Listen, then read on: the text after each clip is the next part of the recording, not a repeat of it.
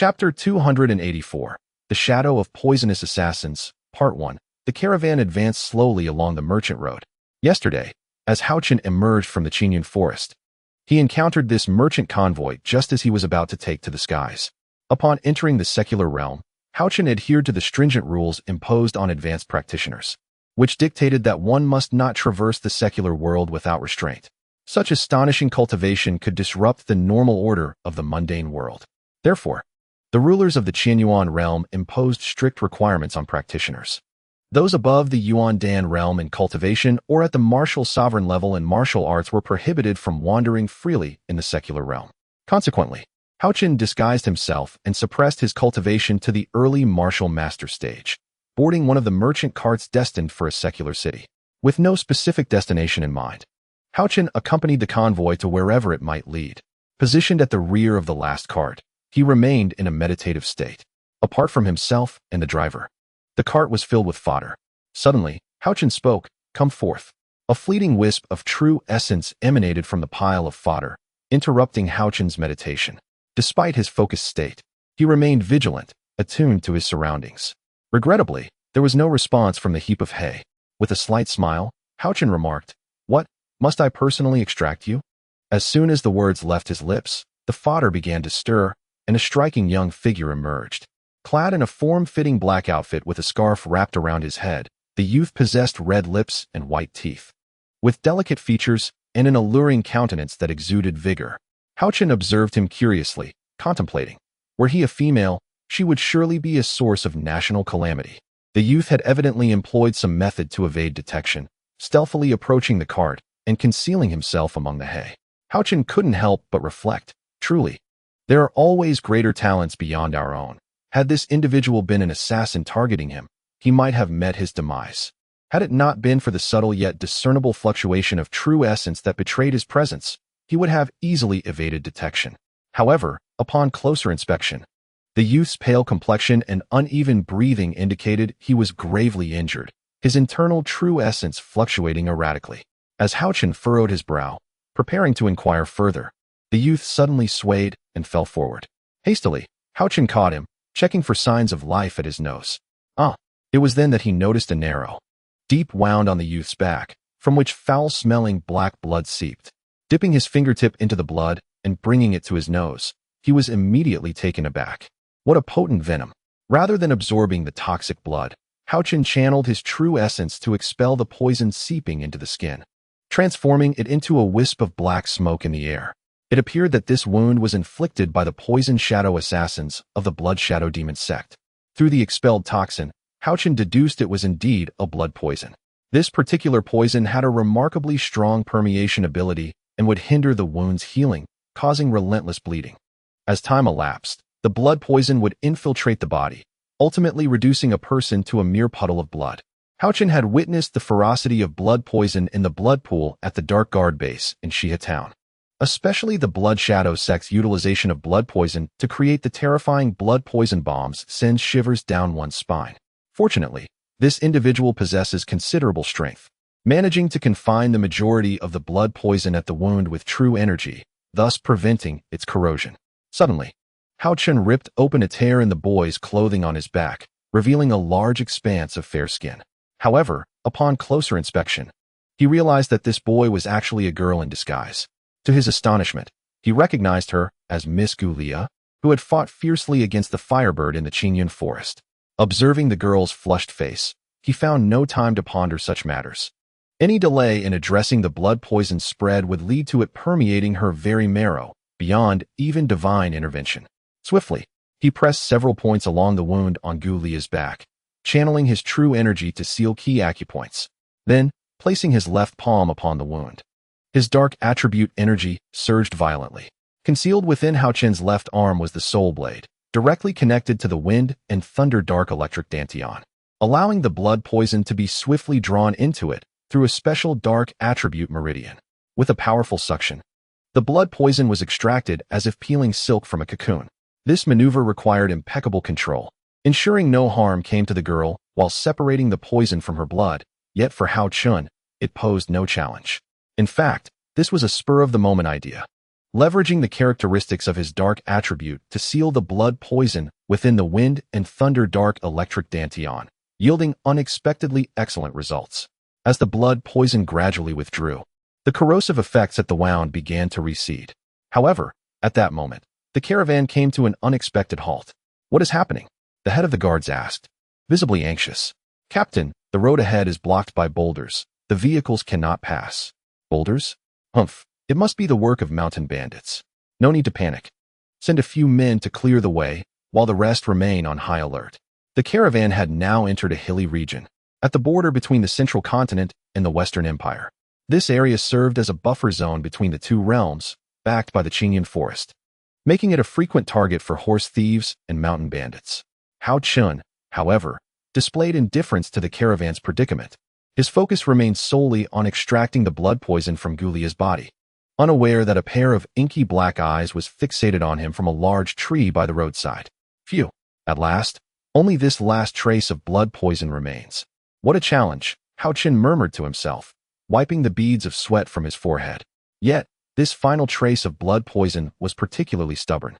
Burrowing deep into the meridians like a maggot, Haochen mustered all his dark attribute energy to gather and expel the poison without damaging the girl's meridians, expending considerable effort. After immense toil, he finally concentrated the last trace of blood poison into a clump, just as he intended to envelop and refine it within his dark attribute energy dantian. A cry rang out, "Bandits are coming." It was unclear who shouted, but the sound of a whistle pierced the air as dozens of bandits, clad in various garbs, surged forth from the dense forest flanking the trade route. Soon, the two sides clashed, and a cacophony of clashing metal and cries of battle erupted, filling the skies. At this moment, Haochen was in the critical phase of administering drugs to the young girl, his mind entirely focused on this task, oblivious to the battle unfolding outside. With just a little more effort, he could completely purge the toxins. Though the caravan's guards were few in number, their combat prowess was commendable, and it was unlikely they would be defeated in the short term. Dark energy coalesced in the palm of his left hand, as Haochen concentrated and shouted, "Come forth." Yet, at this pivotal moment, a sense of foreboding suddenly gripped him. Without a moment's hesitation, he swung his right hand backward with great force. The next instant, two waves of energy collided violently, shaking the entire carriage to its core. The loud crash certainly alerted the combatants engaged in a fierce struggle, and the captain of the guards, upon hearing the sound, turned back, his heart racing in terror. As the dust settled, Haochen's figure emerged, still cradling the unconscious girl in his arms. In this critical moment, to prevent the gathered blood poison from seeping back into her meridians, Haochen had no choice but to engage in a hasty battle. He continued to extract the blood poison while simultaneously clashing with the incoming palm strike. Fortunately, at the last moment, he successfully extracted the final remnant of blood poison from the girl's body. "Who dares to lurk in the shadows? Reveal yourself," Haochen bellowed. A chilling voice echoed through the air. "Heh, you truly possess some skill if you have survived the poison thus far."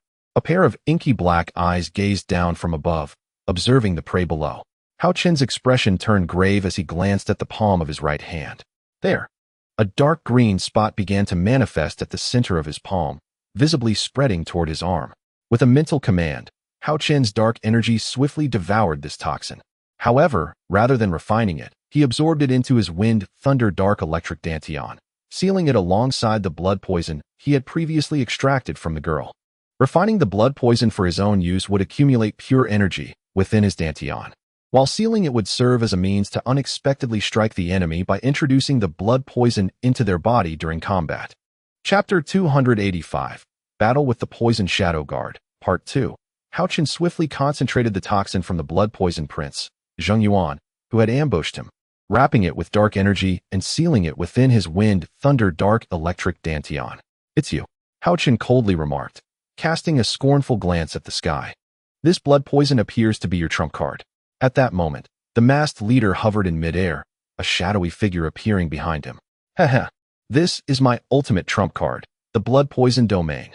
The adversary's unsettling laughter filled the air once more. In simple terms, a domain is a special barrier comprehended when one's cultivation reaches a certain level. When one achieves a specific realm, they grasp a space akin to a barrier, referred to as a domain or barrier space. Within this space, one reigns supreme, while others are largely disregarded. However, if both sides possess domains, a clash ensues, akin to a confrontation of barriers, determining the victor. Haochen had engaged in numerous battles with the blood-poisoned Prince Zheng Yuan, gradually developing a spatial barrier technique suited to his own combat style, which Zheng Yuan referred to as a domain. By a stroke of fortune in the northern region of the Tianyuan continent, he had comprehended the sword domain. Upon arriving at the southern region of the Tianyuan continent and encountering the blood-poisoned young master, Zheng Yuan, I inadvertently acquired the ability to utilize boundaries in combat. Engaging in battle, I could confine my adversary within the boundary I manifested, allowing me to fight without external interference, asserting my dominance within this realm. It was through Zheng Yuan's elucidation that I came to understand that the so-called domain was, in fact, the unique boundary I constructed during combat. The skirmishes between Zheng Yuan and myself served as a means for my growth and learning. Additionally, I gleaned considerable knowledge from the Azure Bird, Xiao Cui, who imparted that advanced demonic beasts possess an innate talent for domain abilities. However, in the past, apart from wielding my swordsmanship, I regarded such techniques merely as boundaries. Thus, I felt no unfamiliarity when confronted with Zheng Yuan's domain. When ambushed by his blood-poisoned domain, I found the act of absorbing the poison to be merely a matter of moments.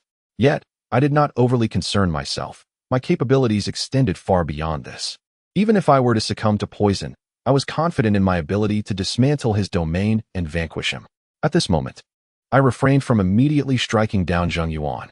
I have spared you twice. Why do you persist in seeking my demise? I inquired with indignation, for he had repeatedly endeavored to bring about my end, while I had shown him mercy time and again. The actions of those from the Blood Shadow Demon sect were utterly shameless. I, Zheng Yuan, act according to my whims, without need for justification. You have obstructed my plans, thus you shall face my wrath. Prepare to die. With a commanding shout, he unleashed his azure dragon claw, a manifestation of murderous intent, accompanied by dark green energy that morphed into a colossal claw aimed at my head. In truth, Zheng Yuan bore unspoken burdens. The Blood Shadow base had mobilized numerous experts to hunt down and eliminate all who possessed knowledge of its secrets.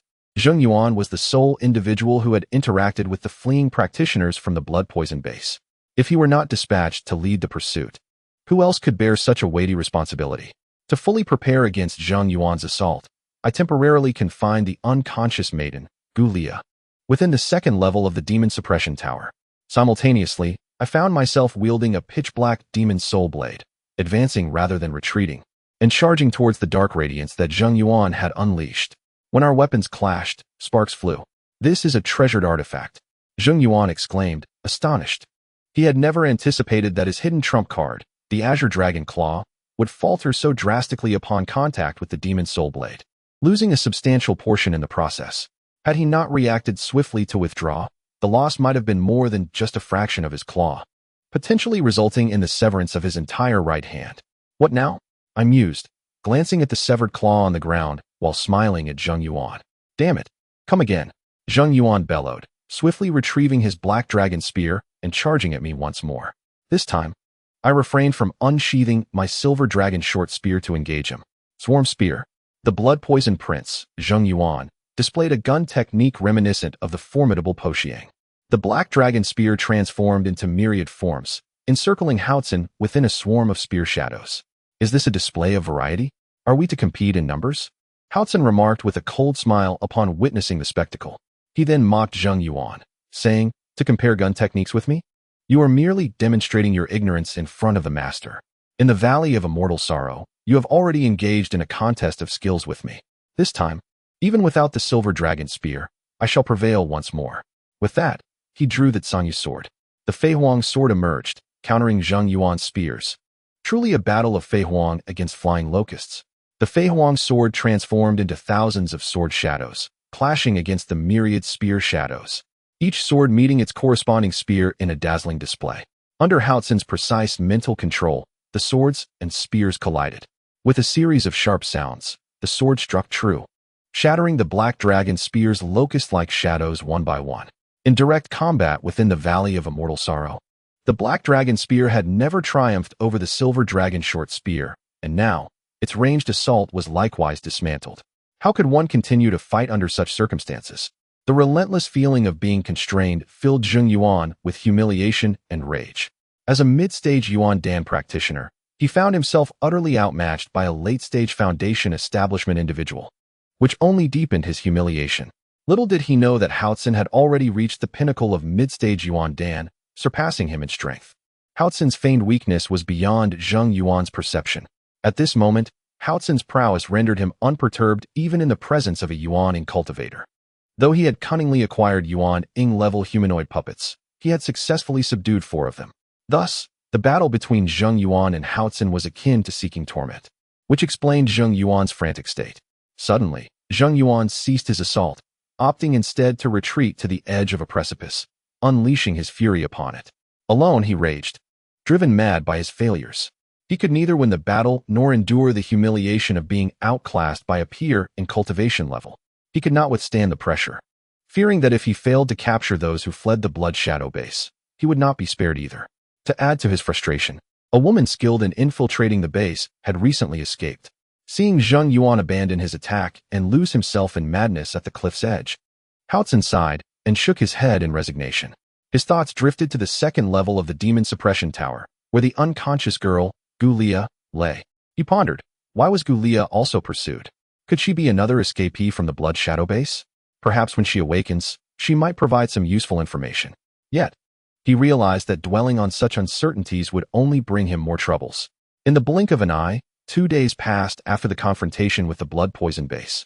Affiliated with the Blood Shadow sect, Haochen understood that his identity as a practitioner had been exposed, and it was no longer safe to follow the caravan. Should the Blood Shadow base pursue him again, not only would he be in danger, but the merchants would also be implicated. With his strength now revealed, Haochen decided to take to the skies, flying directly towards a nearby town. Chapter 286, Acquiring a Map. At last, a city came into view. Haochen gazed joyfully at the towering city walls in the distance. Over the past few days, wherever there were people, he had purchased a fine batch of horses during the day and traveled tirelessly. At night, he would abandon the steeds, either flying through the air or advancing aboard a flying shuttle. In uninhabited areas, Haochen would simply soar through the skies even during daylight. He knew he could not afford to be careless. The Western Yuan was in close proximity to the Central Plains. From his understanding, the central southern region was teeming with extraordinary talents and skilled practitioners. Those at the Yuan Dan stage were as numerous as fish in a river, and one could easily meet an untimely demise if targeted by others.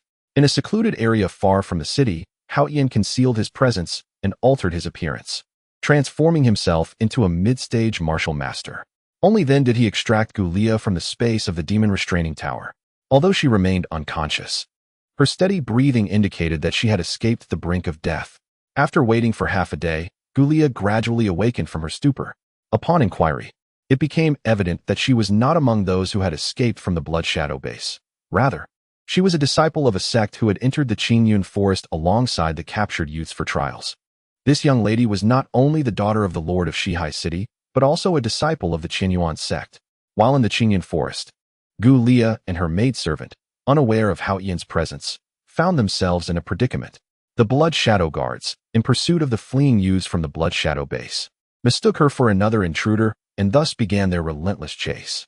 Unbeknownst to Haochen, after he aided the group in their escape from the Blood Shadow base, 2 other individuals had also infiltrated the base. The Qinyuan sect, through its 5 subordinate halls, selects a batch of late-stage Qi refining disciples every 3 years to participate in trials at the main sect. The responsible elders for this trial were Yu Xiaolan, an outer sect elder at the late Yuan Dan stage, and Zhuang Yuan Wang, also at the late Yuan Dan stage. When the appointed gathering time arrived, they discovered that not a single disciple had returned. Following the residual energy left by the trial participants, they tracked the scent to the canyon passage where Haochen had entered the Blood Shadow base. As they entered the passage, it coincided with Haochen and the rescued individuals entering the ancient battlefield of the desert. It was also the moment of chaos at the Blood Shadow base. As they approached the perimeter of the ancient castle, they were detected by the Blood Shadow guards searching for the youths. In a valiant effort to protect Yu Xiaolan, Zhuang Yuanwang fought bravely but ultimately perished, while Yu Xiaolan narrowly escaped the pursuit of the Blood Shadow base. In a fortuitous encounter within the Qingyun forest, as Gulia and her maid sought to evade the relentless pursuit, The three were compelled to split into three separate paths. Gulia managed to escape the clutches of the Blood Shadow base, but the fates of the other two remained unknown. Grateful beyond measure for Haotian's life-saving intervention, she hurriedly bid him farewell, anxious to return to the Qianyuan sect with news. Watching Gulia depart into the distance, Haotian felt a twinge of melancholy in his heart. It seemed that fate had deemed them incompatible. Nevertheless, he resolved to regard his actions as an act of kindness. Arriving at the eastern city gates, he beheld the three characters spelling Shihai City, and his spirits lifted with joy. Shihai City belonged to the Western Yuan Empire. In the past 2 years, the Western Yuan Empire had not experienced true peace, with conflicts continuing unabated. Yet this place exuded an air of tranquility and serenity, resembling a scene from a prosperous era. The city towered over Tianzhong high, appearing even more magnificent against the backdrop of its dark, imposing walls. Without taking a closer look, Haochen entered the city, queuing like an ordinary citizen to gain access to Shihao City. Once inside, he sought a secluded spot to summon Haoying, Zijuan, and the little bird, Qingniao Xiaozui. From the jade pendant space and the demon suppression tower, the fiery bird, Xiaohong, was deeply engrossed in her cultivation, and Haochen chose not to disturb her. Each time he arrived at a new town, he prioritized finding accommodation, and this occasion was no exception. The quartet settled at an inn named Xian Kuju. After a brief respite, Xiaozui hopped about on the shoulders of the three, chirping incessantly, eager to venture out and play. With no choice but to oblige, they exited the inn. The bustling streets of the city were lined with shops selling an array of weapons, elixirs, and miscellaneous goods. Garments, antiques, and artworks were in abundance, overwhelming the senses. The cacophony of vendors' calls filled the air, creating a vibrant, chaotic atmosphere. Despite their curiosity, both Zijuan and Haoying, having grown up in the city, were unfazed, and even Haochen had shed his initial naivety. It was Xiaozui, perched on Haochen's shoulder, who animatedly jumped and spun, continuously communicating her desires for treats, which soon became quite bothersome for him. Ultimately, he entrusted her to the two girls, hoping she would pester them instead. After all, they each possessed tracking devices, ensuring Xiaozui wouldn't get lost. He handed them a storage bag and slipped away unnoticed. Being new to the southern region, he understood the importance of caution. Recklessness could lead to dire consequences. It was wiser to procure a map first to facilitate his travels. Frowning to himself, Haochen mused. With a plan in mind, he made his way toward the city center, intending to inquire about the location of a map vendor. "Excuse me, could you direct me to a shop that sells maps?" he politely asked a young man in his 20s nearby. "Oh, there's a shop right across from Ziyu Pavilion," the man replied. "Thank you." Haochen expressed his gratitude and continued on his way without delay. Indeed, he soon found himself at the city center. Had he known, he could have navigated there without asking. He lamented to himself. Approaching the center, his eyes were drawn to a resplendent tower adorned with the gleaming golden characters of Ziyu Pavilion, which exuded the enticing aroma of potent elixirs. Upon spotting the shop opposite, he no longer hesitated and quickly entered. Inside the spacious shop, a long counter was laden with a variety of maps and atlases, while the walls were adorned with numerous maps. Besides standard maps, there were also detailed charts of perilous, seldom trodden areas that many dared not venture into, such as the Qingyun Forest, the desolate ancient battlefield, the routes through the Valley of Immortal Sorrows, and maps of other continents within the Qianyuan realm. Behind a spacious table sat a white-haired elder, his eyes half closed in slumber, absorbed in some task. Upon hearing the arrival of a visitor, he inquired without lifting his gaze, "What do you want?" Haochen furrowed his brow, silently pondering the peculiar manner of conducting business. Who would simply wander in without the intent to purchase a map? "Esteemed elder, do you possess the most comprehensive and detailed maps of the Tianyuan continent?" Haochen asked politely after a brief pause. Being new to the southern region, he was unfamiliar with the land south of the Dangshi mountain range and hoped to acquire the most thorough map available. This would aid him in navigating the unfamiliar terrain, and also save him from needing to acquire maps elsewhere. The most comprehensive and detailed map is the Central South Regional Map, which includes numerous countries and major thoroughfares of towns, with all but the forbidden areas meticulously recorded. "It costs 10 gold coins," the elder replied, still not lifting his head.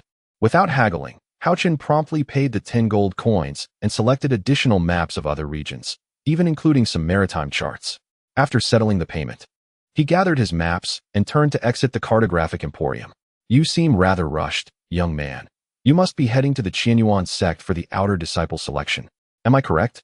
The elder speculated, observing Haochen's extensive purchases, guessing that he was among the hopefuls for selection. Indeed, esteemed elder. Haochen responded without hesitation. Ah, young man. The Qianyuan sect is a prestigious first-tier sect. Before being accepted as an outer disciple, one must undergo the trials at the Shifeng Hall of the Qianyuan sect, which are perilous tests of life and death. It would be wise to prepare some gear for your safety, the elder advised kindly, noting Haochen's expenditure in the shop. Oh, that is indeed valuable information. In this unfamiliar land, it would be prudent to blend into the sect and become acquainted. As it would facilitate future endeavors in the southern region, Haochen thought gratefully. Thank you. He began to express his gratitude, only to find the elder had already returned to his tasks. Not one to linger, Haochen turned and exited the shop. Chapter 287. Outer Door Recommendations. Upon leaving the cartographic emporium, Haochen approached a man leading a horse outside the Ziyu pavilion. Excuse me, good sir. Could you kindly direct me to the Shifeng Hall of the Qianyuan sect? He respectfully inquired. The middle-aged man appeared to be around 40, standing tall with a square face that exuded an air of righteousness, which was precisely why Haochen chose to seek directions from him. Ah, young brother. You are headed to the Shifeng Hall for the outer disciple selection, correct? It is not far from here.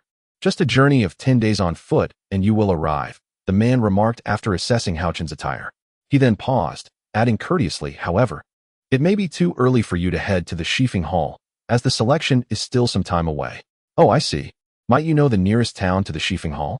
Haochen asked excitedly, while inwardly he mused, truly, fortune favors me. I have entered this world solely to seek my kin. How fortunate it is to encounter the recruitment of disciples by the Qianyuan sect. It seems that fate is indeed assisting me. Haha, you have found the right person. The nearest town to Xifantang is called Fengming Town, and I am one of its inhabitants, the middle-aged man said politely with a smile. He continued, I am here in Shihai City to procure some goods. If you trust me, would you consider accompanying me on my journey?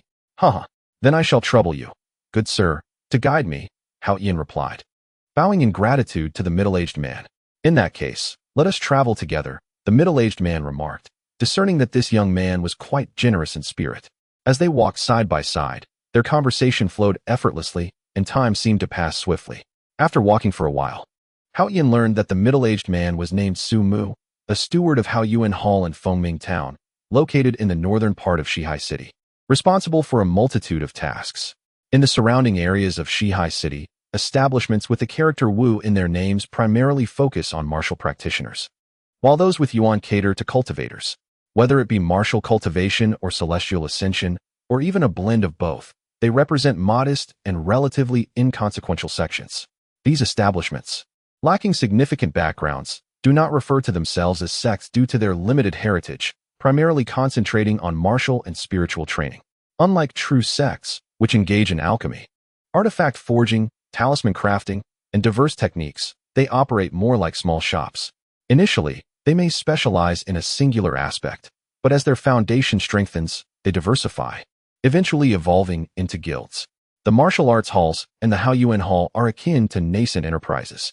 Sumu had been with Haoyuan Hall since its inception over a decade ago, when he was welcomed into the fold despite his imposing stature, intended to intimidate others.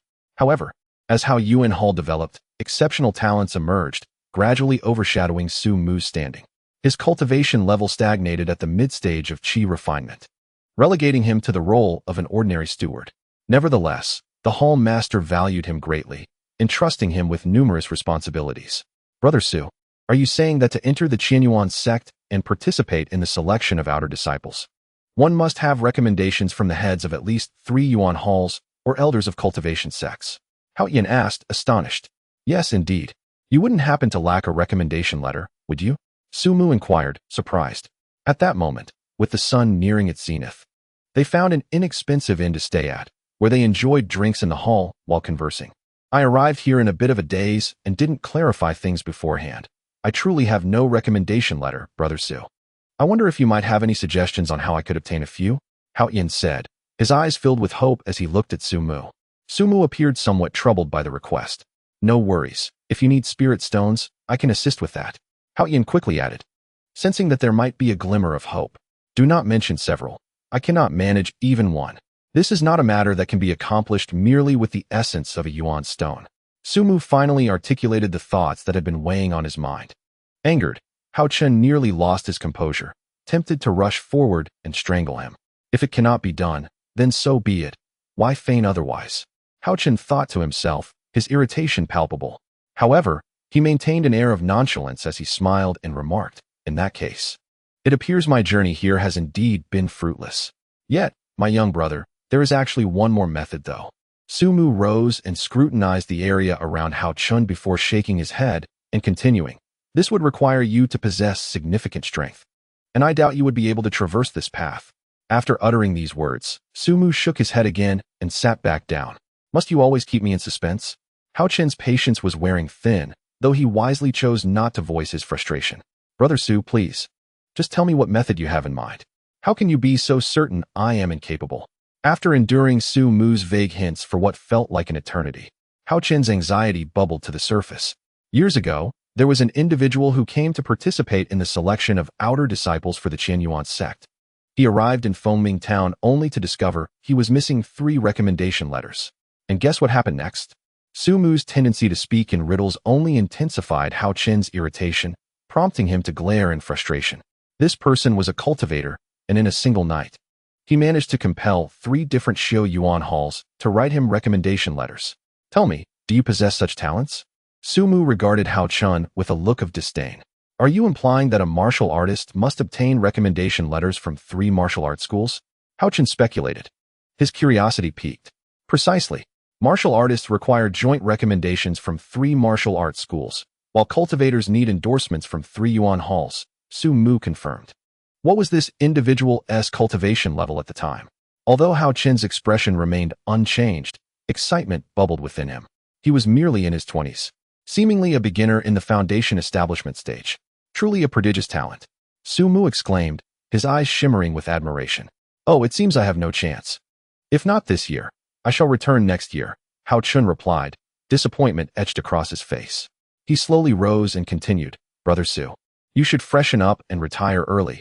We have a journey ahead of us in the morning. Huh, are you still accompanying me to Fengming town? Since you are not participating in the selection, what purpose do you have? Su Mu inquired, puzzled. Since I am here, I might as well enjoy a few more days in the nearby towns. It is rare for me to visit Shihai City, and experiencing Fengming town will broaden my horizons. Haochen said as he made his way toward his room. Very well, I still have matters to attend to in Shihai City. We shall reconvene here in 3 days. Su Mu replied, agreeing to the plan. Humph, what significance does being a beginner in foundation establishment hold? Once outside, Haochen let out a soft huff. A radiant smile broke upon his lips as he returned to his room at the inn. Chapter 288. Little Chui's display of power, the 2 women and a bird. Having left Haochen's sight, indulged in a shopping spree, entering every store and stall they encountered. They purchased all manner of necessities from the jade pendant space and indulged in exquisite garments and accessories, for their gold coins seemed inexhaustible, and their storage bags remained perpetually empty.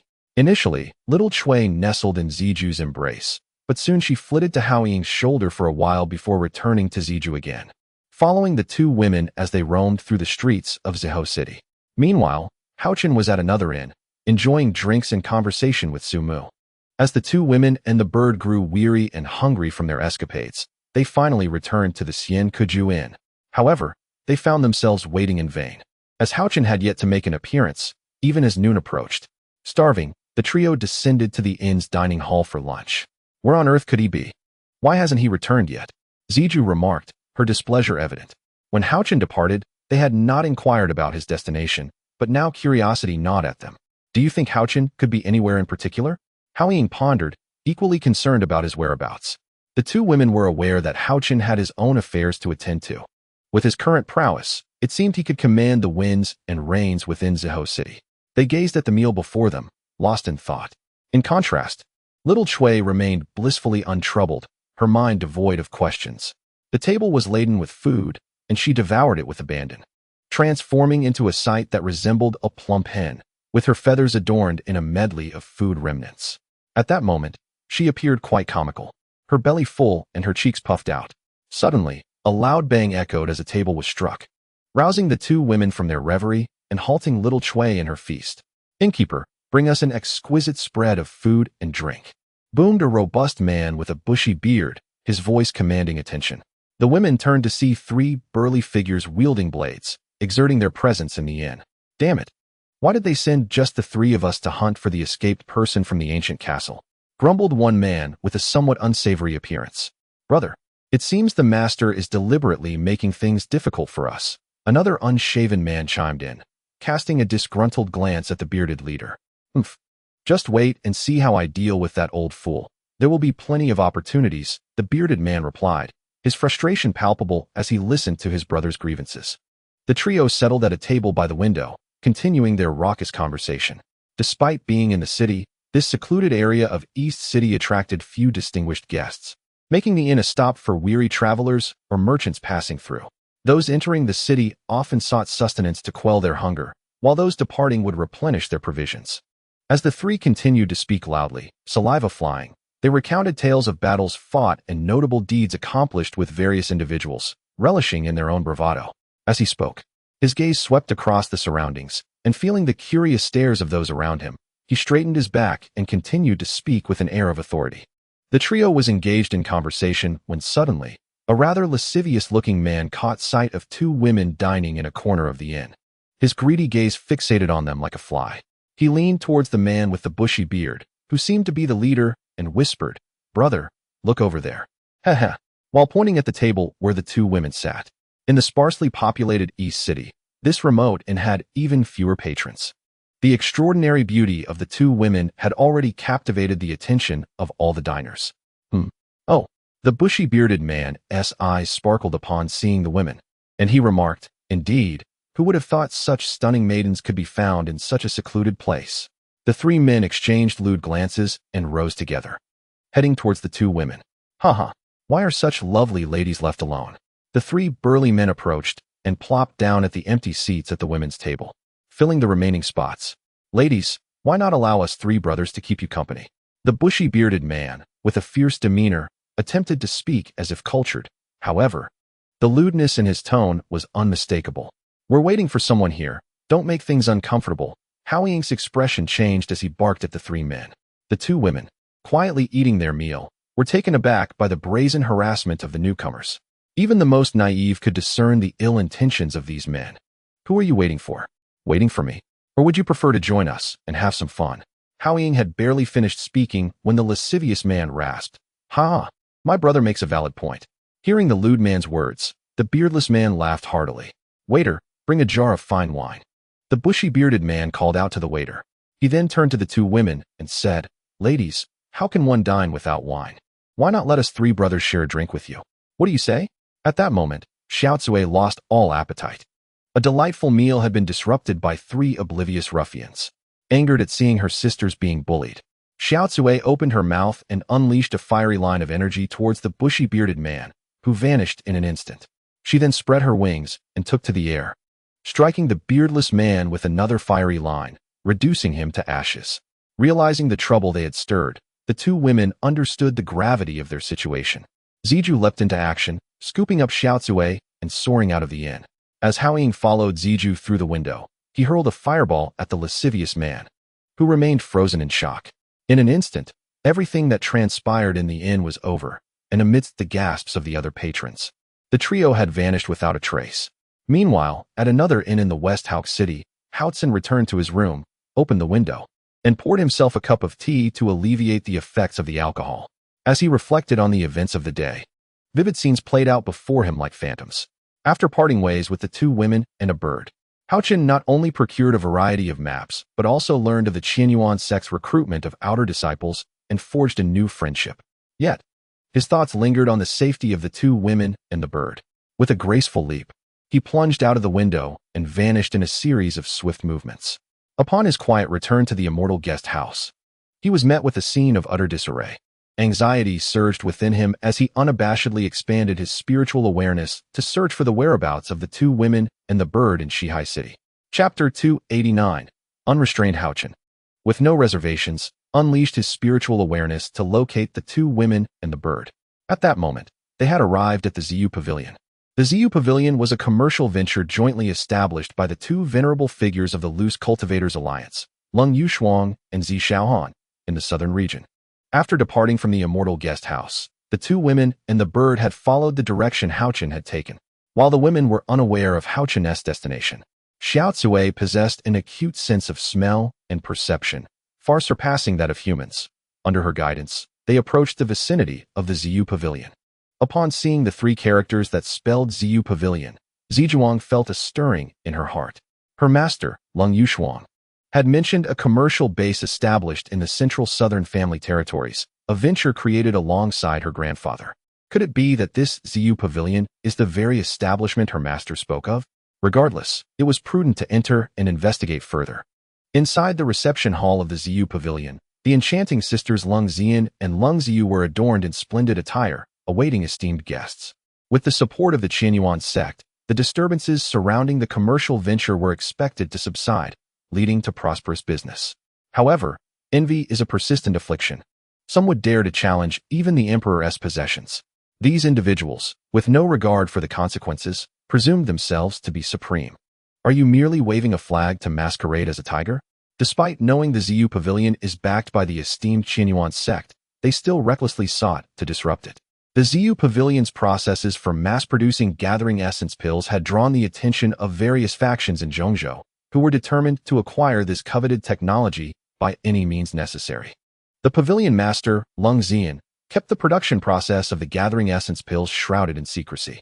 A cadre of alchemists worked collaboratively, overseeing the cultivation, acquisition, storage, and refinement of spiritual herbs and medicines through an assembly line approach. Even the alchemists were trained members of the Lung family, ensuring that the secrets of pill refinement remained strictly guarded. This constituted the very foundation of the Ziyu Pavilion. Moreover, the alchemical workshop had been relocated underground to a secret base, enhancing its security. The various surface production sites, though seemingly innocuous small workshops, were continually subjected to the covetous gaze of envious individuals who resorted to undercover operations, bribery, threats, and even open confrontation. All this turmoil stemmed from the invention of the assembly line production process for mass refining gathering essence pills. At that moment, upon hearing footsteps entering the Ziyu Pavilion, the Lung sisters assumed esteemed guests had arrived and stepped out to greet them. When the pavilion master, Lung Zian, beheld the newcomers, a pair of stunning beauties accompanied by a small bird perched on the shoulder of a lady clad in red and white, she felt a pang of despair as she realized her own appearance paled in comparison to theirs. "May I inquire, is this the Ziyu Pavilion?" Ziwan turned to the Lung sisters and asked, "Who are you?" Lung Zian replied with curiosity, "I am Ziwan, and I humbly apologize for the interruption." Ziwan was uncertain if this Ziyu Pavilion was the same as the one she had heard of, so she answered cautiously, You say you are Ziwan, my elder sister Ziwan." Upon hearing the name, Lung Zian's eyes widened in surprise. "Yes, I am Ziwan from the Ziyun Chamber of Commerce in the North Domain," she said, retrieving a token from her storage pouch and handing it to Lung Zian. As Lung Zian took the token and examined it with her spirit sense, she suddenly lunged at Ziwan, embracing her tightly while weeping. "Are you Lung Zian or Lung Ziyu?" Ziwan also felt tears welling up as she asked. "I am Zian. Ziyu, come over here." After releasing Ziwan, she waved to the Lung sister standing at the entrance, Lung Ziyu. Lung Ziyu hurried down the steps and joined Ziwan, enveloping her in another embrace.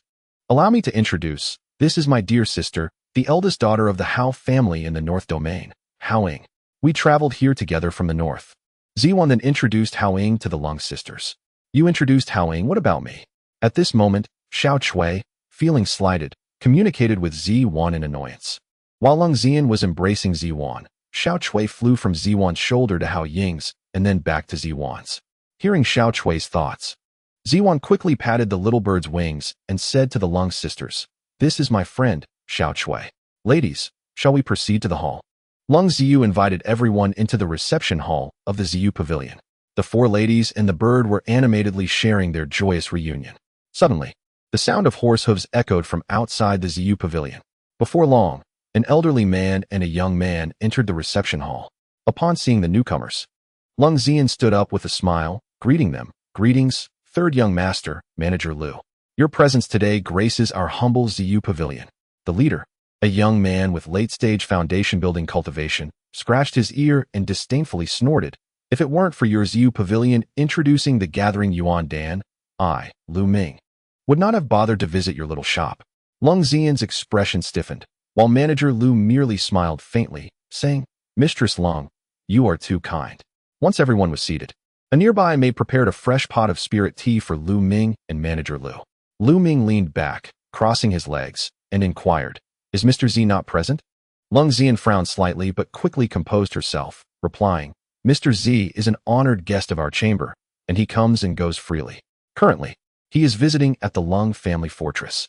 Lu Ming's displeasure was evident, and Manager Lu cleared his throat, stroking his beard as he said, "Mistress Lung, our Lu family is quite distant from West Hao City. A round trip is not easy, and the journey is fraught with peril." "In that case," Lung Xian replied calmly, "we can offer you a 10% discount on the price. Surely that would be acceptable, considering the Lu family's wealth. Who doesn't know that the Lu family is the dominant power in the Southwest and would not quibble over such trifling gains?" Haha. Manager Lu couldn't help but chuckle, responding proudly, "Mistress Lung, since we of the Lu family have come, we would not concern ourselves with such trivial matters regarding the elixir."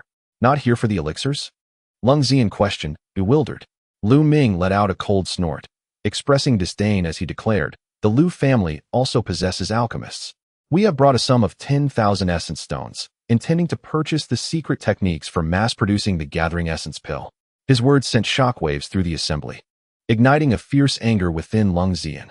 How audacious to think that 10,000 essence stones could buy the hidden secrets of the Ziyu Pavilion.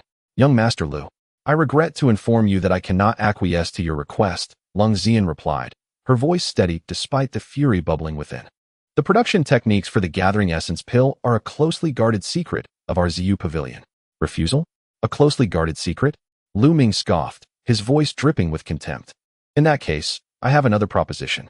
The Lu family is prepared to establish a production base here, and we are willing to pay 15,000 essence stones for your pavilion." Lung Xian's expression darkened. It echoed the saying that a tree without bark is doomed, just as a person without dignity is invincible. A surge of indignation welled up within her as she beheld Lu Ming's treacherous countenance. Chapter 290. Unrestrained beside her, Lung Ziyu could no longer contain herself and interjected furiously, "Dream on if you think you can acquire our Ziyu Pavilion." Lu Ming's gaze fixated on Lung Ziyu's form, and he remarked with a mocking tone, "Ah, you must be Lung Ziyu. Quite the captivating figure, indeed." His attention then shifted to Zijiang and Haoying, exclaiming, "Oh, two more exquisite beauties. How delightful." With a swift motion, Lung Xian pulled Lung Ziyu behind her, striving to suppress her rising ire. She spoke calmly, "Young Master Lu, the Ziyu Pavilion currently aligns itself with the Qianyuan sect's Beidou Hall. I, Lung Xian, am not in a position to make such decisions.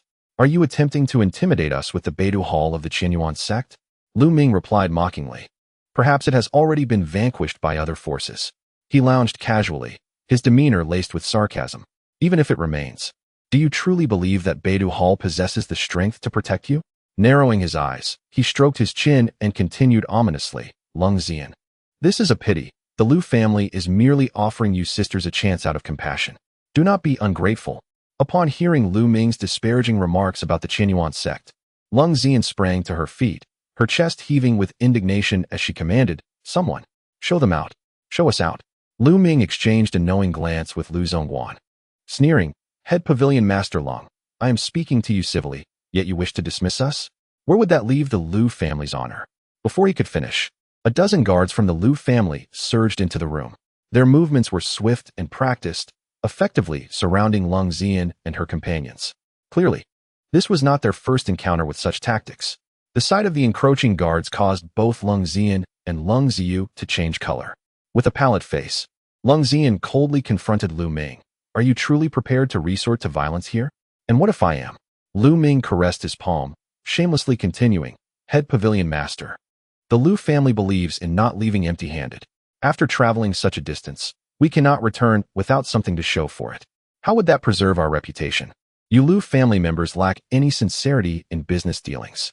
Cold Xian was nearly beside herself with rage, glaring at him and exclaiming, "Is this truly how the esteemed Lu family educates its descendants on how to navigate the world?"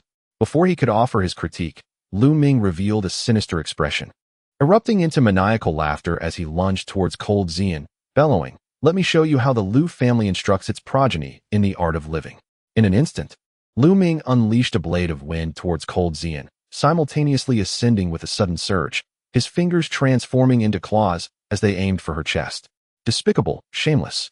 At that critical juncture, a whip-like shadow from Haochen intercepted Lu Ming's vile assault. Haochen had long held disdain for Lu Ming, particularly due to his lecherous demeanor and foul language, which further fueled Haoying's indignation.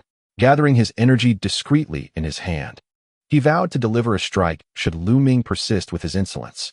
As fate would have it, Lu Ming acted first, allowing Haoying's bewitching dragon whip to strike naturally. The moment Lu Ming was halted by the whip, Cold Xian, having regained her composure, swiftly drew forth a curved blade inscribed with intricate formations and arcane symbols. Lu Ming's phantom dragon claws lunged at her, but Cold Xian's blade transformed into a radiant silhouette, meeting Lu Ming's claws head-on. With a resounding crack, Lu Ming felt as though he had grasped a chilling specter, sending shivers down his spine and causing his hands to ache. What kind of treasure is this? Lu Ming's eyes widened in astonishment, a sense of dread creeping into his heart as he beheld the verdant-hued, curved blade in Cold Xian's grasp, which concealed unfathomable mysteries. This blade, imbued with the essence of a formidable ice-poisoned toad captured by Ant Cold Yushuang from a hidden realm, had retained its deadly toxins after the demon essence was eliminated and was refined into the blade. During the forging process, several strands of her spiritual pressure were infused within. Had Cold Xian not possessed mid-foundation cultivation, Ant Cold Yushuang would likely have withheld such a weapon from her, for those of lower cultivation risked backlash from wielding it. With a fierce swing of the blade, a domain of ghostly green light erupted from it, rapidly enveloping the entire hall. In an instant, the vast chamber was suffused with toad poison, causing the surrounding furniture to corrode. Had it not been for the protective barrier, the attendees would have found themselves exposed to the elements.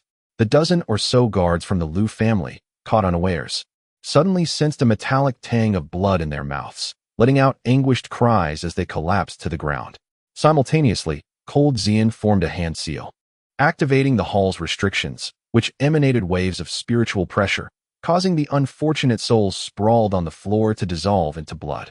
The sudden onset of toxins corroded the iron tables within the lounge, leaving them marred with blemishes.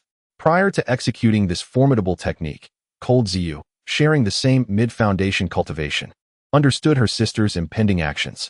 She swiftly cast a protective talisman, shielding both Ziju and Haoying, while promptly retrieving detoxification pills for everyone, including the bird, ensuring that the trio remained unharmed by the toxins. With a resounding crack, under the oppressive force of the barrier, Lu Ming found himself forced to sit back down in his chair, unable to withstand the pressure. However, the chair could no longer withstand Lu Ming's weight and was instantly crushed. As the seat shattered, Lu Ming found himself abruptly seated on the ground. At that moment, the veins on his forehead bulged ominously. What a treacherous woman, daring to use such a wicked weapon for a covert attack. Lu Zongguan glared at the peculiar curved blade in Ziyan's hand and, with a sudden roar, stood up against the oppressive force. He extended his arms outward, and a yellowish barrier abruptly enveloped Lu Ming's head, spinning to withstand the fierce gravitational pressure of the living room. The clash of these barrier domains would determine whose true essence was more potent, as only the stronger would prevail in the end. It was evident that Lu Zongguan possessed considerable strength, while Lung Xian, with her lower cultivation, could not match him in subsequent true essence. Upon seeing the strange green curved blade in Lung Xian's grasp, a glimmer of greed ignited in Lu Zongguan's eyes. Such a small establishment as the Ziyu Pavilion unexpectedly possessed such a miraculous treasure. This journey was truly worthwhile. Not to mention anything else. This peculiar curved blade alone justified the trip. With this thought, Lu Zongguan fiercely channeled his magical power, unleashing streams of true essence that swiftly wove into a large yellow net, hurtling towards the four women. Seeing this, Lung Xian shouted in anger. Streams of true essence erupted from her body, converging above her head, where they materialized into a phantom holding an umbrella-shaped spiritual artifact, which she thrust upward with great force. Chapter 291. Violence to counter violence. Lung Xian utilized her true essence to manifest a phantom, wielding an umbrella-shaped artifact with vigor. Lu Zongguan sneered. You little girls should cease your struggles. I am now at the late stage of the Yuan Dan realm. Dealing with you is as effortless as crushing an ant. With that, he abruptly clenched his fingers, and his barrier descended, systematically obliterating Lung Xian's released domain. A look of sheer anguish crossed Lung Xian's face as she helplessly watched her phantom being crushed inch by inch. Xiao Chui was indignant. How could she allow her newly acquainted beautiful sister to be bullied? Without hesitation, Xiao Chui darted through the barrier, which posed no obstacle for her. For she was the divine beast, the Qing Miao. Though she could not speak, she thought defiantly, "Do you take me for a feeble bat?" Emerging from the barrier, Xiao Chui opened her small mouth, unleashing a fiery stream directed at Lu Zongwan. Initially dismissing the sudden attack, Lu Zongwan thought, "What can a mere bird do to me?" However, he overlooked the detail that Xiao Chui could traverse the barrier. The flame she released was no ordinary fire. Having spent many days in the third level of the Demon Suppression Tower and merging several distinct flames, it was a rainbow fire, particularly with a black filament entwined within. As the flame shot toward Lu Zongwan, he instinctively swatted at it. To his surprise, while the fiery stream dispersed, the black flame penetrated his skin. The black line coursed through his arm, traveling directly into his body along his meridians. At that moment, Chief Lu sensed something amiss and hastily withdrew his domain's power to fend off the encroaching black flames. This was a newly mastered, unique technique of Xiao Chui's, the fire-poison demon flame, capable of igniting the very air itself. Alas, it was too late. Lu's arm had already turned black. Without hesitation, he raised his left palm and severed his corrupted right arm. "I will kill you. I shall pluck your feathers and refine your soul," Lu shouted frantically. He lifted his left hand, unleashing a chilling pressure that hurtled towards Xiao Chui. "Is that so?" A familiar voice suddenly echoed from outside the hall. Ziwan's spirit jolted, and she exclaimed, "Haochen, is that you? Humph. You dare bully my woman and lay hands on my beloved little bird? I can't believe you would stoop so low." Haochen snorted disdainfully, raising his arm to release a formidable handprint meant to vanquish demons. "Let me measure your strength," Lu Ming called out from the side. Immediately, a phantom manifestation rose above them, with 8 arms reaching out, ferociously aiming for the handprint that Haochen had unleashed. Boom. Haochen would not grant Lu Ming the luxury of time to conjure his phantom manifestation. Only a fool would wait for the opponent to solidify their powers before striking. Just as Lu Ming's phantom was forming, before it could unleash its might, Haochen's palm struck, sending both him and the manifestation hurtling away. "You disregard ethics and rules." Lu Ming protested inwardly as he was sent flying by Haochen's blow. "You ought to allow someone to complete their manifestation before engaging in a contest of magical prowess." "Huh, do you think I am playing house with you?" Haochen retorted disdainfully. Ignoring Lu Ming's words, he suddenly reversed the demon-slaying handprint, unleashing a powerful strike against the domain created by Chief Lu. A cacophony of explosive sounds erupted like firecrackers, as Lu's domain was shattered in the blink of an eye by Haochen's palm. Since his previous confrontations with Zheng Yuan, Haochen had refrained from delivering a lethal blow, not due to hesitation, but rather because he had been diligently contemplating and developing his own techniques amidst the battles. Chief Lu let out a muffled grunt as he was forced back step by step. Before he could recover, Haochen swiftly raised his hand again, pressing it against Lu's chest.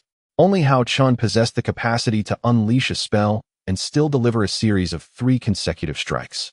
Typically, a practitioner could only direct their power toward a single target before exhausting their energy, yet Haochen could channel strength from 3 dantians, launching 3 separate attacks. Puff! Chief Lu coughed up blood, staggering backward. A peculiar seal appeared on his chest, completely sealing his powers and rendering him immobile. "What kind of sorcery is this?" Chief Lu exclaimed in astonishment. "Even a late-stage Yuan Dan is nothing extraordinary." Haochen disregarded Lu's words, disdainfully tossing out a provoking remark as he continued his swift actions without delay. He turned and repositioned the 4 women behind him, coldly observing the beleaguered master and servant before him. Chief Lu gazed at the young man before him, his expression one of utter shock. He has now reached the late stage of Yuan Dan, his body and domain fused as one, on the verge of attaining the level of Yuan Ying, a remarkable mastery of techniques. Steward Lu gazed at the figure of Haochen standing before him, a glint of extreme greed and malice flickering in his eyes as he slowly inquired, "May I ask how this esteemed friend is addressed?" "Haochen," he replied, sweeping his gaze across the disheveled hall, and calmly asked, "What exactly has transpired here?" In a fit of anger, Ziyuan approached, directing her ire towards the master and servant, and recounted the affairs concerning Ziyu Pavilion. "I am a member of the Lu family. Lu Ming suddenly stepped forward, brazenly exclaiming, "Do you dare to disrespect me? Disrespect? A member of the Lu family?" Haochen nodded. "I have not heard of such a thing." Upon hearing Haochen's words, a blaze of anger ignited in the hearts of Steward Lu and Lu Ming, for it was a clear derision of the Lu family. The two daughters of the Lung family were oblivious to Haochen's identity. Although Ziyuan and Haoying had arrived earlier, they were indeed unaware of the power dynamics at play in this location. "Very well, since you are unaware of the Lu family, Haochen, is it? Allow me to enlighten you. Our Lu family has come to Shihai City with the express purpose of confronting Ziyu Pavilion," Lu Ming proclaimed, striding forward with an air of arrogance. He then shifted his tone, directing his gaze at Haochen. "You should understand that aligning with us, the Lu family, would be your wisest choice. I am unfamiliar with the Lu family's standing. Do you expect me to beg from you?" Haochen retorted, observing their despicable actions. "What you have done indeed resembles the behavior of beggars." Suddenly, Haochen shifted his tone, stating, "It is worth noting that even the most wretched of ruffians would not stoop to such blatant pillaging." Uft! Lung Ziyu could not suppress a laugh. Lu Ming's face flushed crimson, glaring fiercely at Haochen. "How dare you insult our Lu family as beggars?" Haochen replied leisurely, "I did not insult the Lu family. I merely perceive you as wretched individuals masquerading as beggars. If the Lu family is truly a prominent family in the northeast of Shihai City, such a lack of decorum is quite unbecoming." Both Steward Lu and Lu Ming's faces turned beet red. It must be said that the epithet of beggar that Haochen bestowed upon the Lu family was utterly revolting. Even though this master and servant had encountered countless situations, they were still taken aback by such a label. "Someone, break their legs," Haochen stated coolly. "Send them all back to the Lu family. Inform your esteemed master that two beggars masquerading as Lu family members are roaming about, deceiving others." "Haochen, how dare you?" Lu Ming exclaimed, panic evident on his face. Yet he continued to shout defiantly, "Our Lu family will raise your Ziyu Pavilion to the ground. I hold the Lu family in high regard, but I will show no mercy to those who impersonate the Lu family and bully us at Ziyu Pavilion." Haochen sneered, delivering a kick to Lu Ming's calf. Crack! With a cry of agony, Lu Ming writhed on the ground, clutching his broken leg. "This serves as a lesson for you, so that you may remember. Should I discover any further schemes against Ziyu Pavilion, it will be your demise." Haochen threatened Lu Ming. Witnessing his master's leg broken, Steward Lu trembled with rage. But his powers had been sealed by Haochen, rendering him unable to move. He spat a mouthful of blood in despair. "The chief steward Lu roared, you. How dare you treat the Lu family in such a manner? I shall see how this concludes." "Conclude? I have my own methods to bring this to a close." Haochen replied with a cold smirk. At that moment, Haochen had already marked the Lu family as his first target for annihilation upon entering the southern domain. Chapter 292. Taking a different path in the midst of uncertainty, Haochen had no choice but to take an alternate approach. After binding the wretched master and servant, he ordered them to be thrown into the storage room for confinement. After a brief inquiry with Lung Zian regarding the Lu family's circumstances, Haochen casually penned a letter, the essence of which was as follows. The Ziyu Pavilion had long admired the Lu family, having heard much about the esteemed reputation of the Lu clan in the northeastern region of Zihou City. With a shift in tone, he referred to the two despicable rogues, who had acted with utmost malice and engaged in deceitful impersonation, and entrusted their handling to the Lu family, stating that the Ziyu Pavilion would not overstep its bounds. He also included a gift of 20 bottles of gathering yuan pills, hoping they would be graciously accepted. Upon receiving this letter, the head of the Lu family, Lu Feiyun, found himself in a state of both amusement and exasperation as he beheld the butler missing an arm and his debauched son with a broken leg. As a family of long-standing reputation, the Lu family undoubtedly possessed some darker tactics. Such underhanded dealings were usually delegated to their wayward son, who would fail to accomplish them, prompting a decision on whether to retaliate or endure in silence. Never had they encountered a situation quite like this. Having realized that the Ziyu Pavilion was not to be trifled with, he had never anticipated it would be so troublesome. It was no wonder that many overreaching families had fallen victim to the Ziyu Pavilion without being able to voice their grievances. The Lu family was left with no choice but to swallow this bitter pill, as Haochen had subtly warned them in the letter that the disgraceful actions of the master and servant had placed them on his blacklist. "If you are not afraid of death, we can certainly tear our faces off and confront this." Haochen indeed proved to be a formidable character. A mere letter had left the elder in a quandary, caught between a rock and a hard place. Yet, he wondered why he had never heard of such a person in the Ziyu pavilion before. Lu Feiyun let out a cold snort, flames suddenly igniting in his hand. And in an instant, he reduced the letter to ashes. "Shall we mobilize our elites?" inquired a shrewd old man beside him. "To gather the family's elites would be tantamount to admitting our previous misdeeds," Lu Feiyun replied, his tone laced with fury. The old man was taken aback, but quickly murmured, "In my humble opinion, this is likely just that boy Haochen trying to create a ruckus." "Create a ruckus? Have you forgotten that even the chief steward lost an arm?" Lu Feiyun retorted with a cold smile. If they did not possess absolute confidence, the Ziyu pavilion would not act in such a manner. It is likely that Lu Ming and the others have been up to some indiscreet business. If it truly comes to light, it would be embarrassing for everyone. Moreover, news from the Cold family fortress has already returned, indicating that the various martial arts and cultivation schools that besieged it achieved nothing, with the fortress remaining virtually unscathed. Are we to call upon our ancestors over this trivial matter? The old man was immediately rendered speechless. Suddenly, the sound of hurried footsteps echoed from outside, and a disciple of the Lu family stumbled in, exclaiming, "Master, we are in grave trouble." Lu Feiyun furrowed his brow and asked, "What is the matter that has you so flustered?" The disciple, his face pale, replied, "In the Qingyun forest, the ancient battlefield of the desert has opened. Many demons have surged forth." "What of the demons?" Lu Feiyun scolded. "Do you think the Qianyuan sect's Shifeng Hall and the Iron Bloodguard of the Shiyuan Empire are to be trifled with?" The disciple, embarrassed, quickly withdrew. An elderly man beside him, twirling a strand of mouse whiskers, suddenly spoke, "Master, I have a plan, though I am uncertain if it is worth sharing." "Speak." Lu Feiyun snapped impatiently. "While we currently have the Qianyuan sect's Shifeng Hall and the Iron Bloodguard of the Shiyuan Empire opposing them, they will inevitably send personnel inside for extermination," the old man teased. "And what of it?" Lu Feiyun retorted, "At that time, our Lu family will also send people, selecting a few from the branches to handle it."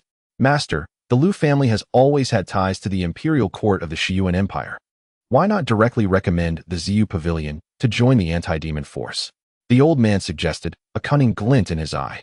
"In that case, the Ziyu Pavilion will have no choice but to participate." Lu Feiyun's eyes lit up with a sinister gleam. "A splendid idea." After resolving the crisis with the Ziyu Pavilion, Haochen temporarily settled there. However, the two sisters, Lung Zian and Lung Ziyu, always regarded Haochen with an unusual gaze. "You bully my women." Haochen's words lingered in the minds of the sisters. Once acquainted, Haochen recounted the matter of the Qianyuan sect recruiting outer disciples to the 4 women and 1 bird. Having just arrived in the southern region, securing a foothold was essential for future developments. Besides, although the Lung family was allied with the Qianyuan sect, they couldn't constantly send people to protect the Ziyu Pavilion, could they? If there were more of their own within the Qianyuan sect, someone would surely have time to attend to this matter, yielding unexpected benefits. After deliberation, Ziju and Haoying both desired to remain there for a while. Constant cultivation, far from society, had rendered life somewhat monotonous. Thus, the two women wished to enjoy life and experience a taste of the mundane.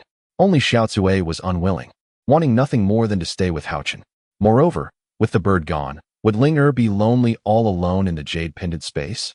Xiao Cui pondered deeply, showing more thoughtfulness than the two ungrateful sisters. Yet, Haochen remained uneasy about the safety of Ziju and Haoying. He reluctantly entrusted them with the flying shuttle and left sufficient gold coins and essence stones for their indulgence. After much contemplation, still feeling apprehensive, he summoned Ziju and Haoying into the first level of the Demon Suppression Tower, providing them with 2 puppets collected from the Xinjiang Valley's Qianjizi cave for their use. The 3 of them, along with the bird, spent 2 days in the space of the Demon Suppression Tower. As the 2 women diligently studied and focused on refining the 2 humanoid puppets, the puppets Haochen acquired possessed the strength of the nascent soul stage. The 2 women were naturally unable to refine the entity, but with the assistance of Haochen, the situation took a different turn. Ultimately, through the diligent efforts of the 2 women, they managed to subdue the humanoid puppet, achieving seamless control over it. Only then did Haochen feel a sense of relief. Observing that the 2 women could not overpower the fleeing flying shuttle, but had the protective Yuan Ying puppet at their disposal, Haochen finally exhaled deeply. The 3 individuals and 1 bird departed from the demon suppression tower, arriving at the hall of Ziyu Pavilion. After meeting with the Lung sisters, Haochen bid farewell to the 4 women and set off with Xiao Chui. In the afternoon, Haochen traveled to the northern part of the city, where he reunited with Su Mu at the inn where they often drank together. After selecting suitable horses, the 2 men swiftly headed toward Fengming Town, located to the northeast of Shihong City. In truth, with Haochen's prowess, traversing 1,000 miles through the air would merely require a moment's descent and ascent. Fengming Town was not far from Shihong City. The journey covered several hundred miles, which could be accomplished in mere breaths. To conceal his cultivation and maintain a low profile, Haochen opted to ride alongside Su Mu toward Fengming Town, treating it as a leisurely excursion with his elder brother. Chapter 293. Trouble arises from words. As the 2 rode, they indulged in playful banter while admiring the distant sight of a grand city. Wow, Brother Su. Is that Fengming Town? Haochen exclaimed with feigned astonishment. Haha, indeed it is Fengming Town. It owes its fortune to the Qianyuan sect, as it lies 1,000 miles from the sect, making it the only town of its kind in this vicinity. The constant influx of travelers and merchants makes Fengming Town exceptionally lively, rivaling that of an ordinary second-tier city. Su Mu spoke of Fengming Town with an air of familiarity, his face adorned with an excited smile. Fengming Town was essentially a hub for martial artists and cultivators, a veritable gathering place for practitioners. Talented individuals from across the Tianyuan continent converged here to train in martial arts and cultivation. Various martial arts halls and cultivation pavilions welcomed aspiring disciples. Every 3 years, sects from different regions would come to recruit external disciples from this locale. If a disciple from the martial arts hall or cultivation pavilion was selected, the respective sect would bestow rewards upon them, potentially transforming the hall into an affiliated institution. Should a chosen disciple exhibit exceptional talent, the head of the hall or pavilion might ascend to the status of an outer elder or steward within the sect. Oh, I see. Haochen responded with a smile. Feigning surprise, the 2 arrived at the city gate, where Haochen dismounted first to enter the town. The gate guards, noticing Haochen's unfamiliarity, demanded an entry fee of 2 silver coins. What? You charge 2 silver coins just to enter this rickety town? This is outrageous. Haochen exclaimed in disbelief upon hearing the fee. Hey, what did you say? A burly guard in his 30s glared at Haochen, his expression menacing. Hee, Brother Chi. My apologies, this is just a distant relative of mine. The child is unaware of the customs. Let it be. Su Mu hurriedly gestured to Haochen, attempting to appease the imposing guard. The guards at the city gate were all uniformly attired. The burly man, surnamed Chi, was clad in armor, a curved blade longer than 3 feet strapped to his waist. Although he appeared to be a leader, his looks were rather unremarkable, marked by a fearsome visage. Humph, you impudent brat. Fengming Town is not a place where you can run amok. The middle-aged man surnamed Chi scolded Haochen with a furious expression, completely ignoring Su Mu. Team Chi, what's the matter? Should we teach him a lesson? A few young guards, noticing Chi's anger, swiftly surrounded Haochen. Everything is fine, everything is fine. Haha, I am Su Mu from the Suyuan Hall. Do you not recognize me?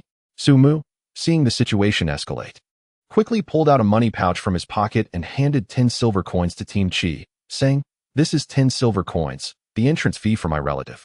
The rest is to compensate for the child's rudeness. Please, brothers, enjoy a drink on me. As Su Mu frequently conducted business outside the city, he often interacted with the guard stationed there. The city guards were drawn from various family martial arts schools and Xianyuan halls, and Su Mu was quite familiar with them. Su Mu, you must keep a close eye on this youth. Otherwise, you never know when trouble may arise. Team Chi remarked disdainfully as he accepted the coins from Su Mu. Yes, this is my city entry token. Brother Chi, you all carry on with your work. I shall take my leave. Su Mu said, pulling Haochen along as they entered the city. Brother Su, who were those people? Why were they so arrogant? Once inside the city, Haochen asked Su Mu with disdain. Among that group, the most powerful one was merely a late-stage Chi refinement practitioner. Such individuals hardly commanded Haochen's respect. Had it not been for the concern of causing trouble for Su Mu, he would have already struck one of them. Lower your voice. Fengming Town is not like other places.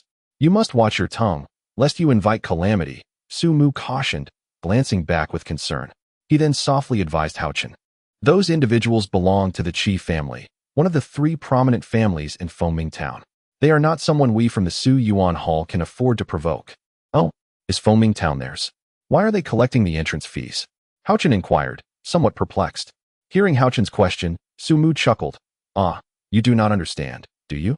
The martial arts schools and Xianyuan halls in Foaming Town number around 1 or 200. The three prominent families are not ordinary entities. Moreover, these families possess deep-rooted heritage, and their power is not something common folk can shake. Foaming Town is jointly governed by these three forces, hence the unified collection of entrance fees. By this time, the two had distanced themselves from the city gate, and Sumu spoke with greater volume. I see. So, where does the chief family rank among the three? Haochen asked, seemingly casually but with intent. They rank second, but for those outside the three prominent families, they are akin to celestial beings. Sumu replied, his expression filled with admiration. And where does your Su Yuan Hall stand in Foaming Town? Haochen asked with curiosity. Hehe, we proudly hold the 88th position, Sumu said with a hint of pride. Oh, that's quite impressive. In Foaming Town, achieving the 88th position is quite an accomplishment, Haochen exclaimed with a gleeful expression. Yet, internally, he harbored a sense of disdain, thinking, alas, it is merely a fortunate number. Being jubilant over reaching the 88th rank is quite trivial. Should one attain the 8th position, one would likely be unable to sleep for 10 days and nights. The two engaged in lively conversation as they strolled, swiftly making their way into the inner city. Upon entering the bustling streets of the inner city, Haochen was dazzled by the myriad of sects, martial arts schools, and cultivation halls that adorned the landscape. Oh, we have arrived. This is the Haoyuan Hall, Sumu announced joyfully as they navigated through the vibrant market to the northeastern edge of the city. Pointing towards a courtyard nestled against a cliff, Sumu continued with delight. Haochen felt a surge of excitement within him. The location chosen by his grandfather in Dongxing Town is also in the northeastern part of the city. The property purchased by Yuqing lies in the northeast corner as well. The selection of Haoyuan Hall aligns seamlessly with his own aspirations. The sounds of vigorous training and powerful shouts emanated from the courtyard, signaling the hall's popularity. Haochen mused to himself, it seems that Haoyuan Hall enjoys a good reputation. Ah, Brother Su, you have returned? Upon reaching the entrance of Haoyuan Hall, they were greeted by two middle-aged guards who called out in unison. Both men were in the later stages of qi refinement, and it was evident that despite Su Mu's lower cultivation level, he was well respected among those of higher rank. Haha, are you two on duty again today? Where has the hall master gone? Su Mu inquired with a hearty laugh. Oh, the hall master left early this morning on business, replied a burly man in his 30s. Hehe, this is a distant cousin of mine who could no longer stay in our hometown and has come to seek refuge with me. I will first take him to my quarters for a brief rest, and once I tidy up, I will introduce him to the elders. Su Mu informed the two guards. Go ahead. They waved him off amicably. Chapter 294, Applying for the Mentor Position, Part 1. Haochen led his horse, following closely behind Su Mu as they entered Haoyuan Hall. Upon their arrival, attendants were already there to take their horses to the stable. Su Mu then guided Haochen to his living quarters. Brother Su, when I entered, I noticed a notice posted outside the gate. Is it true that Haoyuan Hall is recruiting disciples, guards, and mentors? Haochen asked with curiosity. In response to Haochen's inquiry, Su Mu casually explained, yes, it is indeed true. Haoyuan Hall is currently seeking talented individuals. The recruitment of disciples entails learning martial arts under our guidance, although one must bear the corresponding costs in elemental stones. Su Mu continued, the recruitment of guards is aimed at ensuring the safety of Haoyuan Hall. Guards are responsible for combat duties, while patrol teams handle daily inspections. Additionally, guards are tasked with the oversight of significant areas within the hall. Gazing at Haochen, he elaborated. The recruitment of mentors involves joining the Mentors Academy, where mentors are responsible for teaching and enforcing discipline. Haoyuan Hall compensates mentors with a certain fee. As Su Mu spoke with increasing enthusiasm, eager to showcase the benefits of Haoyuan Hall, he added, if some mentors possess higher cultivation levels, they may even take on disciples, which comes with substantial rewards. Concluding with a sense of pride, he inquired, what do you think? Do you wish to enroll in our Haoentang to learn martial arts? If so, I could certainly convey a few words to the master on your behalf, urging him to extend a discount. Haoyan chuckled lightly, speaking with an air of nonchalance. Suddenly, Su Mu's burden fell to the ground, his eyes fixed intently on Haoyan. After a moment of stunned silence, he erupted into laughter. Ha, brother, surely you jest. Do I appear to be joking? Haochen glared fiercely at Su Mu, his expression turning grave. Brother Haochen, this is no jest, is it? Do you truly possess the confidence? To serve as a guardian, one must at least be at the mid-stage of qi refinement, Su Mu replied, astonishment etching his features as he scrutinized Haochen once more. As for the position of mentor, the requirements are even more stringent. Not only must one be a cultivator, but they must also be at least at the late stage of qi refinement. Do you meet these criteria? The young man before him was indeed striking, exuding a compelling aura of vigor, yet he appeared no older than 17 or 18. Su Mu could hardly believe that he was a cultivator at the 4th level of qi refinement or higher. After all, those who achieved such prowess at such a tender age were typically taken in by sects and clans. Had Su Mu known that Haochen had recently celebrated his 19th birthday and had attained the mid-stage of both martial and spiritual cultivation, he would have been utterly astounded. When you apply for the positions of guardian and mentor, would you be so kind as to accompany me to register? Haochen stated earnestly, gazing intently at Su Mu. Su Mu informed Haochen that numerous candidates had been arriving daily for the interviews for guardians and mentors. This year's assessments were scheduled for this very Friday. And today was indeed Friday. The evaluations had likely already commenced. Typically, the assessments were conducted by the elders or the master of Haochen themselves. Given that many opportunists sought to exploit the situation, the elders or master would generally not hold back during the evaluations. However, some individuals, in pursuit of a comfortable position, were willing to take risks. Those who failed to meet the requisite cultivation level would often leave the assessment bruised and bloodied. Brother Haochen, you must ponder this carefully. This is no trivial matter.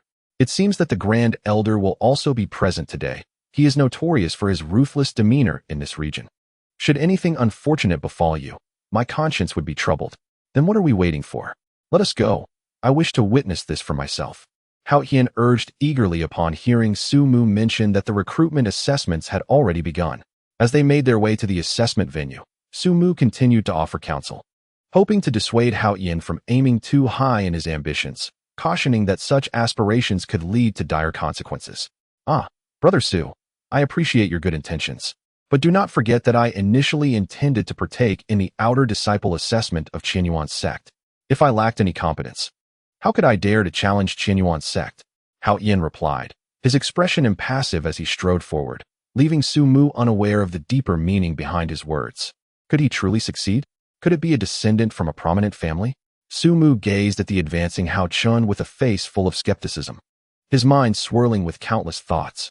However, at that moment, Su Mu felt a flicker of anticipation, eager to witness Haochen's prowess. Upon arriving at the assessment venue, Haochen discovered that it was already teeming with over 100 individuals, among whom were children, youths, and many in their 20s and 30s, with some even older. Before long, several middle-aged individuals and a few elderly men appeared on the assessment platform. From their auras, Haochen discerned that, aside from cultivators, there were also 2 martial practitioners present. The foremost figure was a middle-aged man clad in a green robe, exhibiting the demeanor of a Foundation establishment-level cultivator. His light-footed stride and piercing gaze indicated his formidable strength. Be cautious if Elder Chu Siyuan from the Hao Yuan Hall is assessing you, Su Mu whispered into Haochen's ear. The Hao Yuan Hall is recruiting talents, as per usual. Please submit your applications for the respective positions. We shall engage in a contest at the same realm of cultivation. If you can withstand 10 strikes, you will pass the assessment, Elder Chu Siyuan declared, his eyes sweeping over the crowd with an air of indifference, as an overwhelming pressure enveloped the spectators, rendering them nearly breathless. He's merely a mid-foundation establishment cultivator. I expected him to be more impressive, Haochen muttered dismissively, casting a sidelong glance at Elder Chu Siyuan, his demeanor unruffled amidst the tension. Noticing the crowd's flushed faces and labored breathing under his imposing aura, Elder Chu Siyuan revealed a grim smile, mockingly announcing, the assessment commences. As Elder Chu Siyuan's pressure receded, an unparalleled sense of relief washed over the crowd, prompting them to exhale deeply. Once their bodies relaxed, they hurriedly rushed to register. Although the Hao Yuan Hall is primarily a place for cultivators, it also welcomes martial practitioners for the role of guardians. However, applicants for the position of mentor must be cultivators. To the left of the platform was the area designated for testing prospective disciples, managed by several personnel from the Hao Yuan Hall, who diligently recorded the names, ages, and responsibilities of the candidates. observing the crowd of applicants. It was evident that most were children and youths, accompanied by adults from their families. To the right of the platform, a dedicated team was responsible for registering applicants seeking roles as guardians and mentors. Among the crowd applying for the guardian positions were numerous independent practitioners looking for a place to settle. Meanwhile, the mentor candidates predominantly comprised older practitioners whose cultivation had stagnated, likely seeking employment to earn cultivation resources. I am at the 5th level of Qi refinement, applying for the guardian position. I am at the late stage of Qi refinement, applying for the mentor position. Chapter 295, Applying for the Mentor Position, Part 2. Once the throngs of people had vacated the registration area, Haochen was the last to approach the desk. Chen Hao, age 19, early foundation establishment, applying for the mentor position. Haochen spoke softly to the elder in charge of registration, observing the age of the candidates surrounding him, all of whom were considerably older cultivators. Haochen felt compelled to alter his name to avoid drawing attention, while his age remained a truthful 19 years. Although his voice was soft, his words reverberated powerfully, leaving his companion, Su Mu, momentarily speechless in astonishment. The elderly registrar, stunned, gaped with his mouth agape, pen frozen in midair, eyes wide in disbelief as he regarded Haochen. This elder, witnessing such a young foundation-level cultivator applying for a position at the Hao Yuan Hall for the first time, recognized that with such prowess, Haochen was more than qualified to apply for the role of elder. However, there had never been a precedent for hiring elders at Hao Yuan Hall. After registering Haochen, the elder hurriedly departed the registration area, eager to relay this remarkable news to the hall master. The recruitment assessment at Hao Yuan Hall commenced. An elder at the late martial master stage stepped forward and announced loudly to the crowd below. The first candidate, Zhang Zihao, at the initial martial master stage, would be applying for the position of guardian. Once all candidates had registered, it was finally time to begin the evaluations. Before the elder's words had fully settled, a young man in his late 20s leaped onto the assessment platform, respectfully addressing the elder. I am Zhang Zihao, and I humbly request your guidance. Haochen then realized that the platform, merely 10 feet high, was indeed the arena for the competition. Once both participants were prepared, the Grand Elder of Hao Yuan Hall, Chu Si, soared down to the platform and activated the barrier formation, enveloping the arena in a luminous shield. Haha. I shall restrain my cultivation to the initial martial master stage during our match. If you can withstand my attacks without being knocked off the platform within 10 moves, you shall be eligible to become a guardian of Hao Yuan Hall starting today. The elder who had announced the assessment declared to Zhang Zihao. Understood. I shall do my best. Prepare yourself. Before the words had fully escaped his lips, Zhang Zihao launched an offensive against the elder at the late martial master stage, attempting to seize the initiative. In Zhang Zihao's mind, as long as he could suppress his opponent and prevent any counterattacks within 10 moves, victory was within reach. Despite his strategy of taking the offensive, there remained a significant disparity in strength, even as Zhang Zihao pressured the elder. The latter's extensive battle experience and adeptness in spellcasting far surpassed that of a novice martial master. After being restrained for merely 3 moves, the elder seized an opening to counterattack. With a powerful shout, the elder forced Zhang Zihao back several paces. Just as he retreated to the 9th step, his foot slipped into empty air, and he fell from the platform. You have failed the assessment. I hope you will return and diligently cultivate. Hao Yuan Hall welcomes you to apply again at any time. The elder smiled at the fallen Zhang Zihao. The elder deactivated the barrier formation from within the assessment platform as Zhang Zihao exited the arena. The next candidate, Hu Qian, at the 5th level of Qi refinement, stepped forward to apply for the guardian position. A middle-aged man clad in blue robes emerged from one side of the platform, calling out to the audience below. At this moment, Haochen discerned that the individuals from the Hao Yuan Hall took turns serving as the chief examiner. To his surprise, someone bore the rather unconventional name of Hu Can, which elicited a chuckle from him. Just as Haochen's laughter faded, a young man, approximately 25 or 26 years old, standing beside him graciously interjected, "Thank you for your kind words, young brother." He continued, "I am not particularly fond of the name my parents bestowed upon me. I prefer a life of action and adventure, so I renamed myself Hu Qian." Hu Qian elaborated, "This name is quite fitting. It evokes images of both wild slaughter and spirited conversation. However, the character in my name signifies a mountain sweetness." He then shifted the topic, "Young brother, Your demeanor suggests you are exceptional, undoubtedly a dragon among men. Once I complete this assessment, shall we celebrate with a drink? Ah, so you are the esteemed Haochen. Haochen replied, somewhat apologetically. I would be honored to join you for a couple of drinks after your examination, as a gesture of goodwill. Haochen, naturally affable, was pleased to cultivate a friendship with the forthright Haochen. Ah, young brother, you flatter me. There is no need for apologies. It is agreed then. I must take my leave for a moment, Haochen said, before leaping onto the examination platform. I am Haochen, and I humbly seek your guidance, esteemed elder, he declared, bowing slightly to the middle-aged man in blue attire on the stage. Very well. You possess the cultivation of the 5th level of qi refinement. I shall match your level in our bout. If you remain standing after 10 exchanges, you will be accepted into the Hao Yuan Hall as a guardian. The middle-aged man stated impassively. Then I shall not hold back. Haochen responded resolutely, launching an immediate attack on the man in blue. He began with a dual palm strike, executing the move known as Twin Dragons Emerge from the Sea, followed by a flurry of fireballs. In the blink of an eye, the two had exchanged 7 strikes. And as the 8th spell was unleashed, the blue-clad man found himself unable to retaliate, his expression shifting dramatically. After all, he was a mid-stage foundation establishment cultivator. Being bested by someone of merely the 5th level of qi refinement was a blow to his reputation. If word got out, where would he hide his shame? Enough! The man in blue shouted, breaking the rules by forcefully enhancing his strength. During an assessment, utilizing power beyond one's stated level is a clear violation. The local Cultivators Association would impose penalties for such misconduct. The man in blue, cornered by Haochen, revealed that Haochen's prowess evidently surpassed that of a mere 5th level qi refiner. With his strength now augmented, he unleashed a ferocious punch, striking with the force of a mountain.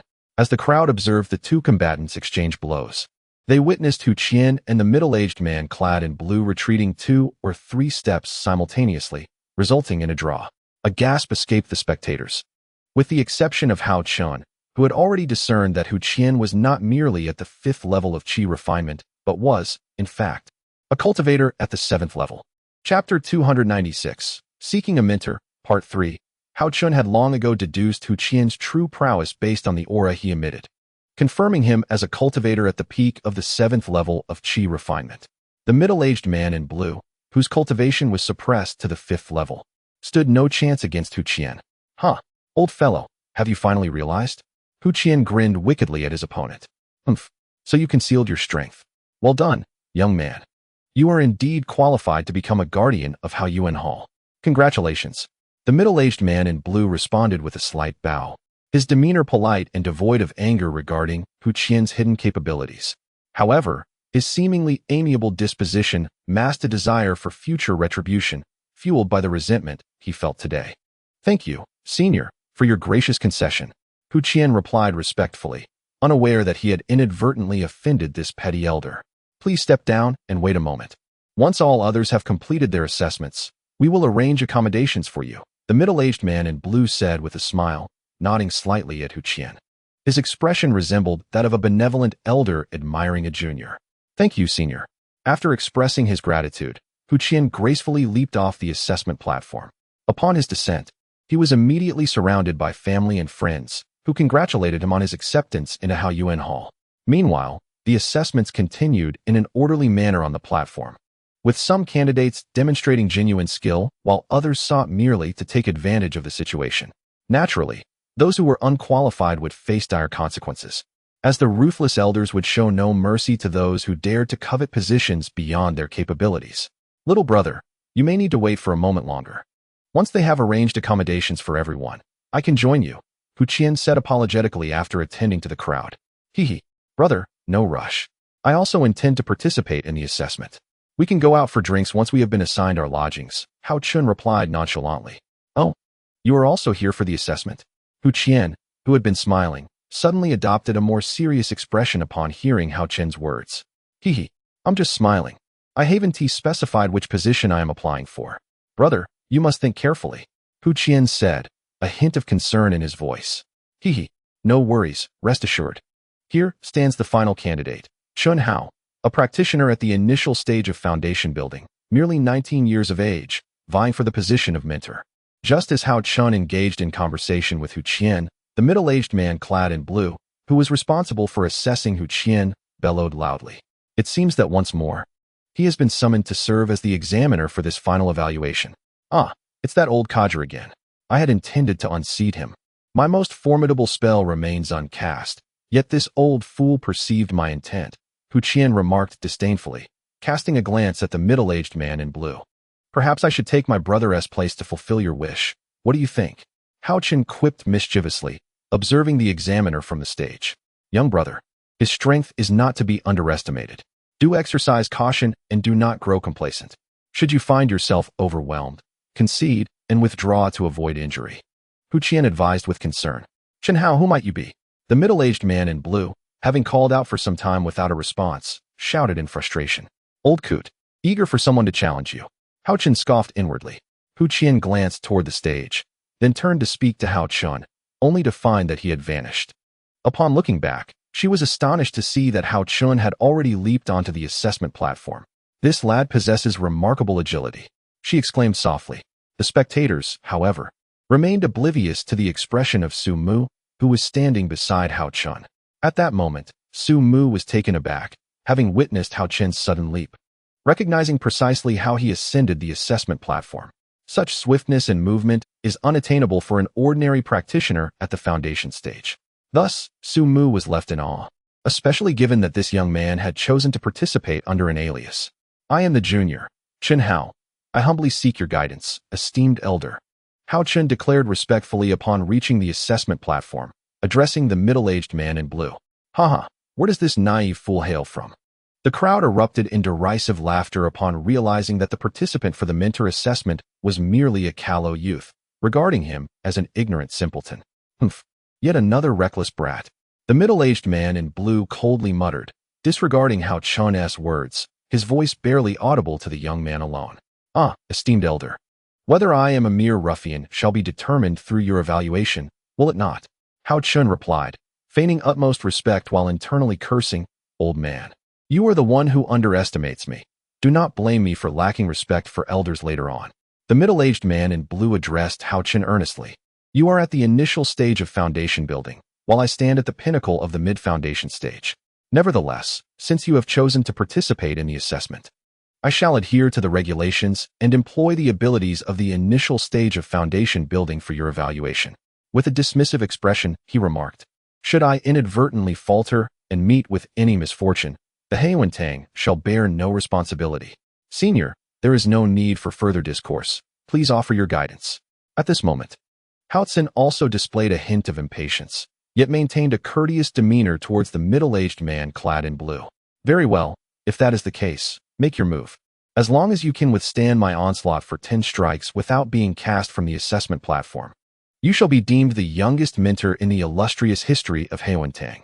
The middle-aged man in blue disdainfully retorted.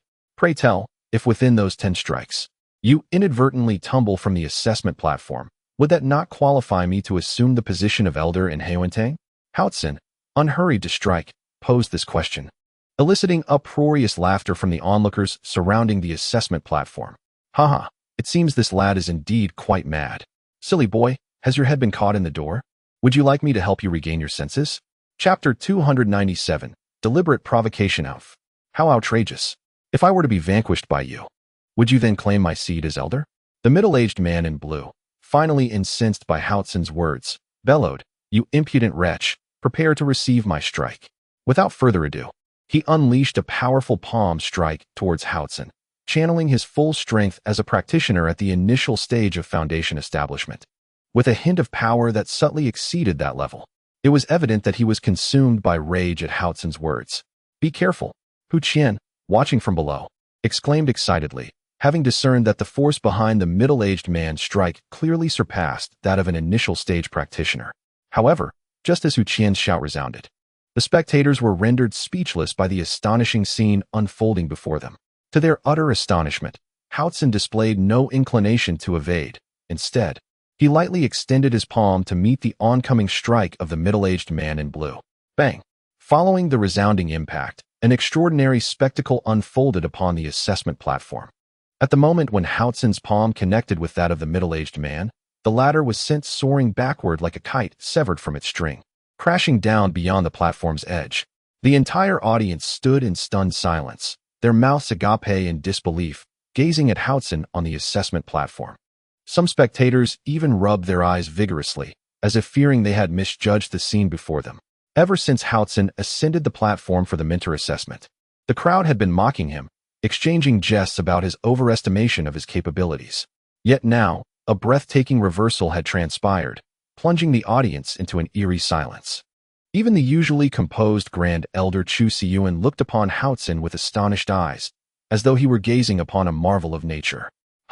He truly is a master of concealment. It seems that the status and renown of Haochen will be significantly elevated. Below the stage, Su Mu gazed at the figure of Haochen with excitement, secretly contemplating the implications. He could hardly believe that the seemingly casual acquaintance he had brought back was, in fact, the scion of a prestigious cultivation family, undoubtedly advantageous for his future endeavors within Haochen. To his delight, Hu Qian mused that this young man surpassed him in skill, securing a formidable ally for future confrontations. Senior, I wonder if my humble cultivation level would permit me to serve as a mentor at Haochen? Haochen respectfully inquired upon observing the middle-aged man in a blue robe limping back to the assessment platform. The man merely snorted, choosing silence. He had previously boasted that should Haochen best him, he would grant him a seat as an elder. How could he now find the words to speak? Unless he genuinely wished to cede the elder's position to Haochen? Indeed, heroes emerge in youth, chuckled the Grand Elder of Haochen, Chu Siyuan, as he approached Haochen. Chen Hao, congratulations. You are now the youngest mentor in the history of Haochen. Thank you, Grand Elder, for your support. I shall devote myself entirely to Haochen. Haochen responded with a slight bow, his tone respectful. Wonderful. This is indeed a blessing for Haochen. The Grand Elder exclaimed joyfully. Of course, Haochen replied. Though internally he mused, I merely spoke in jest, yet you took it to heart. The calamities befalling Haochen are of no concern to me. Were it not for the association of the name Hao, I might not have even considered applying here. I am merely seeking a temporary refuge while I search for my parents. Thus concludes today's assessment. Congratulations to all the esteemed heroes joining Haochen, Chu Siyuan proclaimed as he descended the platform, accompanied by several other elders. Departing the assessment venue, the elder responsible for the registration of guardians and mentors guided the newly inducted members to the rear courtyard for accommodation. The courtyard comprised various areas such as the elders' quarters, mentors' quarters, guardians' team, library, affairs hall, and servants' quarters, and the elder belonged to the affairs hall. After a flurry of activity, night descended upon them. Nevertheless, this did not dampen Haochen and Hu Qian's spirits for celebration. Thus, Haochen called upon Su Mu to join them in a toast. The trio made their way to the Drunken Immortal Pavilion in Fengming Town. In Fengming Town, the Drunken Immortal Pavilion, situated in the bustling market, was filled with patrons even at night. As the three entered, the young waiter politely greeted them. I apologize, esteemed guests, but the hall is at full capacity. Please return tomorrow. Though his words were courteous, the disdain in his gaze was unmistakable. It was clear that he looked down upon the trio, having noted their somewhat shabby attire. The Drunken Immortal Pavilion was among the finest establishments in Fengming Town, frequented by affluent clientele. After a meal, one would at least have to spend 3 to 5 gold coins. This amount represents the living expenses of an average household for half a year or even a full year. Thus, the Drunken Immortal Pavilion is not a place that ordinary individuals can afford. In the Tianyuan continent, 1 gold coin is equivalent to 10 silver coins, and 1 silver coin equals 10 copper coins. Humph! The main hall is full. Can we not go to a private room? Hu Qian exclaimed, glaring angrily at the waiter. Esteemed guests, the private rooms are categorized as heaven, earth, and man, with the Huangxi rooms requiring a minimum consumption of 5 silver coins. I doubt you can afford it, the waiter sneered, clearly skeptical of the ability of Haochen and his companions to pay. Blast it.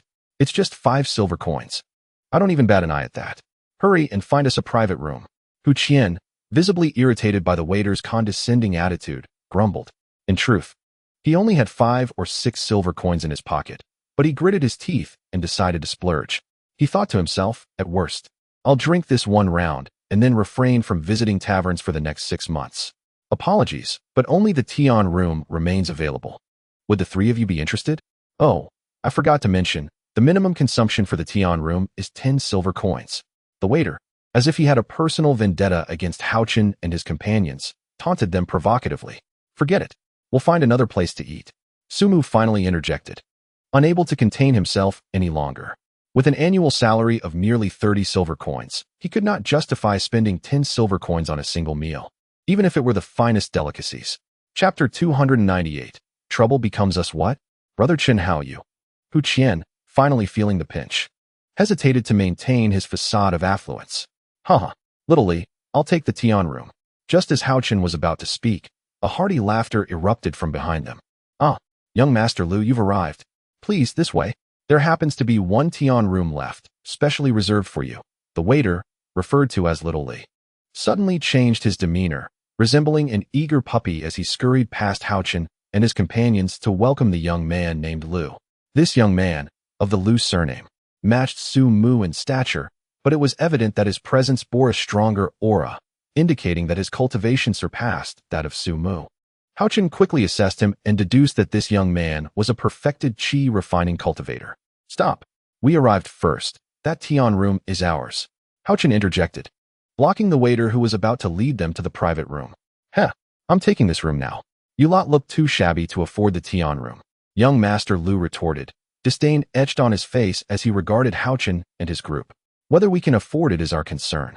One must adhere to the principle of first come, first served. Is this how the drunken immortal pavilion conducts business? Haochen asserted, emanating a formidable aura as he spoke coldly. His final statement was clearly directed at the waiter, intended for all the patrons present. What is happening? What is going on? Oh, isn't that young Master Lu? As the young attendant felt the overwhelming pressure emanating from Haochen, he struggled to catch his breath. At that moment, a fashionably dressed woman descended from the upper floor. Dressed in luxurious silks, she appeared to be in her 30s. However, the skin exposed at her neckline was remarkably fair and supple. Particularly, her ample bosom was a striking asset, undulating enticingly as she sashayed closer to Haochen and his companions. Haochen couldn't help but swallow hard at the sight. This woman, though slightly older, undoubtedly possessed an alluring charm. Hu Qian was practically drooling, his mouth watering as he murmured dreamily. Truly, he was a ravenous fiend. Haochen shook his head, silently disdainful of Hu Qian, as if he were any better. Flower 4. It seems there's a bit of a dilemma in securing the private room number 8, Lord Lu remarked disdainfully, casting a glance at Haochen and his friends. Oh, how could that be? Your presence at the drunken immortal pavilion is a privilege. Who would dare contest with you? The woman, referred to as Flower 4, had now approached Haochen and his companions. Observing the tense standoff between them and Lord Lu, she quickly surmised the situation. Sister Flower, we had reserved room number 8 first. However, upon Lord Lu's arrival, your young attendant relinquished it to him. Is this how your drunken immortal pavilion treats its guests? Haochen said with a smile, particularly pleased with calling her Sister Flower, which prompted a charming smile from her in return. Ah, is that so? Young brother, I truly apologize for this oversight. It is indeed a failure on our part at the drunken immortal pavilion. Shaoli, please escort these gentlemen to room 8, and ensure they are well taken care of with fine food and drinks. Should there be any mishap, I shall hold you accountable, she instructed, before turning to Lord Lu with a courteous smile. Lord Lu, please follow me. I have room number 1 available, originally reserved for the Qi family. But I have just learned they will not be coming tonight. Consider it my apology to you. With just a few words, Flower 4 adeptly accommodated both groups of patrons. It is evident that the success of the drunken immortal pavilion is no mere coincidence, but greatly attributed to Flower 4's diplomatic skills. Earlier, Lord Lu was the 4th young master of the Lu family from West Hao City. The Lu family is among the most prominent in the region of Fengming Town, and having offended them today could lead to significant troubles in the future, one of the 3 remarked as they entered room 8, concern etched on his face. Such worries are secondary. Our meal in room 8 will cost at least 100 gold coins, and I only have about 60 or 70 coins on me. Brother Chen Hao, how many coins do you have? Hu Qian was not preoccupied with future troubles, but rather anxious about the immediate cost of their meal, with no means to cover it. Rest assured, since we are here at the drunken immortal pavilion to celebrate, it would be unreasonable to expect both of you to accompany me in indulging in a lavish feast without offering compensation, would it? Although my purse holds but a modest sum of gold coins, rest assured I carry a good few thousand with me, so feel free to indulge without hesitation. Haochen stated nonchalantly. The demeanor of Haochen, as perceived by the other two, only reinforced their impression of him as a typical scion of a prominent family, casually possessing a wealth that few ordinary households could claim. Little did they know that the coins Haochen possessed were, in fact, ill-gotten gains he had acquired in the past. Without delving into the gold coins obtained from the Wang family's treasury in Xia Town, or the treasures seized from the demon cult's vault on Qingqian Mountain, even the gold amassed from slaying members of the cult was more than enough to sustain him indefinitely. Upon hearing Haochen's words, Su Mu and Hu Qian finally felt at ease, as they could discern that he was not jesting. Once the sumptuous dishes and fine wines were served, the three of them feasted voraciously in the opulent private room, akin to famished spirits reborn. However, Haochen did not forget to procure a meal for the little Tade in the jade pendant space as well. He summoned the waiter and ordered an identical spread for her. Coincidentally, the fiery bird, Xiaohong, who had been deep in meditation in the third level of the demon suppression tower, awoke from her profound state and felt hunger pangs as well. Thus, Haochen had to place another order, instructing the waiter to pack the two meals for takeout. Su Mu and Hu Qian were, of course, unaware of Haochen's additional orders, leaving the waiter astonished, pondering to himself, "These three are extraordinary eaters. They are truly three gluttons."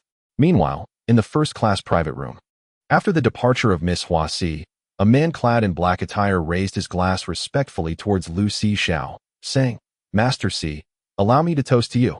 Seizing the opportunity of the raised glass, he continued, "Rest assured, Master Si, I have already taken measures against those three audacious individuals who dared to contend with you for a room.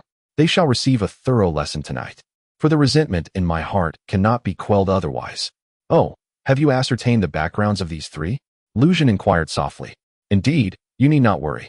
One of them is a steward from the Hao Yuan Hall, and the other two, associating with such a person, are surely not of any significant standing," the man in black attire assessed. Upon hearing the man's introduction, Lu Zhen scoffed. "So they are merely a few country bumpkins who undoubtedly do not recognize who I am. Otherwise, I doubt they would dare to challenge me. As the saying goes, ignorance is bliss. Wei Gang, just give them a slight reprimand to ensure they remember this lesson. There is no need to take their lives over such trivial matters. A few broken bones should suffice." Lu Xiao laughed heartily, as if he were displaying benevolence. "Of course, we know our limits. You need not worry about this, Master Si. I will ensure this matter is handled with utmost care. By tomorrow morning, I will make certain that the three of them arrive at Lu Manor limping to plead for your forgiveness." The man known as Wei Gang, brimming with fervor, spoke with unwavering confidence. Engaging in such endeavors was his utmost delight, especially with the support of the Lu family. What did he have to fear? As long as he did not provoke any other formidable clans, he could stride through Fengming Town, following closely in the wake of Master Lu.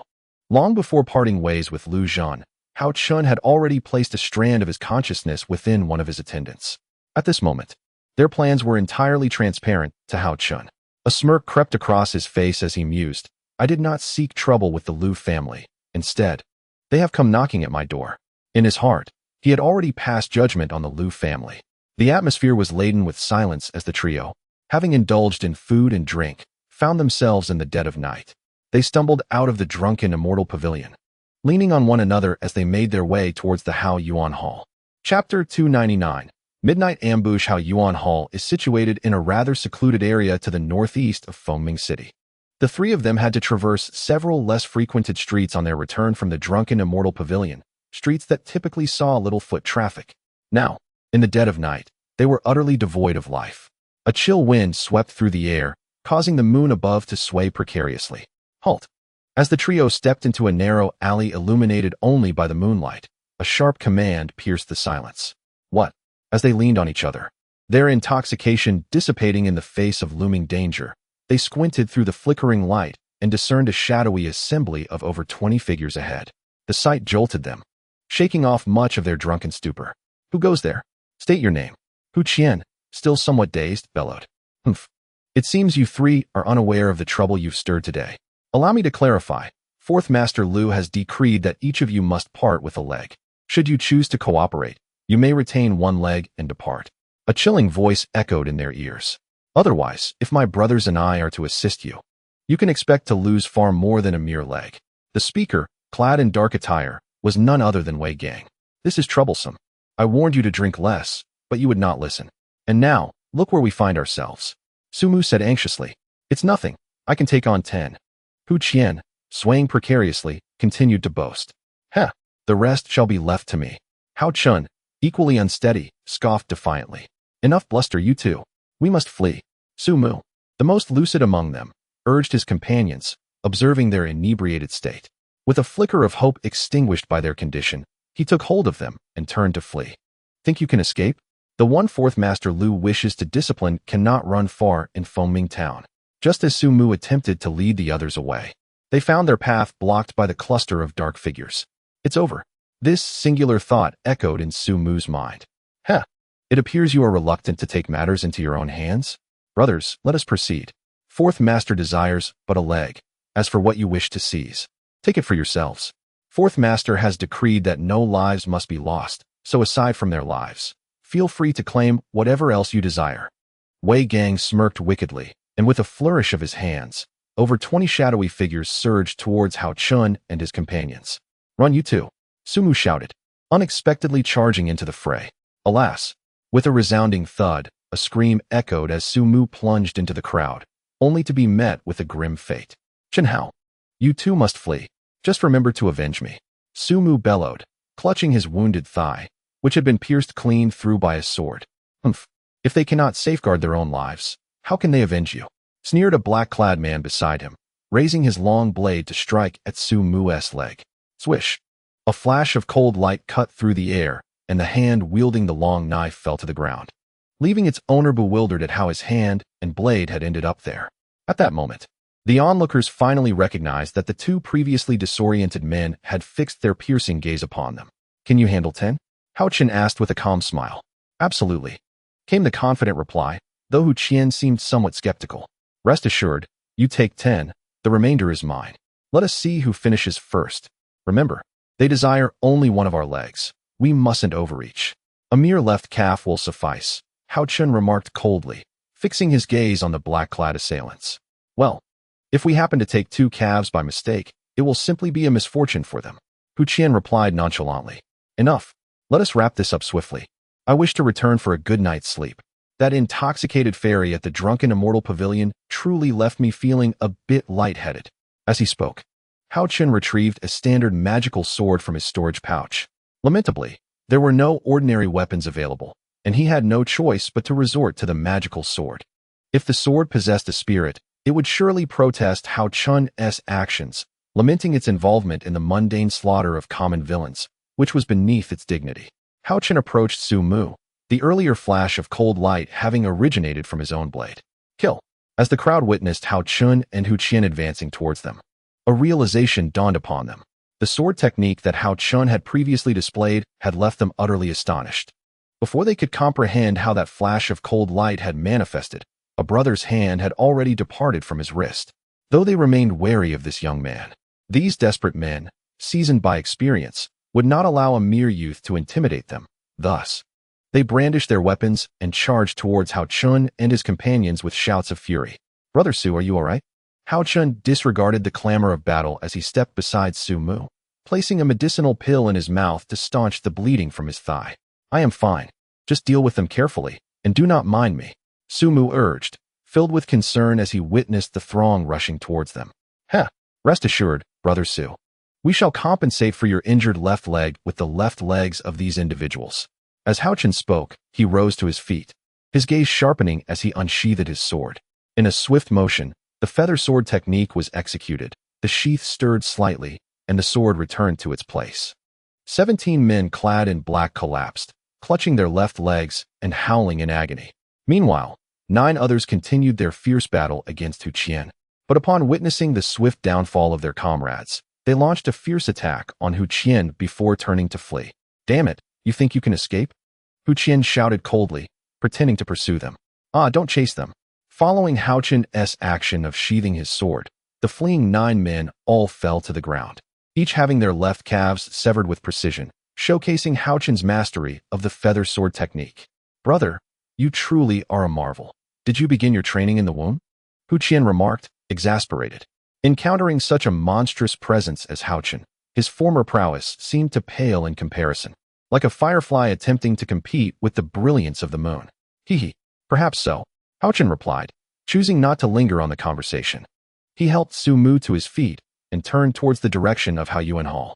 However, midway through, Haochen turned to Su Mu with an apologetic tone. Brother Su, I'm sorry for not fulfilling my promise. I've only left them with 26 left legs, and as for the one who stabbed you, I merely spared his right hand. As the three departed, they left behind a crowd of astonished onlookers. At that moment, the pain they felt was overshadowed by their shock. The earlier screams had been completely replaced by the astonishment brought upon by Haochen. A group that had intended to sever others' legs found themselves, within mere moments, having their own legs severed. It was indeed a dramatically ironic turn of events. My leg? That leg is mine. Why the hell did you take my leg? Clearly, it's mine. Look at your long legs compared to my short ones. This short leg is undeniably mine. Damn it, stop fighting over it. That leg is mine. You can check for the scars. I have 2 knife wounds from past fights. Hey, there really are 2 scars. But just because your leg has 2 scars doesn't mean it's yours. I can claim my leg has 2 scars as well. Unless you can tell me how many hairs are on your leg, I won't concede. Thus, an uproarious scene unfolded on that desolate street, as 27 individuals scrambled on the dark ground, searching for their own legs. Some even resorted to blows over a leg whose owner was unknown. It was quite a predicament, given that all wore black trousers and their heights were relatively similar. Since Haochen and Hu Qian had targeted left legs, and the wounds were identical, identifying their own legs among the many would prove to be an extraordinary challenge. What happened? Wei Gang, where has Wei Gang gone? Suddenly, as everyone was searching for their left legs, a resounding voice echoed from the sky. Fourth Master, I am here. I can't find my leg. Wei Gang cried out, his voice thick with anguish. What is happening? Weren't you here to remove someone else's leg?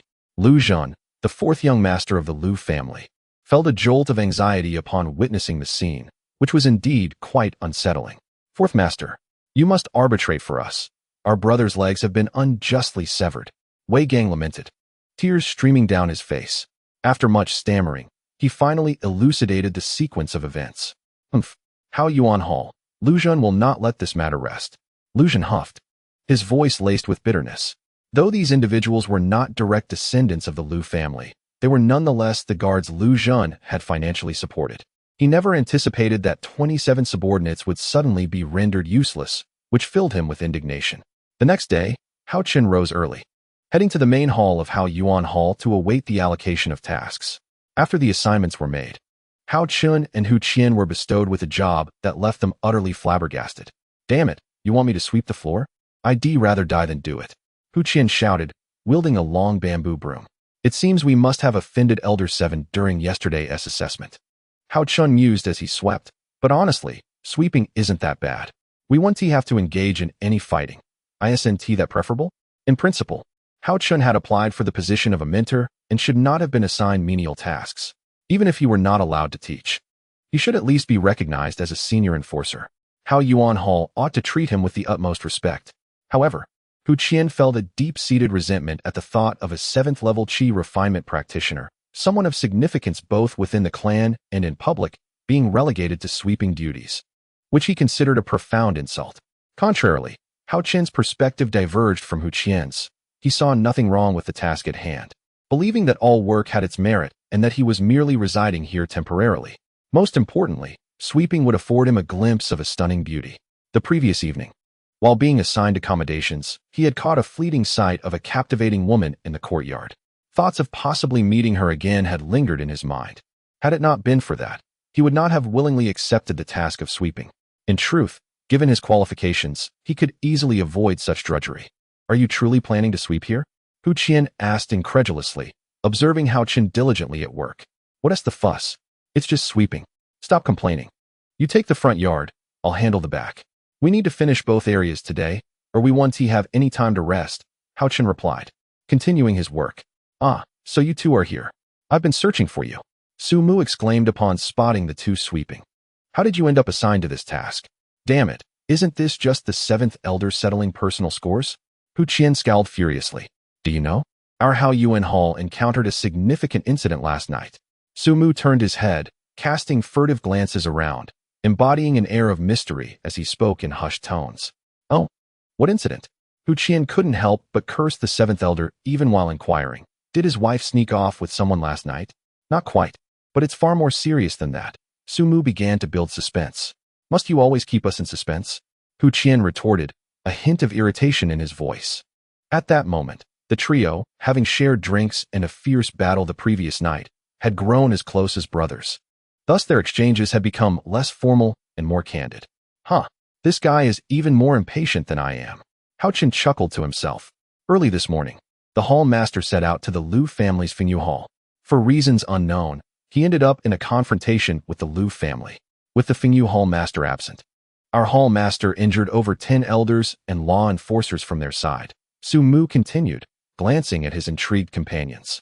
Initially, he intended to prolong the suspense, but upon noticing their wide-eyed stares, he abandoned that notion. He continued, the Fengyu Hall is a prominent family in our Fengming town. With so many of their people injured, they will undoubtedly seek retribution against Haoyuan Hall. After a brief pause to catch his breath, he added, thus, early this morning, the hall master summoned all the guards and mentors, including those who had just passed their assessments yesterday. Yet you two were conspicuously absent, prompting me to seek you out. I thought it was something serious. If the Fengyu Hall wants trouble, let them come. What does that have to do with us, mere cleaners? Hu Qian shrugged nonchalantly. At Hu Qian's words, Su Mu shot him a glance, saying, do you think you are exempt? We've received word that today, the Liu family has allied with 5 or 6 other cultivation halls, preparing to declare war on us at Haoyuan Hall. He paused for effect before continuing. As soon as a large-scale conflict erupts, every single person from Haoyuan Hall will be involved. Even if you two are unwilling to assist, they won't spare you either. Boom. Just as Su Mu's words fell, a thunderous explosion echoed from the front courtyard, followed by a cacophony of chaos. Let us take a look. Haochen, shouldering a bamboo broom, swaggered toward the front courtyard. Haoyuan. Yesterday, you injured over 10 of my Fengyu Hall members, and today, I will ensure that not a single soul remains in your Haoyuan Hall. When the trio arrived at the front courtyard, they discovered that the martial arts arena had gathered over 1,000 people. At the forefront stood an elderly man with a long beard and white eyebrows, bellowing with fervor. The individual he was addressing was none other than Haoyuan, the master of Haoyuan Hall. This white-browed elder is Liu Fengyu, the master of Fengyu Hall, and he possesses the same cultivation level as our hall master, both at the mid-foundation stage, Su Mu whispered to Haochen. However, at that moment, Haochen did not catch Su Mu's words. Upon hearing Haoyuan, a tempest of emotions surged within him. Haochen gazed intently at Haoyuan, pondering in silence. This esteemed leader of the Haoyuan Hall bears a resemblance to my grandfather, Hao Yunlong, and shares the same name as my father, Haoyuan. If my instincts are correct, this man must indeed be my father, Haoyuan. Haochen is now nearly certain that the leader of Haoyuan Hall is unquestionably his father. He is also aware that among the various cultivation halls and immortal families in Fengming Town, Haoyuan Hall holds merely an average standing. Typically, those ranked below the 20th position in Fengming Town's hierarchy of cultivation halls and immortal families possess few experts above the mid-foundation establishment stage. The rankings of these halls and families are determined by both the number and prowess of their cultivators. Hence, while the halls and families ranked beyond the 20th position might boast a few foundation stage cultivators to maintain appearances, true experts above the mid-foundation establishment stage are exceedingly rare. Look over there. Those elderly gentlemen are all cultivators at the mid to late foundation stage. They are the leaders of various cultivation halls and heads of immortal families in Fengming Town. With so many individuals gathered, it seems that our Haoyuan Hall is truly finished. Su Mu exclaimed, his face a mask of disbelief. Master Liu, is it really necessary to rally such forces against a mere Haoyuan Hall? Have you forgotten that the Fengming Town Cultivators Guild has established regulations stipulating that disputes between cultivation halls must commence with a formal challenge? A middle-aged man in his 40s scoffed from the crowd of Haoyuan Hall. He then continued, shifting his tone, you have yet to issue your challenge. Yet you bring this multitude to Haoyuan Hall in a show of force. Are you disregarding the rules set by the Fengming Town Cultivators Guild? This middle-aged man stood confidently upon the stone platform in the square, a self-assured smile gracing his face. He was none other than Haoyuan, the leader of Haoyuan Hall. He recognized that it would not be an easy task for the Liu family to dismantle Haoyuan Hall. After all, large-scale brawls are not something they could engage in lightly. Master Hao, do not celebrate too soon. I have indeed come bearing a challenge today. You must accept it, whether you wish to or not. Liu Fengyu declared coldly. Our Xiao family, Sanqing Hall, has also come to issue a challenge. Our Zhang family, Feiyun Hall, is likewise here to present a challenge. Our Guan family, concurrently. Several leaders and heads of families alongside Lu Fengyu raised their voices in unison. As they spoke, they hurled envelopes of challenges towards Hao Yuanheng, which soared through the air like paper cranes, and in an instant, he found himself holding 6 challenge letters. Hao Yuanheng was momentarily taken aback. He had not anticipated that these individuals would not only apply pressure on Hao Yuan Hall, but also unite to petition the Cultivators Guild for challenges. 3 days hence, we shall return to Hao Yuan Hall to contest. The outcome will be wagered against our respective cultivation halls. We hope that Master Hao will not disappoint us. Lu Fengyu laughed heartily as he and the others departed. Chapter 301. Trouble Brews Within the Walls. Part 2. A throng of individuals swept in like the wind and departed like clouds. Their aim was to instill a sense of trepidation within Hao Yuan Hall. In essence, it was merely a demonstration of power, with the true spectacle awaiting in 3 days' time. The members of Hao Yuan Hall were profoundly unsettled by the sudden upheaval, finding it difficult to eat or sleep. Particularly those who had merely sought to earn a living began hastily submitting their resignations, scattering in all directions. Hallmaster, while I yearn to stand by Hao Yuan Hall through thick and thin, I must regretfully withdraw, as I have a centenarian grandmother, an octogenarian mother, several children in their teens, and a few toddlers to care for. Enough, enough. Elder 7, you may depart, Hao Yuanheng replied, waving his hand towards Elder 7 below the stage. A hint of sorrow etching his features. This was not the first resignation he had received. These individuals held considerable weight within Hao Yuan Hall and were formally requesting to leave. Although this was a critical time for staffing, if someone was determined to depart, how could he possibly retain them? Moreover, those who had already lost their desire to remain would hardly be of any genuine assistance, even if they chose to stay. Thus, Hao Yuanheng made no effort to dissuade those intent on leaving. Chen Hao, Su Mu, perhaps we should also take our leave. Hao Yuan Hall has become a place of turmoil. Hu Qian remarked, his expression grave. He understood all too well the nature of such challenges. When conflicts arose, they were indeed a matter of life and death. Although the various Yuan halls engaged in a war of attrition, how could Hao Yuan Hall, standing alone, withstand the relentless assaults from the other 6 Yuan halls? Such an endeavor could exhaust them to the point of collapse. What do you think, Sumo?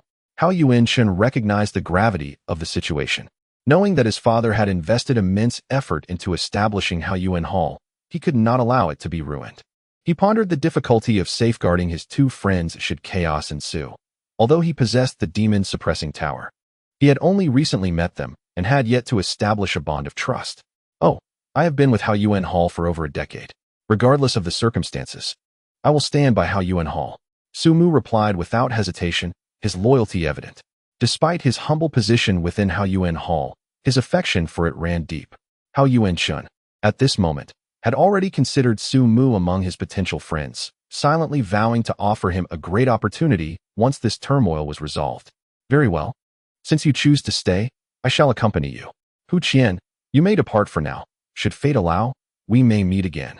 Hao Yuan Chen spoke slowly. Chen Hao, Su Mu, to be honest, I came out here on a whim. Had Hao Yuan Hall not encountered such troubles, I would have planned to leave anyway. Therefore, I must take my leave first. It is not out of fear for my life. As you both know, I am not one to shy away from danger. Moreover, even if I stayed, my impact would be minimal.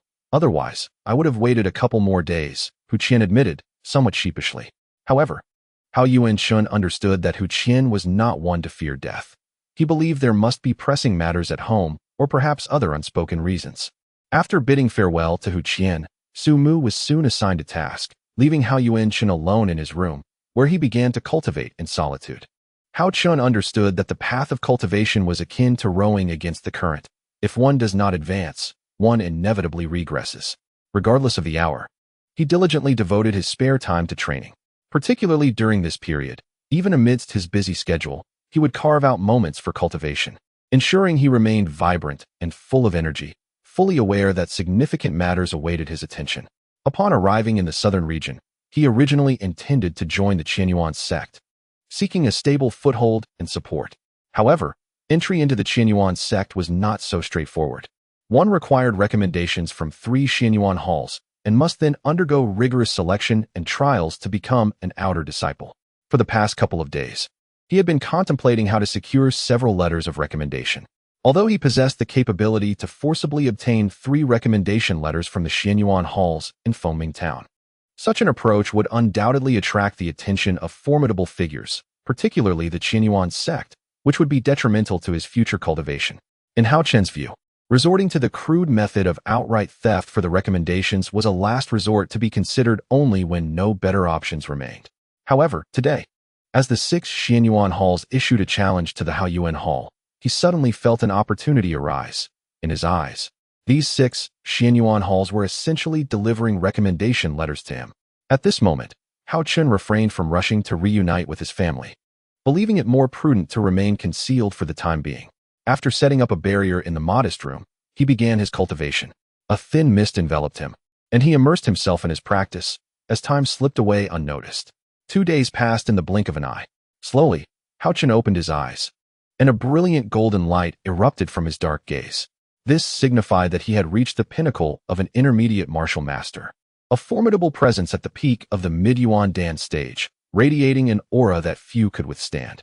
Alas, it seemed that breaking through to a higher martial master level would not be so easily achieved. Haochen sighed softly, fully aware of the perilous situation facing the Haoyuan hall. If he could manage to advance to the late Yuan Dan stage or attain the higher martial master realm in this time frame, his odds against the 6 challengers would undoubtedly improve significantly. Rising slowly, Haochen exited the room and realized it was already the evening of the following day. Tomorrow, the Haoyuan hall would face a significant battle, with only the members of the Hao family and a few elderly residents remaining. Those like Haochen, who had only been there for a few days and had not yet departed, were few and far between. As he walked through the hall, he encountered members of the Haoyuan hall, who greeted him politely. Clearly, those who had resolutely chosen to stay and share in the fate of the Haoyuan hall earned the respect of others. Unbeknownst to him, he meandered into a garden in the rear courtyard. The garden was adorned with exotic flowers and plants, complete with pavilions and water features, serving as a tranquil haven. Suddenly, faintly ahead, he discerned the sound of a woman quietly weeping. Though the sound was faint and distant from the position of Haochen, it resonated with remarkable clarity in his ears. Who was weeping there? Following the source of the sound, Haochen approached with measured steps. Chapter 302. The True Feelings in Times of Crisis. After traversing a distance of several dozen paces, Haochen finally beheld the origin of the sound. A young maiden leaning against the bench of a pavilion, her head bowed in sorrowful tears. Thus, he was unable to discern her features. However, through his spiritual perception, he had already identified her as the woman he had glimpsed fleetingly the day he awaited his lodging assignment in the courtyard. According to Sumu, this young lady was a distant relative of Hao Yuanheng, who had sought refuge in the Hao family following a significant upheaval in her household the previous year. Having resided in Haoyuan Hall for nearly a year, she had maintained a low profile, rarely seen by anyone other than the Hao family members. Even Haochen had only caught a brief glimpse of her during a serendipitous encounter. What burdens her heart, and why is she alone here shedding tears? If it is not too much to ask, would you be willing to share your troubles with me? We are both wanderers in this vast world, and perhaps voicing your sorrows will lighten your heart, he remarked, standing beside the maiden with an expression of concern. To Haochen's surprise, the young woman did not glance at him even once. With a cold huff, she stood and turned away, nearly causing the self-assured Haochen to stumble in disbelief. What an attitude! You give a hint of color, and you truly wish to open a dye shop, he retorted at her retreating figure. This was the first time he had been rebuffed by a woman, and despite his usual nonchalance, he felt a twinge of displeasure. However, though he was somewhat unsettled, he would not dwell on it. At that moment, Haochen extended his spiritual senses over the entirety of Haoyuan Hall, intent on locating his mother's quarters. He could not allow any harm to befall her. Aside from this girl, there were no other women in the hall. Could it be that his mother did not reside here? Haochen pondered, yet upon further investigation, the situation remained unchanged. After aimlessly wandering the garden for a time and taking stock, he returned to his own quarters. Just as he prepared to resume his cultivation, a sudden voice from outside interrupted him. Bang! Bang!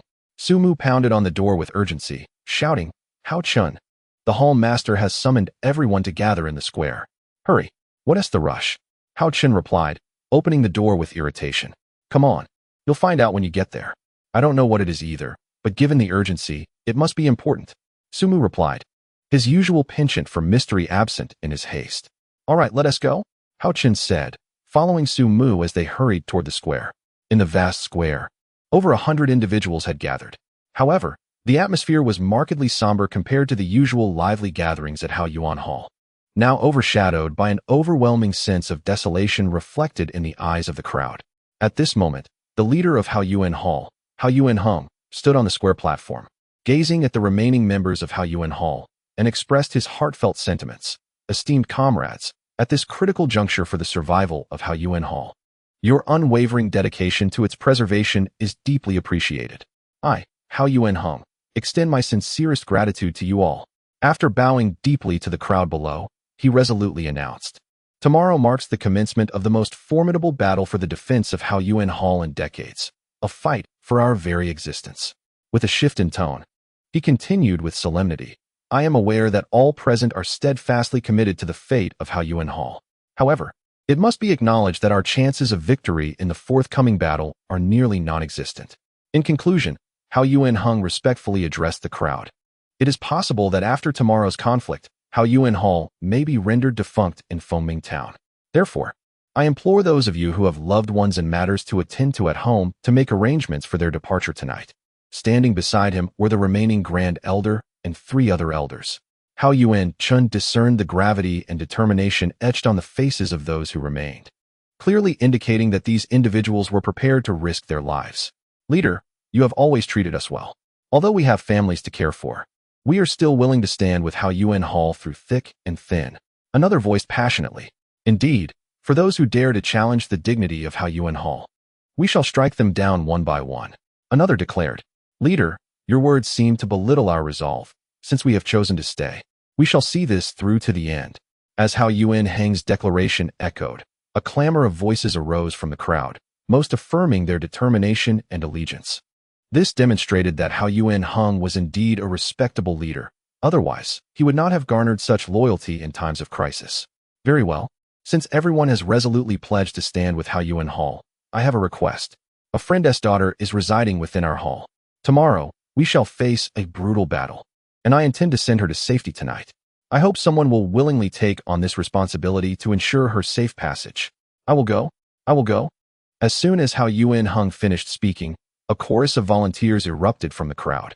"Ah, it seems many are eager to be the gallant protectors," Haoyuan Chun remarked nonchalantly from among the throng.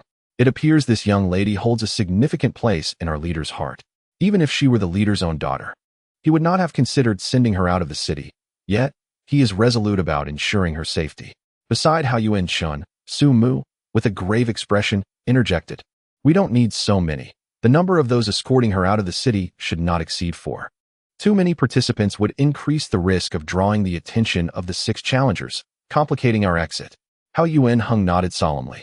He then added, "In fact, I already have a few individuals in mind. I just wonder if they would be willing. Leader, please name them directly. If anyone among us is unwilling to go, I shall not let it rest." One voice from the crowd shouted in response to Haoyuan Hung's hint. "Those who are aware understand that he is driven purely by passion. Those who are unaware might mistakenly believe he is merely engaging in a charade with Haoyuan Hang. The 4 individuals I have mentioned are among you. Should anyone wish to abstain, I, Haoyuan, will not compel you. Haochi, Haochiching, Lu Zik, Chen Hao. Do you 4 wish to escort this lady to a place of safety and ensure her well-being throughout the journey?"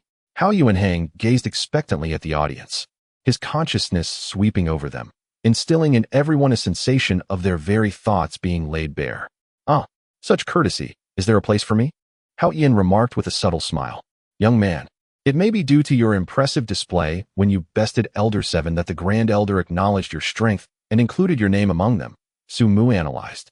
He then teasingly added, "However, this is indeed fortuitous. If you successfully escort the young lady, the rewards you reap may well rival a year's salary. Haha. No objections. No objections. No objections." The first 3 replied in unison. Only Haoyan remained silent, while on stage. Haoyuan Hang and Grand Elder Chu Siyuan seemed to have pinpointed Haoyan's position. The 2 mid-stage Foundation establishment experts cast their gaze upon him, causing Haoyan to feel somewhat uneasy. Chapter 303. Do not engage with the gathering. The first 3 had already raised their hands in agreement to escort the young lady out of the city. leaving only one person unaccounted for. Following the gazes of the two Foundation establishment masters, the crowd below soon recognized Haochen's presence. In an instant, it became clear to all that this unassuming young man was the last to be chosen for the task. Some felt a pang of jealousy and indignation, while others observed Haochen's apparent indecision, their eyes ablaze with fury, fixated on him. It seemed that if Haochen dared to decline, many would rush forward to confront him, ready to reduce him to a mere pulp. At that moment, Haochen, since his arrival at Shihai City's Shinka residence, had transformed his appearance. Aside from his encounter with the four ladies at Ziyu Pavilion, where he reverted to his original visage, he had maintained his disguise since then. Thus, even as Hao Yuanhang scanned him with his consciousness, no flaw was detected. "I too am willing to undertake this journey," Hao Yan remarked calmly, bowing slightly to Hao Yuanhang. In truth, he would have relished the opportunity to serve as a protector of beauty. However, recalling his earlier encounter in the garden with that haughty woman, who had dismissed him without a second glance, left him feeling somewhat displeased. The prospect of being singled out to protect her did not sit well with him. Upon hearing Hao Yan's agreement, Hao Yuanheng and Grand Elder Chu Siyuan both wore warm smiles. The expressions of the others in the audience also brightened considerably upon seeing Hao Yan's countenance. After a brief exchange of instructions, Hao Yan, along with the other three, was escorted into the small sitting room of Hao Yuanheng's chamber. "This is 1,000 inferior essence stones. If you escort this woman along with the three individuals to Lu City, you may depart at your leisure. Naturally, upon arrival in Lu City, I trust the city lord will bestow generous rewards. Young brother, I hope you can lend your assistance to these three." Hao Yuanheng politely addressed Hao Chun. He chuckled, "Master, you are too kind. I shall do my utmost." Hao Chun replied with a light laugh. At this moment, he discerned that among the three tasked with escorting the woman out of the city, two were members of the Hao family, while the third appeared to have some connection to Lu City. It seemed that only Hao Chun was an outsider. However, it was likely that the others had already inferred that Hao Chun possessed extraordinary abilities, hence their request for his inclusion in the escort team. Realizing that the situation had reached this juncture, Hao Chun could no longer conceal his identity. He transmitted a message to Hao Yuanheng, suggesting they speak privately. Once they exited the small parlor, Hao Chun handed Hao Yuanheng a token. To the secret chamber, Hao Yuanheng received the token, utterly astonished. Upon entering the secret chamber, Hao Chun restored his true appearance. In a moment of deep emotional connection, he knelt before Hao Yuanheng. "Father, it is I, Hao Chun. I have searched for you for so long." He fell into his father's embrace, and the two wept together. Afterward, Hao Chun recounted his experiences and his grandfather's current circumstances to Hao Yuanheng. In turn, Hao Yuanheng shared his own adventures with Zhu Fengwu. 13 years prior, while traveling, Hao Yuanheng and his mother, Zhu Fengwu, inadvertently discovered a passage between the Qingqian Mountains and the Qingyan Forest, leading them to the central southern region. However, after a period of time in the south, they were unable to locate the passage back to the northern territories and were compelled to remain there. He then narrated the situation of Hao Chen's mother and sister, revealing another aspect of his identity. Hao Yuanheng was affiliated with the headquarters of the Five-Sect Alliance on Tianyuan continent, serving as an intelligence officer, while Hao Yuan Hall functioned as a covert intelligence station for the Alliance. Had it not been for their serendipitous reunion, Hao Yuanheng would have utilized a long-distance communication talisman to contact the headquarters for assistance in addressing the current crisis. The specifics of this matter were secrets not to be divulged, even to one's own son. Therefore, Hao Yuanheng could only disclose so much to Hao Chun. The means of contacting the headquarters remained unknown to Hao Chun, who had no desire to learn, as he had his own intelligence network. After analyzing the situation regarding Hao Yuan Hall, the father and son concluded that they should engage if they were capable, or retreat if they were not, with plans to return later to reassess. Upon revealing his true cultivation level and capabilities, Hao Yuanheng was astonished to discover that Hao Chun was not only at the pinnacle of a mid-level martial master, but also at the peak of the mid-stage essence core realm, a dual-talented prodigy in both martial and mystical arts.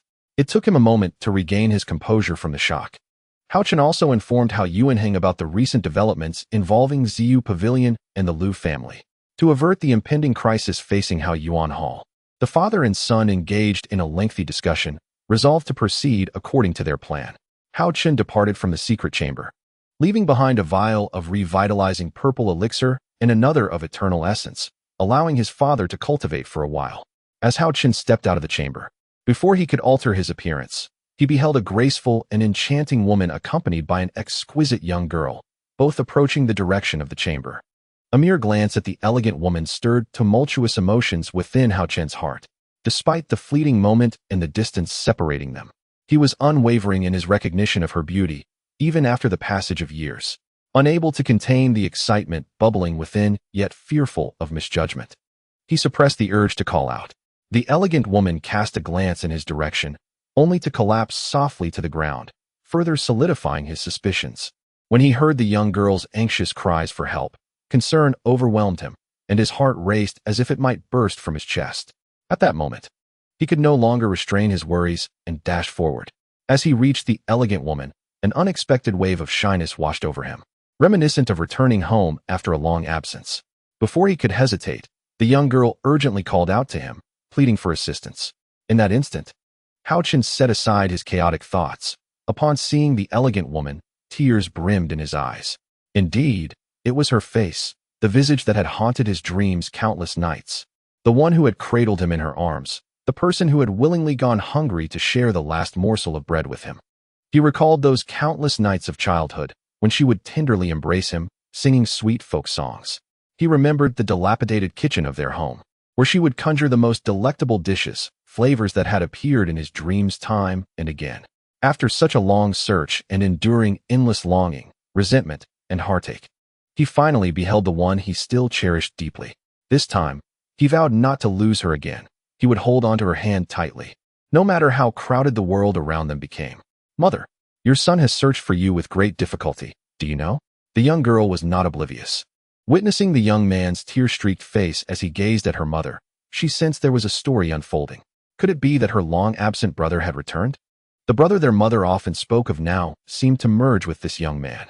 Before she could inquire, she saw him scoop her mother up and hastily carry her towards the house ahead. "Hey, big brother, where are you taking her?" "That's my home up ahead. Could you please help me bring my mother there?" Haochen paid no heed to the girl's words, instead racing toward the location she had indicated.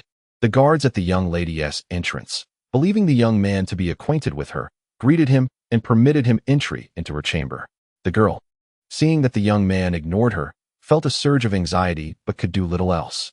She dispatched someone to inform the clan leader while closely trailing behind the young man into her own room. By the time Zhu Fengwu Yuyu awakened, it was already evening. She had always been in fragile health, and today, upon unexpectedly encountering her long-lost son, she was overwhelmed with emotion and fainted. Upon regaining consciousness, she found herself surrounded by the drapery of her daughter's room. The recollection of the earlier events filled her with anxiety, as she feared it might all be a mere dream. Before she could rise from the bed, she overheard muffled voices outside, and upon listening closely, she realized it was the voices of her daughter Shaner and an unfamiliar man. At that moment, disregarding everything else, Zhu Fengwu hastily leapt from her bed, slipping on no shoes, and rushed toward the door. A young man stood tall outside, and although the light was dim, Zhu Fengwu instantly recognized him as the son she had entrusted to her father-in-law all those years ago, her dear, unfortunate child. No mother could fail to recognize her own offspring. Even after years of separation, even when he was just a small child with yet to be fully developed features, she knew with one glance that this was her son. "Qinchin, is that you? My child, I am your mother," she called out, her voice choked with emotion. Hearing the tremor in his mother's voice, Shaner felt a pang of sorrow as Zhu Fengwu extended her trembling hands, gazing hopefully at Haochen. "Mother, I am Qinchin. I am Qinchin. Mother," Haochen exclaimed, his voice filled with excitement. "My poor child, I thought I would never see you again," Zhu Fengwu cried, and the sound of her voice brought tears to Shaner's eyes as she turned away to wipe them. "Shaner, come here and meet your brother." Zhu Fengwu beckoned her daughter. "Brother." Shaner had always imagined her brother's appearance through their mother's descriptions. Today, at last, she was face to face with him, and she rushed into Haochen's embrace, overwhelmed with emotion. The three of them formed a tight embrace, crying, laughing, sharing their tales of separation, and reveling in the joy of their reunion. This time was different.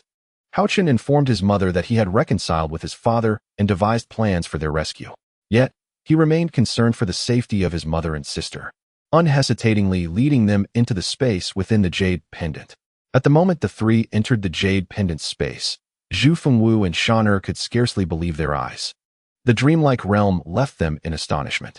Haochen summoned Linger and Xiaozue, explaining that this was their mother, Zhu Fengwu, and their sister, Shaner, who would reside here for a while, and he hoped they would take good care of them. The cooling building held an abundance of provisions, ensuring their needs for food and drink were met. Once he had settled his mother and sister, Haochen finally departed from the Jade Pendant space. Chapter 304. A stroll outside. After leaving the Jade Pendant space, Haochen made his way to the backyard of Haochen, where he was to meet those escorting the young lady out of the city.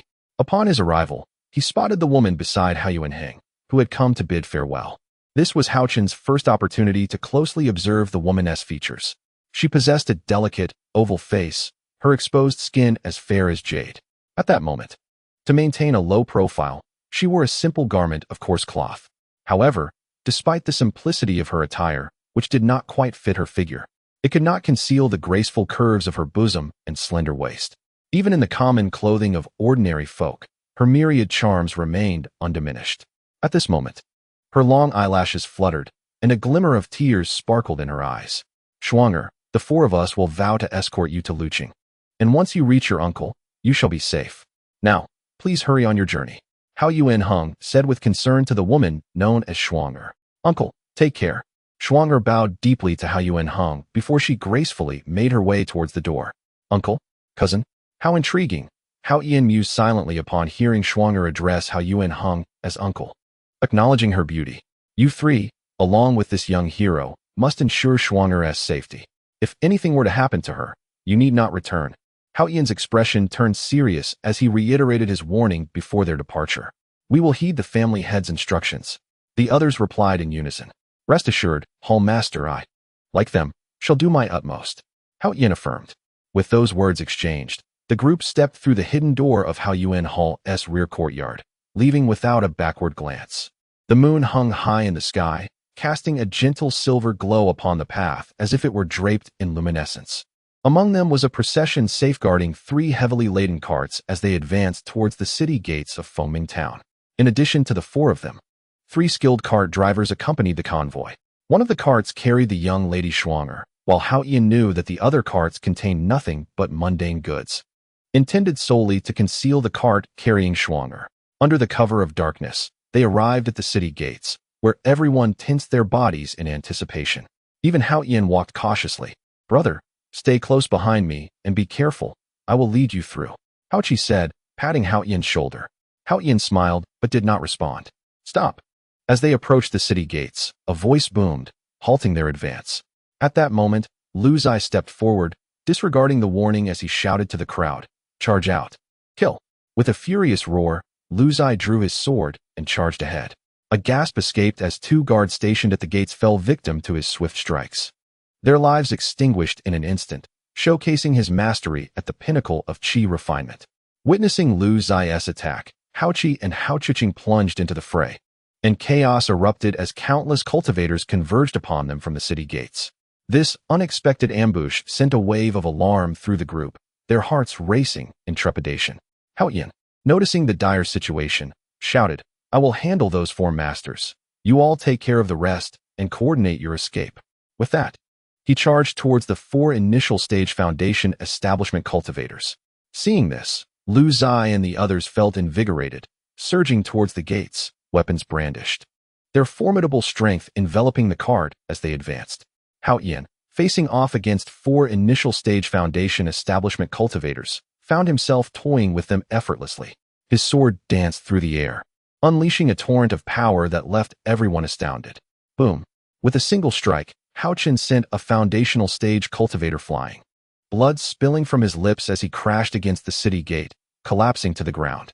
In the face of the assault from 4 late foundational stage practitioners, Hao Chun remained composed, each of his strikes causing his opponent's arms to tremble and blood to seep from their mouths. Witnessing this, Lu Zai and his companions rallied their spirits, each unleashing their spells directly upon the city gate, ultimately forcing it open. "Let us break through." The 3 men, flanked by 3 charioteers protecting their 3 carts, brandished their swords and surged out of the city.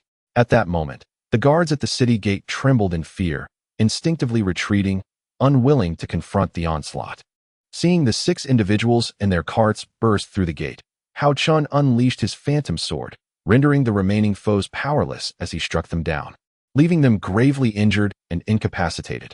Just as Haochen prepared to step outside the city, his senses detected two more formidable presences approaching from the distance. Lu Zai, you and the others take Schwanger and leave first. I shall entertain our visitors for a while before joining you. Haochen called out to Lu Zai and his companions, who had just escaped the city. As he spoke, two powerful figures had already alighted at the city gate. Two old men out for a midnight stroll instead of resting at home. It must be quite exhausting to fly about. Come, take a moment to rest. A youthful voice echoed from the ground as the two late foundational stage cultivators arrived. Impudent wretch, who dares to obstruct our path? Barked the elder clad in a green robe, glaring at Haochen, who stood atop a large stone. I too am merely restless and out for a stroll. Elder, do you not see my gesture as one of respect for the elderly and care for the young? Haochen replied with a playful grin. Are you truly seeking your own demise? The younger-looking elder retorted, his anger palpable. Pray, do not be angered. As the saying goes, excessive rage harms the body. It would be quite the challenge to find a healer at this hour, wouldn't it? Haochen continued to jest, perched atop the stone as the two elders hovered before him. From the aura irradiating during their flight, Haochen discerned they were merely two late foundational stage cultivators, easily manageable for him at this juncture. You insolent boy, you truly court death. The younger elder, incensed by Haochen's insolence, struck down upon him with a palm. To his eyes, the young man bore no trace of energy, appearing just like an ordinary person. He intended to dispatch him without further ado. With a resounding crash, the younger elder unleashed a strike with 50% of his power, shattering the stone beneath Haochen, debris scattering amidst a cloud of dust, leaving nothing but rubble in its wake. Unaware of your own insignificance, brother, let us depart. The younger elder scoffed, casting a disdainful glance at the remnants of the stone where Haochen once stood before turning away toward the city gate. Hee, old man, you are truly recklessly endangering lives. The voice of a young man echoed as two elderly figures had just taken a couple of steps forward. Humph, you possess quite the resilience. The elder clad in a blue robe snorted coldly, and at that moment, he too made his move. The blue-robed elder clearly wielded a far more formidable force than the previously mentioned younger elder, and it was estimated that he exerted at least 80% of his internal energy. Of course, my life is quite substantial, but yours pales in comparison. As Haochen calculated the time, he surmised that Lu Zai and his entourage had already ventured far from the city gates. Thus, he ceased the idle chatter with the two elders and drew forth the Feihong sword, sweeping it towards them. The two elders felt a sudden flash of crimson before them. A streak of red light swiftly severed their throats, rendering them lifeless, their heads rolling into the dust. You two old fools, I had no intention of killing you, yet you dared to harbor murderous intent against me. Thus, you cannot blame me for your demise. Given your callous disregard for life, I can only surmise that your hands are stained with the blood of countless innocents. Sheathing the Feihong sword, Haochen brushed off the dust from his hands and body, then locked onto the direction of his companions, swiftly catching up to the 6 men and 1 woman. My apologies for the delay. I had to deal with those 2 old geezers. Thank you all for your hard work. Haochen feigned humility as he clasped his fists in greeting, a smile of contrition gracing his face. The 6 men and 1 woman exchanged glances, pondering among themselves, what manner of prodigy is this young man? Chapter 305. Overestimating One's Abilities, Part 1. Having slain 2 foundational realm experts taking a stroll, Haochen rejoined Lu Zai and the others, relieved to see that the 3 men and 1 woman, along with the 3 cart drivers and their 3 intact horse-drawn carriages, were unharmed. He suggested they take a brief respite before continuing their journey. Let us recuperate and restore our energy. We may yet encounter pursuers. Haochen approached them, producing several recovery pills and handing them out. After the duration of an incense stick, everyone had regained their strength. Let us proceed. Our rest has been sufficiently long. With everyone revitalized, Lu Zai stood up to speak. Indeed, it is time to set forth. Just as Lu Zai concluded his statement, a chilling, resounding laughter emanated from the distant woods, followed by the emergence of 3 figures soaring above the treetops. Foundational realm experts? As the silhouettes appeared, all present, save for Haochen, were taken aback, collectively gasping in astonishment. Everyone understood that such aerial movement required one to attain the foundational realm, and only those at the mid-foundational stage or higher could sustain prolonged flight. Thus, it was clear to them that these three were the very foundational realm experts they most dreaded encountering. Haha. Does the Hao Yuan Hall not announce their departure when leaving the city? It seems we must graciously await your farewell. One figure clad in white robes jested with a mocking laugh. As the laughter faded, three figures gracefully descended upon the clearing where the group rested. It soon became evident to Haochen and his companions that these were three elderly men of Foundation Establishment realm. Their landing was so subtle that not a speck of dust was disturbed, indicating that each possessed cultivation at least at the mid-stage of Foundation Establishment. Uncertain of the identities of these esteemed elders and their purpose in obstructing their path, Lu Zihe, clearly the most senior among them, took the lead. The others naturally looked to him for guidance, and he was the first to speak up. Haochen observed silently from the side, choosing to watch the unfolding events. What obstruction do you speak of? We have merely come to bid you farewell, exclaimed the elder in the white robe, a playful glint in his eyes. Old you, let us not waste words with them. Let us hasten their departure so we may return to rest, urged a disdainful elder clad in blue. Very well, let us proceed, nodded the elder in white. Schwanger, flee quickly, I will confront him. Upon hearing the elder's words, Lu Zihe, fully aware of their intent, let out a thunderous shout and charged at the elder in white, sword raised. In that moment, Lu Zihe, overestimating his own strength, sought to engage the elder in a life-and-death struggle. He seemed oblivious to the futility of a confrontation between a fully realized Qi refinement practitioner and a mid-stage Foundation Establishment master, an endeavor fraught with peril. Only Haochen, the prodigy capable of defeating Foundation Establishment opponents while in the Qi refinement realm, could achieve such a feat, and with Haochen present. What need was there for such bravado? With a resounding thud, the elder in white effortlessly waved his sleeve, sending Lu Zihe flying like a kite severed from its string. The faces of those present turned ashen upon witnessing Lu Zihe's swift defeat at the hands of the elder in white. In that moment, with fate hanging in the balance, shock enveloped the group. Even if there had been just one mid-stage Foundation Establishment master among them, their combined strength would scarcely ensure their escape unscathed. Then, the elder in white leapt into the air, unleashing a formidable hand that aimed to strike down upon the encircled Schwanger and her companions. Seeing this, Hao Qi and Hao Yu had already conjured a protective barrier of vital energy, shielding themselves and Schwanger within. As the elder's colossal hand descended, Hao Qi and Hao Yu understood full well that their barrier would be insufficient to withstand such force. Nonetheless, they braced for impact, having done all they could. At that moment, they slowly closed their eyes, prepared for the worst.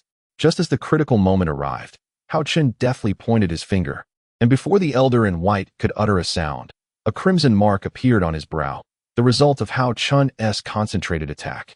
With a sputter, the elder in white, midair, was engulfed in a shower of crimson, hurtling over 10 zhong away before crashing to the ground, his scalp tingling from the unexpected turn of events. Haochen leaped gracefully before Hao Qi and Hao Yu, casting a disdainful glance at the old man lying on the ground, blood spilling from his mouth. A late-stage Foundation Establishment expert? Such a young practitioner at this level? At this moment, the two other elders finally came to their senses, astonished by Haochen's nonchalant demeanor. They could hardly fathom that this seemingly harmless young man was indeed a formidable late-stage Foundation Establishment cultivator. Had they not witnessed him effortlessly slay a mid-stage Foundation Establishment practitioner, they would never have believed such a youth could possess such prowess. Little did they know, Haochen often engaged in the art of deception, leading others to underestimate him as merely a Foundation Establishment cultivator, while he was actually a pinnacle mid-level grand martial artist and a mid-stage pinnacle Yuan Dan realm cultivator. Is he the one who killed him? Could it truly be him? In stark contrast to the two elders' disbelief were Hao Qi and his companions. Young man, you are not one of Hao Yuan Hall's members. I advise you to refrain from intervening in our grievances with them, spoke one elder clad in blue. Who says I am not a member of Hao Yuan Hall? Just 3 days ago, I was appointed as a mentor there. If you wish to harm the people of Hao Yuan Hall, you must first pass through me. Hao Chun replied dismissively, casting a scornful look at the blue-clad elder. Do you truly believe you can defeat both of us alone? Scoffed the green-clad elder with a derisive snort. As long as you do not oppose me, you may leave now, Hao Chun said, his expression unwavering and cold. Such an arrogant youth. Does he really think himself invincible? The green-clad elder, enraged by Hao Chun's words, suddenly struck out a palm towards him. Simultaneously, the blue-clad elder seized the opportunity and leaped forward, delivering a punch aimed at Haochen. The two attacks, a palm and a fist, converged to envelop Haochen in their oppressive force. The might of Foundation establishment experts bore down upon him, leaving him with no avenue for retreat or advance. Standing a short distance behind Haochen, Hao Qi and the others, witnessing this lethal tableau, paled and slowly closed their eyes. Chapter 306. Underestimating One's Own Strength. Part 2a. At the sound of Miss Schwanger's startled exclamation, Haochen sprang into action. Hearing her cry, Hao Qi and the others opened their eyes to see a flash of red light as the flying rainbow sword transformed into a streak of brilliance, meeting the green-clad elder's palm head-on. Before the cry could fully escape, Haochen's figure had already appeared at the elder's right side. The elder's right hand now lay quietly on the ground. Clutching his severed wrist with his left hand, the green-clad elder's face turned pale, not from the pain coursing through him, but from the shock that this young man had instilled. He had distinctly felt his punch enveloping Haochen entirely. Logically, the pressure from the field should have rendered the opponent immobile. Yet, how was it that Haochen could unleash such a sharp counterattack? The elder in the blue robe, who had once believed victory was assured, felt a flash of crimson light before he instantaneously lost his right hand. What kind of speed is this? This was the singular thought occupying the mind of the blue-robed elder at that moment. Meanwhile, the members of Haochen were even more astonished than the elder who had lost his hand. They had clearly witnessed Haochen being ensnared by the might of two foundational stage warriors. In such a scenario, they would have been utterly immobilized. Yet, how was it that Haochen not only managed to move, but also launched a counterattack? At that moment, everyone began to genuinely believe that Xuanhao was far from an ordinary figure. The elder in the blue robe, who was at the mid-foundational stage, observed the scene with utmost clarity, nearly toppling from the air in shock. When he realized that his punch had completely sealed off the young man's escape route, a fleeting sense of joy surged within him, for he believed that this young man could not possibly conjure any spells to thwart his ambush. Unexpectedly, just as their fists connected, the young man, unbeknownst to them, wielded a radiant red longsword and casually swung it upward. One of his companions let out a piercing scream. Astonishingly, the young man remained unbound by the spatial constraints, the only explanation being that his cultivation level surpassed theirs. I warned you that if you left, I would not pursue you. Now, it is too late to depart, Haochen coldly remarked, casting a disdainful glance at the two elders who stood frozen in place. I shall fight you to the bitter end. The elder in the blue robe, suspended in the void, understood that there would be no easy resolution today. If he wished to survive, he had to fight with all his might, or face certain death. With a fierce shout, the elder unleashed a flurry of palm strikes, each imbued with a golden aura the size of a foot, racing towards Haochen. Seeking death, old man?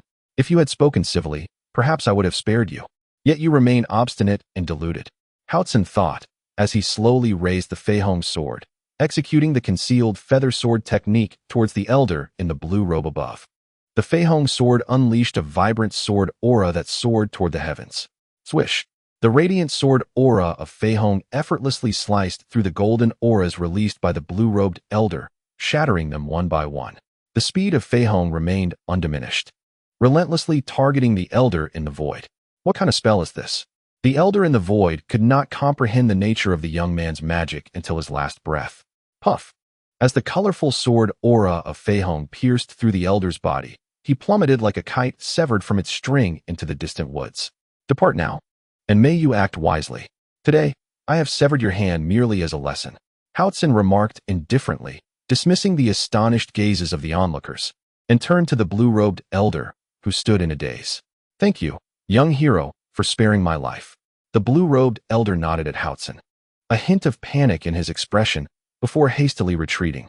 Let us also take our leave. As the dawn light began to break, Haochen spoke calmly to the astonished group around him. Elder brother. Just as Haochen had taken but a few steps, a sudden sound of a woman weeping and calling out reached his ears from behind. The voice was unmistakably that of the young lady, Shuang-er. Haochen was already aware that Shuang-er's full name was Luhan Shuang, and that she was indeed related to Lu Zihe, though the specifics of their connection eluded him. However, witnessing Shuang-er in such profound sorrow suggested a bond of considerable significance. Shuang-er, please cease your tears. Brother Lu has already departed. We shall seek vengeance on his behalf another day, Haochen said, supporting the grief-stricken Lu Hanshuang with concern. At that moment, Lu Zihe lay beside them, having breathed his last. No, I must avenge him now, Lu Hanshuang exclaimed, fiercely shaking off Haochen's supportive grasp. She suddenly stood, leaping to kneel before Haochen, imploring, "Hero, please pause.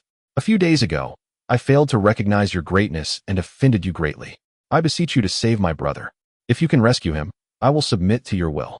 Seeing the proud and frosty beauty humbly seeking his assistance stirred Haochen's compassion. In truth, he had no intention of abandoning Lu Zihe. He merely wished to ascertain whether, in such dire straits, they still held on to some semblance of human virtue. This was also a subtle test of the moral fortitude of the Hao family's descendants. Approaching Lu Zihe, Haochen crouched down and probed with his spirit sense, discovering the tragic state of Lu Zihe, whose meridians were shattered and liver reduced to a pulp. He then gestured for Lu Hanshuang and the others to step back. Haochen tore apart Lu Zihe's garments, placing his hands over the liver region, channeling the essence of wood from the 5 elements into Lu Zihe's body. As dawn broke, Haochen gradually concluded his efforts and consumed a recovery pill. Taking a moment to rest, under Haochen's meticulous care, Lu Zihe's breath began to show signs of improvement. To the astonishment of the onlookers, they witnessed Haochen's miraculous healing prowess. Lu Zihe's breathing returned to a steady rhythm. "I have achieved the objective of dispersing several formidable practitioners from the Xianyuan Hall. Now I shall return to exact vengeance," Haochen declared to the still-dazed group. In truth, when Haochen had encountered Hao Yuan Hong, they had devised a strategy.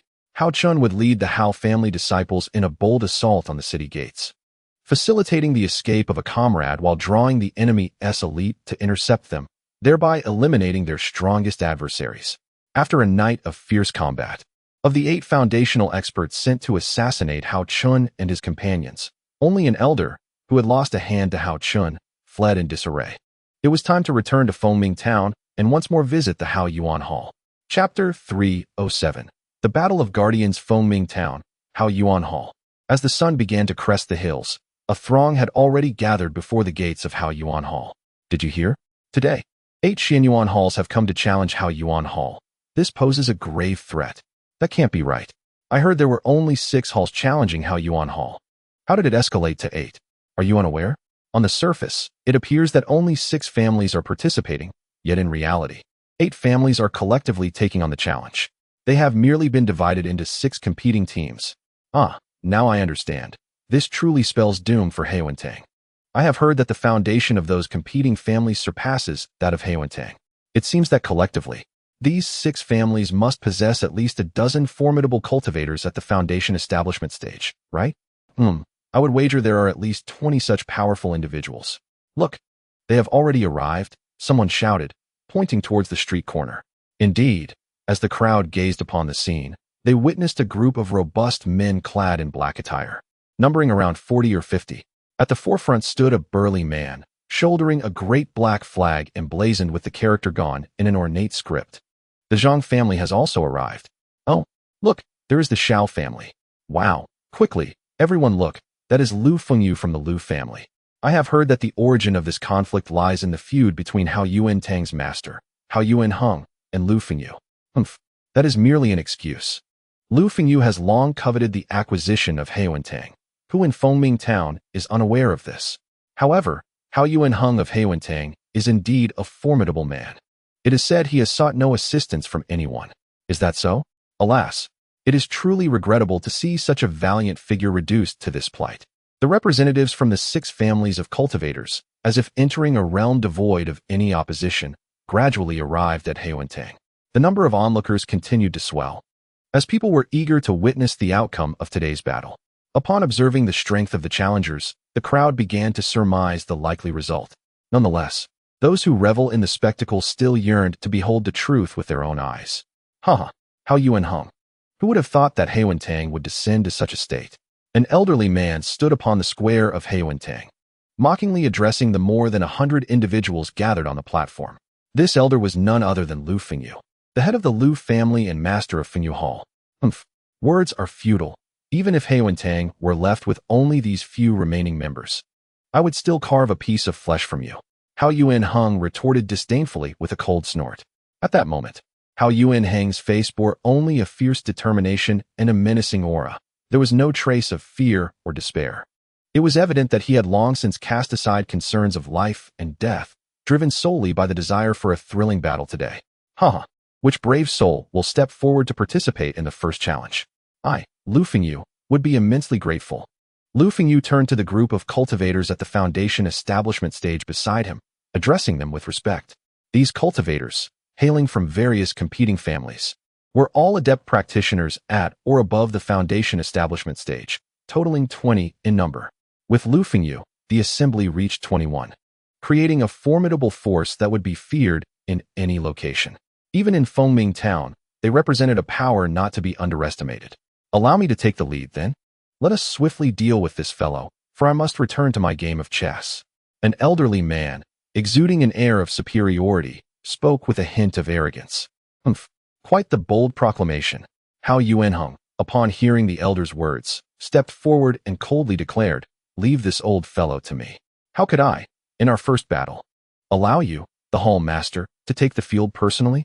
The Grand Elder of the Hao Yuan Hall, Chu Siyuan, grasped Hao Yuan-hung's arm, a smile gracing his features. It was evident that the two had resolved themselves to face their fate without trepidation. With a swift motion, Grand Elder Chu Siyuan positioned himself in an open area of the square.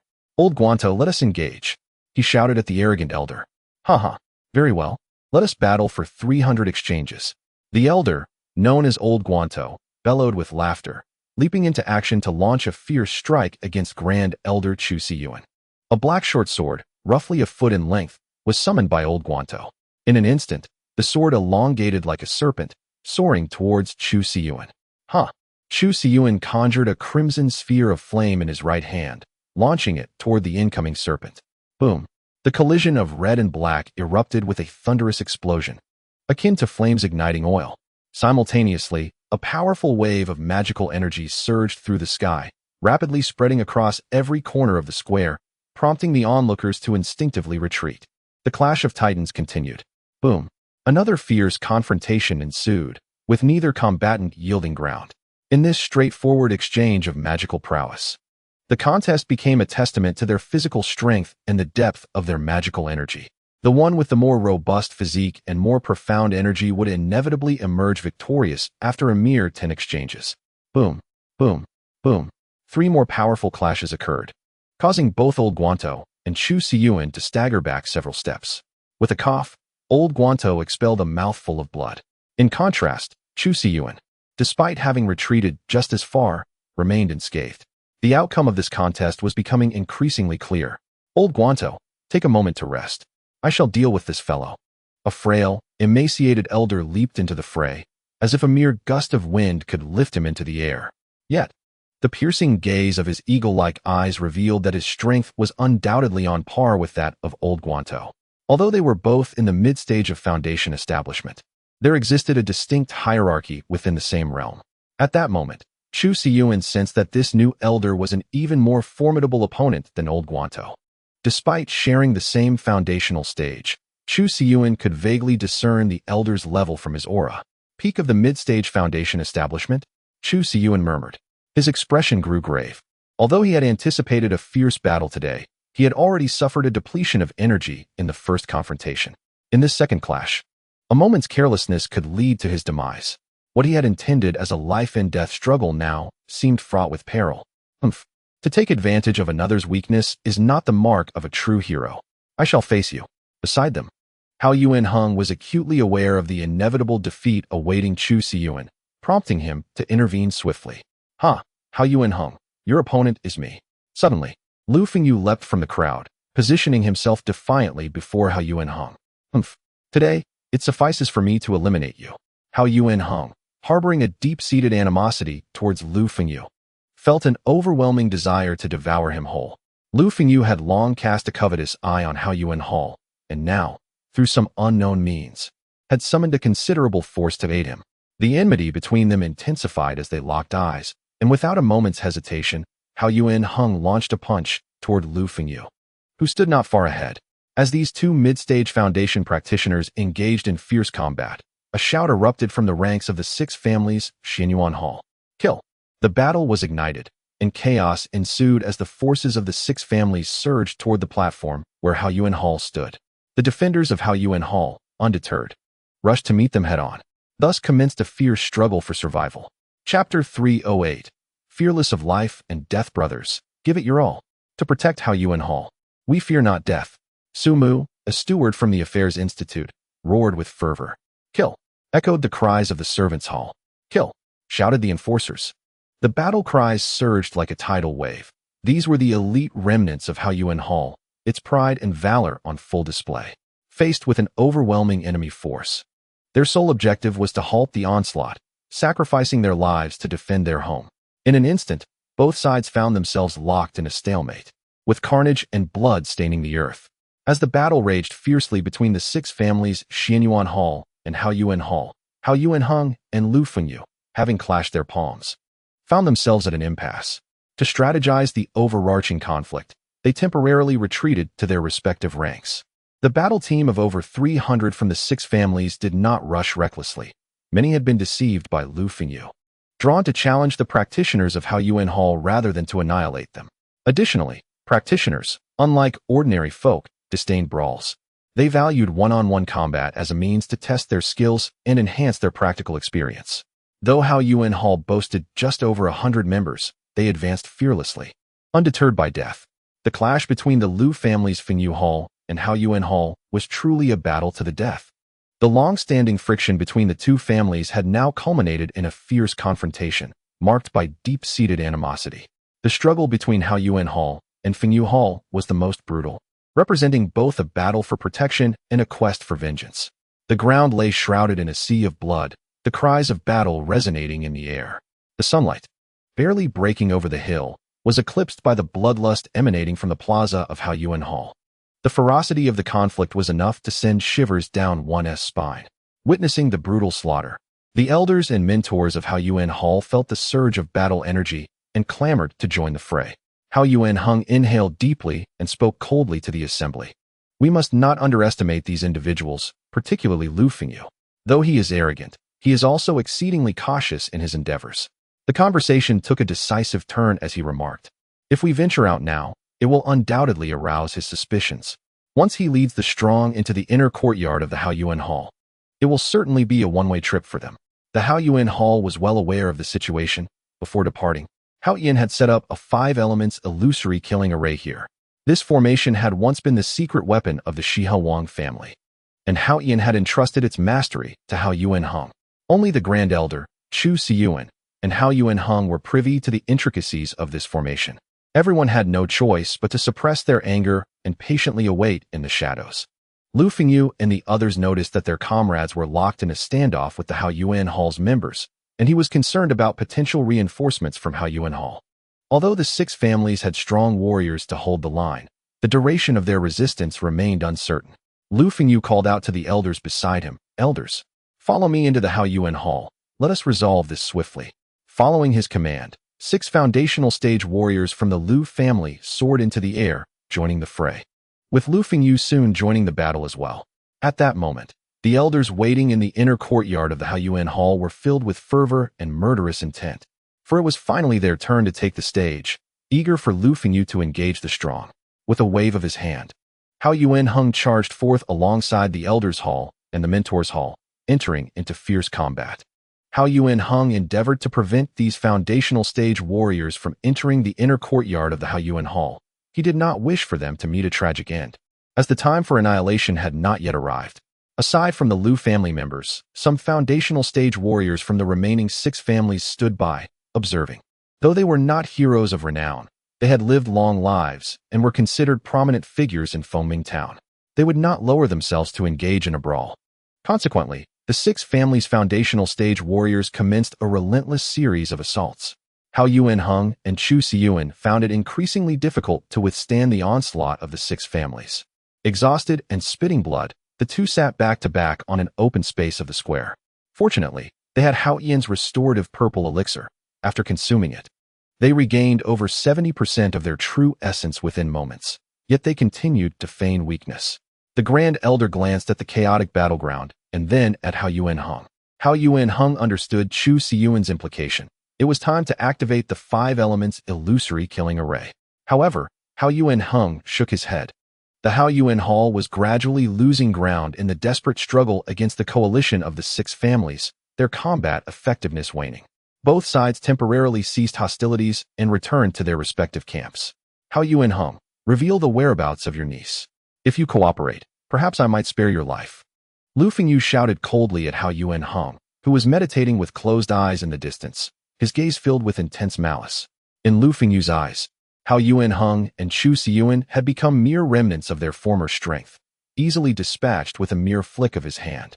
Not willing to speak, are you? Lu Fengyu casually struck at one of Hao Yuanheng's disciples, a shriek piercing the air as the disciple lost an arm. You old tortoise, I will fight you to the end. In the crowd of Haochen, a middle-aged man was about to charge out to confront Lu Fengyu. Su Mu, do not act impulsively. Brother Su Mu, do not go. This middle-aged man was none other than Su Mu, who at that moment had lost his left arm, leaving him with only his right. His reckless behavior stemmed from the gratitude he felt towards Hao Yuanheng, who had once taken him under his wing. When Haochen first opened, Su Mu had come seeking work as a laborer, but to his astonishment, Hao Yuanheng made an exception and taught him martial arts, as well as various techniques. A once impoverished youth, who could barely afford a meal, began to lead a life free from want after encountering Hao Yuanheng. This kindness was forever etched in Su Mu's heart. Witnessing his benefactor being humiliated by Lu Fengyu, he could no longer remain passive. I will kill that old bastard. Su Mu shouted, forcefully pushing through the crowd. How dare you seek death? Lu Fengyu, noticing the commotion, casually struck out at Su Mu with a palm. It was evident that Lu Fengyu did not expend much energy in this attack. Yet it was undeniable that with Su Mu's current cultivation at the 5th level of Qi refinement, a hit from this palm could either lead to his demise or severely cripple his abilities. Su Mu quickly dodged. The crowd cried out in unison, some even covering their eyes, unwilling to witness their comrade, who had shared both joys and hardships with them, be reduced to a bloody pulp. With a thunderous sound, the crowd slowly turned their gaze, only to discover that Su Mu had not budged an inch. To their astonishment, a young figure had appeared beside him at some point. Chapter 309. A critical moment. The palm strike from Lu Fengyu did not rend Su Mu asunder. In that critical instant, Hao Yan descended upon the plaza of Haochen. As Lu Fengyu's palm approached Su Mu, Hao Yan intervened mid-air, neutralizing the fatal blow. Brother Su, I apologize for my tardiness. I have caused you suffering. Hao Yan placed a hand on Su Mu's shoulder where his arm had been severed, his eyes filled with remorse. Is your arm still intact? It is. I have it with me, Su Mu replied, puzzled by Hao Yan's inquiry. That is well. I am relieved to hear it. Hao Yan expressed his comfort, knowing that if the arm were shattered, it would necessitate the use of a regeneration pill. Brother, did you not leave? Why have you returned? Su Mu exclaimed, a mix of emotions swelling within him.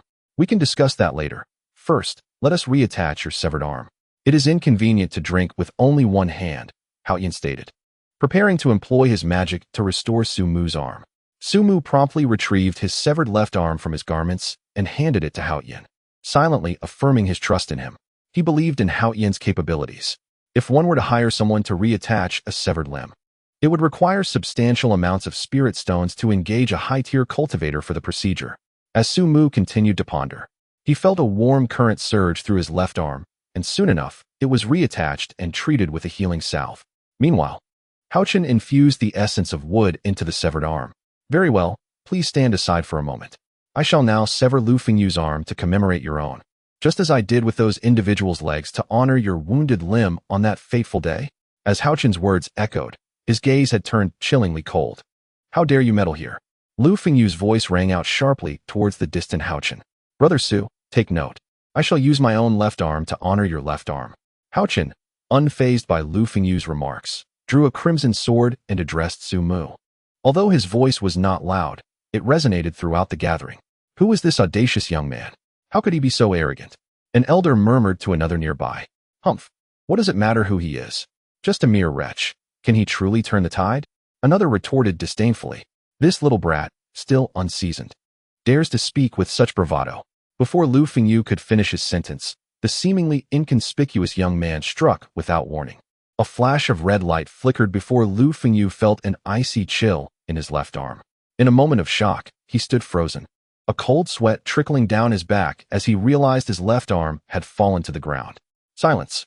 The square, once filled with mocking laughter, fell into an eerie stillness. Everyone speculated about the young man's true capabilities, especially the sword in his hand. Was it truly a legendary artifact? It is he. It is indeed him. Did he not escort the Hall Master's niece away? How has he returned? What strength does he possess to sever the arm of a mid-stage Foundation cultivator with such ease? The members of the Haochen Hall recognized Haochen and were left wondering how he had made his return. Their foremost concern was, what manner of person was he? What power did he wield? Could he truly ensure their safety amidst so many powerful Foundation cultivators? Yet, it was clear that the hope they placed in Haochen was not substantial. How could they expect someone so youthful to rescue them from such formidable adversaries? Chen Hao, you have returned? What a schwanger. How Yuanheng finally noticed Haochen's presence. Rest assured, Schwanger is unharmed. From this day forth, the Haochen Hall shall encounter no further troubles. Haochen approached his father, assisting him to sit comfortably against a stone platform. If you had returned even a moment later, I would have had to activate the 5 elements illusionary killing array. Fortunately, you arrived just in time to prevent the initiation of the slaughter. Hao Yuanheng stated with a hint of resignation. Do not worry, I will be fine. Please rest for now. The remaining matters shall be entrusted to me. Let us keep the array's secrets concealed. Without allowing his father to respond further, Haochen leaped onto the platform. He addressed the crowd below. Those who wish to live may leave now. Where does this audacious young man come from? Humph. Do not presume that simply wielding a magnificent sword grants you the liberty to act as you please. Let us unite. Even if his sword is formidable, it cannot withstand the combined might of us all. The numerous foundational practitioners in the square, upon hearing such words from Haochen, felt their tempers flare and their anger surge. Disregarding their own statuses, they began to converge against this youth. The path you have chosen is of your own making. Do not blame me. Without waiting for a consensus, Haochen suddenly radiated a brilliant golden light and soared into the air. What? A practitioner at the foundational stage. He is actually at the late foundational stage. Such a young individual at the late foundational stage. As Haochen leapt up, unleashing a potent aura, the 21 foundational practitioners surrounding him stared in astonishment, murmuring in disbelief. Their shock was momentarily interrupted when Haochen's sword energy jolted them back to reality. Swish! Standing in midair, Haochen unleashed waves of crimson sword energy towards the 21 assailants. Although some managed to evade the onslaught, a few were unfortunate enough to lose their left arms. In an instant, the crowd in the square was left in a state of utter disbelief. Practitioners below the foundational stage hastily retreated or fled the area, with some even escaping from the Haochen Hall square. They never anticipated that such a young man would be a late foundational stage powerhouse. Those aged practitioners, in their 50s, 60s, or even 70s, wondered if their years of cultivation had yielded nothing of substance. This revelation was deeply disheartening, yet it was not the most shocking aspect. What astounded them most was the long sword in the young man's hand, which seemed like a divine artifact, with sword energy that appeared invincible and capable of shattering anything. Haochen continued to swing his sword at the foundational practitioners in the square, his sword energy rampaging with relentless ferocity. Initially, the 21 foundational practitioners attempted to counterattack, but once they realized that even the most basic defensive artifacts could be pierced by the sword energy, they finally relented. However, Haochen's true essence was finite, and the energy consumed by the sword strikes was considerable. Gazing upon the assembled crowd, a radiant smile spread across Haochen's face as he finally ceased the onslaught. Young hero, we acknowledge our errors. Please, grant us a chance at redemption. As Haochen halted his swordplay, an elderly foundational practitioner knelt in supplication. Humph! What a lack of backbone. A foundational practitioner from the Liu family scoffed at the sight of the elder begging for mercy to save his life. Swish! Suddenly, before the words of the Liu family practitioner had fully escaped his lips, Haochen, who had been poised in the air with his sword, swung it, sending a streak of crimson sword energy toward the Liu family practitioner. The foundational cultivator from the Liu family sensed a flash of red light before he could react, and he fell lifeless to the ground. Chapter 310.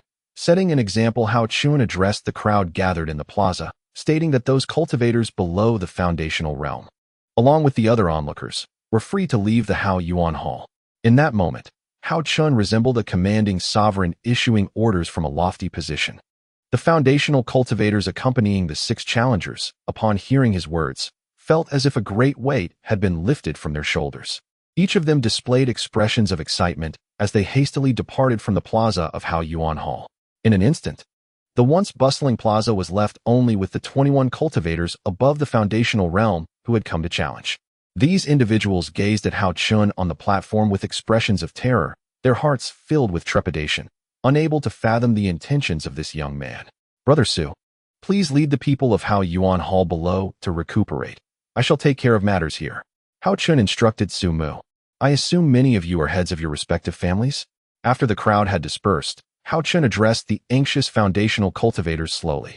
Confusion spread among the individuals below, as they could not comprehend the reason behind this young man's inquiry. Particularly, several family heads felt a chill run down their spines, their already uneasy feelings exacerbated, leaving them feeling utterly despondent. Fear not, let me be frank with you. My visit to Fengming Town is merely a stopover. My ultimate goal is to participate in the selection of outer disciples at Qianyuan sect. However, I find myself lacking in recommendation letters. I wonder if you gentlemen might assist me with this small favor? Haochen discerned that these individuals had surely misconstrued his intentions, and thus he articulated his thoughts. He did not wish to frighten these elderly gentlemen to the point of distress, as such a reaction could lead to dire consequences. This young hero, it is not that we are unwilling to assist you, but rather that our families lack the capacity to provide recommendation letters, an elder responded nervously.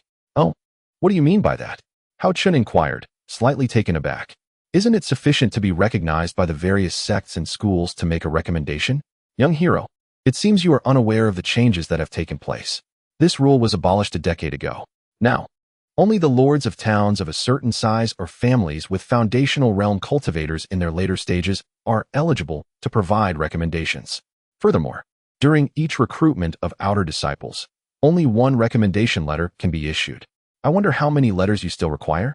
An elder explained, his tone more relaxed. Previously, the crowd had harbored resentment towards Haochen, but upon hearing his intention to participate in the selection at Qianyuan sect, their animosity suddenly diminished. At that moment, they all wished to spare no expense to curry favor with this promising disciple of the Qianyuan sect, for they were all astute individuals who had lived for decades. It is evident to all that with this young man's prowess, he would undoubtedly excel in the Qianyuan sect. Should he join the Qianyuan sect and spend some time there, he would certainly emerge as a formidable force within its ranks. By the time he descends the mountain, he may very well have attained a level beyond the Yuandan realm. Hence, anyone who fails to curry favor with this future Yuandan powerhouse would be deemed either a fool or a madman.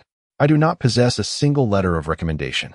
Upon hearing the elder's words, Haochen furrowed his brow and remarked casually, What? Not even one? This could present quite a challenge. An elder mused thoughtfully. What challenge could there be? Starting today, I grant you all 1 month to procure letters of recommendation for me, and thus I shall have 6. Haochen replied with a sly grin. As soon as these words left his lips, the previously flushed faces of the crowd turned ashen once more. They were acutely aware that this task was exceedingly daunting, nearly impossible for individuals of their background, as such letters could only be issued by the lords of towns of at least moderate standing. Moreover, endorsing such talents came with significant responsibilities. Should any issues arise with the recommended individual at the Qianyuan sect, the sect would not spare the endorser from repercussions. A myriad of expressions swept across the crowd, each more telling than the last.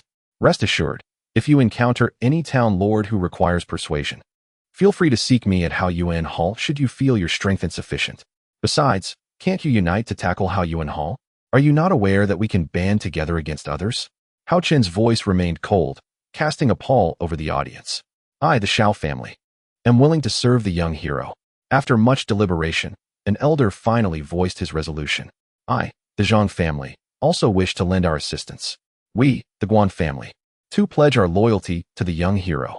With one voice leading, the rest of the assembly quickly expressed their allegiance.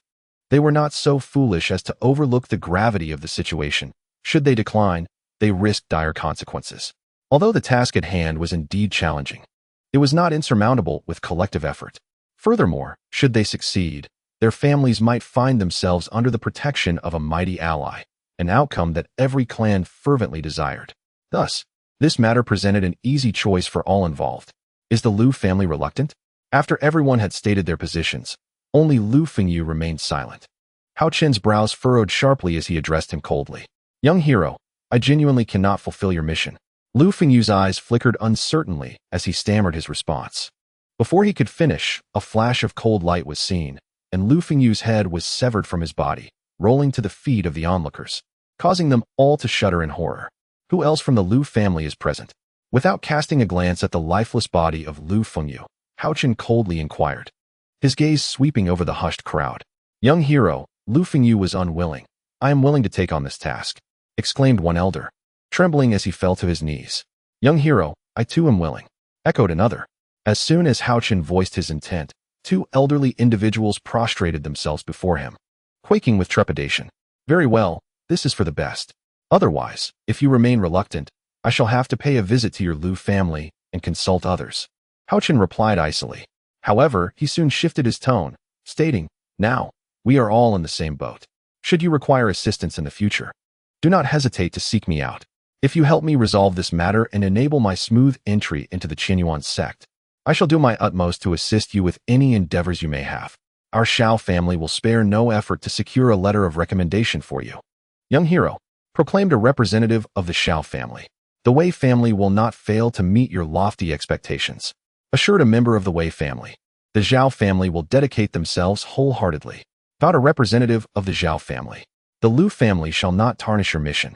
Upon hearing Haochen articulate their deepest desires, the crowd's faces brightened with joy. After all, this was a prodigious talent they had previously strived to befriend, and they were eager to cultivate a favorable relationship with such a potential powerhouse of the future. Chapter 311. A display of dominance. The fierce battle to eradicate the sect concluded dramatically with Haochen's arrival. The following day, rumors swept through Fengming town, claiming that the 6 families of the Shuyuan Hall had aggressively stormed the Haoyuan Hall. What was originally intended as a friendly competition had left many astounded. Witnesses noted that numerous individuals emerging from the Haoyuan Hall bore grievous injuries. If it were merely a contest, how could they reconcile such devastation? After the defensive struggle, the Haoyuan Hall suffered significant losses. From over 1,000 members, only a scant few remained, the rest either dead or in flight. Such matters were naturally beyond Haochen's concern. In the Haoyuan Hall's secret chamber, Haochen convened with his father, Haoyuan Heng, and mother, Zhu Fengwu, to deliberate whether to expand the Haoyuan Hall's influence or return to Haozhou. Having learned from their recent ordeal, they unanimously agreed that it was prudent not to place all their eggs in one basket. Since they had already established a foothold, they would treat this as a branch of their ancestral home, ensuring their safety in the event of unforeseen calamities. Regarding the operations of the Haoyuan Hall, Haochen proposed to maintain normal activities for the time being. During this period, they would seek out a nearby estate as a site for family development, quietly strengthening their power and fostering ties with the Ziyu Pavilion, gradually transitioning into business affairs. Plans were set to shift towards commerce, with finances provided by Haochen and operations managed by his parents, while his cousin Ziyuan was invited to participate, joining the Qianyuan sect, establishing a base for intelligence gathering. And nurturing talent would fall under Haochen's purview, as he aimed to create an intelligence division in the southern region. With the strategy outlined, his father departed for urgent matters, while his mother, Zhu Fengwu, accompanied Haochen into the demon suppression tower to cultivate soul-refining techniques. After Shaner accompanied her mother for a stroll around the demon tower, she wished to return to the Jade Pendant space to spend a few days with Linger and Xiao Chui. Haha, Hall Master Hao. Surely your Haoyuan Hall possesses more strength than this. I merely sought to apply for a modest tutor position, yet you bring forth individuals of even lower realms to assess me. Could it be that Haoyuan Hall has no one left? Hao Chun emerged from the secret chamber, holding a folding fan, fanning himself as he admired the flora of the inner courtyard of Haoyuan Hall. As he approached the square, he overheard a derisive cold laugh. Humph, you truly consider yourself a great dish. I shall come to evaluate. Elder Chu Siyuan, the Grand Elder of Haoyuan Hall, snorted with evident fury. Haha, how delightful. I never imagined that the interview for a tutor at Haoyuan Hall would necessitate the Grand Elder to intervene personally, spoke an elderly man clad in gray, appearing to be in his 50s or 60s. Enough of this idle chatter. Let the horses run free. I am eager to see what abilities you possess. Chu Siyuan retorted coldly, rising from his seat on the platform, his eyes fixed on the gray-clad elder, filled with murderous intent. Haha, excellent. The gray-clad elder laughed heartily, launching a fiery punch towards Chu Siyuan with astonishing speed, reaching him in an instant. Late-stage foundation establishment? Chu Siyuan gasped inwardly, astonished that this gray-clad elder was indeed a formidable late-stage foundation establishment expert. No wonder several cultivators of initial to mid-foundation establishment from Haochen Hall had fallen before him. However, Chu Siyuan did not retreat in the face of the elder's fierce advance. Without hesitation, he unleashed his power, emanating the aura of mid-foundation establishment. Charging at the gray-clad elder. With a resounding boom, Chu Siyuan was sent reeling backward, landing squarely back in his previous seat. Uffed. He coughed up a mouthful of blood, his complexion turning ashen. His recently recovered body had been wounded anew. Meanwhile, the gray-clad elder stood firm, having not budged an inch, his gaze regarding Chu Siyuan with disdain. The esteemed Grand Elder of Haochen Hall is truly so feeble. I suggest you simply take down the sign of Haochen Hall and smash it. You. Chu Siyuan was about to retort, but in his anger, another spurt of blood erupted forth. The injuries compounded, clearly overwhelming his body. Haha, what of you? I could flatten your Haochen Hall as effortlessly as crushing a few ants.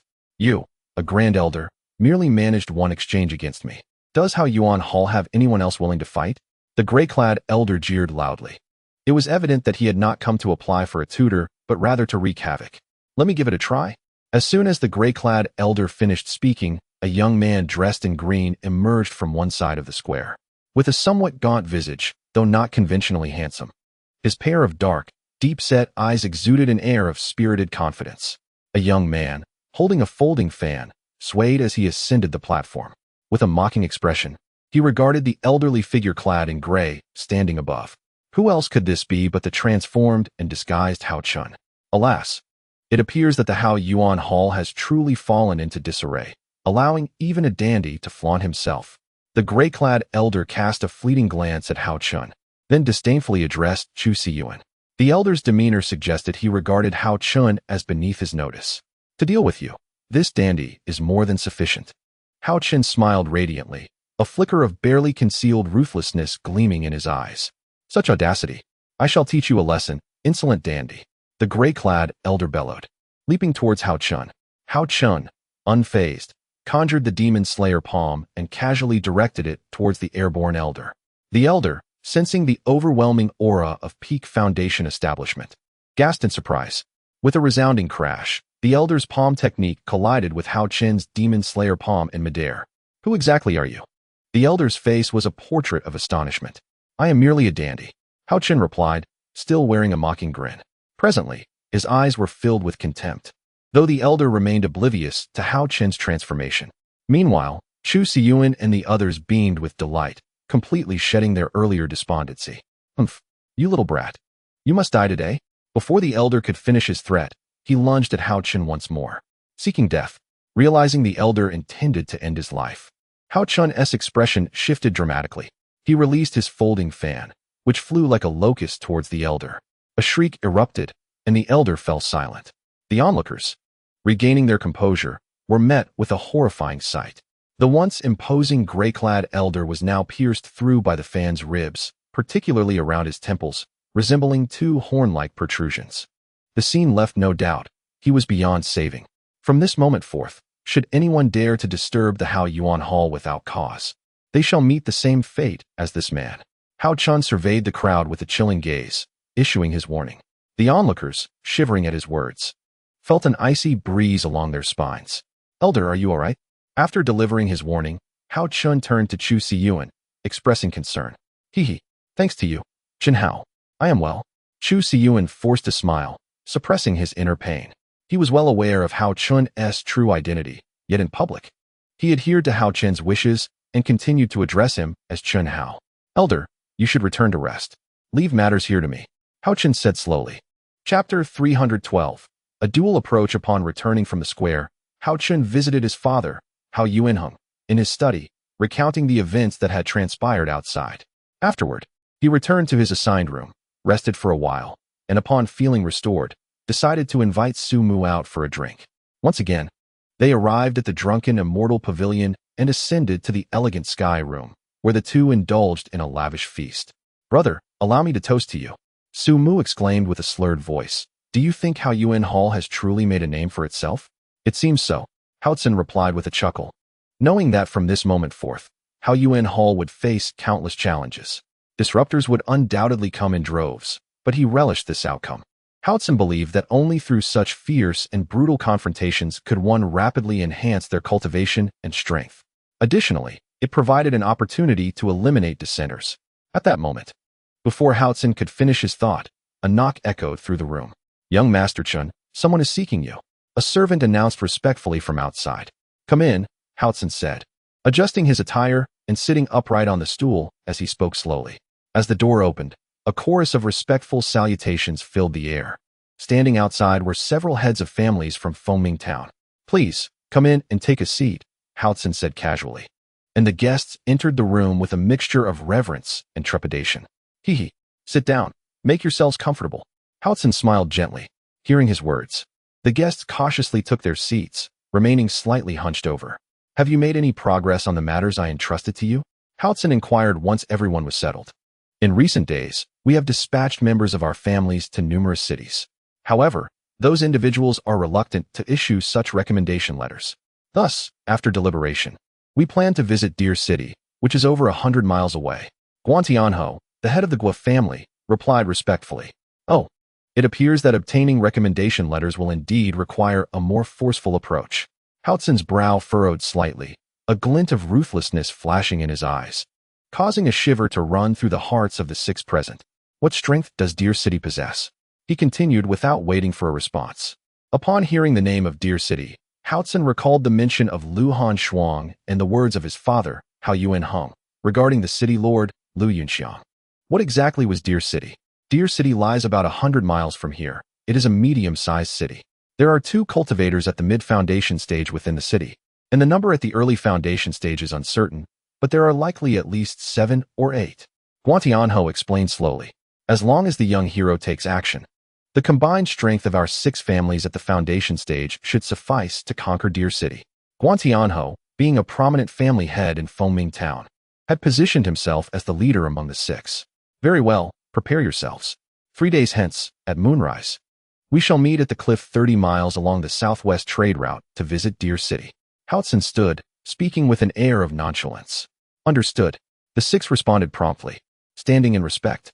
"Here is a vial of eternal essence. Share it among yourselves. It will expedite the healing of your wounds," Haochen remarked, casting a fleeting glance at Guantianho before tossing him 2 jade vials. Although their severed hands had been taken to be reattached, Haochen ensured they were well cared for.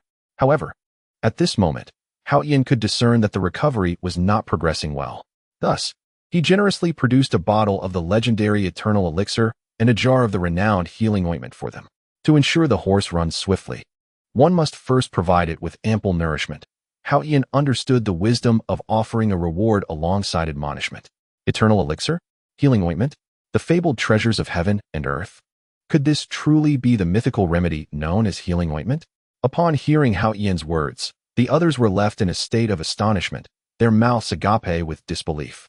"Indeed, when you return, examine your 21 foundation building comrades to see if anyone is still hindered by unresolved injuries. Those who find themselves incapacitated, please inform me, and I shall exert my utmost effort to restore them to their former state." Observing the collective astonishment etched upon their faces, Haochen spoke casually. The 6 clan leaders recognized that what Haochen had offered was an extraordinary opportunity. They collectively entertained the thought that, perhaps, after consuming the eternal elixir, the stagnation in their cultivation might finally be broken. After exiting the drunken immortal tower with Su Mu, Haochen found himself on the bustling streets of Fengming Town. Those who operated shops along this thoroughfare belonged to the prominent families of the town. This evening's objective was the Lu family's establishment, for Haochen had learned that the elder who had caused a disturbance at Haoyuan Hall earlier that day was indeed a member of the Lu family. Haochen was never one to show mercy. It depended on whom he was dealing with. If someone truly provoked him, especially those who were incorrigible, he would ensure that they regretted their actions for a lifetime. The Lu family was such a clan, having crossed paths with him at Ziyu Pavilion. Not long ago, members of the Lu family had ambushed Haochen, resulting in Su Mu sustaining an injury to his leg. Previously, He had only demanded a leg from each of them without claiming their lives. However, this time, as Haochen Hall had just suffered a devastating blow, they audaciously sent someone to exploit the situation. Such behavior was utterly despicable in Haochen's eyes. Thus, he had resolved to eliminate the latent threats surrounding his parents, particularly cleansing the ranks of those dissenters, ensuring that no lingering dangers would remain for the Haochen family in Fengming Town. He was acutely aware that as long as even a few unrepentant individuals emerged from such families, the rest would inevitably follow suit, a consequence of inherited flaws. As Haochen pondered the Lu family's machinations, he and Sumu strolled leisurely along the vibrant street, taking in the midnight ambience of Fengming Town. Despite the late hour, the streets were still teeming with throngs of people. Within one of the bustling commercial halls, a gathering of over a dozen individuals convened.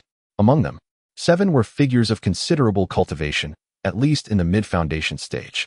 Lu Xiao, Lu Zhan, who had once forged enmity with Haochen Hall in Fengming Town, felt a deep sense of dissatisfaction. Recently, upon hearing that Haochen Hall had been severely weakened by the 6 families, he perceived an opportunity and incited his father to seize the moment to take down Haochen Hall. "What? They have already been slain?" exclaimed an elderly man clad in white, his face contorted with fury. The individual in question is Lu Feiyun, the head of the Lu family. After experiencing setbacks at the Ziyu Pavilion, he has been harboring a sense of indignation, constantly seeking an outlet for his frustrations. Coincidentally, upon hearing about the Haochen Hall from the 4th young master Lu, an agreement was swiftly reached. Thus, Lu Feiyun gathered a dozen individuals at the foundation establishment stage and stealthily infiltrated Fengming Town, extending their reach towards the Haochen Hall. "Indeed, master, I witnessed the corpse of the 3rd elder with my own eyes." "And where is he now?" Lu Feiyun suppressed the raging fury within him. "Speak plainly." "The 3rd elder is still at the entrance of the Haochen Hall." Bang! Lu Feiyun slammed his palm onto the stone table, shattering it into fragments with his immense power. Chapter 313. A self-inflicted calamity. Upon entering Fengming Town, Lu Feiyun dispatched his 3rd brother to the Haochen Hall to ascertain the truth. However, he did not return, sacrificing his life instead. "Gather the men. I shall raise the Haochen Hall to avenge the 3rd elder." Lu Feiyun roared, his eyes bloodshot. "Yes, master." The crowd responded in unison. "Haha, there is no need for such trouble. I have arrived." Huang Chen kicked open the door of the Lu family shop, laughing maniacally. Prior to this, Huang Chen had already locked onto the Lu family shop with his spiritual sense. This night, he appeared within the shop, still assuming the identity of Chun Hao, mockingly observing the individuals in the shop's hall. "Who dares intrude upon my Lu family shop?" Lu Feiyun bellowed at the newcomer. "Aren't you seeking to avenge the 3rd elder of the Lu family at the Haochen Hall? I am the one who killed him. Come at me if you dare," Huang Chen declared with overpowering confidence. "You killed the 3rd elder? Huh, what a grand jest. You think you can slay my 3rd brother?" Lu Feiyun scrutinized the young man who had burst through the door, casting a doubtful gaze upon Huang Chen. Lu Feiyun found himself amused by Huang Chen's words, perceiving him as nothing more than a reckless wastrel, either a madman or a fool. "Since you choose not to believe, then so be it," Huang Chen retorted, turning to leave. "Master, it is him. He is the young man I spoke of." Wei Gang, a sturdy man beside Lu Zhan, appeared as if he had seen a ghost. His face filled with terror as he gazed at Huang Chen, his legs trembling uncontrollably, especially the one that had been broken just days prior. "Father, this is indeed the young man from the Haochen Hall." Hearing Wei Gang's words, Lu Zhan's expression immediately shifted, and he hurriedly leaned towards Lu Feiyun, whispering urgently, "Stop. Are you truly a member of the Haochen Hall?" Lu Feiyun coldly inquired of Huang Chen. Without delay, he leaped forward, striking with a palm towards Huang Chen, who had just exited the hall. Bang! Huang Chen had long been prepared for a counterattack, swiftly turning to meet Lu Feiyun's palm with his own. The 2 palms clashed, producing a muffled sound, as both men staggered back a few steps to regain their footing. "Few can withstand my blood shadow palm. Indeed, you possess some skill," Lu Feiyun exclaimed, and before his words had faded, he charged at Huang Chen once more. "This old man possesses some ability. His aura suggests he is at least in the mid-stage of foundation establishment." Huang Chen thought to himself as he observed Lu Feiyun preparing another strike. To my astonishment, the Lu family harbors an existence at the mid-stage of foundation establishment. However, despite my surprise, with Haochen's prowess, this mid-stage practitioner would scarcely pose a threat. Could it be that the Lu family is affiliated with the Blood Shadow Demon sect? Haochen was aware that the members of this sect, including the Blood Demon and Blood Poison Guards, had all cultivated the Blood Shadow Palm, a most insidious and tyrannical technique, concealing a corrosive energy within its power. Once this energy penetrates the human body, it dissolves one's vital essence into the palm's force, ravaging the body and leading to an inevitable demise, often leaving the deceased as nothing more than a dried corpse. Yet, it was evident that Lu Feiyun had not mastered this technique. Had he encountered anyone else, he might have succumbed to the depletion of his vital essence. With a forceful stomp on the ground, Haochen propelled himself forward like an arrow towards Lu Feiyun. Donning the Luyun armor and equipping his gauntlets, channeling the power of the wind and thunder dark path from his dantian, he launched a powerful punch at Lu Feiyun. Seeing Haochen charge at him without a hint of evasion, Lu Feiyun sneered coldly. "You seek your own demise." With a fierce roar, he raised both hands above his head, slashing down towards Haochen with a palm strike that transformed into a myriad of blood shadow palms. Coalescing into a single line as it descended with overwhelming force, the sheer might tearing through the air with a thunderous explosion that sent shivers down one's spine. As Lu Feiyun unleashed the terrifying blood shadow palm once more, Haochen infused all his energy into the Luyun fist, roaring like a tiger as he met the impending barrage of palm shadows. With a resounding clash, Haochen's Luyun fist shattered through the layers of palm shadows, striking against Lu Feiyun's illusory blood-red palm.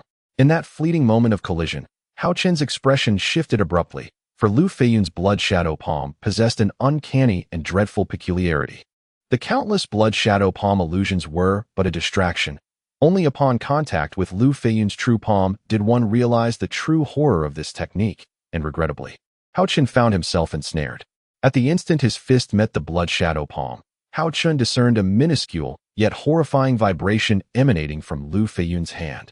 This tremor was imperceptible, concealed within the dazzling blood shadows.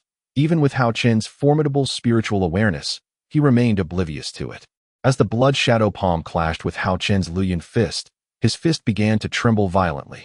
The terrifying speed of the vibration occurred countless times within a mere breath, causing Haochen's fists to crack, blood oozing from his tiger's mouth. Fortunately, his countless experiences in life and death battles kept him composed in this moment of peril. In the brief instant when the Luyun fist faltered, Haochen abruptly leaned back, executing a backward somersault. As the wind and thunder dark electricity within his dantian fervently devoured the toxicity emanating from the blood shadow palm, he summoned the demon soul blade, its dark radiance shooting towards Lu Feiyun's throat. Seeing Haochen manage to counterattack even in such dire circumstances startled Lu Feiyun momentarily, prompting a deep breath. In an instant, he altered the trajectory of the blood shadow palm, swatting at the incoming demon soul blade. Clang! The demon soul blade, hurtling forward, was effortlessly deflected by Lu Feiyun's blood shadow palm, embedding itself into the head of a stone lion at the entrance, the hilt quivering. Although he had thwarted the lethal strike of the demon soul blade, Lu Feiyun felt the blade's edge slice through his palm. A thread of demonic energy stealthily infiltrated his body. Lu Feiyun swiftly channeled a fragment of his magical power to seal the demonic essence, striving to maintain his composure. As he prepared to strike at the young man once more, he observed the body of Haochen flipping through the air, landing with a forceful push off the ground, soaring towards the edge of the town. "If you have the courage, follow me outside the town. Let us not engage in combat here and destroy the shop. I still have repairs to make." This provocation ignited Lu's murderous intent, prompting Haochen to hasten towards the town's outskirts. Fighting within the confines of Lu's shop would hinder his abilities and risk collateral damage. In the blink of an eye, Haochen had breached the city gates and flown out of Fengming town. Upon spotting the Lu family members arriving as anticipated, he afforded them no respite. With sudden ferocity, he unleashed the demonic explosive fist, its terrifying power manifesting as a barrage of punches directed at the Lu clan. Witnessing Haochen's preemptive strike, they were filled with outrage. One of them cursing, "You have no sense of a cultivator, denying us even a moment to breathe," akin to a rogue brawler. Nevertheless, Lu Feiyun instinctively halted, positioning himself protectively in front of his kin, his palms crossed in preparation. Boom! The force of Haochen's demonic explosive fist arrived in an instant, meeting Lu Feiyun's poised palms as he countered the incoming assault. A thunderous sound erupted as their fists collided, sending Lu Feiyun staggering backward several steps. Observing the relentless determination of his opponent, Lu Feiyun's fury ignited. Blood-burst hand. He altered his technique, launching a fierce strike towards Haochen. His palm, radiating a formidable crimson glow, aimed ruthlessly at Haochen's heart, seeking a decisive blow, slaughtering Demon's hand. In response, Haochen mused inwardly. So you possess hidden cards as well? Undeterred, he retaliated with a powerful strike of his own, forcefully meeting Lu Feiyun's blood-burst hand. Instantly, two surges of fierce energy collided. Boom.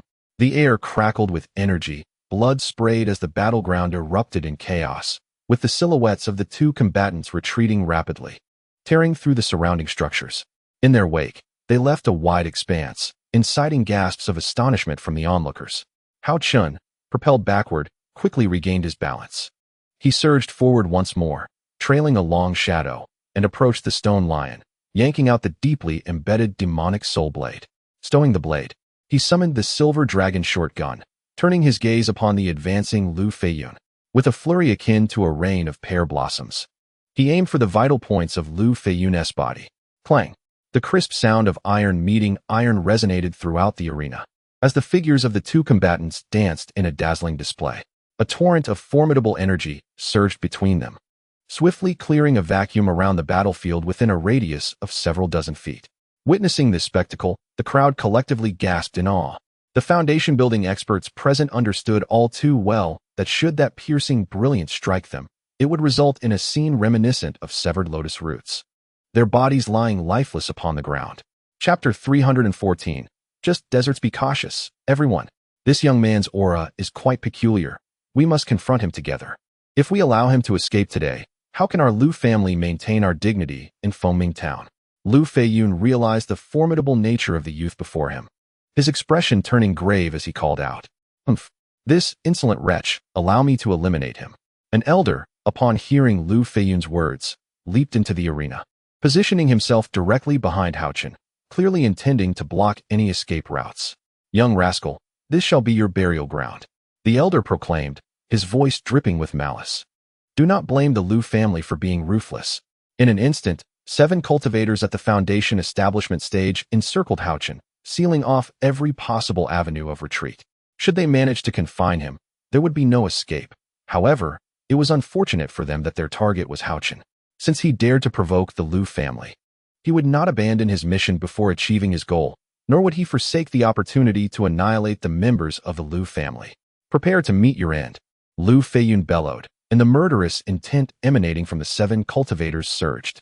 Before Haochen could react, he felt himself enveloped by a dense aura of hostility, which instilled an overwhelming sense of impending doom. "What is happening?" Haochen gasped, sensing himself surrounded as if by a legion.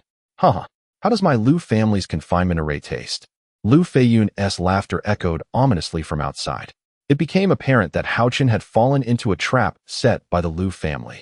At that moment, Haochen comprehended the gravity of his oversight. He had been overly complacent and arrogant.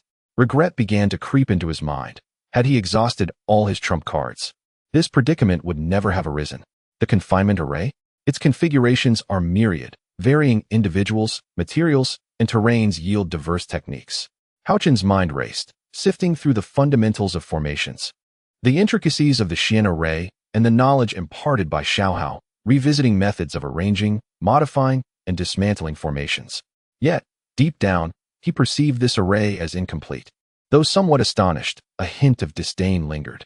After all, Haochen had set up confinement arrays in his temporary abodes countless times. Should someone manipulate such an array, they could conjure illusions and lethal formations. Yet, these were familiar constructs to him, ones he had mastered. First tier of the confinement array. Just as Haochen pondered a means to breach the array, Lu Feiyun's voice rang out with authority. As his words fell, the murderous aura within the array coalesced into a crimson sword light, hurtling toward Haochen. In that moment, Haochen activated his spirit eye technique, swiftly scanning for weaknesses in the confinement array's nodes. Break! His eyes gleamed with a cold light as he unleashed the demon-slaying palm, empowered by the forces of wind and thunder within him. The crimson sword lights unleashed by the Lu family were rendered impotent beneath the might of his palm. Unable to advance a single step, as the blood-red barrier conjured by the confinement array was shattered in an instant. The ethereal arrangement of the celestial confinement array, akin to a fragile eggshell, reverberated with the sounds of shattering. The members of the Lu family, who had set the array, spewed blood and retreated as the confinement array broke apart. A double-layered formation, an array within an array. Although Haochen found the Lu family's celestial confinement array intriguing, he still regarded the Lu clan members with disdain. Instead, he transmitted a message to Lu Feiyun. I look forward to clashing with you once more. This communication was audible only to Lu Feiyun, who trembled upon receiving Haochen's message. Were you not using the array to entrap me? Then I shall establish another formation within it. Haochen mused inwardly. Let me show you my prowess. Resolutely, he retrieved a mid-grade elemental stone from his storage pouch and, following the method for setting up a killing array, initiated a killing formation within the Lu family's celestial confinement array, employing the tactic of breaking one array with another. Haochen formed seals with his hands, condensing the sword radiance of the killing array into its intended form. As he channeled his true essence, the killing array transformed once more into a blade of light, launching an assault upon the sanguine barrier of the celestial confinement array. The Lu clan members outside the blood-red barrier wore expressions of glee. However, as the last remnants of blood light dissipated from the barrier, they were replaced by the blue luminescence of the Lu family's double-layered formation. In that fleeting moment of flickering blue light, Haochen's killing array abruptly halted, as if met by a soft barrier that thwarted its offensive maneuvers, leaving it ineffective against the blue light. At that moment, a peculiar expression crossed Haochen's face as he gazed at the array formed by the blue light, contemplating. The method of transformation in this array is indeed unique, but it cannot impede my killing array. With a thought, he pressed down into the void with his right hand. Upon doing so, the sword radiance of the killing array seemed to explode forth. Concurrently, a terrifying aura coalesced into a storm of murderous intent that swept outward. Those controlling the celestial confinement array from the outside were caught off guard, silenced before they could even utter a sound, falling victim to the killing array. Weaker members of the Lu family, situated further from the array, were likewise annihilated. At that moment, those who had mocked Haochen were gripped by fear, witnessing the true extent of his terror for the first time. Under the onslaught of the murderous storm, the blue light shattered, and the Lu family's celestial confinement array was dismantled. The instant the array was breached, Haochen stepped forward, pointing skyward with his right hand. As he did, the murderous aura coalesced once more, this time not as sword radiance, but as a dark, concentrated force infused with the essence of his dantian. With a series of sickening sounds, the remaining 3 practitioners at the Foundation establishment stage fell lifeless, their foreheads stained crimson. Witnessing such a horrifying scene, the onlookers scattered in panic. Amid the chaos, Haochen's consciousness locked onto one individual, intercepting them while allowing the others to flee unimpeded. Young brother, no esteemed hero, please spare me, Lu Xun pleaded, kneeling before Haochen. This is the result of your Lu family's own machinations. You cannot blame me. Haochen retorted coldly, a slight sneer gracing his lips. With a swift motion, he unleashed a finger technique that obliterated the stone lion behind him into mere fragments. Thus, in a single night, all 13 foundational cultivators of the Lu family met their demise. The Lu family scheme to have the Xiu Pavilion send people into the ancient desert battlefield to eradicate the demons met an untimely end, never to see fruition. Following this battle, the Lu family would never recover, ultimately facing annihilation at the hands of their enemies, vanishing without a trace. Chapter 315, Frenzied Cultivation, Part 1. Upon returning to Fengming Town, Haochen and Su Mu found the lurking figure of Su Mu near the Lu family shop, and together they departed from the area. After skillfully evading all pursuers, they finally made their way back to the residence of Haochen. By this time, dawn had begun to break. Once inside the inner courtyard, Haochen and Su Mu retreated to their respective chambers. Arriving at the courtyard where his mentor resided, Haochen commenced meditative healing. Settling into a cross-legged position, he ingested a recovery pill, allowing his internal energy to circulate slowly as he absorbed the medicinal properties. Although he had sustained injuries, they were not severe. He had consumed a recovery pill during the fight, and as he refined the effects of the newly ingested pill, the sunlight outside began to warm the room. Haochen sensed that despite the significant wounds he had endured, after recuperation, he felt a remarkable surge in his stagnant cultivation. nearing a breakthrough to the later stage of Yuandan. A whimsical thought crossed his mind. Perhaps another injury could catapult him past this threshold. Once revitalized, Haochen eagerly entered the jade pendant space, his thoughts lingering on the Liu family's array of the immortal trapping formation. Upon entering the storage area, he was greeted by Linger and Shaner, who approached hand in hand. Haochen merely smiled and nodded at the two. He then retrieved all the storage bags he had recently acquired, including those belonging to the Liu family's third elder and all 14 foundational cultivators, leaving none behind.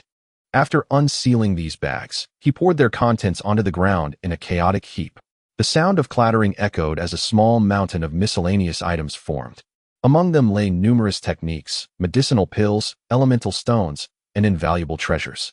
Haochen conducted a rough estimate, discovering that the elemental stones alone, if converted to lower-grade stones, amounted to over 1 million. The other rare treasures and miraculous pills were beyond valuation. No wonder, in such tumultuous times, many were drawn to the perilous trade of killing and plundering. It was indeed a promising profession.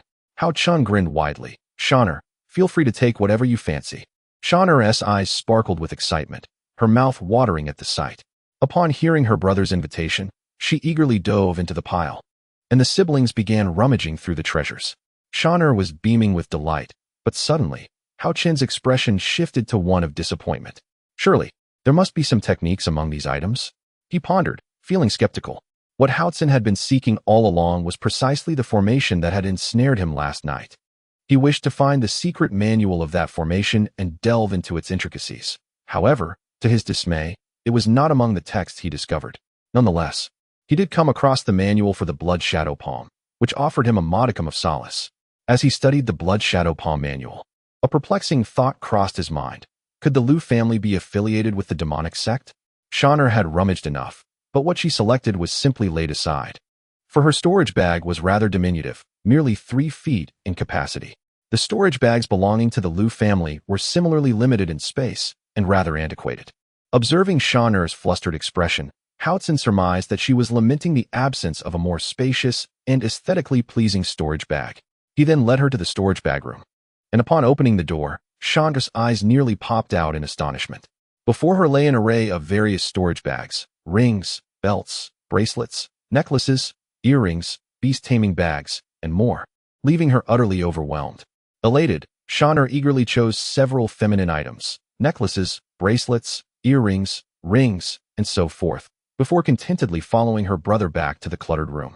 Subsequently, Linger and the Haochen siblings meticulously organized the mountain of items, categorizing them and placing each type into separate bags before ultimately storing everything in the designated storage room. Upon exiting the jade pendant space, they took a moment to examine the secluded courtyard where their mentor resided.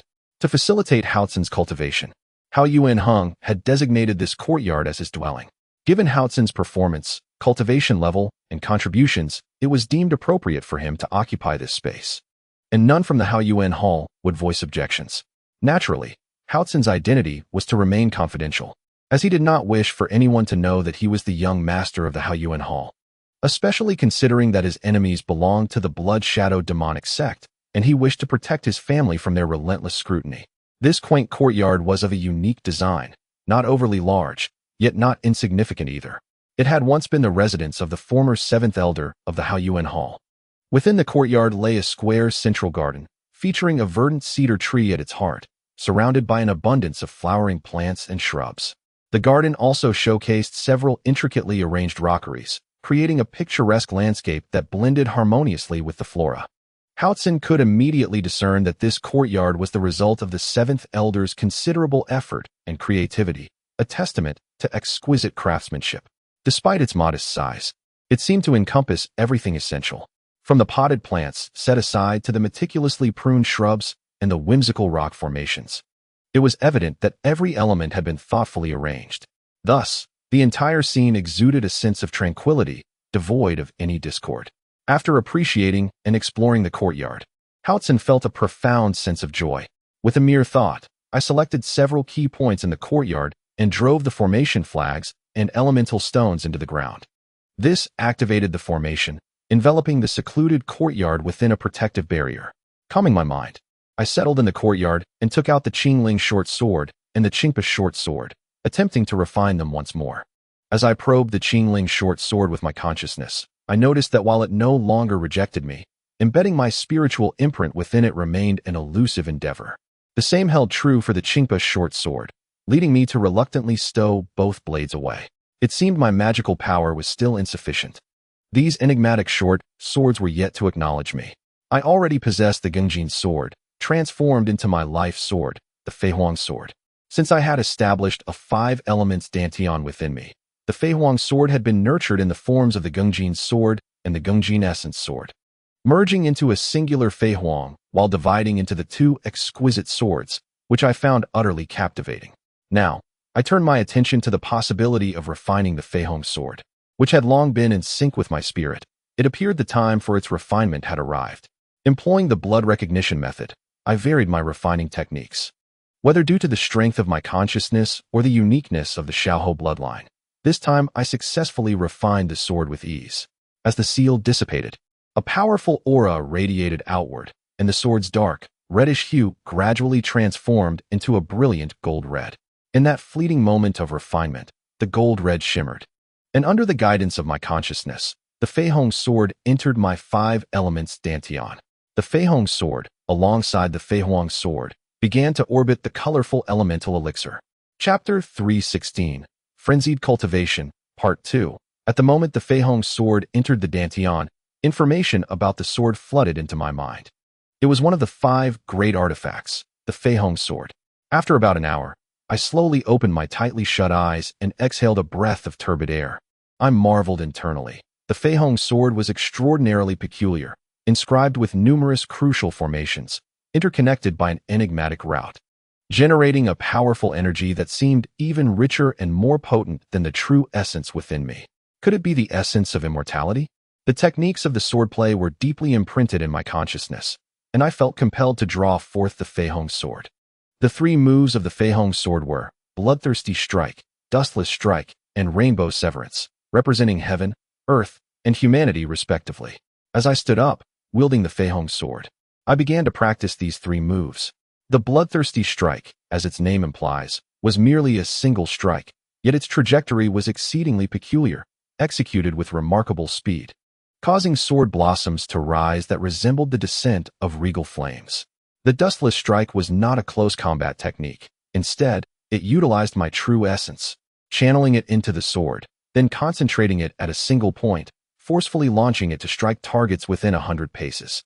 The Rainbow Severance not only synthesized the essence of the previous 2 moves, but, once unleashed, enveloped the user in a radiant array of colorful sword light, providing both defense and the ability to simultaneously attack multiple targets. Initially, as I attempted to execute the Feihuang sword techniques, I felt somewhat clumsy, struggling to grasp the nuances of the swordplay. However, through repeated practice, I gradually became more adept. The Flying Rainbow sword is undeniably an exceedingly formidable technique.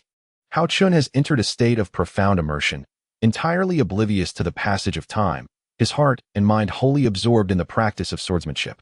With each execution, he experiences a slight improvement. As the morning star rises and the moonlight spreads like silver, another day begins. The young man in the azure robe continues to wield his long sword with unrestrained passion.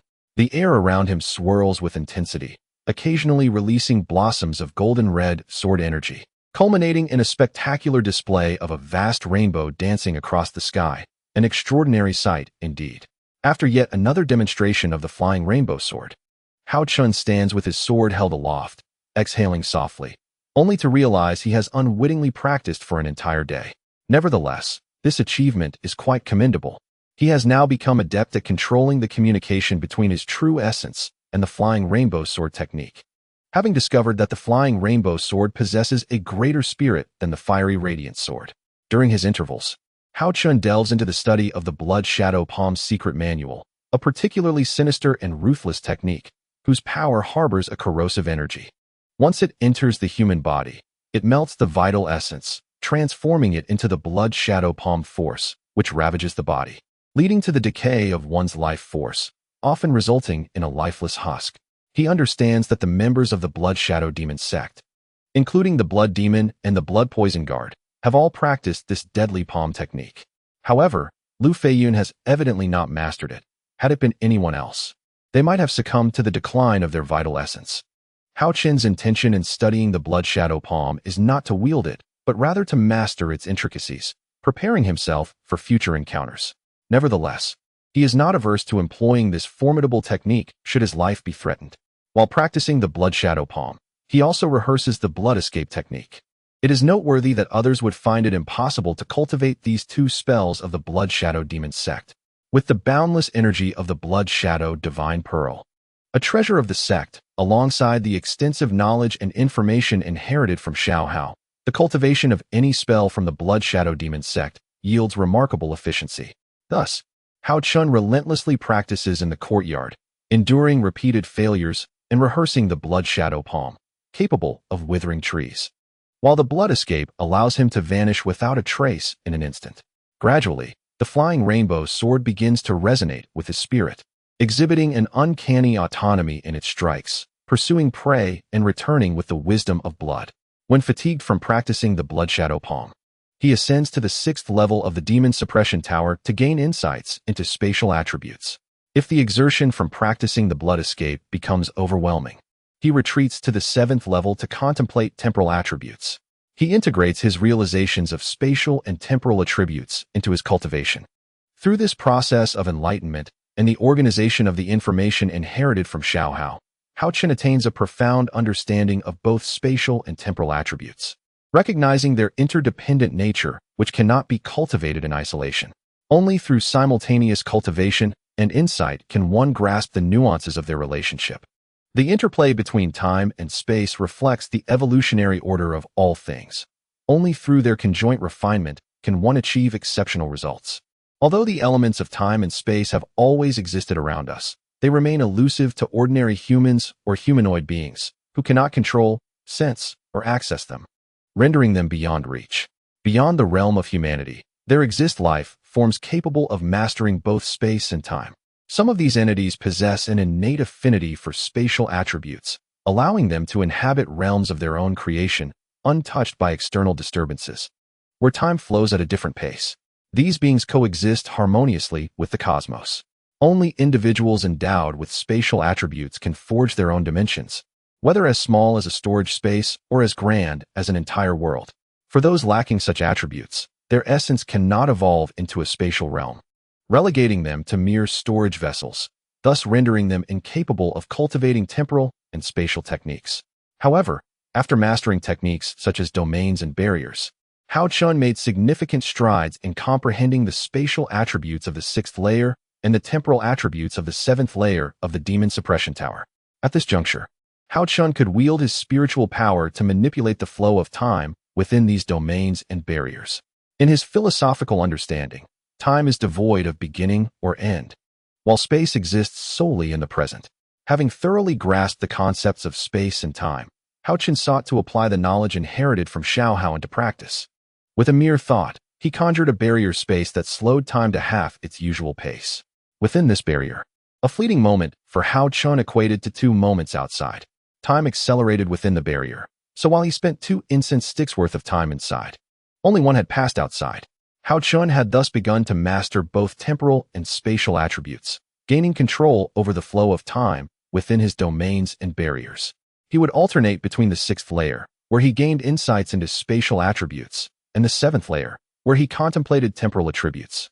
To test the variations in temporal attributes, he initiated experiments in the 7th layer of the demon suppression tower, starting by having the passage of time. With his current 5th level spiritual consciousness, he could only manipulate time to a maximum of 3 times its normal flow. This meant that while 3 days could be spent cultivating within his domain, merely 1 day would pass outside. Having acquired mastery over the temporal attributes, Haochen began to slow time threefold within the 7th layer for his cultivation. Thus, he traversed fervently between the 6th and 7th layers of the demon suppression tower, relentlessly honing his skills. After considerable effort, he had fully refined the 6th and 7th layers, culminating in the complete assimilation of the demon suppression tower. At this moment, Haochen had truly acquired a treasure that resonated with his very spirit. Chapter 317, Sleepless Night, Part 1. Upon exiting the courtyard, he spotted the Grand Elder, Chu Xiyuan, standing a good distance away. "Ah, Good morning, Grand Elder, Haochen exclaimed, noticing the dew still glistening on Chu Siyuan's attire, causing a wave of surprise to wash over him. He realized that the Grand Elder had been waiting outside for quite some time while he had been engrossed in his sword practice, oblivious to the happenings beyond his immediate focus. Fortunately, a formation had been set up beforehand, preventing outsiders from entering the courtyard. Nevertheless, Haochen reminded himself to remain vigilant and never let his guard down. Not at all. I have only just arrived myself. With a radiant smile illuminating his face, Chu Siyuan remarked, revealing that his injuries had healed remarkably well under the restorative effects of the revitalizing purple elixir. Why has the esteemed elder come to seek me so early? He inquired. In truth, there was little of consequence. Merely a matter upon which I wished to consult the young hero. Haochen promptly activated the formation, allowing the elder Chu Siyuan to enter the courtyard. Once they were comfortably seated in the pavilion at the center of the courtyard, Haochen turned to him and asked, "What is it that you wish to inquire?" The Liu family's 7 foundational cultivators were slain overnight. Have you perhaps heard of this incident? Chu Siyuan inquired, his expression laden with curiosity. Esteemed elder, you are mistaken. It was not 7 foundational cultivators, but rather 13 that perished, Haochen corrected him. Outsiders have only noted 6 foundational cultivators killed. The additional 7, who were overseeing the immortal trapping array, met their demise within the lethal formation I had devised. Astonished, Haochen then queried, such a grave incident for the Liu family? Surely it will not affect the Hao Yuan Hall. Should it affect the Hao Yuan Hall? We have nothing to fear as long as the young hall master is present. What could we possibly dread? Hao Yuanheng did not conceal Haochen's identity from Elder Chu Siyuan, hence the respectful address. Rest assured, the affairs of the Hao Yuan Hall are my own. Anyone daring to provoke us shall meet a fate akin to that of the Liu family's 3rd elder. Haochen declared coldly. How splendid! Chu Siyuan exclaimed with delight. After exchanging pleasantries, the two proceeded to the front courtyard for a meal. As evening approached, no provocateurs had arrived. Yet a sliver of anxiety crept into Haochen's heart. After all, while one can evade an obvious threat, the unseen ambush remains perilous. A nighttime assault on Hao Yuan Hall would pose significant trouble. However, he understood that some matters lay beyond his control, and thus he resolved to let nature take its course. After dinner, Haochen joined Hao Yuanheng and Chu Siyuan in the parlor to analyze the situation. He disclosed to them the connection of the Liu family to the Blood Shadow Demon sect, and advised that the 5 elements illusory killing array be activated at night to prevent unforeseen incidents. Concurrently, he articulated his suspicions regarding the Liu family, discussing strategies to preemptively guard against potential threats. Having succinctly conveyed his thoughts, Haochen quietly slipped away from Fengming Town. At the cliff 30 miles southwest of the town, 11 mid-level foundational cultivators had gathered, all clad in black and masked, clearly conspiring in something nefarious. It seems everyone is quite punctual, Haochen remarked with a sly smile at the assembled cultivators. Young Master Chen's orders leave us no choice but to comply. They all replied in unison, their voices respectful. Have your injuries improved? One elder inquired. Thanks to the miraculous elixir provided by the young hero, we are all well on the mend, and our cultivation has even made advancements. His eyes gleamed with excitement and reverence, for this was the first time these ancient beings, who had lived for decades, even centuries, had partaken of the legendary 10,000-year spirit liquid. This legendary treasure of heaven and earth was bestowed upon them by the young man, granting them an extraordinary opportunity that stirred their excitement. Here are the recovery pills and body restoration pills. You may divide them and keep them on your person for use. With that, Haochen tossed 2 bottles of pills to the elder, who responded, Young sir, we are prepared. After a brief moment, the elder distributing the pills replied, and the 11 formidable individuals, all at least at the mid-foundation establishment stage, readied themselves for departure. Let us go. With that, Haochen took the lead, soaring towards the direction of Deer City. Tonight in Deer City shall undoubtedly be a sleepless night.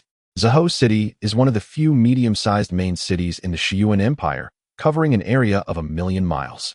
Deer City falls under the jurisdiction of Zhou City, being one of the several hundred subordinate cities within its domain.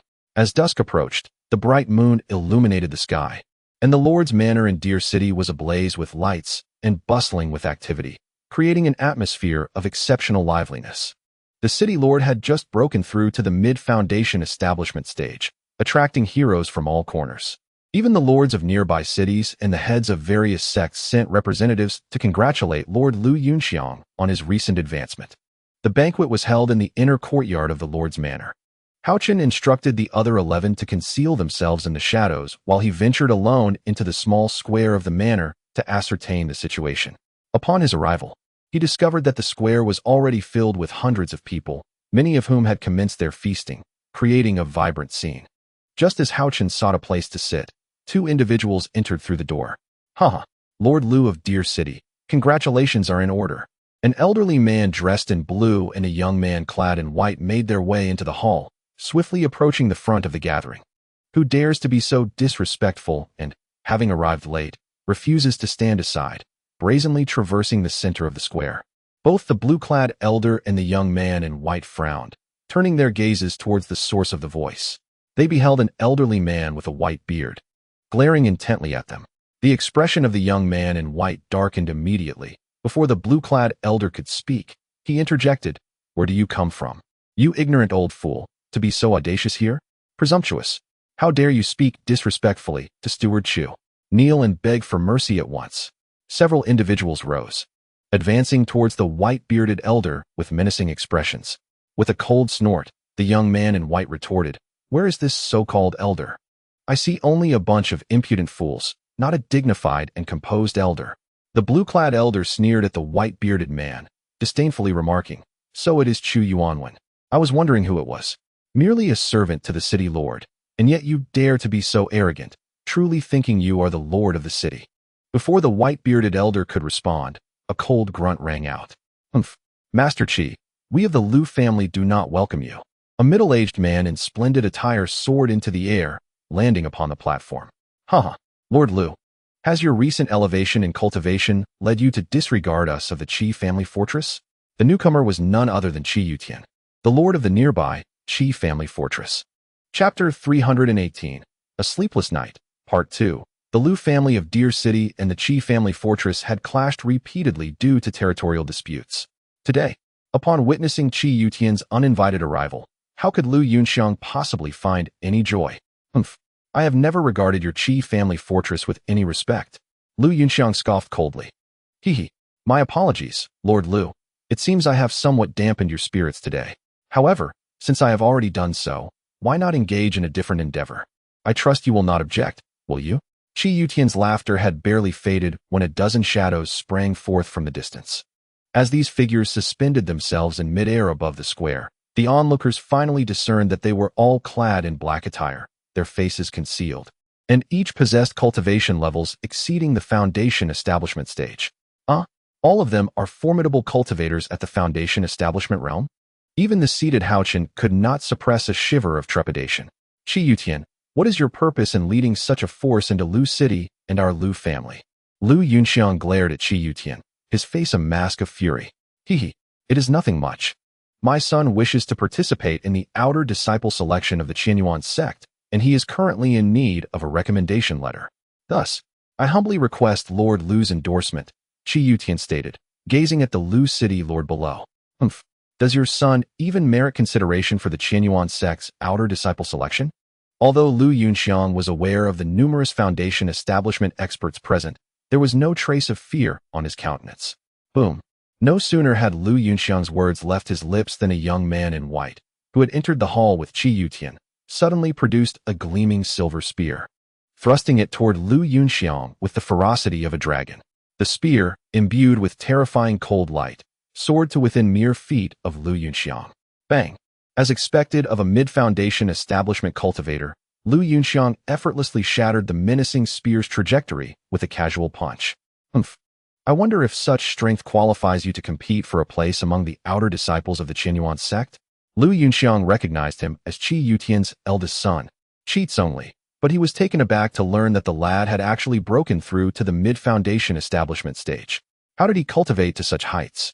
At that moment, Lu Yunxiang's heart surged with tumultuous waves. A mid-foundation establishment cultivator this young is indeed a rare sight, even within the entirety of Shihai City, not to mention the entire Shiyuan Empire. "Hee. What do you say, Lord Lu? Grant my son a recommendation letter, and I can assure the Lu family a century of tranquility," Qi Yutian remarked with a disdainful smile. Young hero, what should we do? Should we perhaps return another day? Guan Tianhou, the head of the Guan family, spoke with a grave expression. Haochen had already stealthily retreated to concealment, while Lu Yunxiang and Qi Yutian were embroiled in their dispute. Among the 12 of them, aside from Haochen, Guan Tianhou possessed the highest cultivation level, and his family ranked foremost among the 6 families. For some time now, everyone had looked to him for guidance. At this moment, they found themselves atop a roof in the Lu City Lord's residence, observing the events unfolding in the Lu family plaza. Since we have come, how can we leave empty-handed? Haochen was acutely aware that at least a dozen Foundation establishment experts were present in the Lu family plaza today. If they were to charge down in front of so many witnesses, it would undoubtedly lead to a life-and-death confrontation. Haochen is unafraid of conflict. However, he perceives fighting as a last resort. If one can achieve their objectives without bloodshed, why engage in feudal brawls? Even if his family were annihilated, he would refuse the protection offered by the Qi clan. The 2 families have become sworn enemies, and how could Lu Yunxiang endure the disdainful countenance of Qi Yutian? With his legs taut and his body arched like a bow, he lunged forward, delivering a fist aimed directly at Qi Yutian's face. Overestimating oneself. Qi Yutian scoffed derisively, casually throwing out a punch, neither dodging nor evading, meeting the attack head-on. Bang! The 2 fists collided, and Lu Yunxiang felt an immense force surge through his body, causing him to involuntarily spew forth a mouthful of warm blood. You old fool, not bad. I exerted only 80% of my strength, and you managed to withstand it. Impressive, Qi Yutian remarked with contempt. Hearing those words, Lu Yunxiang nearly coughed up blood again. Despite pouring all his strength into the attack, he was sent flying by a mere fraction of Qi Yutian's power. What a blow to his morale. Nevertheless, thinking of the Lu clan, Lu Yunxiang struggled to rise, wiping the blood from the corner of his mouth and declaring, again, why do you persist in this foolishness? If you simply cooperate with me, I shall spare you. With your current condition, fighting me is a path to certain death. Qi Yutian lamented, a hint of pity in his tone. Lu Yunxiang scoffed inwardly. Qi Yutian was indeed hypocritical. To suppress the Lu family over territorial disputes, he had not hesitated to engage in multiple battles with Lu City, let alone confront Lu Yunxiang directly now. Lu Yunxiang was convinced that once Qi Yutian acquired what he desired from him, he would not hesitate to eliminate him. Lu Yunxiang would not fall into that trap. Enough of this idle chatter, let us get on with it. Lu Yunxiang felt his body swaying, his vital energy gradually dissipating. If this continued, he would collapse without Qi Yutian even needing to strike him. Qi Yutian's gaze turned icy. But recalling the recommendation letter he needed to obtain from Lu Yunxiang, a cruel smile crept upon his lips. His initial plan was to acquire the recommendation letter and then dispose of Lu Yunxiang once he had served his purpose. Now, seeing Lu Yunxiang's unwillingness to comply only intensified his murderous intent. You old fool, seeking death. Qi Yutian stepped forward with his right leg, thrusting his fists outward. In an instant, a powerful surge of energy coursed through the air, and Lu Yunxiang felt as if an invisible wall was pressing down upon him. Under such immense pressure, Lu Yunxiang could not suppress another bout of blood. Haha, old fool, perish. With his murderous intent ignited, Qi Yutian acted without hesitation. Yet he still wielded only 80% of his strength, for he believed that was sufficient to eliminate Lu Yunxiang.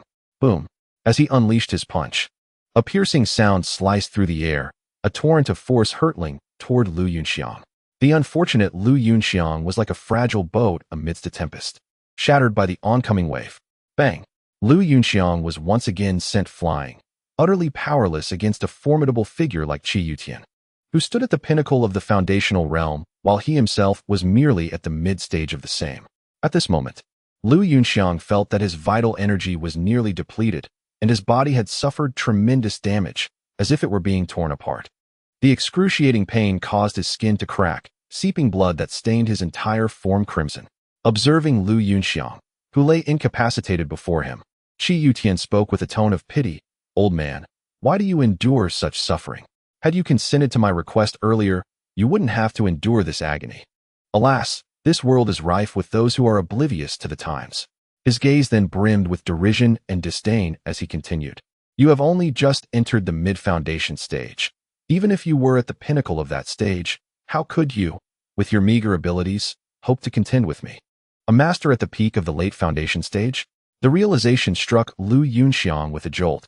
He had always regarded Qi Yutian as formidable, yet he had not anticipated his prowess to be so formidable. Humph! Unappreciative. Qi Yutian scoffed coldly and charged at Lu Yunxiang once more, intent on extinguishing his life. In truth, their clash had lasted mere moments. As both factions regained their composure, a fierce battle erupted. With long-standing grudges, the Lu family would not hesitate to retaliate against the Qi family, who had brazenly encroached upon their territory. The once joyous and harmonious plaza of the Lord's residence transformed into a scene of hellish chaos, filled with cries, shouts, and wails. Hee. Fight on, the fewer the better. Haochen remarked excitedly as he watched the turmoil unfold. What should we do, young Master Chen? Should we intervene? Guan Tianhao asked apprehensively, observing the Lu family's waning strength. Hee. Patience, just wait a moment. Haochen was well aware of Guan Tianhao's concerns. If they rushed to aid the Lu family now, it would undoubtedly allow the Lu clan to quickly overpower the Qi family and drive them out of the Lord's residence. However, this was not the outcome Haochen sought. What if the Lu family's foundation experts are entirely vanquished by the Qi family? Our subsequent intervention would significantly increase our burden. Guan Tianhao inquired, puzzled. The Lu family still possesses some fighting spirit against the Qi family. If we assist them now, they will not owe us a significant debt of gratitude. However, if we wait until the Lu family is entirely subjugated and then choose to intervene, the consequences would be markedly different. Haochen smiled slightly, a glimmer of cunning flickering in his eyes, subtle yet perceptible. Indeed, young Master Chen is astute. Guan Tianhao finally grasped the strategic foresight that Haochen had been employing. However, a furrow formed on Guan Tianhao's brow as another thought crossed his mind. But Qi Yutian is a master at the peak of the late foundation stage. Fear not, I shall handle him shortly. I possess a measure of confidence in confronting him. Haochen promptly whispered, everyone, conceal your presence and find suitable hiding spots. Under no circumstances must you allow them to detect us. Understood, Guan Tianhao respectfully replied. He then stealthily maneuvered across the rooftop to the opposite side of the loft. Following a series of observations, Guan Tianhao held Haochen in even higher regard. At that moment, his assessment of Haochen could be succinctly encapsulated in 16 characters: decisive in action, quick-witted, exceptionally intelligent, and immensely perilous. Lu Yunxiang, today marks your demise. After an intense battle, the group suddenly heard a cold sneer from Qi Yutian. With a resounding thud, Lu Yunxiang once again plummeted to the square like a kite severed from its string. He hit the ground hard, spitting out a mouthful of blood, his complexion turning ashen and devoid of color. Yet, his eyes coldly glared at Qi Yutian atop the platform. Had his gaze possessed the power to kill, Qi Yutian would have perished 1,000 times over in that instant. Father, are you all right?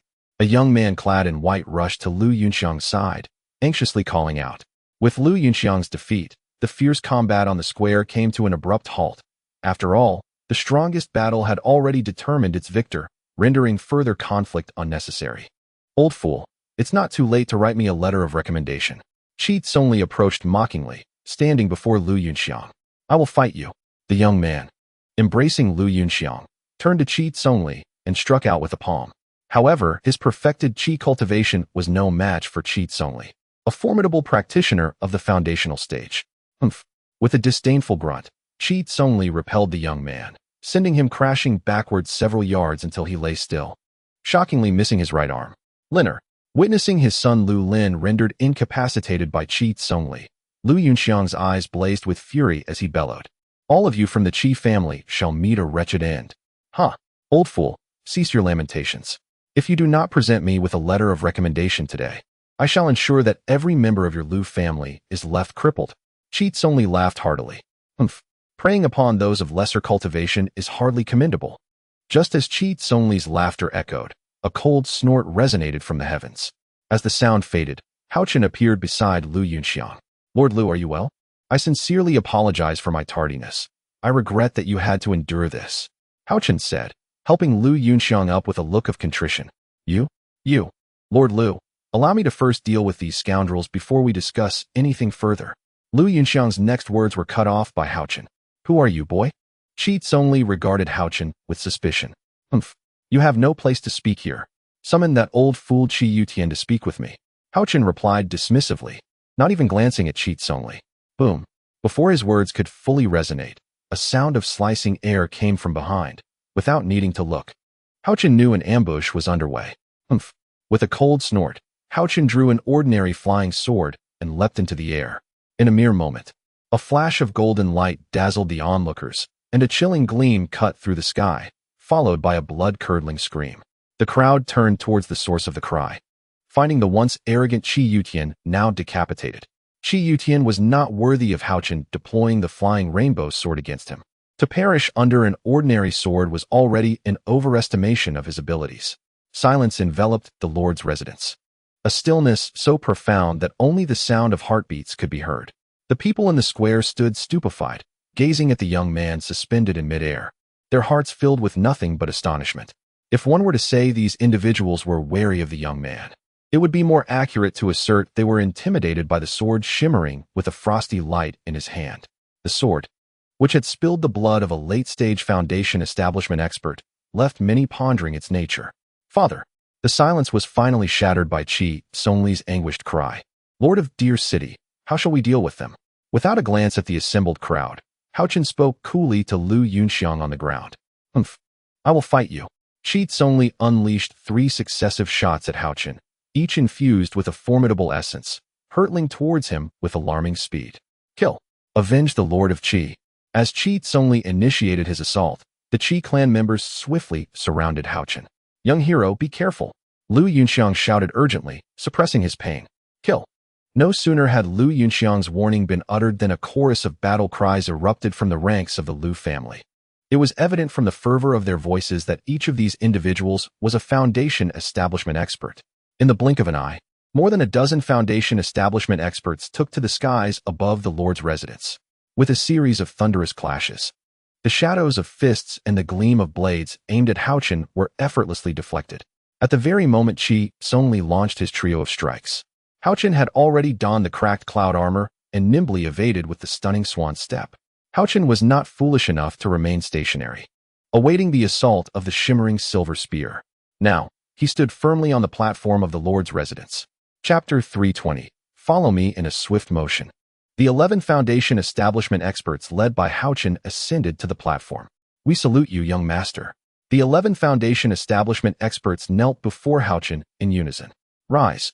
Haochen commanded nonchalantly, one hand resting behind his back, while the other gestured dismissively. Thank you, young master. Capture all members of the Qi clan. As you command. The scene unfolding between Haochen and the 11 Foundation establishment experts left both the Lu and Qi families in stunned silence. The spectators in the square began to murmur amongst themselves. What manner of identity does this young man possess? How is it that so many Foundation establishment experts obey his command? To them, these seasoned experts seemed like mere subordinates in his presence. Could he be the scion of a prestigious lineage? The 11 mid-stage Foundation establishment experts charged towards the Qi clan members, and once more, a fierce battle among practitioners erupted atop the Lord's residence.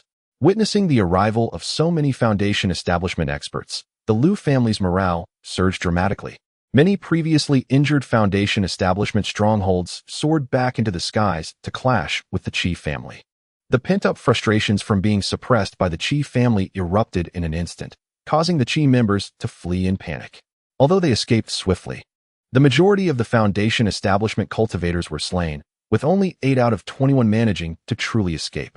To Haochen's regret, Qi only managed to slip away. However, since there was no deep-seated enmity between them, Haochen chose not to dwell on it. After the crowd dealt with the Qi family members, killing some and capturing others, Lu Yunxiang, leading the members of the Lu family and various heroes from Lu City, respectfully addressed Haochen. Thank you for saving our lives, young hero. Ah, Mayor Lu. You are too kind. Haochen replied with a slight smile. Young hero, I shall never forget this great favor. Should you ever require assistance from the Lu family in the future, please do not hesitate to ask. Lu Yunxiang said, cupping his fists in respect. Oh, it is but a trivial matter, hardly worth mentioning, Haochen said with a faint smile. Young hero, this is not the place for conversation. Let us proceed to the parlor.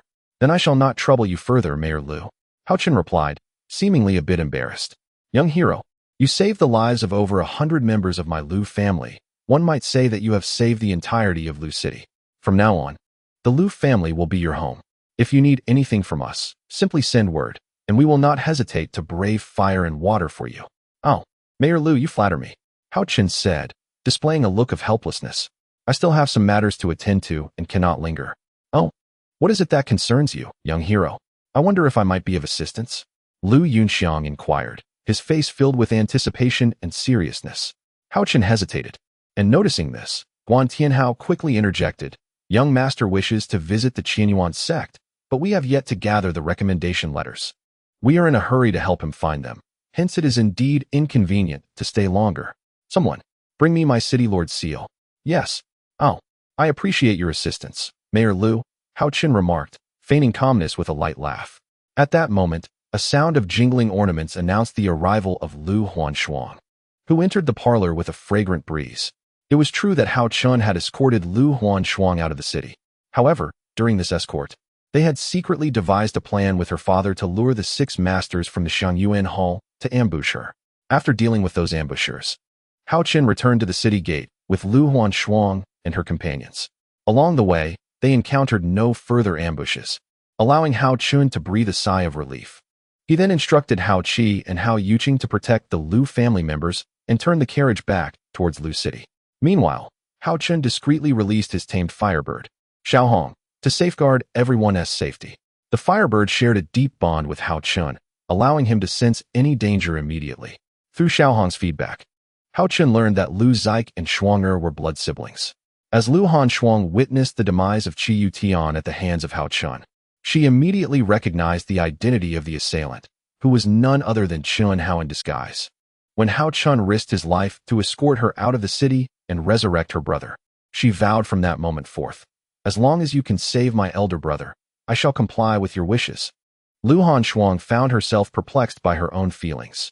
Ever since she arrived in Lu City from Haoyuan Hall, the figure of Haochen lingered in her thoughts.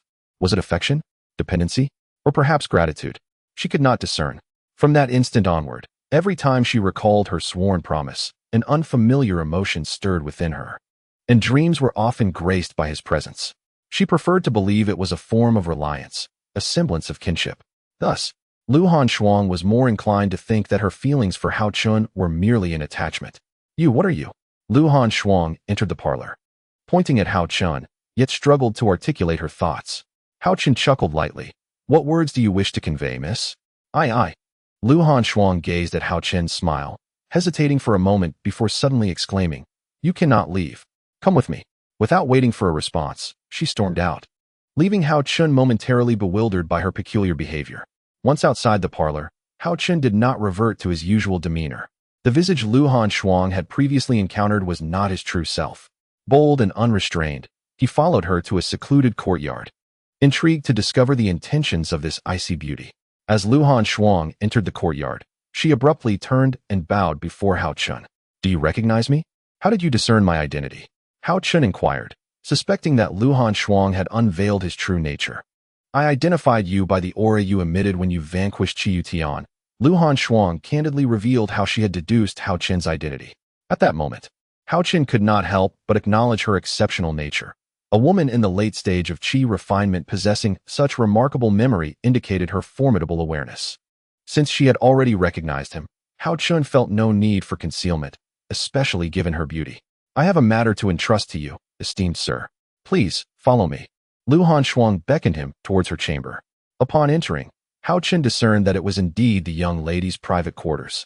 The table was adorned with trinkets favored by young women, and the walls were embellished with unknown landscapes and calligraphy. The room exuded a fragrance unique to maidens, stirring the heart and mind. Please have a seat. Lu Huanshuang gazed at Haochen with a tender look and said, I have summoned you here for an important matter. I wonder if you have heard of the illusion demon stone? Ah, yes, I am aware of it. Haochen nodded in response.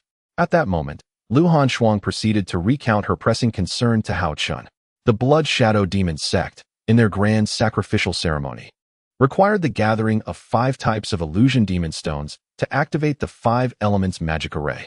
It was said that the Blood Shadow Demon sect conducted this sacrificial rite once every century to welcome the descent of the demon god. The illusory magic stones are a unique type of magical crystal, categorized into various elements: water illusory stone, wind illusory stone, fire illusory stone, earth illusory stone, and electric illusory stone, among others. These crystals harbor immense elemental energy.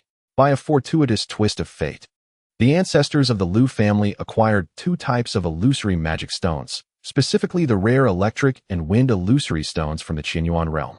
The Lu family, residing in Shihai City, possessed these illusory stones, which were discovered by those with ulterior motives, leading to turmoil within the family.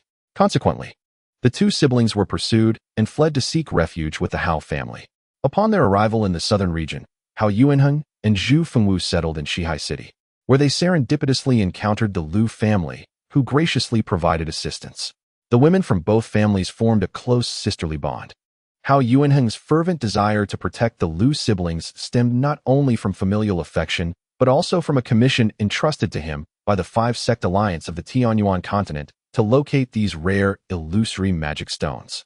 The hiding place of the Lu siblings was discovered by the Blood Shadow Demon cult, specifically by the Lu family in Fengming Town, who were affiliated with the cult's underground operations in the area. Although the Lu siblings had left Fengming Town, the ominous shadows of pursuit from the Blood Shadow Demon cult loomed over them. Even without the illusory stones, they were unlikely to escape death, as the cult would not relent in their pursuit. Suddenly, the Lu siblings knelt, retrieving a storage pouch from within their garments. Holding the pouch before him, Lu Hanzhuang addressed Hao Yuanheng, saying, "Young master, within this storage pouch lies the illusory magic stones that the cult has sought by all means. I entrust this to you, hoping you will keep it in a secure location to prevent it from falling into their hands." Haochen accepted the illusory stones, his heart filled with profound emotions. To prevent the demon god from descending upon the Qianyuan realm and to spare the beings of the Tianyuan continent from suffering, countless lives had been sacrificed. Gazing at the young woman before him, Haochen resolved to fulfill this entrusted task. Silently, he examined the contents of the pouch, ensuring their authenticity, and subsequently placed the illusory stones, along with the fire illusory stone he had previously acquired from the ancient battlefield in the desert, into the space of his jade pendant. With 3 of the 5 elemental illusory stones now in his possession, all of which were rare, he mused inwardly, Blood Shadow Demon cult. I wonder how you will activate the 5 elemental magic array now. Yet, he found himself in a quandary regarding how to deal with this cousin. Chapter 321. Unexpected turn of events. As the group made their way home, an additional figure clad in black attire joined them. The 11 individuals accompanying Haochen made no inquiries, nor did he offer any explanations. An unspoken understanding prevailed among them. This journey has proven fruitful. Not only did we acquire the recommendation letter, but we also brought back a beauty, the 11 foundation-building experts thought to themselves. Haochen, unable to contain his joy, held the recommendation letter and cheerfully said to Guan Tianhao, "Rest assured, clan leader Guan, as long as you genuinely assist me, I will not let you down. Thank you for your hard work tonight." Outside Fengming Town, at the 30-mile cliff, Haochen smiled at the group. "Here, take this.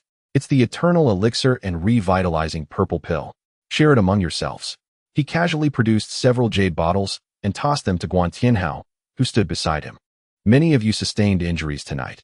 Consider this a small token of my appreciation." "Thank you, young Master Chen." In the eyes of the crowd gleamed a fervent desire, and heartfelt gratitude resonated in unison. "Well, let us all return to rest. Should any difficulties arise, feel free to seek me out at Hao Yuan Hall," Haochen declared. As his words faded, he took the hand of the woman in black and departed, leaving behind a group of Foundation establishment cultivators, all wearing smiles, pondering when young Master Chen might invite them for another outing. Upon returning to Hao Yuan Hall, it was already the early hours of the morning. Haochen and Lu Hanzhuang quietly made their way back to their quarters, where he settled her into a room for rest. Only then did he sit in meditation and cultivate, rising only when a beam of sunlight pierced the room. After days of fierce battles, Haochen felt his cultivation steadily advancing. Having reached the pinnacle of mid-stage Yuan Dan, mere moments away from a breakthrough into the later stage. With Lu Hanzhuang's consent, Haochen discreetly led her to meet his mother. After leaving her in the care of his mother, he ventured alone to his father's study. Upon seeing Haochen enter, Hao Yuanheng instinctively rose to pour tea, but Haochen quickly stopped him, filling his father's cup before pouring one for himself. Haochen then presented the recommendation letter from Lu Cheng for his father to peruse. Hao Yuanheng, glancing at the letter, remarked, "Ah? However, it seems this year the recommendation letter may not be necessary." What is the matter?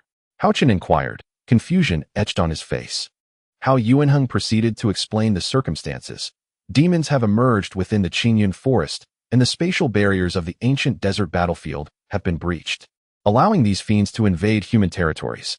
The Western Yuan Kingdom has already requested assistance from Qianyuan sect and nearby sects, as well as powerful families, to cleanse the demons from the Qingyun forest and reseal the ancient desert battlefield. The ancient desert battlefield serves as a prison for the demon race, and is also a void passage leading to another dimension beyond the Huanhe realm.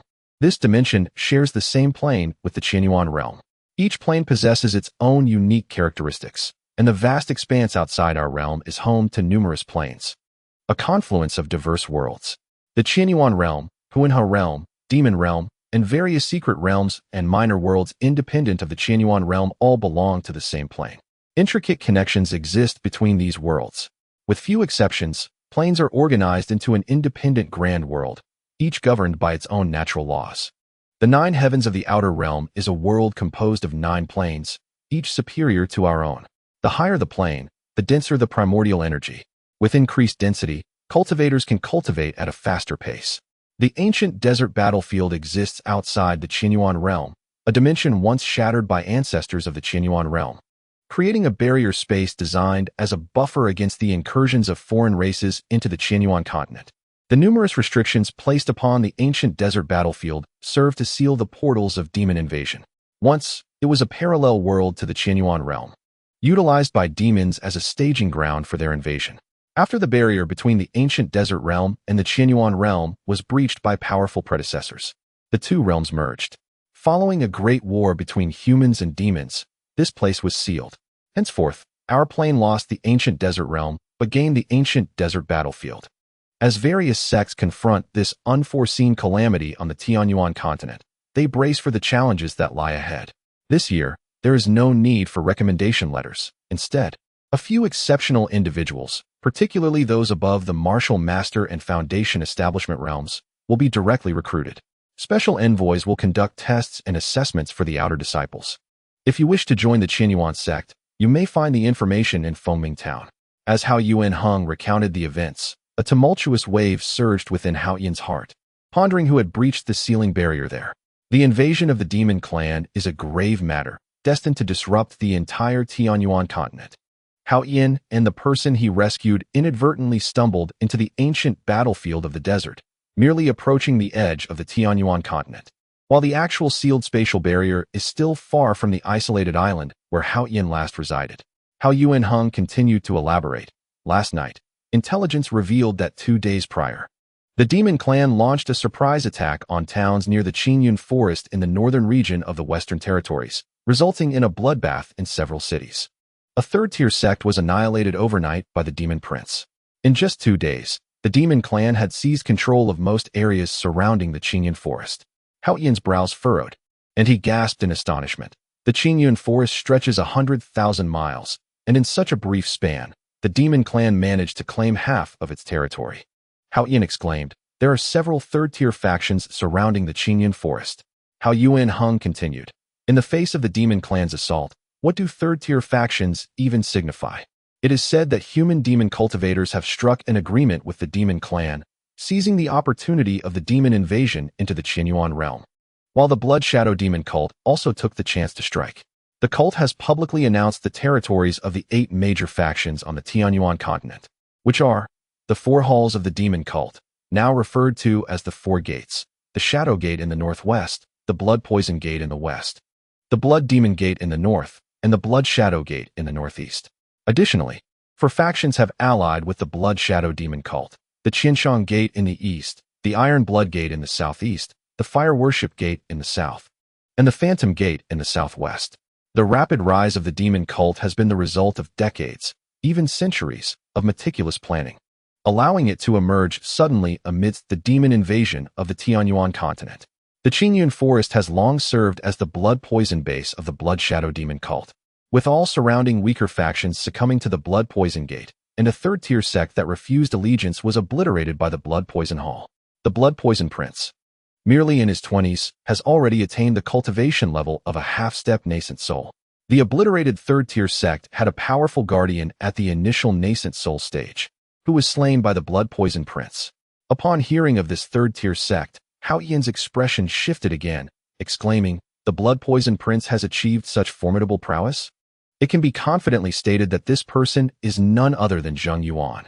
If he cultivates using the blood demon divine pearl, I shudder to think of the terrifying realm he might reach. Fortunately, I have managed to seize the blood demon divine pearl. However, with the resurgence of war, this undoubtedly presents an opportunity for the blood poison gate and demon cultivation. With an abundance of blood supply, one wonders how the blood poison hall will evolve into a fearsome power. Moreover, if the blood poison demon puppet is successfully developed, it is likely to instill even greater terror in the hearts of the populace. Hao Yuan Hung continued. Naturally, there are prodigies to contend with such threats. The first son of the Qianyuan sect has boldly proclaimed his intention to offer the blood poison prince's blood as a tribute to his sword. Soon, a conflict between the first son and the blood poison prince is inevitable, and the question of who shall be deemed the foremost of the younger generation will soon be revealed. The current turmoil in the Tianyuan continent is entirely dominated by superlative beings. Only formidable talents, such as the first son of the Qianyuan sect, the blood poison prince from the blood poison hall, and the holy son of the demon emperor, can secure a significant position amidst this upheaval. After listening to Hao Yuan Heng's account, Haochen felt a profound sense of urgency. With his current capabilities, if he were to be ensnared in this grand turmoil, even a practitioner at the Yuandan realm would appear as feeble as an ant before the demon army. At this moment, he was acutely aware of the pressing danger. With demons in front and the blood shadow demon sect behind, he found himself besieged on two fronts and could not help but let out a soft sigh. Hao Yuan Hung glanced at Haochen and remarked, "Every millennium, strife arises in the Qianyuan realm. This is a brutal era, yet also one of great prosperity. Talents emerge ceaselessly. Both the old and new generations of powerful beings will be drawn into this turmoil, unable to escape their fates. Strength is not achieved through mere meditation and tranquility. It is carved from the mountains of corpses and through a blood-soaked sea, forging a path to survival. The conflict has already commenced, and no one can predict the future landscape. No one is destined to be strong. Do not be disheartened. The turmoil will persist for an extended period. During this time, prodigies will abound. The realm's new talents will not be limited to just the three great sons. Maintain a heart resolute in victory and press onward. The future strong one may very well be you." Haochen, though filled with sentiment, was not lacking in confidence. He nodded affirmatively, saying, "Father, rest assured. My heart is as steadfast as a rock. I shall never waver or succumb to weakness." Chapter 322. Resolute belief. Hao Yuan Heng's words left Haochen utterly astonished and further solidified his belief in pursuing the path of strength, making his cultivation efforts yield greater results. He had been nearing a breakthrough at the late stage of the Yuandan realm, and after the stimulating conversation with his father, he successfully broke through the barrier just 2 days later. Haochen's cultivation ascended to a new realm, mastering both the arts of law and martial prowess, advancing to the late stage of the great martial master. Now, as Haochen approached his 20th birthday, with only 7 months remaining, his rapid cultivation pace suggested he might reach the half-step Yuan Ing realm before turning 20. Although the balance of his cultivation was exhilarating, Haochen remained committed to his rigorous training. He had previously promised to bestow upon Su Mu a grand opportunity. Inviting Su Mu to his secluded courtyard, he activated the formation and transported him to the 7th level of the Demon Suppression Tower. There, time flowed at triple speed, enhancing Su Mu's cultivation, allowing Haochen to select suitable techniques for him and providing him with rare materials to transform his physique. While 7 days passed in the outside world, Su Mu had cultivated for 21 days within the 7th level of the tower. Previously lacking effective cultivation techniques and the means to acquire elixirs, Su Mu had merely possessed potential. As Haochen infused him with chaotic primordial energy and administered rare materials, Su Mu's cultivation soared. Within 7 days, he reached the late stage of Qi refinement, and in 16 days, he broke through to the peak of Qi refinement. After 20 days, he advanced once more, achieving the initial stage of foundation establishment. During this time, Haochen would occasionally step out of the courtyard to visit his parents. A high-grade storage bag containing essence stones, rare treasures, and a life-extending celestial fruit was left behind, allowing its possessor to continue cultivating and solidifying their abilities on the 7th level of the Demon Suppression Tower. The reason for Haochen's efforts in nurturing some Mu was to witness his unwavering loyalty to the Haoyuan Hall and his gratitude towards his parents. Haochen aspired to mold some Mu into a trustworthy individual, one who remains steadfast and devoted. Furthermore, Haochen extended his utmost assistance to others defending the Haoyuan Hall, resulting in an overall enhancement of their cultivation levels due to his diligent efforts. Through his father, each of the elder guardians who remained was gifted a celestial fruit, which brought them greater joy than any elixir or miraculous medicine could offer, as it extended their lifespans. To elevate his parents' cultivation, Haochen left behind not only pills and rare materials, but also numerous secret techniques and spiritual artifacts, ensuring that he could depart with peace of mind regarding their well-being. On this day, Haochen once again visited his father's study, aware that new information had likely emerged during his seclusion. They took their seats in their previous positions, and after discussing some matters concerning the Haoyuan Hall, Haoyuan Hung shifted focus to relay the latest intelligence regarding the 5-sect alliance surrounding the Qingyun Forest. New territories had fallen under the control of the Demon Clan and the Blood Poison Sect. However, it was reported that this time, both the Demon Clan and the Blood Poison Sect had incurred significant losses. The Qianyuan sect mobilized a considerable number of powerful practitioners, temporarily halting the advance of the demon invasion and forcing them into a defensive posture. Yet, the clashes remained fierce. The Qianyuan sect, the Luoyan sect, and the Nanxing sect all dispatched numerous formidable warriors to encircle and eliminate the forces of the Demon Clan and the Blood Shadow sect. Nevertheless, it appeared that the Blood Poison sect in the west had regained substantial strength, likely having found allies, possibly including members of the Blood Shadow sect who had escaped overseas and returned to the Tianyuan continent. The Blood Shadow sect, once a prominent first-tier sect on the Tianyuan continent, had been defeated 30 years ago by the then leader of the Qianyuan sect, Xing Xiao. With the resurgence of the Blood Shadow sect, it was highly probable they would once again pose a threat to the Qianyuan sect and the righteous factions of the Tianyuan continent. The alliance between the Blood Shadow sect and the demons suggested a formidable force, causing Haochen to feel a sense of trepidation for the practitioners of the Tianyuan continent. Should the Qianyuan sect falter against the combined might of these two factions, a catastrophic disaster would befall the Tianyuan continent. Haochen inquired whether the Luoyun sect had taken action and if there were any movements from the Nanxing sect. Haoyuan Hung nodded, confirming that intelligence indicated the second-tier Luoyun sect was actively engaged in eradicating the demon practitioners, deploying a significant number of Yuan Dan experts into battle, while the Yuaning masters remained at the sect to prevent surprise attacks from the demons in the Qingyun Forest. The third-tier Nanxing sect had also dispatched small groups of cultivators to begin their own campaign against the Demon Clan. Incidents of covert assaults were not limited to the west. Even the north, east, and central regions experienced similar incursions, indicating a concerted effort from the 8 factions under the Blood Shadow sect. Although the Qianyuan sect was powerful and abundant in strong practitioners, it could not cover the entirety of the Tianyuan continent. Thus, the current strategy of the Qianyuan sect is to dispatch corresponding powerful individuals to confront any incursions by minor demonic beings or formidable adversaries of at least nascent soul cultivation from the Blood Shadow Demon sect. If only those of the core formation stage emerge, local forces are entrusted to handle the situation independently. The Blood Poison sect of the Blood Shadow Demon sect has become particularly rampant in the western regions, and it is reported that the Qianyuan sect has already sent envoys to the west to eradicate the influence of the Blood Poison sect. Has the Qianyuan sect indeed dispatched envoys? Asked Haochen. Haoyuan Hung nodded and continued. The responsibility lies with the Shifeng Hall of the Qianyuan sect, which serves as a branch in the western and southwestern regions. The Shifeng Hall is recognized as a secondary sect even within the power hierarchy of the Tianyuan continent. It is said that the envoys from the Qianyuan sect will convene elite juniors from the territories overseen by the Donyuan Hall, Nanyu Hall, Shifeng Hall, Beidou Hall, and Zhongyuan Hall, specifically recruiting outer disciples to investigate the strongholds of the Blood Poison sect. Haochen felt a stir in his heart and remarked, "The special recruitment of outer disciples by the Qianyuan sect will surely send ripples through the elite juniors across the land."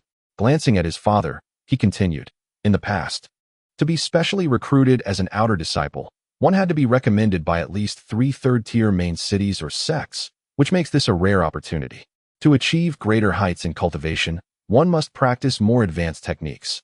Haochen had traversed this path by feeling his way through the darkness.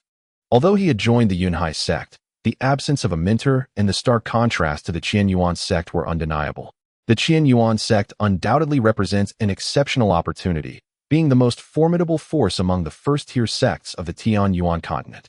Moreover, without engaging with the high-ranking experts of the Qianyuan sect, the intelligence he possesses regarding the blood poison bases and the demonic entities would not attract the attention it deserves. Hao Yuanheng commented, "Indeed, this presents a significant opportunity. In truth, it is also a strategy employed by the Qianyuan sect to preserve its strength and prevent its disciples from unnecessary danger. This turmoil is unlikely to conclude in the short term, necessitating continued reinforcement. Thus, they have made an exception to recruit outer disciples without the need for recommendation letters." Haochen asserted, "Even so, this is an immense opportunity for the elite juniors beyond the central domain, Father. Regardless, I wish to join the Qianyuan sect." Hao Yuanheng replied, "The foremost aim of the Qianyuan sect is to leverage the strength of the world to diminish the power of the Blood Shadow Demon sect and the demonic beings. Until you have truly entered the Qianyuan sect, there is always the possibility of being discarded. Therefore, you must remain vigilant. If danger arises, prioritize your survival." After a brief pause, Hao Yuanheng continued, "Many aspire to join the Qianyuan sect, yet only a few will ultimately be recognized and valued as disciples. Chinner, this will require your own effort." Haochen nodded, saying, "I believe that gold will shine no matter where it is placed." Hao Yuanheng laughed heartily. "Well said." As time swiftly passed, several days went by. The envoys of the Qianyuan sect were on their way to Shifeng City and the Shifeng Hall, preparing to assess the elite juniors from the surrounding towns and specifically recruit outer disciples. The exact date for selection would be determined upon the arrival of the Qianyuan sect envoys in Shifeng City. This news stirred a tempest in Fengming town. Joining the Qianyuan sect would be akin to a sparrow soaring to the treetops and transforming into a phoenix. Even a third-tier power like the Beiqing sect takes pride in the honor of its disciples joining the Qianyuan sect. The Qianyuan sect reigns supreme on the Tianyuan continent, representing the pinnacle of sections. If one possesses talent, they can unleash their utmost potential within the Qianyuan sect, soaring to great heights. The major sects across the Tianyuan continent do not oppose their disciples transferring to the Qianyuan sect. Upon becoming a disciple of the Qianyuan sect, one's former sect becomes akin to home. In the future, as long as one is not ungrateful, they will undoubtedly return to visit, thereby assisting their former sect. The benefits gained by the sect in such instances far outweigh retaining a single genius. All the youth of the Tianyuan continent aspire to join the Qianyuan sect, to become part of the foremost sect in the realm, and Haochen is no exception. Until definitive news arrives, Haochen remains in seclusion, diligently cultivating. Chapter 323, Special Recruitment Registration. Calculating the time, it is indeed the moment to register in Shifeng City. He meticulously examined his physical condition and then removed the storage ring from his hand, placing it into the jade pendant space. He chose a nondescript storage bag to hang at his waist. After completing these tasks, Haochen stepped out of his quarters and sent a message to his parents to gather in the living room. This time, he decided to take his sister Haoshan and Lu Han to leave Fengming town, for no one could predict the future developments of the Blood Shadow Demon sect. Now at the late stage of the Yuan Dan realm, Haochen possesses the ability to protect himself and safeguard those under his care, and his parents naturally agreed to let Shanner accompany him. Furthermore, they were aware that Haochen possessed extraordinary treasures capable of accommodating the two women. He left the Firebird, Xiaohong, to temporarily guard his parents in the Haoyuan Hall. The reason for leaving Xiaohong was that she was Haoyen's tamed beast. As long as there was any disturbance in Fengming town, Haochen would be informed immediately. Simultaneously, he informed his parents to leave their residence to Su Mu. As Su had been residing at Haoyen's place for some time now, having met the conditions to stay there. Having arranged these trivial matters, he leaped into the air and, in mere moments, silently departed from Fengming town. Rather than heading directly to Shifeng City, Haochen made haste towards Shihai City. In less than half an hour, he arrived at Shihai City, seeking out a secluded spot to land and joining the queue to enter the city like any other visitor. Upon returning to the Ziyu Pavilion, he surveyed the surroundings with his spiritual sense and smiled. At this moment, the four women and a bird were enjoying lunch, arriving just in time. When Haochen entered the living room, Xiao Zui, who had already learned of his arrival in Shihai City, dashed into his embrace. Xiao Zui had flown back alone to reunite with the 4 women days prior, but upon her return, she found herself longing for Haochen. Now seeing him back, Xiao Zui resembled a child joyfully reuniting with their mother, a display of affection that elicited envy from the 4 women. Indeed, while Xiao Zui could snuggle in Haotian's arms, they felt unable to do so, silently yearning as they observed the playful interaction between the pair. After some playful moments, Haotian finally took a seat, eating and recounting the events that transpired since leaving Shihai City. Regarding the reunion with his parents, he shared his mother's concern for his marital affairs with the 4 young ladies. As Haochen spoke, he observed their expressions, particularly that of Zijuan, who seemed aware of his occasional glances. With her head bowed, she focused intently on her bowl, seemingly lost in thought. Ahem, Zijuan, do lift your head while eating. There are still dishes to enjoy, teased Lien Ziyu, noticing Zijuan's flustered demeanor. Yes, I understand, Zijuan replied, finally raising her head to shoot Lien Ziyu a glare. Her cheeks flushed with a charming hue that caused Haochen to inadvertently drop his chopsticks in a Haoying's bowl. When the conversation turned to the downfall of the Liu family, Lien Zian and the others sighed in relief, their previously anxious hearts finally at ease. Witnessing the 4 young ladies living safely and joyfully allowed Haochen to relax. Yet he did not depart from Ziyu Pavilion immediately. He felt an undeniable connection to this place. Could Zijuan and Haoying truly let Haochen go? It was essential for Haochen to prepare thoroughly before contemplating a journey to Shifeng City. Despite his reluctance, he eventually left Shihai City. This time, Xiao Zui did not linger. She had already sought out Linger in the jade pendant space while Haochen was engrossed in sweet nothings with Haoying and Zijuan.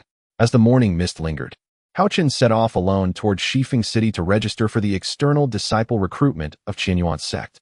After bidding farewell to the 4 young ladies and departing from Shihai City, Haochen soared into the sky. Concurrently, he employed the Tai concealment technique and the forbidden Yuan art to modify his appearance, suppressing his cultivation to the mid-foundation stage as he flew directly towards Shifeng City. Should fortune favor him, and he become a disciple of Qianyuan's sect, he would henceforth belong to them, no longer affiliated with Yunhai's sect, though the latter would always remain his home. His sentiments toward Yunhai's sect would be governed by his thoughts alone. Haochen had become a legend within Yunhai's sect. From the esteemed elder Yun Xiao to the likes of Lu Wan at Liu Peak, everyone regarded him with admiration, even reverence. Although his time at Tianyun Yunhai sect was brief and he had scarcely practiced within the sect, he had nonetheless made significant contributions, unparalleled by any before him.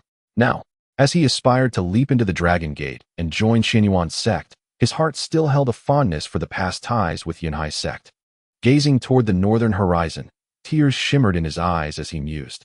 Though I may find myself in distant lands, no matter how far I journey, I shall never forget that I emerged from Yunhai's sect as a cultivator. In his heart, Haochen silently vowed, in the future, I shall return to Yunhai's sect. Any challenges faced by Yunhai's sect will be my own, and I will strive to resolve them. Shifeng City, established by Qianyuan's sect's Shifeng Hall in the southwestern part of Fengming Town, is a vast expanse of fertile land where residents live in abundance and wealth. Independent of any dynasty, directly governed by Shifeng Hall, this grand city lies at the heart of this fertile territory, with Shifeng Hall occupying a quarter of Shifeng City in the northwest. On the Tianyuan continent, any young person under 30 may participate in the assessment test without the need for a recommendation letter. Due to the special recruitment, the registration is divided according to the realms of Qi refinement, foundation establishment, Yuan Dan, and martial cultivation, each having its designated location. Although this special recruitment by the Qianyuan sect resembles a conscription for war, the populace remains fervently eager to join the sect.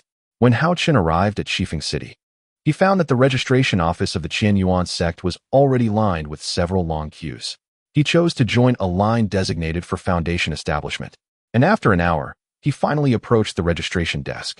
A portly cultivator, appearing to be in his 40s with a grim expression, swept a device resembling a security scanner over Haochen. The cultivator's dark demeanor shifted to one of surprise as he glanced at Haochen, astonished that a cultivator with a waste spirit root had reached the mid-stage of foundation establishment at the age of 19. Just as Haochen was about to speak, the cultivator inquired, name, origin, and cultivation level. Haochen, a loose cultivator from Fengming Town, mid-stage foundation establishment, he replied. The cultivator tossed him a token inscribed with the number 212, which would serve as his identification for the entrance competition in the coming days. While Haochen examined the token, the cultivator impatiently called out, "Next." Exiting the registration area, Haochen let out a long sigh. This was the first time he had witnessed such a gathering of low-tier cultivators. Reflecting on the earlier encounter with the portly cultivator, he recalled the look of incredulity in the man's eyes upon discerning his waste spirit root. It seemed hard to believe that someone deemed a waste could achieve mid-stage foundation establishment at such a young age. Whether or not the cultivator believed it was irrelevant, as Haochen had indeed attained mid-stage foundation establishment through his waste spirit root. However, his true cultivation level was at the pinnacle of mid-stage Yuan Dan. Haochen couldn't help but think to himself, "What a look. The device couldn't even accurately measure my true level." It was no wonder the portly cultivator had misjudged him. Nevertheless, the cultivator wore the yellow robe that signified a second-generation disciple of the Qian Yuan sect's Shifeng Hall, indicating he was indeed a late-stage foundation establishment cultivator. To cultivators of the foundation establishment realm, those below were mere ants, so despite his surprise, it was of little concern to him. It seemed he would need to prepare a set of explanations. Contemplating the possibility of breaking into the top 10 and thereby attracting the attention of the higher-ups in the Qian Yuan sect, Haochen felt a wave of anxiety wash over him. As noon approached, the registration for the day was drawing to a close. Chapter 324, Selection Trials, Part 1. During the registration process, many cultivators who had queued for a long time exited with dejected expressions. These cultivators, having surpassed the age of 30, had harbored a glimmer of hope to slip through the cracks, only to be disqualified on the spot by the security device. With over 10,000 cultivators registering in Shifeng City alone, it was likely that other locations were equally bustling. Those who had completed their registration gathered in the square, awaiting the announcement of the competition procedures. Familiar faces congregated to chat, while some took the opportunity to meditate and cultivate. The square was alive with a cacophony of voices. Before long, a figure clad in azure robes, a third-generation disciple of the Qian Yuan sect's Shifeng Hall, emerged. All conversation ceased, and those who were seated rose to their feet. The disciple clad in azure robes announced the rules of the competition and the corresponding matchups, subsequently affixing the match schedule to a shadow monument in the square before departing. The crowd gathered around the monument, eagerly checking their rankings and matchups. A total of 2,156 cultivators qualified, with match 1 pitted against 2,156. Haochen, assigned to match 212, was set to face the cultivator ranked 866. Although his ranking appeared quite low, with 2 cultivators per match. The total of 2,156 foundational cultivators translated to 1,078 matches, positioning Haochen relatively favorably. At this juncture, the West Feng Hall delineated 4 arenas within the city of West Feng, designated for qi refining, foundation establishment, martial artists, and martial masters. Each arena was equipped with 8 competition platforms, all reinforced with barriers to contain the energies unleashed during the matches. With 8 platforms operating simultaneously, the foundation establishment arena would witness 16 cultivators competing, implying that 8 of them would face elimination. The Qian Yuan sect further stipulated that any cultivator participating in the martial master or foundation establishment matches, even if eliminated, would not gain entrance to the main sect, but could still become a disciple of the West Feng Hall. Once they made further progress in their cultivation, they could re-enter the internal selection matches of the Qian Yuan sect. However, for cultivators below the martial artist level, elimination meant a definitive end. As the time for the competition approached, the participating cultivators began to enter the plaza of the West Feng Hall of the Qian Yuan sect. This time, the selection of outer disciples was overseen by an elderly man with white hair, who stood aloft and addressed the throng below. He proclaimed, "I represent the Qian Yuan sect in presiding over the entrance competition of the West Feng region. I shall outline 2 rules for this contest. First, one must not take a life. No one is permitted to harm their opponent once they concede. Second, the use of spirit talismans is prohibited. Violating these rules will result in disqualification. This competition measures genuine strength and skill. Participants should prepare for their respective arenas. I hereby declare the commencement of the selection for outer disciples in the West Feng region. On the foundation establishment arena's 8 platforms, the first match commenced with 16 cultivators stepping forward. on the platform where Haochen stood.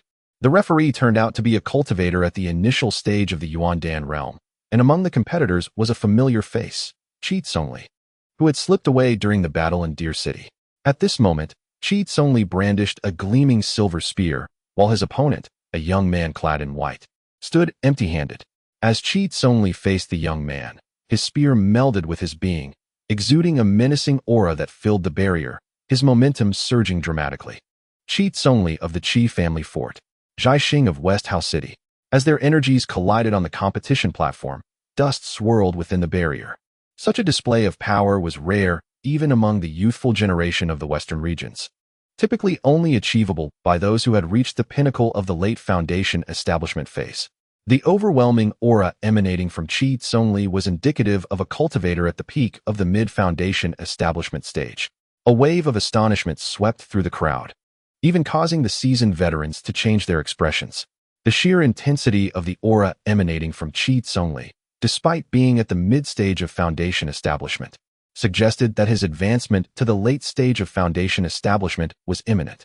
Surrounding cultivators soon realized that although Qi Tsongli's cultivation level remained at mid-Foundation establishment, when combined with the gleaming silver spear in his grasp, he exuded the formidable presence of someone at the late stage.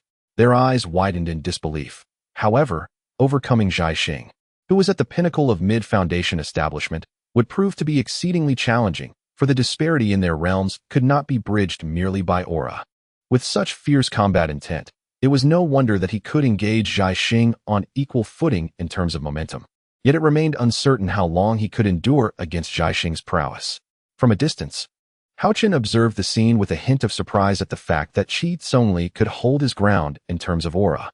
Nevertheless, he did not harbor high hopes for Qi Tsongli, for the gap in strength between someone at mid-Foundation establishment and the peak of mid-Foundation establishment was vast. Merely surviving a while without being utterly defeated would be commendable. Among the many cultivators present, Zhaixing hovered effortlessly in midair, resembling a celestial being descending to the mortal realm, his overwhelming aura pressing down on Qi Tsongli with palpable force. With a swift motion of his right hand, the surrounding air was sliced with a crisp sound. A flying knife, glowing with a brilliant blue light, materialized in the air, illuminating the surroundings and conjuring numerous illusory blades that swirled around Zhaixing, forming a resplendent blue curtain of blades.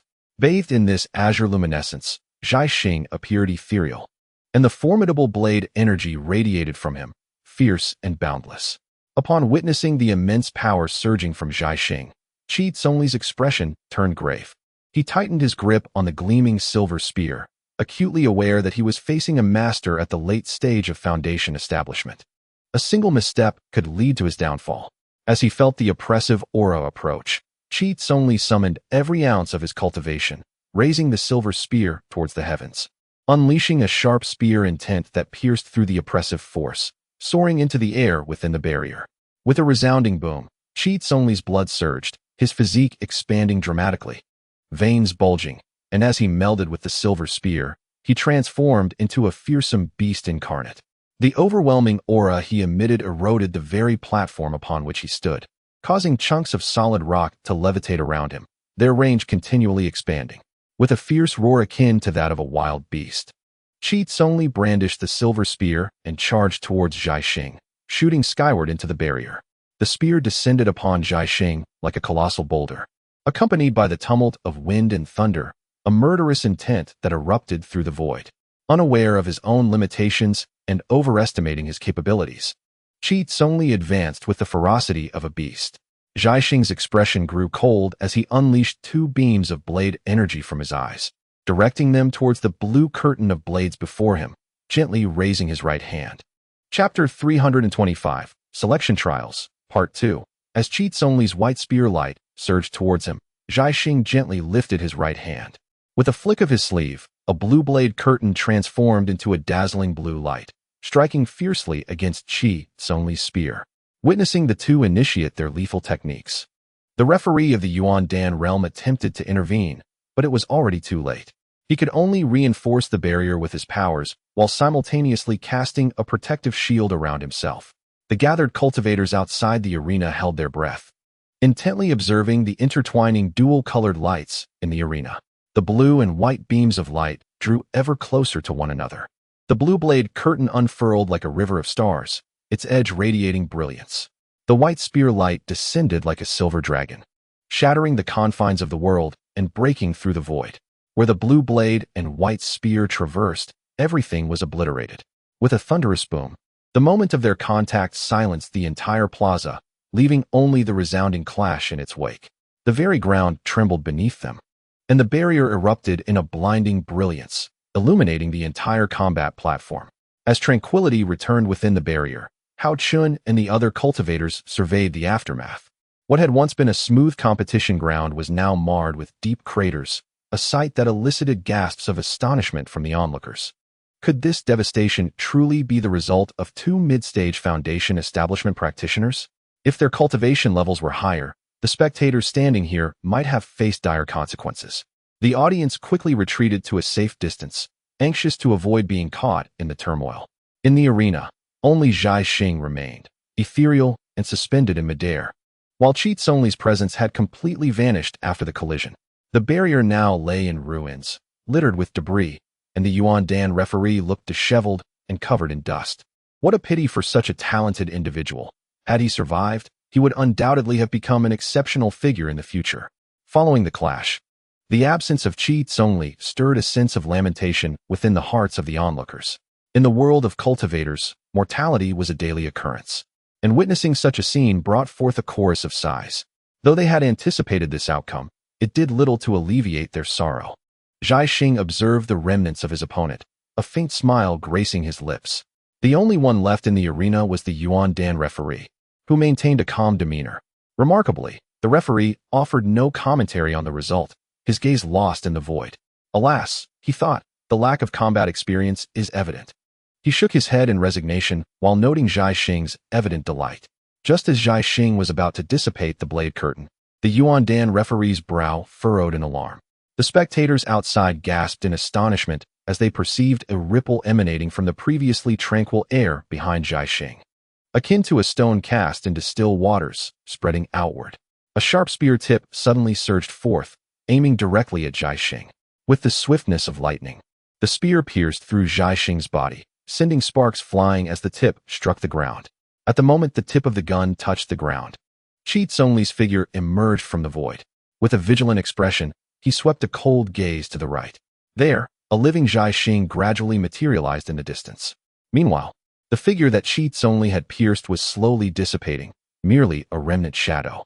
"You certainly dodged swiftly," Qi Tsongli remarked, standing with his weapon at the ready, his eyes fixed on the now sinister Zhai Xing. Just moments ago, as Qi Tsongli had emerged from the void, the tip of his gun was poised to strike Zhai Xing's back. In that instant, Zhai Xing's body twisted, leaving only an afterimage in its wake. It appeared he had employed some arcane technique, reaching an extraordinary speed that allowed him to evade the fatal blow, thus creating this peculiar scene. "I never anticipated your schemes to be so profound. Had I not sensed the anomaly behind me, I would truly have fallen victim to your treachery." Zhai Xing's previously dark demeanor had regained its composure, yet the rising and falling of his chest betrayed the tempest of fury within him. He raised his left hand, and a thin stream of blood emerged from his arm, trickling forth. If he hadn't slightly deflected Qi Tsongli's gleaming silver spear with his left hand during his retreat, he would surely be gravely injured, if not dead. "It seems I must reveal my true abilities," he thought, as he opened his right hand, summoning a cerulean curved blade. The blade, crystal clear, was the very essence of the slicing assault that had earlier targeted Qi Tsongli. As the curved blade materialized, Zhai Xing infused it with a surge of elemental energy, causing it to shimmer and manifest numerous blade glimmers that filled the air. Whoosh! Suspended in the air, Zhai Xing had long abandoned any sense of underestimation following his recent clash with Qi Tsongli. Now, with both hands in motion, the floating curved blade transformed into a flurry of arcs, racing towards Qi Tsongli like a dragon coiling to strike. Observing the approaching onslaught of blades, Qi Tsongli was imbued with fierce determination, drawing in the surrounding elemental essence into his being, an unceasing flow of energy surging forth. The aura of mid-foundation stage erupted from him, his body pulsating like a celestial deity descending to the mortal realm. "Huh, with a swift motion of his gleaming silver spear. Cheats only transformed it into a series of silver dragons coiling around him. He moved with agility, crafting a dazzling display of spear flowers that collided with the incoming blade array, producing continuous, thunderous explosions. Each thrust and strike shattered the blade glimmers and dispersed the dragon-like blade energies.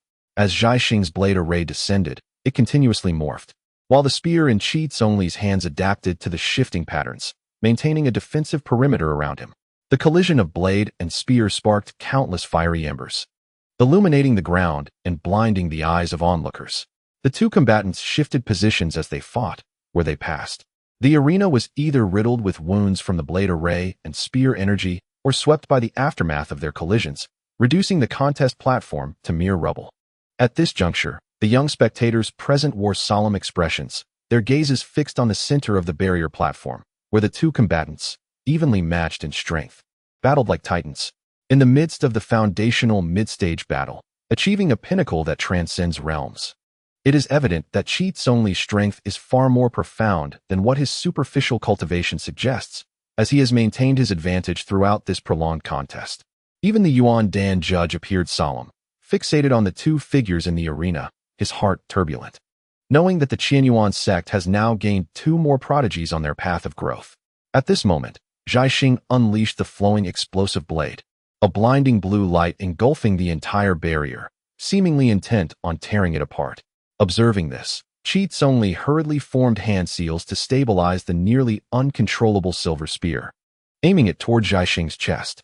However, Zhai Xing seemed to disregard the imminent threat of the spear, suddenly stepping forward. The flowing explosive blade aimed directly at Cheats Only's head. Lost in his concentration on controlling the silver spear, Cheats Only failed to anticipate Zhai Xing's reckless advance. With no time to retreat, panic seized him as the blade descended toward his head, prompting him to close his eyes and await his fate.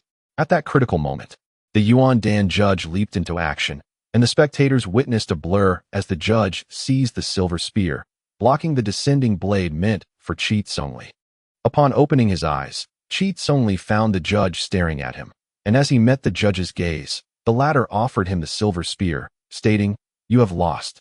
Meanwhile, Zhai Xing, with a beaming smile, clasped his fists in a gesture of respect, saying, "I concede, I concede." Chapter 326, Selection Competition, Part 3. The Yuan Dan judge deactivated the formation barrier, allowing Zhai Xing and Cheats Only to exit the competition platform in succession. Simultaneously, victories were declared at other competition venues, and the contests continued unabated. Next match, called the Yuan Dan judge at this particular platform with a cold tone. The competitions progressed one after another, showcasing numerous thrilling confrontations. Haochen witnessed a myriad of contesting techniques, advanced and rudimentary spells appearing in abundance, alongside an array of diverse magical artifacts and spiritual treasures. In general, the contest predominantly featured various spells in conjunction with wielded weapons. When combatants engaged in close quarters, they resorted to direct clashes with their weapons. When distance was established, they countered each other with spells. Few were like Cheats Only and Zhai Xing, who showcased their abilities through spellcasting from afar. The scarcity of spiritual tools played a role, as wielding them for ranged combat proved less effective than holding them directly, thus conserving vital energy. At that moment, upon the competition platform before Haochen stood a woman in her 20s clad in green and a man nearing 30 dressed in black. The green-clad woman wielded a gleaming sword, possessing a beauty that, despite her lack of makeup, exuded an air of heroism with her elegantly arched brows. The black-clad man, holding a golden hook, observed the lovely woman before him, and, seeing her beauty, hesitated to strike, instead jesting, "My dear sister, why not concede?" Awaiting my entry into the Qianyuan sect, the prospect of us becoming dual cultivation partners is indeed tantalizing. Suddenly, a piercing scream echoed as the man clad in black retreated hastily. To his astonishment, a multitude of ice spikes erupted from the ground where he had just stood. Caught off guard, he suffered a grievous wound to his calf, crimson blood staining his trousers and shoes. Enraged and humiliated, he spat, "Wretched woman, how dare you plot against me?" Unfazed by his vitriol, the woman in green conjured a flurry of ice arrows, all aimed at the black-clad man. With his leg injured and his mobility severely compromised, He abandoned his insults and brandished a single hook to fend off the onslaught of arrows raining down upon him. Just as he managed to deflect the icy projectiles, the ground beneath him erupted once more with a fresh array of ice spikes. In a state of disarray, the man struggled to cope. Meanwhile, the green-clad woman charged forward with her sword drawn. In a moment of carelessness, the black-clad man found his left shoulder pierced, blood oozing from the fresh wound. Yet she showed no signs of mercy, her sword gleaming with a chilling light as it rained down upon him like a tempest. Never before had he been outmaneuvered in such a manner. A sense of deep humiliation washed over him. Now, deprived of the upper hand and outmatched by the woman, he bore several injuries from her relentless assault. His earlier taunts had clearly incensed her, and in her eyes, he was already condemned to defeat. Yet, this black-clad man was akin to an indomitable cockroach, contemplating how he might turn the tables on this audacious woman should he be granted a chance. The frustration within him reached an unbearable zenith. How could such a wretched individual exist in this world? In the past, he would have scoffed at the notion of being injured by a woman. However, the tempestuous sword energy had forced him to exert every ounce of his strength in defense, resulting in significant internal injuries. The green-clad woman would not afford him any opportunity. She detested men who spoke carelessly. Thus, her frenzied swordplay engulfed him entirely, transforming her into a veritable whirlwind of blades. With a sudden thrust, he felt another piercing pain in his right shoulder, blood oozing as his golden hook fell from his grasp onto the contest platform. "I concede," he exclaimed, realizing too late that another sword strike was already aimed at his chest. Desperately, he cried out, "I yield." The blade of the green-clad woman halted just inches from his chest, cold sweat beading upon his forehead. "Let this teach you to watch your tongue," she retorted with a disdainful huff, pushing the sword forward just enough to leave a mark upon his chest before she sheathed it. Without a glance back at her vanquished opponent, she strode directly to the judge to collect her token for the next round before departing the platform. The black-clad man cast a venomous glare at her retreating figure, gritting his teeth against the pain as he retrieved his fallen hook and limped off the stage. The competition continued unabated. In the eyes of Haochen, the practitioners participating in the foundational realm competition displayed a rather rudimentary mastery of their techniques, employing their spiritual sense to control their weapons. The swiftness of their attacks and their spells lacked finesse. Given Haochen's current cultivation and strength, he believed that even without utilizing his true essence, he could effortlessly achieve a decisive victory against these opponents using merely his agility and swordplay. At this moment, he felt reassured. Initially, he had worried that suppressing his cultivation might lead to an exposure of excessive strength, attracting the attention of the formidable experts from the Qianyuan sect. However, it now seemed that a mere display of modest prowess would suffice for him to easily secure a place among the top 10, without raising suspicions among the judges at the nascent soul stage. As Haochen pondered these chaotic thoughts, he heard the announcer declare, "Match 13. Contestant number 212 versus contestant number 1944. Is it my turn to compete?" With that thought, he gracefully leaped onto the competition platform, landing silently and lightly. Just as he alighted upon the stage, a robust young man, aged around 26 or 27, wielding a pitch-black longsword, followed closely behind him onto the platform. An overwhelming aura of menace enveloped the area, causing the very air within the barrier to quiver. "I am Haochen. I humbly seek your guidance." Haochen performed a courteous fist salute and then stood quietly. The burly youth, now addressing Haochen with a fist salute of his own, introduced himself, "I am Lei Gang." Subsequently, both combatants fell into silence. Haochen stood there unarmed, exuding an air of calm indifference in the face of a formidable foe.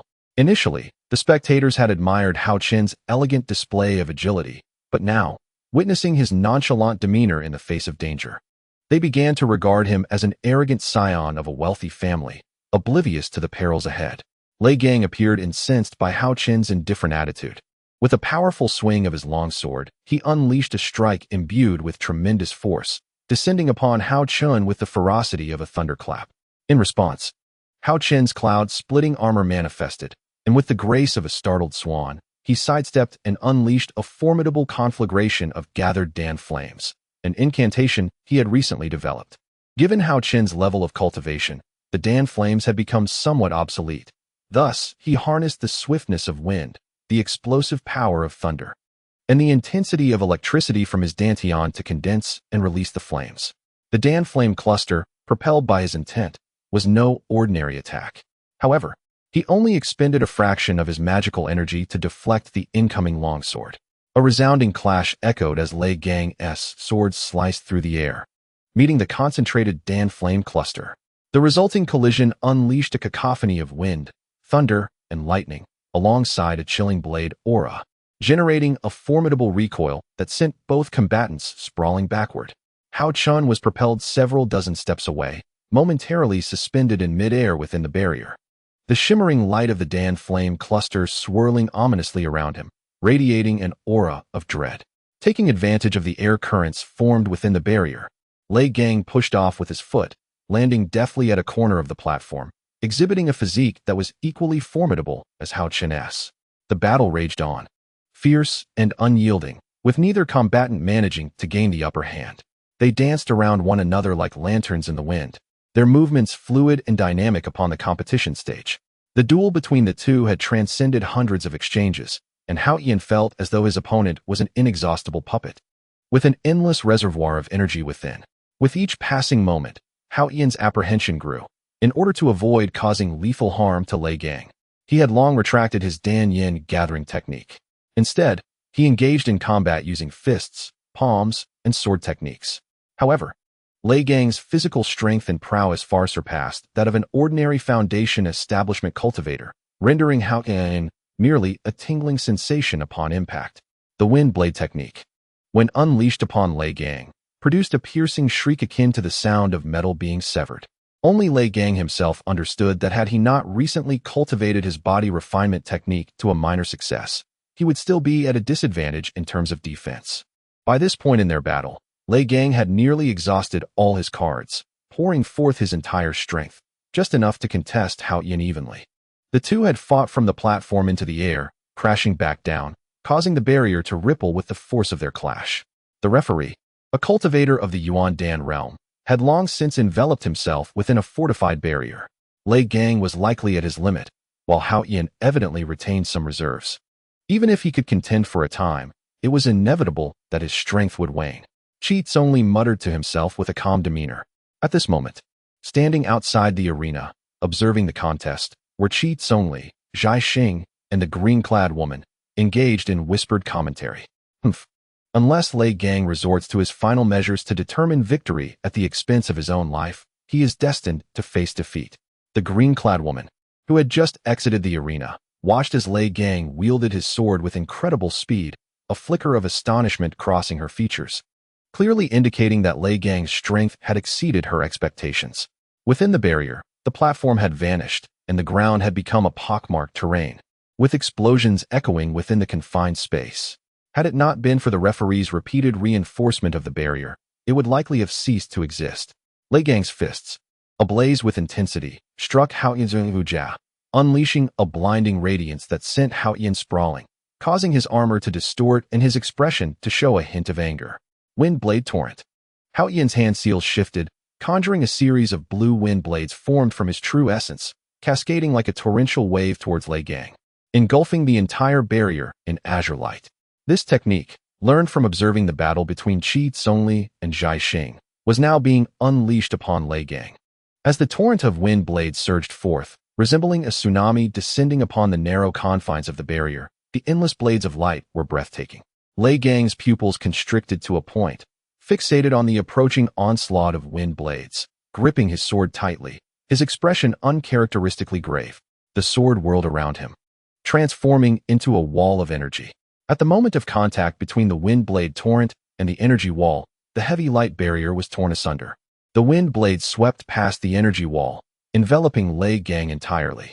The relentless blades of wind incessantly assailed Lei Gang's form, rendering him akin to a solitary boat adrift upon a tempestuous sea, poised to be engulfed at any moment. Observing the blue torrents of wind blades within the barrier, the onlookers outside wore expressions of rapt attention, fixated on that lone vessel amid the tumultuous ocean, awaiting the inevitable conclusion. The outcome of this clash appeared all but certain, for the disparity in strength between the two combatants was insurmountable. Cheats only regarded the evolving battle with an expression of calm detachment. The woman in green, her countenance frigid, gazed at Lei Gang, who was engulfed by the maelstrom of wind blades, and remarked to Zhai Xing, "This is the finality of it. Even the ultimate chance to fight for survival has been denied, and the result was predetermined before the battle commenced." "Not necessarily," Zhai Xing retorted succinctly. Boom. Just as the crowd anticipated a definitive victor, that once unsteady boat quivered amidst the vast ocean, erupting in a violent surge. With a sudden expansion, it repelled the tempest of wind blades outward, rendering the cataclysmic explosion into naught. With a resounding crash, a figure burst forth from the chaos. Witnessing this spectacle, even Haochen's expression shifted, astounded that Lei Gang could rise from such despair and tear through the onslaught. As the crowd beheld the figure emerging from the tempest, shock rippled through them. At that moment, Lei Gang was beset with numerous wounds of varying severity. Lacerations marred his entire body, and streams of crimson flowed from his injuries, presenting a pitiful sight. What a close call. Had he lingered any longer, escape would have been nearly impossible. Wiping the blood from the corner of his mouth, the wounded Lei Gang cast a glance at Haochen and spoke. The duel within the barrier had persisted for quite some time, and both appeared utterly exhausted. In truth, Haochen had merely summoned the latent power of the wind and thunder dark electric Dan. At this juncture, Haochen had already summoned a magical sword, poised for Lei Gang's approach. As Lei Gang revealed himself, the sword emitted a piercing howl, cleaving through the nearby space and descending upon him with lethal intent. Haochen manipulated the sword with his consciousness, advancing towards Lei Gang with a peculiarly sinister smile. He was no longer inclined to prolong the contest. Lei Gang's attempt to evade the strike was futile. He prepared to counter, but discovered Haochen had vanished from sight. Swiftly, he turned, only to find no trace of him behind. A second turn yielded the same result. Haochen, like a specter, maneuvered behind Lei Gang once more. Though Lei Gang turned with remarkable agility, Haochen circled him from a distance of 5 feet, effectively pivoting around him as if he were the center of a circle with a 5-foot radius. Each rotation Lei Gang executed required Haochen to traverse several times that distance to maintain synchronization without detection, a feat that underscored the stark contrast in their speeds. In terms of physical prowess, swordsmanship, and sheer velocity, Haochen's magical techniques had reached their zenith.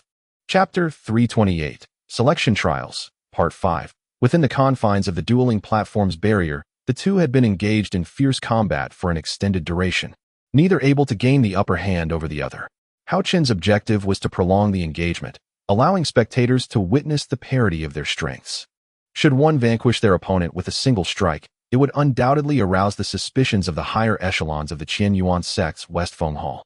At present, Haochen stands as a formidable master at the pinnacle of the half-step Yuaning realm. Aside from his superior cultivation, in all other aspects, his adversaries fall short.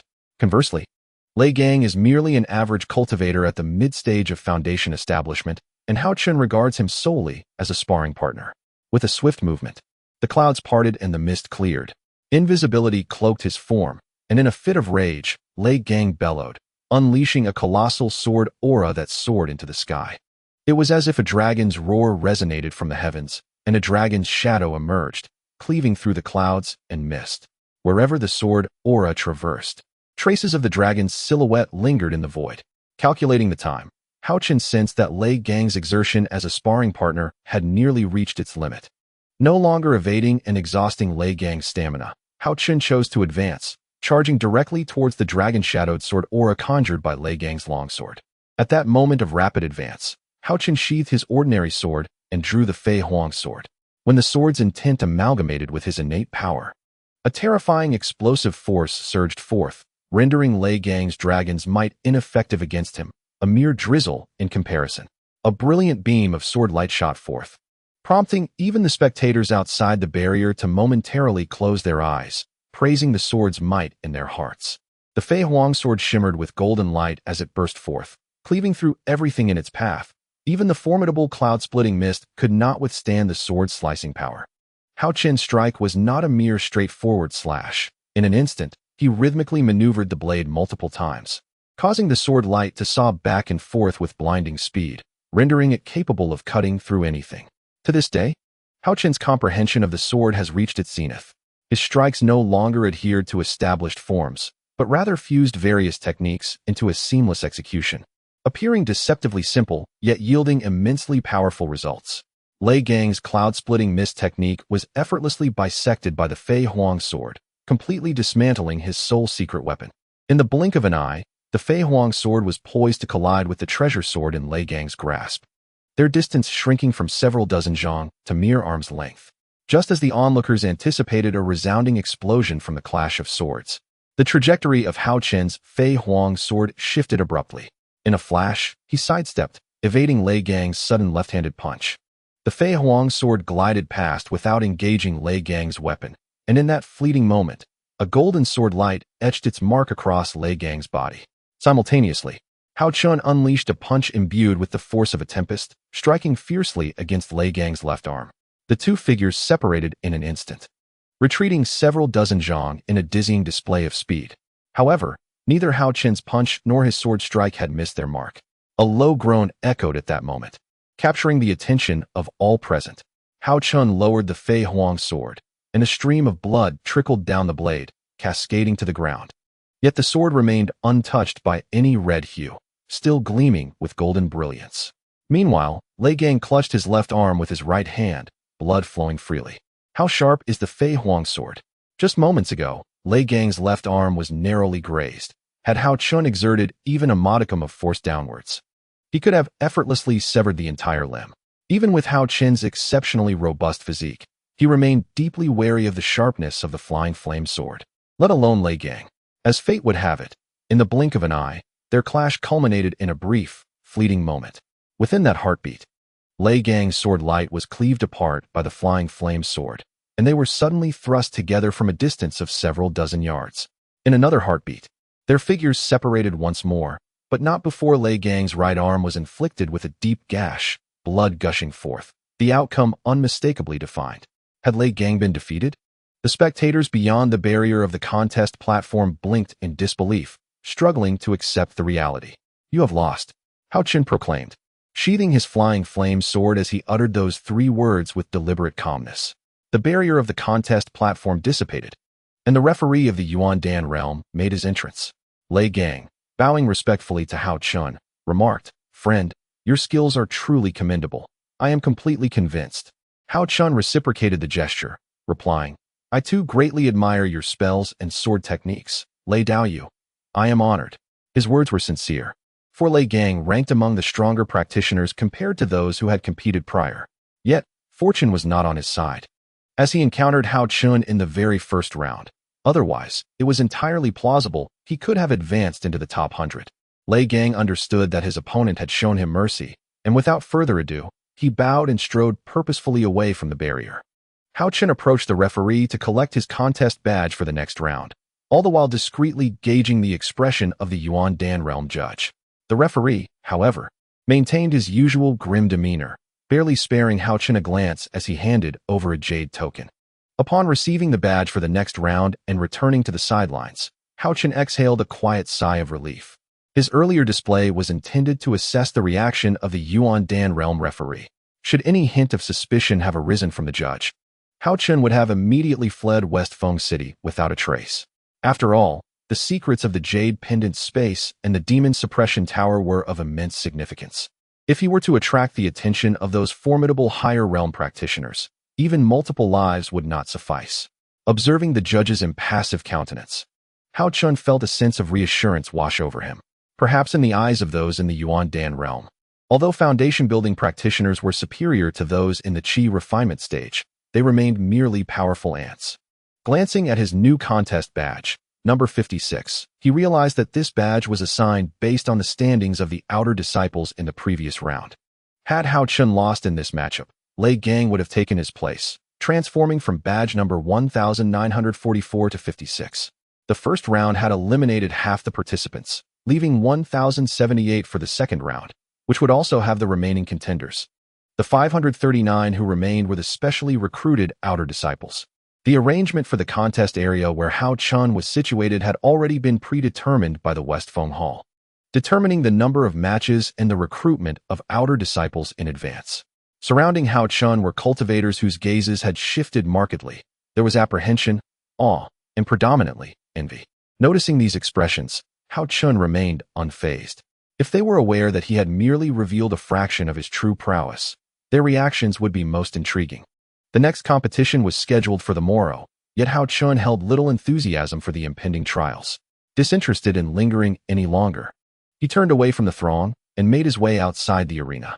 Chapter 329. The Fox Borrowing the Tiger's Might. Shifeng City. The outer city of the Qianyuan sect's Shifeng Hall thrived entirely due to the influence of the Shifeng Hall. Having just concluded his bout with Lei Gang, feeling somewhat fatigued yet knowing he would participate in another match the following day, Haochen seized the opportunity to rest properly. Thus, he settled into an inn within Shifeng City. After dinner, Haochen resolved to explore the city, as he was new to the area and unfamiliar with its offerings. Perhaps he would become a frequent visitor to Shifeng City in the future. Thus, he felt it prudent to wander about. After visiting several locations, he found none that satisfied him as a base for gathering information. His initial focus had solely been on registering for the Outer Disciple competition, neglecting to appreciate the local charm. In comparison to Shihua City, Shifeng City boasted superior facilities, befitting a prominent sect's outer city. It was anything but dilapidated. Disguising himself and suppressing his cultivation to the initial stage of foundation building, he departed the inn. He had considered this an opportunity to find a secluded spot and summon Xiao Chui, Shan Er, and Shuang Er to accompany him on his explorations. However, after some reflection, he deemed it wise to remain cautious, especially given Shuang Er's status as a target of the Blood Shadow Demon sect. Thus, he decided to meander through the bustling market alone. As he traversed the streets, Haochen encountered numerous cultivators, the majority being at least at the qi refining stage.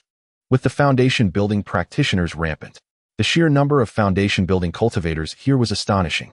Roughly assessed, the ratio of qi refining to foundation building cultivators was nearly 2 to 5, a rather alarming statistic that underscored the prevalence of practitioners in this locale. Among the ordinary populace, martial artists made up about 30%, while those at the Yuan Dan stage were a rare sight and thus not included in the tally.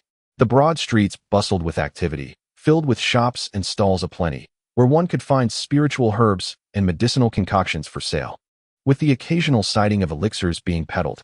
Under the protection of the Qianyuan sect's Shifeng Hall, there was little concern for disorder. The hall maintained a dedicated security force to uphold peace within Shifeng City. Anyone daring to cause trouble would undoubtedly be challenging the authority of the Shifeng Hall.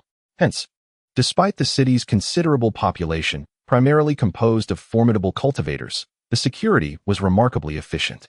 Strolling leisurely, Haochen seized upon anything that caught his fancy, purchasing without hesitation.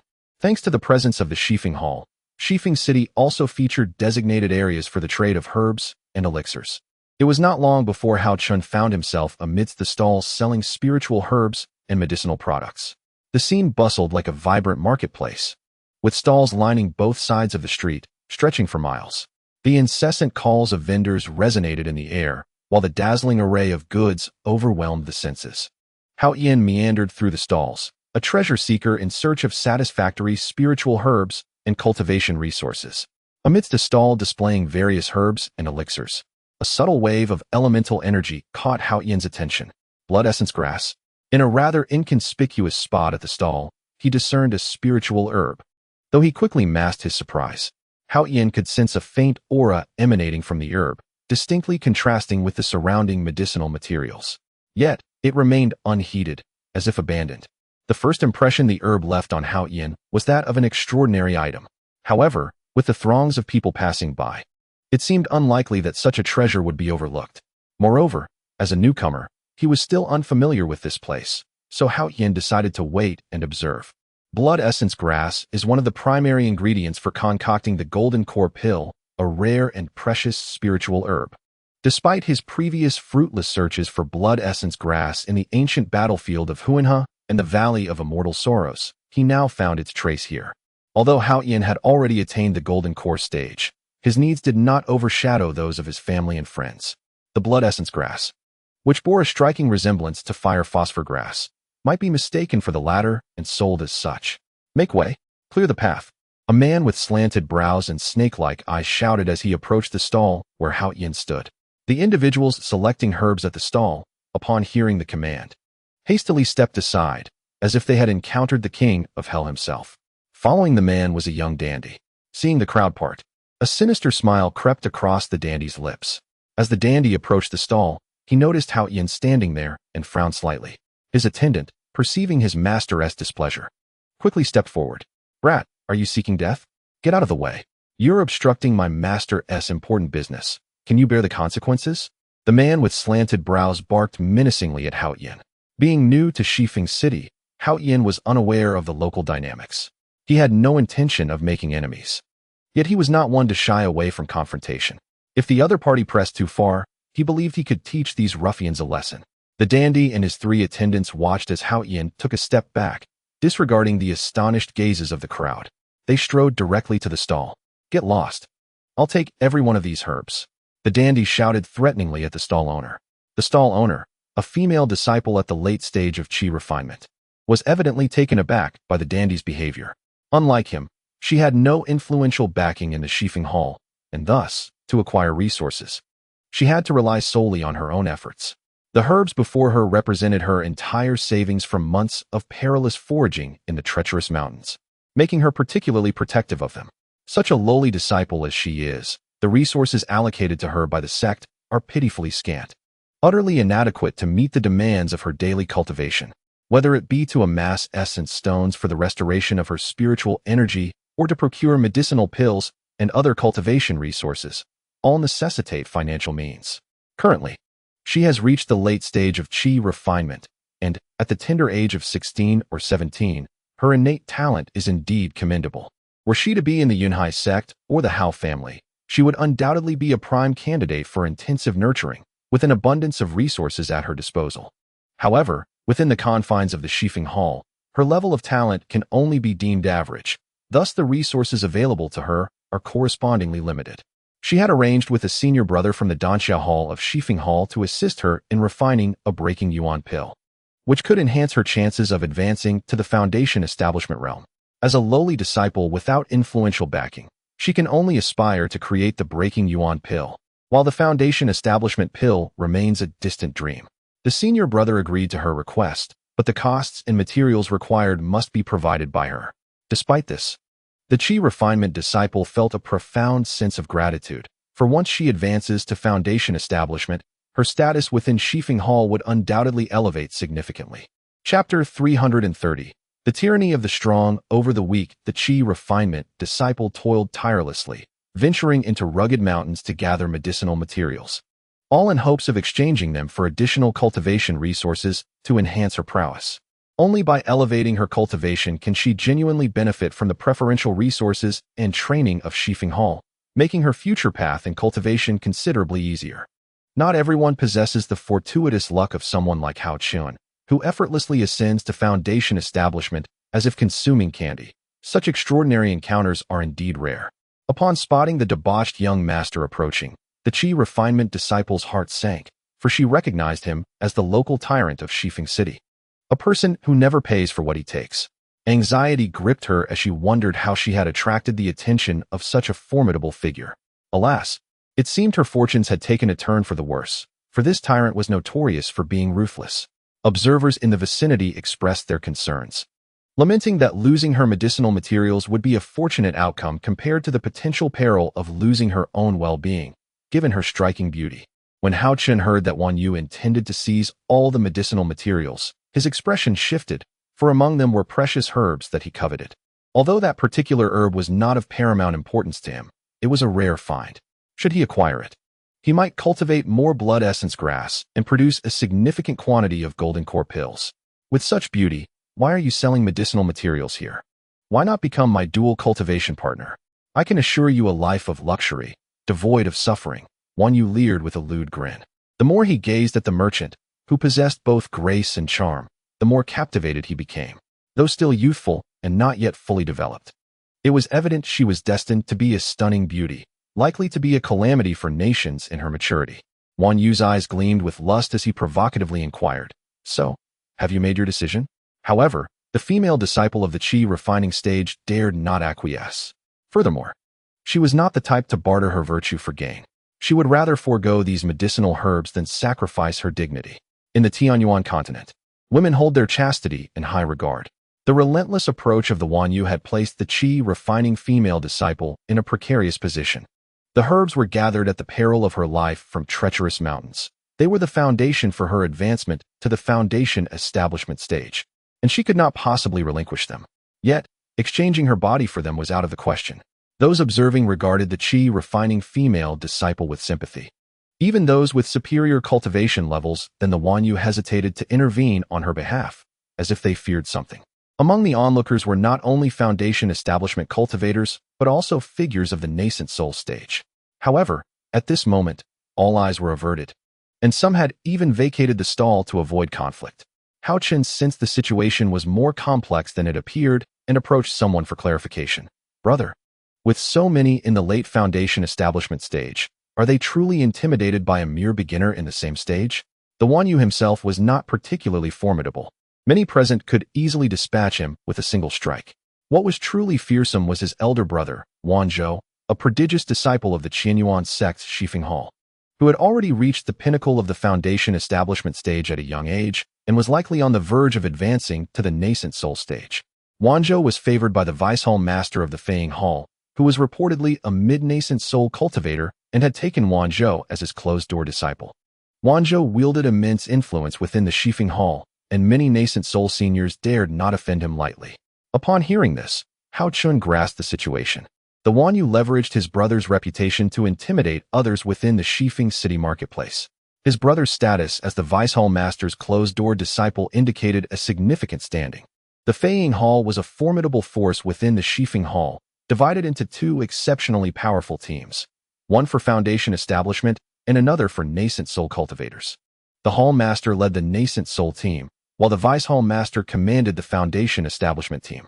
Onlookers found no necessity to provoke the Wanyu for the sake of an unfamiliar female disciple. Thus they chose to ignore the unfolding drama.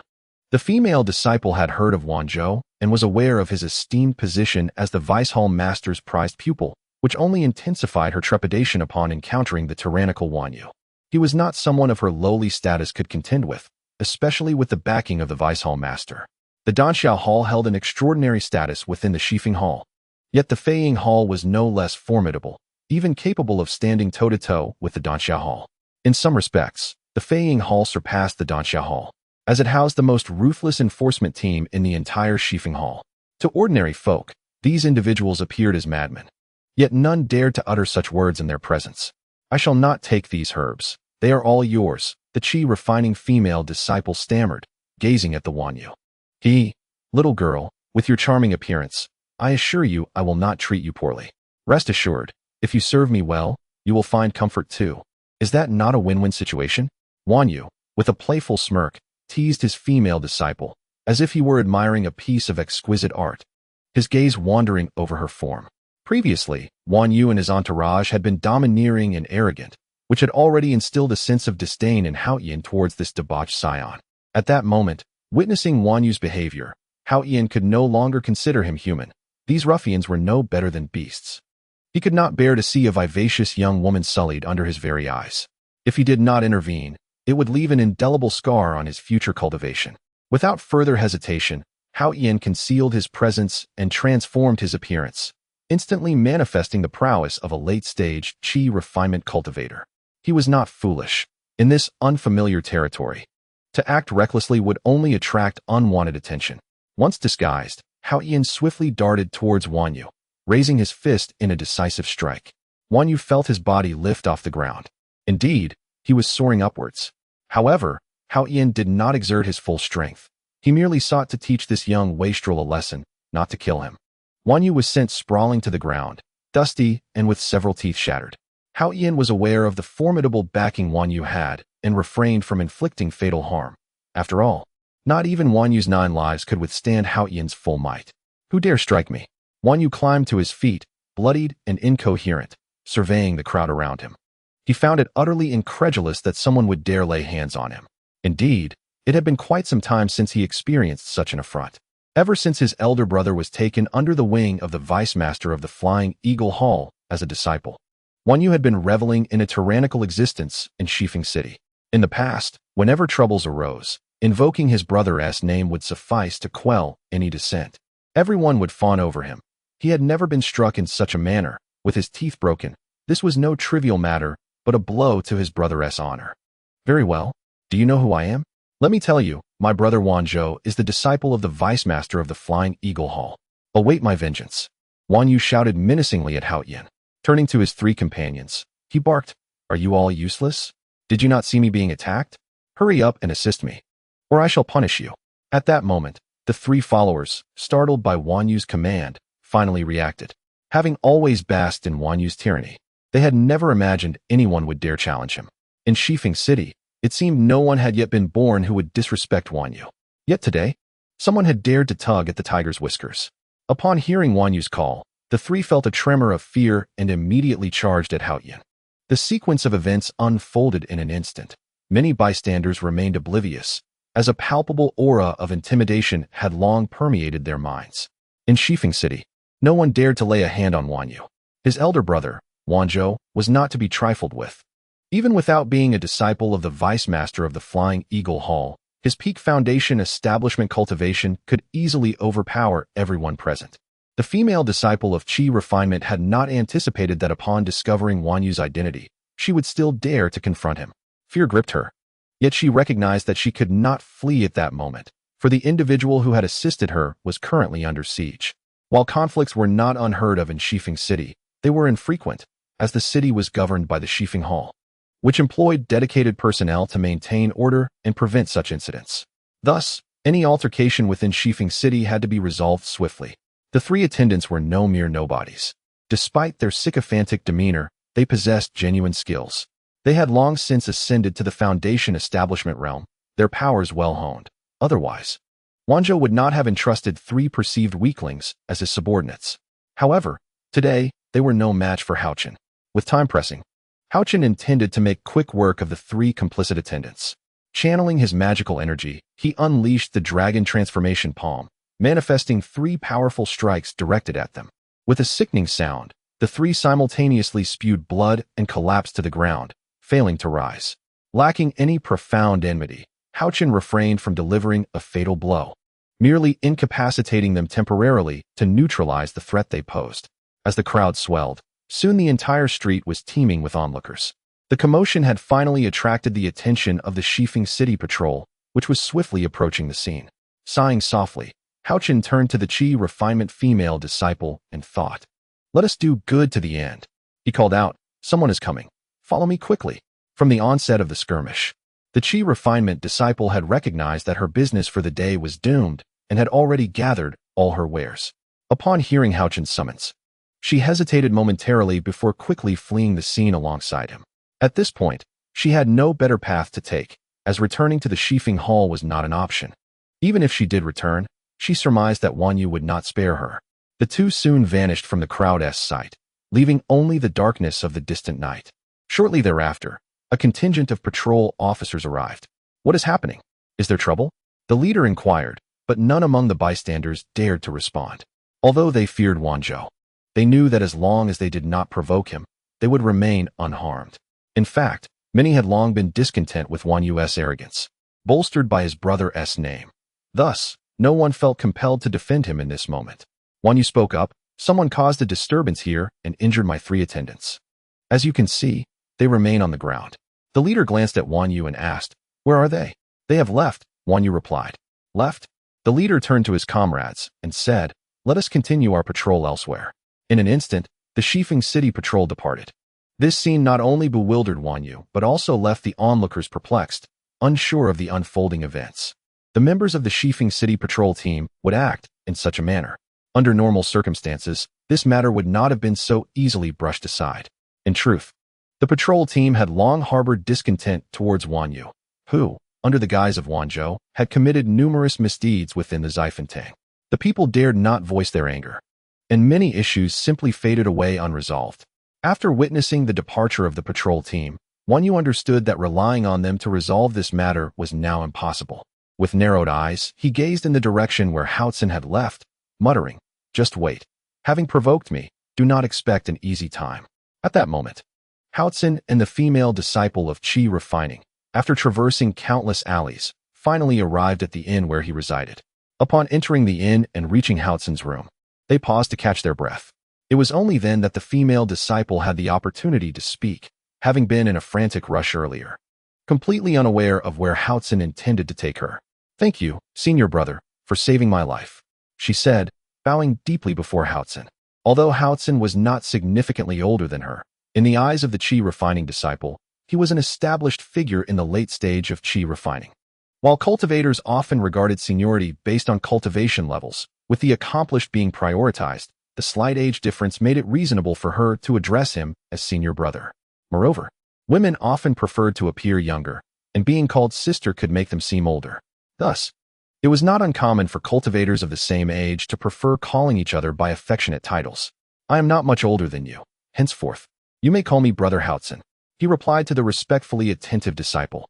"Brother Haochen," the disciple sweetly called out, her tone filled with warmth. "What is your name?" Haochen casually inquired. "My name is Lin Yuyan." "Brother Haochen, you may simply call me Yuyan," she said while removing her makeup, revealing that she had altered her appearance. "Oh, women, why alter your appearance with makeup? Wouldn't it be better to embrace a more natural look?" Haochen mused internally, contemplating that if she had disguised herself as an unattractive girl, perhaps she would not have drawn such covetous gazes. Truly, beauty can be a double-edged sword. As Lin Yuyan stood bashfully before him, having washed away her makeup, Haochen observed her true beauty, which surpassed her made-up visage. Her crescent-shaped brows framed a pair of bright eyes, and her charming cherry lips were quite captivating. Her long, dark hair fell in disarray, and her weary face bore beads of sweat and dust. "Yuyan, how did you come to sell spiritual herbs and medicines at the market stalls?" Haochen, having admired her beauty, could not resist inquiring about her circumstances. Through Lin Yuyan's narration, Haochen gleaned the entire story. Given her talent, she could only be considered an ordinary disciple within the Xifen. However, should she advance to the foundation establishment stage, her status would significantly elevate. Along with this would come the preferential resources of the Xifen, allowing her future cultivation to be far more convenient, eliminating the need to venture into remote mountains and forests to gather spiritual herbs and medicines for resources. The abundant resources of powerful sects were essential for sustaining the cultivation of all disciples within the sect. This delineates the distinction between rogue cultivators and disciples of sects. Despite possessing extraordinary talent, a rogue cultivator may lag significantly behind even an average disciple of a sect in their cultivation, primarily due to a lack of adequate resources. Lin Yuyan's attainment of perfection in Qi refinement at such a young age can be attributed to both her innate talent and the resources at her disposal. Upon learning about Lin Yuyan's circumstances, Haochen hesitated to directly request the spiritual herb from her, and instead inquired indirectly, "Yuyan, are you selling these spiritual herbs and medicinal plants in exchange for spirit stones for cultivation?" At the mention of this, Lin Yuyan's demeanor shifted to one of melancholy. Her original plan was to sell these medicinal herbs to amass funds to enlist the help of a senior brother from Danxia Hall to refine a breaking yuan pill for her. But now everything had fallen apart. Haochen understood that martial practitioners could use breaking barriers pills to advance, while cultivators employed similar pills known as breaking yuan pills, which significantly enhanced the chances of promotion to foundational realms. For someone like Lin Yuyan, an ordinary Qi refinement disciple without any background, even dreaming of a foundation establishment pill was out of reach. The raw materials for its concoction were simply unattainable without entering secret realms. The purple monkey flower, jade spirit mushroom, and heavenly spirit fruit, among other spiritual herbs and fruits, are exceedingly rare treasures of the world. Now, with no alternatives at hand and insufficient spirit stones to cover her fees, Lin Yuyan expressed her despair. Uncertain whether senior brother Li from Danxia Hall would agree to help her refine the breaking yuan pill. She then recounted her plight to Haochen. "Yuyan, I wonder if you trust me?" Haochen suddenly gazed intently at her. "Brother Haochen, you just rescued me. How could I not trust you?" Lin Yuyan responded in surprise. "If you believe in me, would you consider entrusting the materials for the breaking yuan pill to me for refinement?" Haochen stated earnestly, trying to uplift the despondent Lin Yuyan. "Really? Brother Haochen, are you serious? You are an alchemist. You truly can refine pills?" Lin Yuyan still found it hard to believe, as this revelation was profoundly astonishing to her. Just moments ago, she was troubled by the absence of someone to help her with pill refinement, and now, unexpectedly, here stood a potential ally. Haochen nodded. "I am merely a novice alchemist." His implication was clear. He had not yet obtained a qualification certificate for alchemists. Nevertheless, Lin Yuyan thought, regardless of the outcome, her life was saved by him, and whether the breaking yuan pill could be successfully refined or not. Her fate was already entwined with his. Haochen continued, I have never refined a breaking yuan pill, Yin, so? Wait. Lin Yuyan was taken aback, realizing the predicament this revelation placed her in. She had just been touting him as an alchemist, only to discover he was an unqualified one. Unbeknownst to Lin Yuyan, Haochen had yet to visit the Alchemist Guild or obtain his certification. Although he could refine 6th-tier pills, he remained an unranked alchemist. Don't worry, brother Haochen. Whether the breaking yuan pill succeeds or fails, it's my fate. I trust you, Lin Yuyan reassured herself. Haochen would scarcely concern himself with such matters. The broken origin pill is merely a 4th-tier elixir. He has previously refined 5th-tier foundational pills and restorative purple pills, so the broken origin pill is of little consequence. Although Lin Yuyan was aware of Haochen's identity as an alchemist, she hesitated to present her collected materials for refining the broken origin pill. Those materials were, after all, her lifeline. Miss Yuyan, may I inquire if I might inspect the spiritual herbs and medicines you have for sale today? I wish to select a few for purchase. Haochen finally spoke, revealing his intent to Lin Yuyan. Lin Yuyan was taken aback. Her elder brother was interested in purchasing spiritual herbs. The items she possessed were largely of inferior quality. While she did have some higher-grade spiritual herbs, they were regrettably scarce. Why would he wish to buy such subpar items? Was he attempting to assist her? Yet, she soon reassured herself, recalling that Haochen had claimed to be merely an alchemist of no significant rank. Those inferior spiritual herbs would undoubtedly serve him well for practice, without the concern of excessive waste. With this thought, Lin Yuyan began to retrieve the herbs and medicines she intended to sell, carefully laying them out one by one, the majority being of inferior grade. She genuinely regarded Haochen as a novice. When she produced a herb that resembled the rare blood essence grass, Haochen felt a wave of relief. This indicated that Lin Yuyan had not recognized its rarity. To be frank, Haochen himself had yet to ascertain whether it was indeed blood essence grass. Now, with the opportunity to observe it closely, he confirmed that it was indeed the rare variety. Had Lin Yuyan ventured into a secret realm or an ancient battlefield to procure such a herb? Observing the complete blood essence grass, Haochen mused that cultivating it would require considerable effort. Fortunately, the spatial realm of his jade pendant contained a multitude of unprocessed beast corpses, which would be ideal for the cultivation of blood essence grass. Haochen remained discreet, careful not to display too much interest in the blood essence grass for fear that Lin Yuyan might reconsider her offer. Seizing the moment while she was still unaware of its true value, he quietly stowed the blood essence grass into his pouch, silently vowing to compensate her properly in the future. The spiritual herbs and medicines Haochen selected were predominantly of inferior grade, as they were the most plentiful. The blood essence grass was included among them. He felt a sense of security only after placing these herbs into his storage bag. To ensure safety, Haochen arranged for Lin Yuyan to have a separate room adjacent to his own, just in case. After escorting her to her room, he returned to his quarters and, once the door was closed, eagerly entered the realm of the jade pendant. At that moment, within the pendant's space, Shaner, Schwanger, Linger, and the little bird, Chui, were frolicking by the pond. This locale served as the entrance to the jade pendant's space, a place rich in vitality, where several rare spiritual trees flourished abundantly.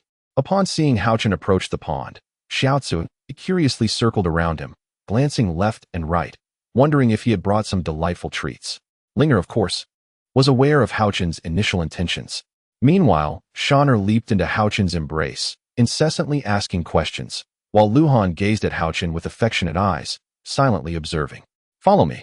Under Linger's guidance, they arrived at a flat and dry valley. Ah, this place is indeed suitable for cultivating blood essence grass. Haochen, familiar with the growth habits of blood essence grass, felt that this location possessed an aura reminiscent of an ancient battlefield. Employing his mystical powers, Haochen excavated a shallow pit measuring several feet in diameter. He summoned a few corpses of ethereal beasts from the storage barrier and buried them within the pit, intending to create an artificial ancient battlefield that mimicked the ideal conditions for the growth of blood essence grass. Subsequently, he planted the specimen of blood essence grass from his storage bag in this very spot. Still feeling somewhat uneasy, he instructed Shaner and Schwanger to fetch water from the pond, asked Linger to retrieve the millennia-old spiritual liquid from the storage room, and requested Xiaozue to sense whether the atmosphere here resonated with the essence of an ancient battlefield. After a series of satisfactory tests, Haochen established a formation barrier, crafting a spatial environment that mirrored an ancient battleground. The 4 individuals and 1 bird toiled diligently for quite some time before completing this endeavor. Upon witnessing the resilient revival of the blood essence grass, Haochen let out a long sigh of relief. In Chapter 333, exhausting every effort. Within the confines of the jade pendant space, Haochen busied himself in creating a suitable environment for cultivating blood essence grass. When he finally emerged from the pendant space, it was already the following morning. After a brief respite, he prepared to head to Shifeng Hall to participate in the second round of trials for the outer disciples. However, recalling the plight of Miss Yu Yan, whom he had exerted himself to save at the market yesterday, Haochen found himself in a quandary regarding her accommodation. Should he leave her at the inn? He feared that at any moment, the Wanyu might discover her whereabouts, placing her in imminent peril. Even taking her to Shiho City or Fengming Town was unfeasible, as the journey was too lengthy, risking his absence for the second round of trials. If it were only himself, he could make the trip, but flying with another was likely impractical. As he pondered these dilemmas, Lin Yuyin arrived at Haochen's room. Aware that he was set to participate in the entrance trials for the outer disciples at Qianyuan Sect's Shifeng Hall. Uncertain of her own direction, Lin Yuyin appeared troubled. Observing her distressed expression, Haochen realized there was little he could do. Yuyin, do you trust me? Haochen suddenly inquired, catching Lin Yuyin off guard. I trust you, brother Haochen. If I didn't, why would I come to the inn with you? She replied without hesitation. Very well, I shall take you to a certain place.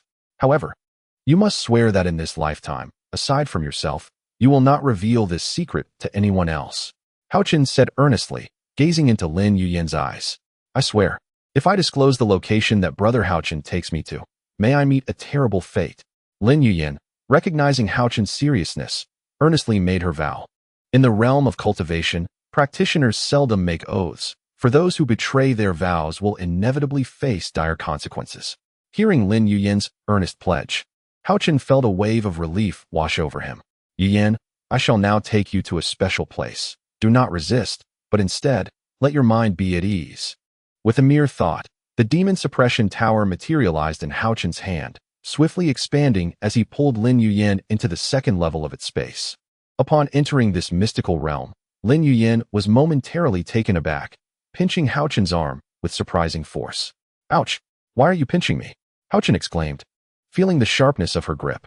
Brother Haochen, I want to see if I am still dreaming. Lin Yuyin giggled. This is a rare treasure I stumbled upon. A space within the treasure, and it's my secret. What can I say? I have a soft heart and a penchant for compassion. As the saying goes, if you save someone, see it through to the end. Escort the Buddha to the Western paradise. As Haochen spoke, he elaborated on this precious space. With no other option, he decided to keep Lin Yuyin comfortably within the wooden barrier of the second level of the demon suppression tower.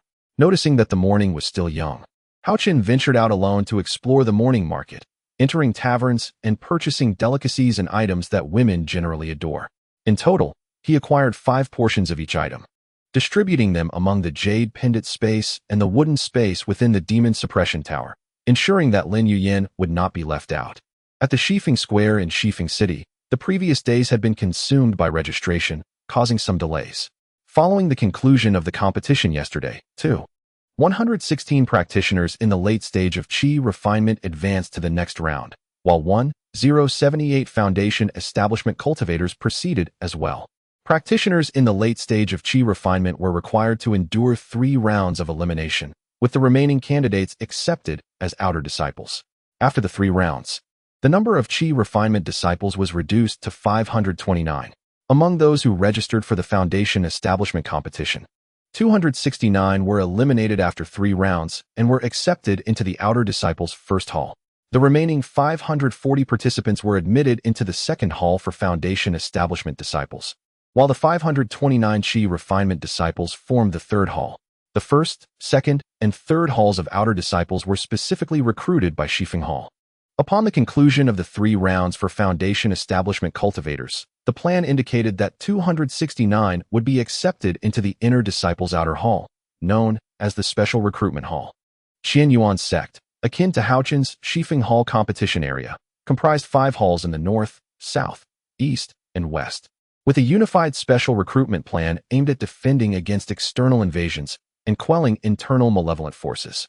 Although the public knew that joining the outer disciples of Qian Yuan's sect was akin to enlisting in a death squad, the passionate youth of Tian Yuan continent continued to fervently support and participate in the special recruitment initiatives of various sects and schools. For many practitioners of humble origins, lacking the means to join sects, this was a golden opportunity to finally enter a sect and find a place of belonging amidst the ongoing special recruitment efforts, aimed at countering external threats. The competition venue where Haochen stood remained as bustling as ever. In addition to the 1,078 foundational cultivators preparing for the next round of competition, a multitude of onlookers had gathered, eager to witness the event. After all, this marked the inaugural occasion in the history of Qianyuan sect's recruitment of outer disciples through a contest, a truly groundbreaking celebration. Yesterday, a disciple from the third generation of Qianyuan sect, clad in a blue robe, stepped forward to announce the matches and the sequence numbers of the participating cultivators, thus officially commencing the contest. Checking his own token, Haochen made his way to the new contest platform, which was no longer the same one presided over by the Yuan Dan cultivators. In this round of competition, 8 matches unfolded simultaneously, and soon it was Haochen's turn to take the stage. In a flash, a young cultivator, appearing to be around 23 or 24 years old, materialized on the arena, standing opposite Haochen with piercing eyes fixed upon him. Haochen's expression remained unchanged as he appraised his opponent, who wore a well-fitted blue robe and regarded Haochen with contempt. The young man's haughty demeanor irked Haochen. "I am Haochen," he stated, offering a slight bow as he introduced himself. "You need not know my name." The young man in blue replied coldly. "How arrogant." The rules of the contest clearly stipulated that one should not incapacitate or kill their opponent, but inflicting injury was permitted. At that moment, the young man sneered at Haochen, his disdain evident. "Is it merely a contest? You should keep your disdain to yourself. Flaunting it before me is nothing short of offensive. Soon, you shall pay for your arrogance," Haochen thought, resolving to engage the insolent youth in a game of his own. "Begin," commanded the referee, a mid-stage Yuan Dan cultivator, as he set the protective barrier around the contest arena. With the signal, the young man in blue transformed into a flurry of afterimages, hurtling toward Haochen. Simultaneously, Haochen sensed a sharp killing intent locking onto him, an adversary of considerable threat. Unfazed, Haochen remained composed but vigilant, knowing that he must exert his utmost efforts against this presumptuous challenger. Chapter 334. A touch of hubris. The young man in blue was a mid-stage foundational cultivator, showcasing remarkable prowess. To Haochen, who found himself in a precarious situation, a thought crossed his mind. "You think yourself superior? Then let us engage."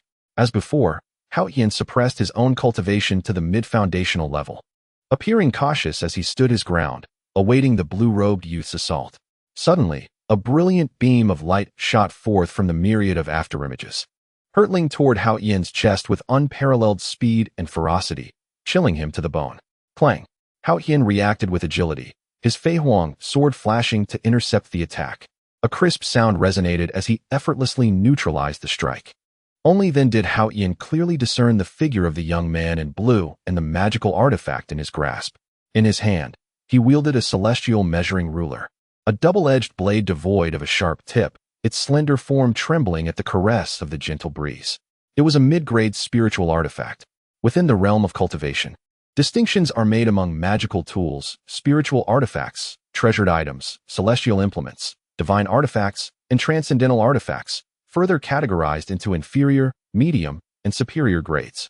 While magical tools lack exceptional grades, spiritual artifacts can indeed possess supreme qualities. Only transcendental artifacts defy classification. Haochen's expression grew solemn as he discerned the formidable power emanating from the celestial measuring ruler. The flying radiance stored in his grasp was a supreme magical treasure. Yet with his current cultivation level, he could not unleash its full potential. There was also the celestial artifact, the flying rainbow sword. Alongside the nameless sword he had long believed to be a celestial artifact, but had yet to refine. Observing the young man clad in blue wielding the celestial measuring ruler stirred no desire within Haochen. Death. Noticing the grave countenance of Haochen, the young man in blue garments offered a cruel smile. Relying on his terrifying speed and the spiritual artifact in hand, he lunged at Haochen once more. The young man's attacks were not merely aimed at swiftly defeating Haochen. Rather, he feared that Haochen, having witnessed his prowess, might concede, thus depriving him of the opportunity to showcase his exquisite spells and flair.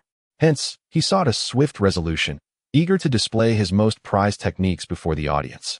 The young man in blue moved like lightning, surrounded by myriad phantoms, his speed indeed unparalleled.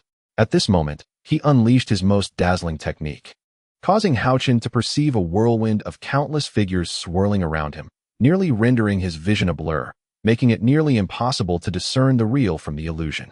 Yet, a cold smirk crept upon Haochen's lips as he observed the spectacle unfolding on the contest platform. Although the young man in blue demonstrated remarkable speed, he underestimated the challenge of easily subduing Haochen solely through swiftness and agility. Hiss! As the spectators gasped in awe at the young man's formidable movements, he seemed to strike with countless phantoms simultaneously. The celestial measuring ruler unleashed a flurry of icy rays, akin to the luminous glow of a cold moon, launching numerous celestial measuring rulers directly toward Haochen. What a magnificent sight! Such divine prowess was likely unmatched among the specially recruited disciples this time. The opponent was also a mid-stage Foundation establishment cultivator, but he paled in comparison to the young man in blue. Yet, achieving victory in the first round was already a stroke of fortune. Now, succumbing to this individual posed no regrets. How extraordinarily powerful. It seemed there was little doubt that the young man in blue would triumph in the second round of the contest. Amidst the exclamations from the audience, discussions erupted, as those witnessing the contest were astonished by the young man's formidable presence, especially with the celestial measuring ruler in his possession. Even formidable practitioners at the Yuan Dan level of the Qian Yuan sect would find it challenging to acquire a mid-grade spiritual artifact without certain connections or luck. The piercing sound of the celestial measuring ruler slicing through the air, accompanied by the myriad shadows it cast, enveloped Haochen from all sides, as if he were on the brink of being torn to shreds. However, amidst the countless shadows, Haochen remained unperturbed. On the contrary, his expression was calm, a faint, cold smile gracing his lips. The young man clad in blue moved with astonishing speed, seamlessly blending his ethereal movements with illusions, creating a perplexing spectacle that made it exceedingly difficult for an ordinary opponent to contend with him.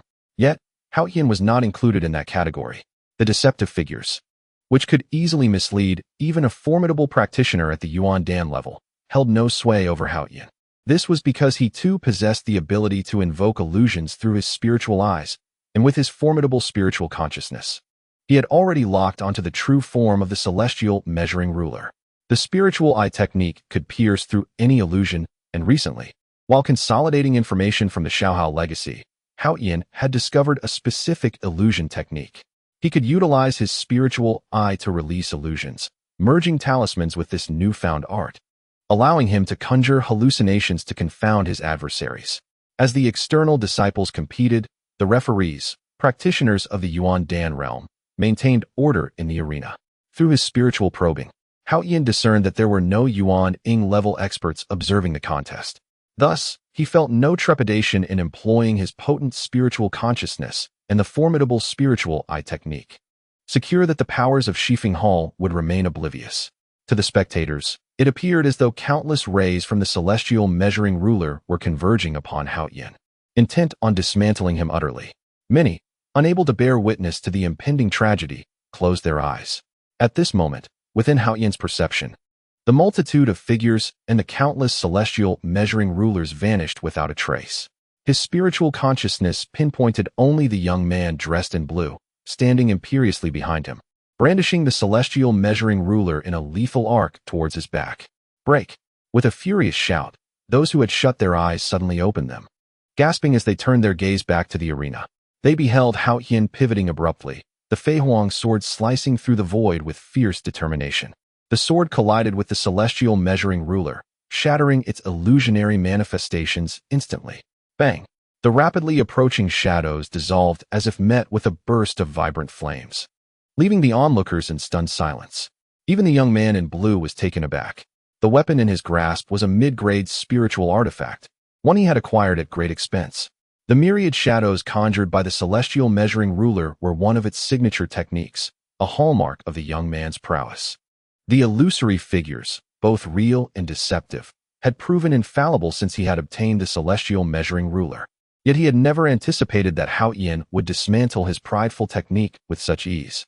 Bound by the rules of the contest that forbade lethal force, the young man, though not exerting his full strength, found it hard to accept that Haochen had so effortlessly countered his ultimate move. As he stood in disbelief, Haochen was far from dazed.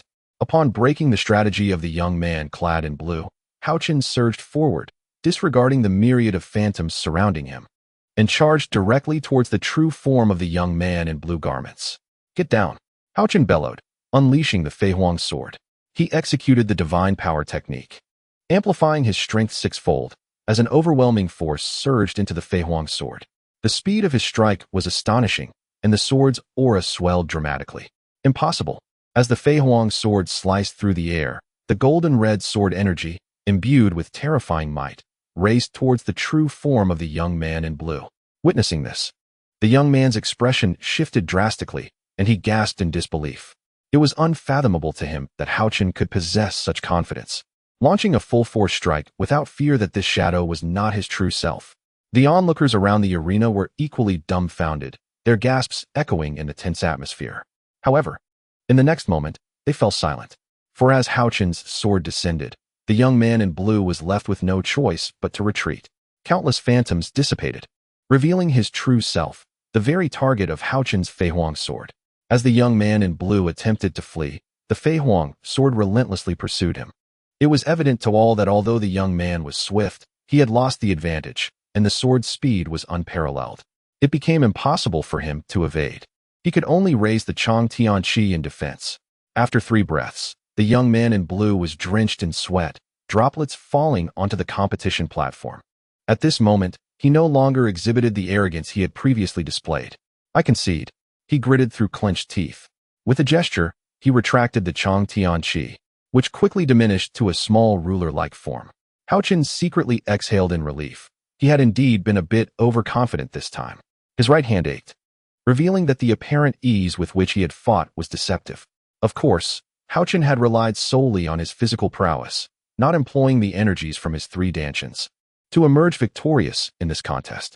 This time, he had taken advantage of the young man's overconfidence, using his unparalleled agility to reach the true form of the young man in blue. Then, through the 6-fold amplification of the divine power technique, he had compelled his opponent to concede. When the judge opened the barrier, the young man in blue turned and leaped out of the competition area, parting the crowd as he exited. Haochen approached the judge with a composed demeanor and collected his token for the next round of competition. The matches on the stage continued. The gazes of the spectators surrounding the arena, however, had shifted. There was now an added measure of respect in their eyes compared to the previous day. Several hours later, the second round concluded, and 539 foundation-building cultivators advanced to the next stage. The third round of competition was scheduled to proceed as normal the following day. Chapter 335. The Heart's Desire. The next morning, Haochen arrived early at the venue for the third round of competition, which was set to take place in the 4th match. Shortly after arriving at the competition area, he was greeted by the commencement of the 4th match. As the referee announced the participants, the sound of the competition echoed through the air. Haochen swiftly leaped onto the contest platform, where he awaited in serene anticipation. The spectators, all cultivators, focused their attention entirely on Haochen, eagerly anticipating his forthcoming performance. Before the referee's call had faded, another figure emerged.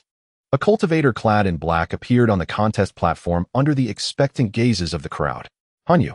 The audience gasped in astonishment, their faces lighting up with excitement. This cultivator, Hanyu, appeared to be in his mid-20s, wielding a long sword with an extraordinary finesse. He had shown brilliantly in the previous rounds, effortlessly defeating his opponents. Haochen had observed Hanyu's matches and acknowledged his swordsmanship, yet he felt it paled in comparison to his own abilities, as differing realms dictated the level of martial techniques. Haochen, a dual cultivator of both martial and spiritual arts, had already reached the late stage of the Yuan Dan realm, while his martial prowess stood at the late stage of the Great Warrior realm. In Haochen's eyes, although he admired Hanyu's swordplay, it was still not a match for his own. In this final round, he intended to test the strength of his martial cultivation against Hanyu's sword techniques, seeking to gauge his own capabilities. Haochen, Hanyu. The two exchanged ceremonial bows, falling into a silence as their eyes locked onto each other. Clang. Hanyu unsheathed his long sword, its slender blade gleaming like autumn water, exuding a chilling aura. What a fine sword! Haochen could not help but exclaim. Fight! Han Yu shouted, unleashing a surge of sword energy that enveloped the arena, sending a shiver through all who sensed its murderous intent. Phantom slash! Han Yu growled, channeling his energy through his right foot and propelling himself towards Haochen like an arrow released from a bow, his black attire rendering him a streak of dark lightning, trailing a silvery glimmer. At that moment, unbeknownst to Han Yu, a sinister smile curled at the corners of Haochen's lips. He had no intention of employing any weapons. He merely sought to test the might of his martial prowess. Those who observed Haochen would notice he was subtly transforming his physical energy, harnessing his true chi into a lethal palm strike. Lethal palm. The crowd remained fixated on the impending clash between Han Yu and Haochen, oblivious to the shift in Haochen's aura. However, one person was acutely aware of the situation, Lei Gang, Haochen's opponent from the second round. Seemingly hearing Haochen's words, Lei Gang was taken aback. Lethal palm? Isn't that a technique of mundane martial arts? Do you intend to engage a foundation-building cultivator using sheer force? I am curious to witness the power of your lethal palm. Indeed, what transpired next left the onlookers utterly astonished. Haochen's elusive movements danced left and right, evading Han Yu's strikes, and with a powerful palm strike, he unleashed his strength. The impact of his palm collided with Han Yu's sword light, the lethal palm skillfully striking the blade. Boom. Both combatants staggered back a few steps, yet Haochen remained poised and tranquil upon the contest platform. In this contest, he aimed solely to test the responsiveness of his passive defense through his own physical prowess. This young man, possessing such formidable physical conditioning, was indeed a hidden gem. Who would have thought that even a mere assassin's palm could unleash such power? It seemed that Han Yu was destined to lose. Lei Gang felt that if he were to engage in a physical confrontation with Haochen, he would be unable to withstand such a lethal strike. Outside the competition platform's barrier, the onlookers began to fervently discuss in small clusters. However, Han Yu's reaction took everyone by surprise. After a brief pause, he swiftly lunged forward with his sword aimed at Haochen. The strike was as swift as lightning, both precise and fierce. The sword's aura reached Haochen before the blade itself, causing a subtle sting on his cheek. Just as the sword was about to pierce Haochen's body, he slightly tilted his frame, allowing the blade to graze past his neck. Having previously witnessed Haochen's extraordinary agility, Han Yu understood that a single strike would not suffice. Upon seeing Haochen effortlessly evade his sword, Han Yu transitioned his thrust into a sweeping slash with his long, slender blade. The flow of the sword was graceful, and as Han Yu executed this rapid change, it appeared that Haochen had nowhere to escape. Yet, in that moment, Haochen's body seemed to bend as if it were abruptly broken, tilting backward onto the platform. Han Yu's slash missed its mark, and any attempt to modify his attack into a downward chop was rendered futile. He found himself unable to make any significant impact after 2 failed attempts. Sensing Han Yu's incoming strike, Haochen maintained his backward-leaning posture. With a swift movement, he slid backward like a slippery eel, and as he straightened up, Han Yu's lethal sword light could no longer be retracted. Standing upright, Haochen continued to smile at Han Yu, who, with a cold laugh, remarked, "You rely solely on your peculiar agility to evade.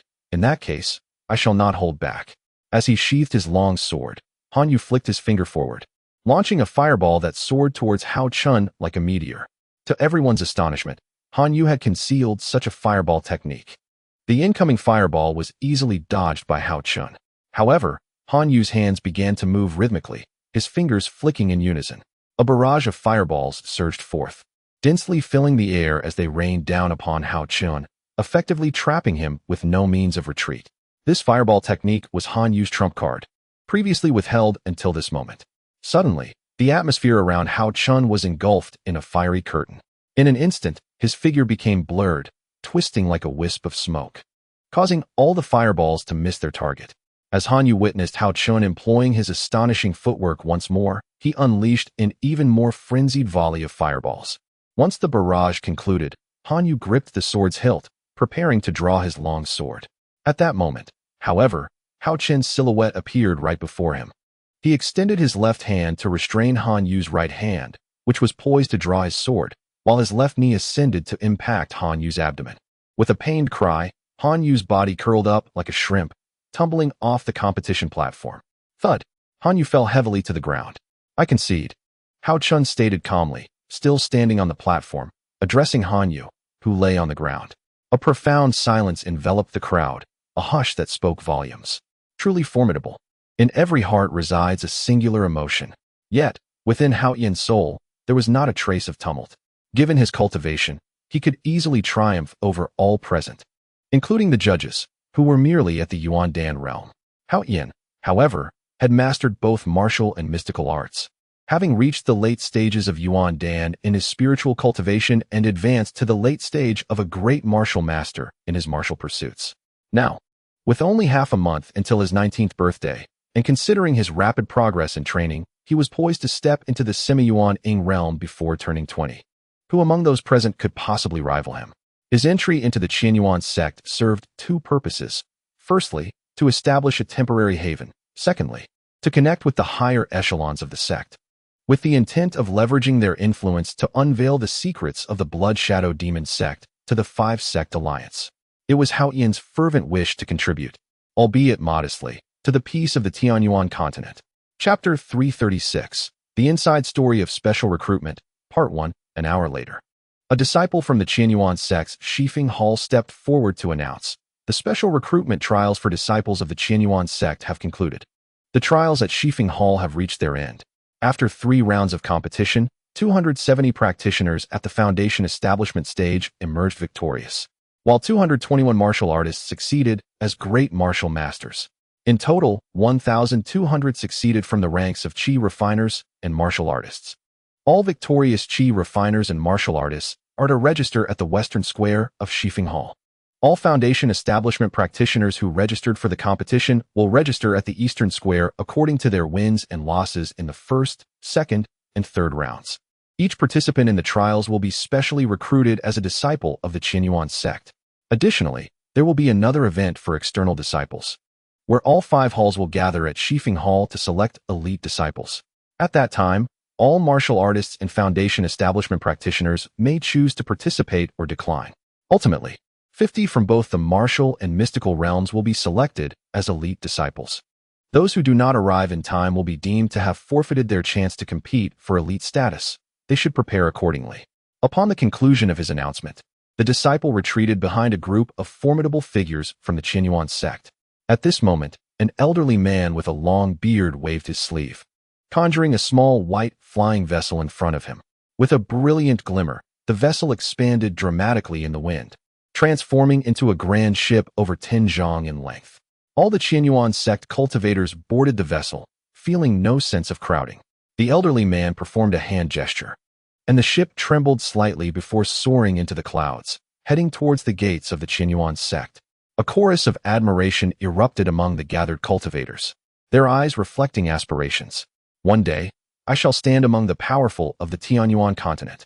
Haoyen murmured as he watched the vessel vanish into the horizon. He surmised that the elderly man was likely an envoy from the Qianyuan sect dispatched to Shifeng City, and through his spiritual perception, he discerned that this envoy was a formidable mid-Yuan Ing cultivator. Half a month prior, at the Qianyuan sect's main peak, Qianyuan Peak, a robust-looking practitioner in his 30s jested to a middle-aged man in his 40s, Shibai. Why do you suppose our sect has chosen to open its doors to recruits ahead of schedule and relax the age restrictions, even accepting those who merely peddle their crafts? I am at a loss to comprehend the intentions behind the actions of our esteemed leader. Today, one of my disciples returned to inform me that the recent recruitment of external disciples involved a rather crude contest of strength among commoners, resulting in the admission of some rather unsavory individuals into both the outer and inner sections. Brother Jia, with a dismissive touch to his nose, remarked disdainfully, "Humph. Are we to establish a performance hall outside the 5 halls of the Qianyuan sect?" An elderly man clad in white expressed his dissatisfaction. I wonder why the leader has summoned us at this moment. Meanwhile, a youthful cultivator, appearing to be under 20, remained silent, listening with a smile to the discourse of the 3. Within the grand hall, 4 cultivators convened, and had there been others present, they would have noted that these 4 were all formidable beings in the late nascent soul stage. On the surface, none appeared to be over 60, yet in reality, each had surpassed a century in existence. The Qianyuan sect boasts 5 prominent peaks: Qianyuan Peak, Lingshao Peak, Feihe Peak, Xianxian Peak. and Qingyuan Peak.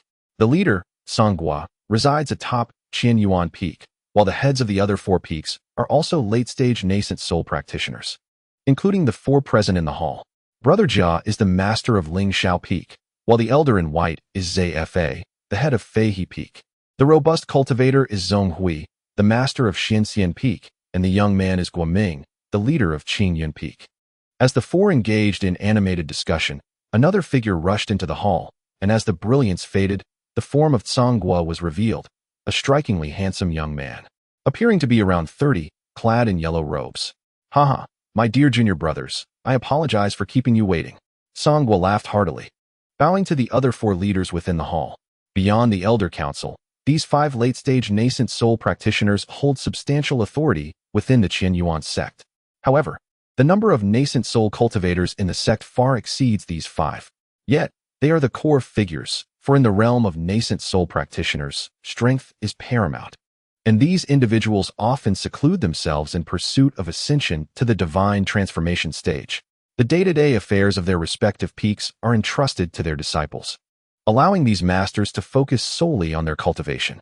The young cultivator Guoming inquired, "The leader's affairs are indeed demanding. What purpose do you have in summoning us?" Zhonghui, the master of Xinxian Peak, could not restrain himself from asking, "Brother, what is the reason behind the special recruitment of disciples? It is one thing to admit individuals of mediocre aptitude and little potential into the outer and inner sects, but why select elite disciples from among them?" Songhua, with a smile, touched his nose and allowed Guoming and Zhonghui to finish their remarks before responding. "The reason for gathering you all here is to discuss this matter." Brother Jia interjected coldly, "If we are merely to recruit a motley crew, then what necessity is there for the leader to summon us?" He had been engaged in seclusion for cultivation and felt displeased to be called upon for such trivial matters. "Dear brothers," Songhua's expression turned solemn, "this decision was made out of necessity, for the special recruitment of external disciples concerns the fate and fortune of our sect. Oh, does the sect leader intend to rely on these performers to elevate our sect's prestige?" Jia Xin continued to sneer coldly. "Junior brother Jia Xin." Songhua's countenance slightly shifted as he spoke. "The reasons for this will naturally be elucidated by me to all esteemed brothers. I ask that you all take your seats and listen as I elaborate." Although the sect leader's tone remained light, there was a subtle weight to his words. Despite the fact that this leader typically appeared amicable and equal with the heads of the 4 peaks, he was, after all, the master of the sect. Witnessing Songhua's burgeoning anger, the 4 others ceased their chatter and settled themselves on either side of the sect leader. Songhua took his rightful place in the center and then spoke earnestly. "I have received intelligence from the 5 Sects Alliance and the Loose Cultivators Alliance. The demonic race and the Blood Shadow Demon sect have commenced their chaos upon the Tianyuan continent." "Sect leader, is this news indeed true?" Zifa, seated to the right, inquired with a changed expression. Songhua, his face grave, nodded affirmatively and continued. "The ancestor Xing Shao has sent word, and I have traversed various locations to verify this matter. I was just discussing this in the abode of ancestor Xing Shao, which is why I arrived late." Chapter 337, The Secrets of Special Recruitment, Part 2. The invasion of the demonic race was not unfamiliar to these individuals. Although they had not participated, historical texts recorded that a millennium ago, the demonic race had invaded the Qianyuan realm, wreaking havoc upon the Tianyuan continent. Most of the demonic beings are body cultivators, possessing formidable physical prowess. The strength of an average demonic being rivals that of human chi practitioners and martial artists. Any demonic being with cultivation far surpasses their human counterparts at the same level.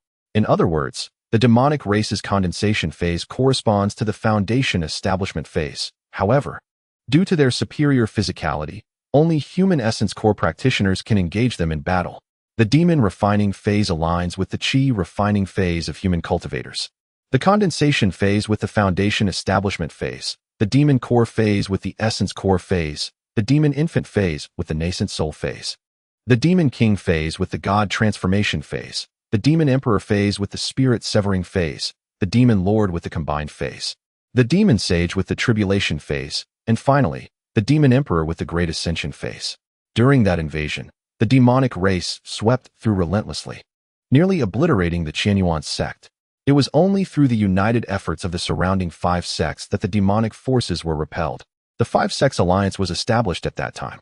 This time, not only has the demonic race invaded, but the Blood Shadow Demon sect has also taken this opportunity to incite further chaos.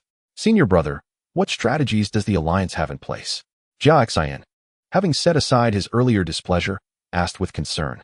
The elders of the 5 sects in the Alliance convened and decided that in the forthcoming battle against the demonic race, they would establish formidable defenses to halt the advance of the demonic forces.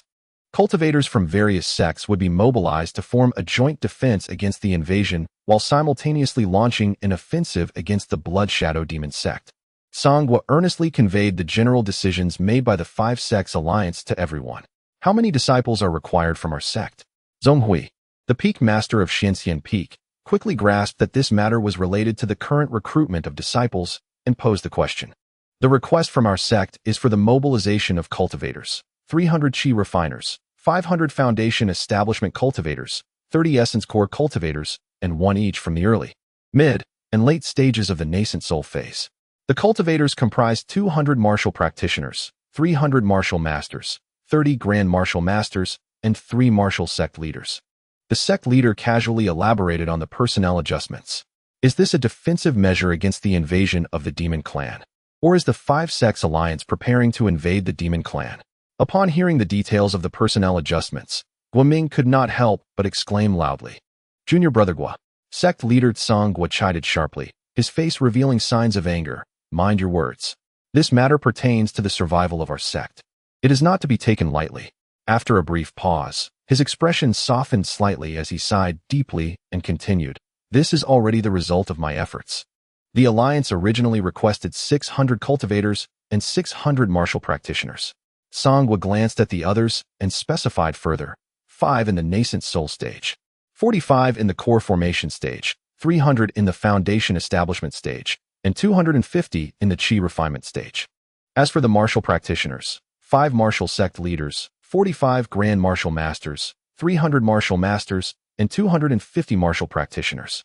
Then, Sangwa, seemingly seeking credit, addressed his junior brothers. I negotiated vehemently with them, increasing the numbers of Qi refinement and foundation establishment disciples while reducing the counts of nascent soul and martial sect leaders.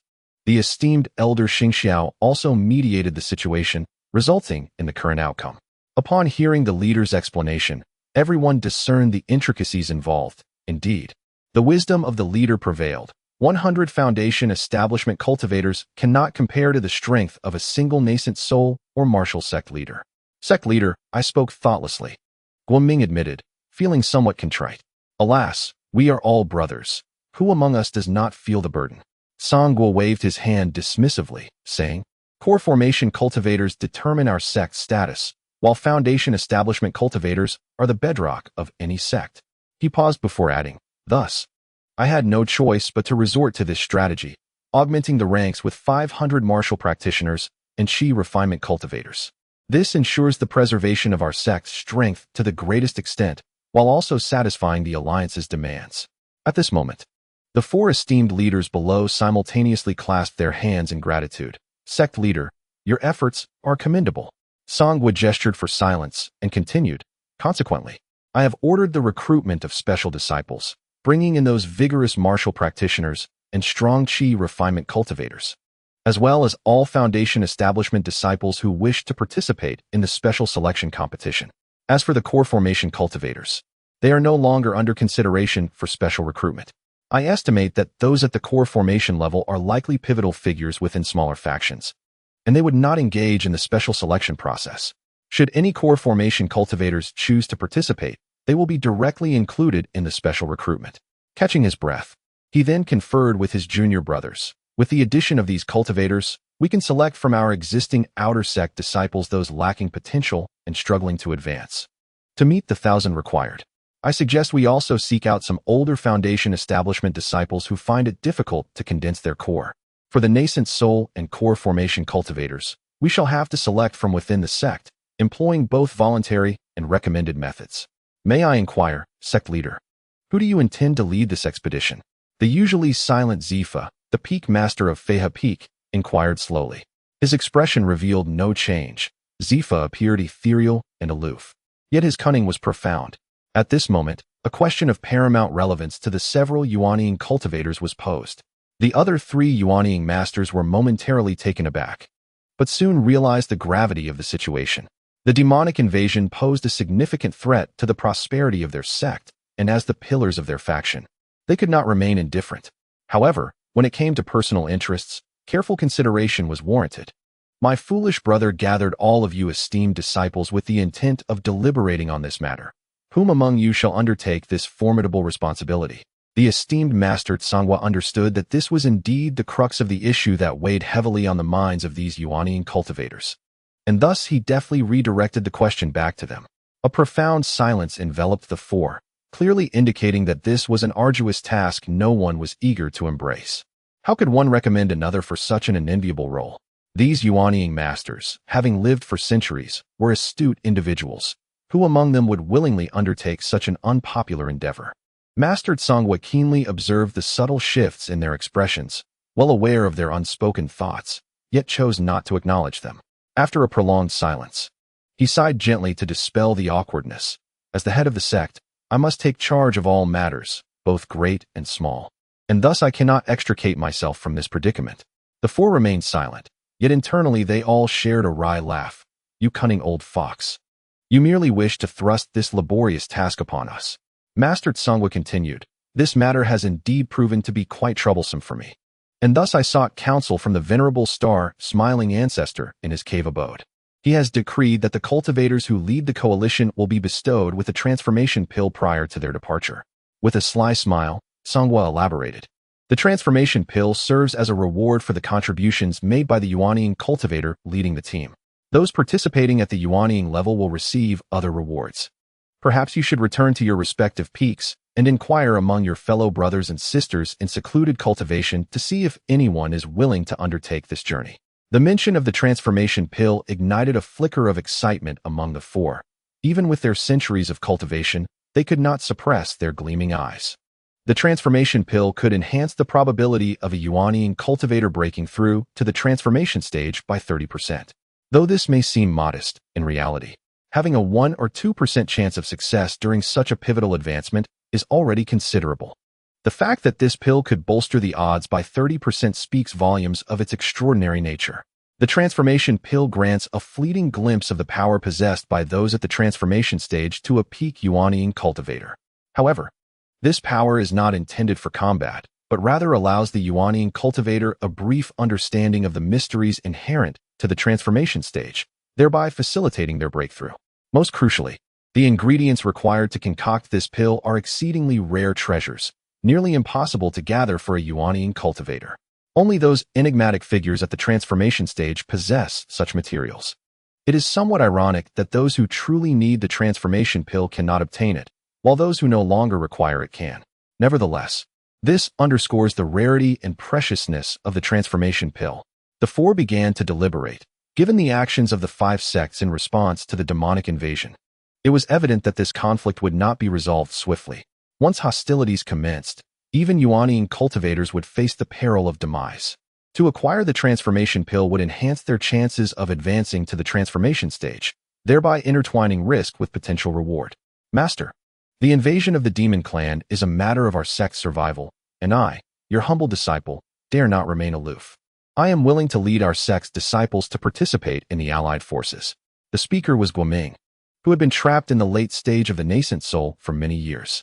His lifespan was dwindling, and if he could not advance to the divine transformation stage, he would ultimately face death and return to the earth. A single transformation pill was worth the gamble. Excellent. It is commendable that you, Brother Guoming, are willing to take on this heavy responsibility. On behalf of the entire sect, I extend my respects to you, Tsangwa said with a smile. Rising to bow to Guoming, Master, please give your instructions. Guoming replied, this task is quite simple. Tomorrow, the 5 halls will summon disciples to gather in Shifeng City. I would trouble you, Brother Gua, to preside over the competition for elite disciples there. In truth, you merely need to attend and say a few words. It is not a significant matter. Rest assured, I shall not disappoint. Guoming responded loudly. That would be much appreciated, brother. Now that our discussions are concluded, you all may return to your respective abodes. I shall not see you off. Tsangwa said with a cheerful smile, pleased that the meeting had reached a satisfying conclusion. Master, we take our leave. The four then transformed into beams of light and vanished from sight. Chapter 338, The Contest of Elites, Part 1, half a month prior. The higher-ups of the Qianyuan sect had already set the tone and notified the affiliated powers to actively prepare for the special recruitment. Aside from our own sect, the Qianyuan sect had established 5 other forces on the Tianyuan continent. Today, the outer disciples selected by these 5 affiliated powers gathered in Shifeng City. This initiative sent shockwaves across the Tianyuan continent, igniting excitement among cultivators in various regions, with Shifeng City becoming the epicenter of this fervor. The Qianyuan sect has 5 branches: Donyuan Hall, Nanyu Hall, Shifeng Hall, Beta Hall, and Zhongyuan Hall. 2 weeks ago, in accordance with the sect's unified deployment, all 5 halls simultaneously initiated the recruitment of outer disciples within their jurisdictions. Apart from Shifeng Hall, the other 4 halls sent their selected disciples, escorted by special envoys, to Shifeng City via flying vessels to participate in the gathering of outer disciples. Concurrently, elite disciples from the Foundation establishment and Martial Master realms would engage in competitions. At this moment, a capable cultivator from Shifeng Hall stepped forward and announced the special recruitment of outer disciples by the Qianyuan sect and the selection of elite disciples. In this recruitment, the final competition would involve selecting 50 elite disciples each from the Martial Master and Foundation establishment realms, totaling 100 elite disciples to enter the main sect. The specific competition rules for elite disciples are as follows. 1. All Martial Masters and Foundation establishment cultivators may register. 2. Intentional harm is prohibited, and the use of spirit talismans is forbidden. 3. The champion of the arena remains victorious after 3 successful defenses against challengers. Other matters will refer to the entrance competition rules. If anyone believes their strength is extraordinary, they are welcome to register for the competition for the 100 elite disciples. Please proceed to the registration area, the left side for cultivators and the right side for martial practitioners.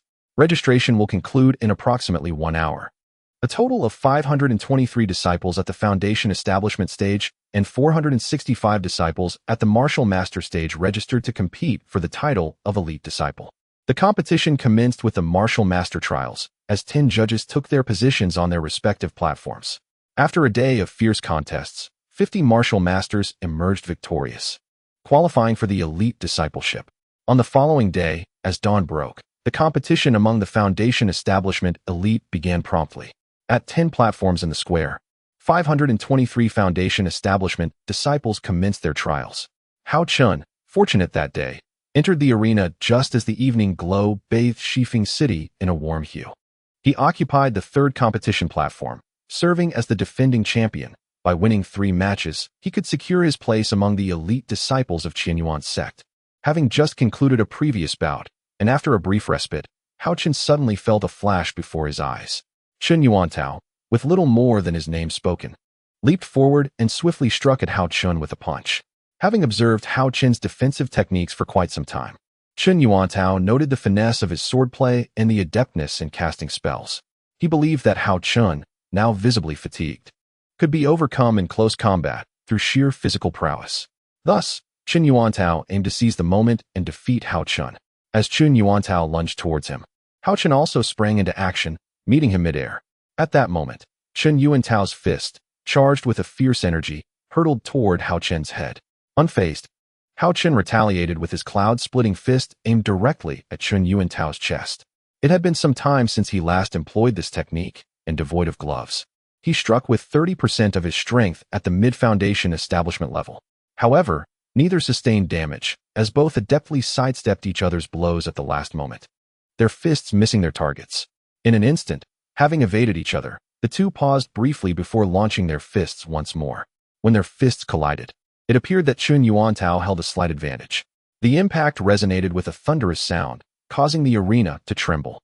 Chen Yuantao, nourished by his elemental energy, quickly regained his composure, appearing unscathed and exhibiting slightly superior physical conditioning compared to Haochen. At that moment, Haochen refrained from utilizing any elemental energy to recuperate, relying solely on his physical strength and exerting only 20% of his power. As their fists met and then withdrew, both retreated several steps. As the dust settled, it was evident that Haochen's complexion had paled, revealing signs of weakness. Observing his opponent's diminished vigor, Chen Yuantao sought to capitalize on the opportunity to swiftly defeat Haochen. With a leap into the air, he executed a leg sweep aimed at Haochen's head. Realizing Chen Yuantao's intent, Haochen seized the moment as the leg swept past him. He deftly grasped Chen Yuantao's ankle, yanking him down from the aerial boundary. With a resounding thud, Chen Yuantao was sent crashing, dazed and disoriented.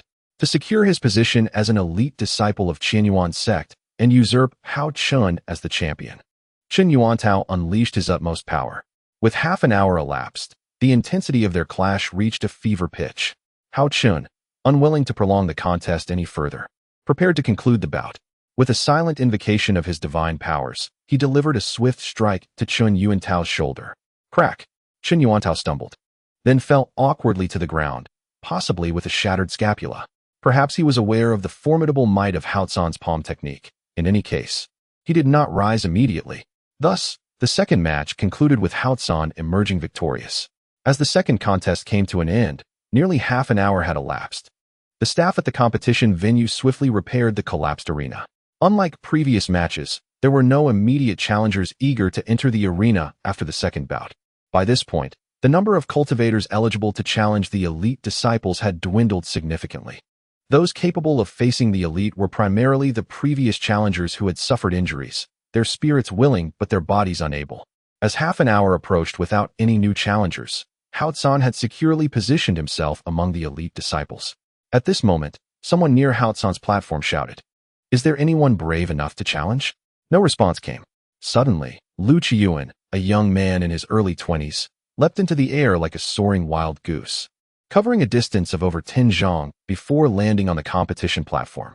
As he touched down, a glint of cold light flashed, and a peculiar curved blade appeared in his hand, its lethal aura radiating outward. Those with keen eyes could see the air itself pierced by the sharpness of the blade's gleam, resembling a sieve. Lu Qiyuan had refined his internal energy to its utmost limit and had attained a profound understanding of the blade's intent. Though youthful, his every gesture exuded the poise and demeanor of a seasoned master, clearly flaunting his prowess and cultivation. At this moment, Haochen stood with his hands at his sides, showing no inclination to draw his weapon for combat. He appeared as tranquil as a still pond, his expression unperturbed. His indifference to Lu Qiyuan's display sparked curiosity. His depth remained inscrutable. Chapter 339, The Contest of Elites, Part 2. In the viewing area ahead, members of the Qianyuan sect's upper echelon sat, many of whom were powerful cultivators at the Yuandan realm or above. Their gazes toward Haochen revealed a hint of astonishment. Seated at the center of the platform was a young man whose position indicated considerable cultivation. Yet, he exuded no signs of true essence, rendering his capabilities indiscernible, as if he were an ordinary person devoid of any cultivation. Haocen's aura bore some resemblance to this individual. Both exhibited an air of tranquility that concealed their true depths. Evidently, the young man's realm surpassed Haocen's by a significant margin, appearing as unremarkable as a neighborly older brother, yet emanating an aura of an ordinary person. In contrast, Haochen projected an air of confident ease, yet he hinted at an enigmatic profundity. True inscrutability should resemble that of the young man in the viewing area, outwardly ordinary, entirely devoid of an intimidating presence, yet harboring a terrifying strength within. Compared to the mindset of the youth, Haochen was still significantly more advanced, yet he was still considerably stronger than Lu Qiyuan. At this moment, although Haochen's expression remained impassive, he was internally quite displeased.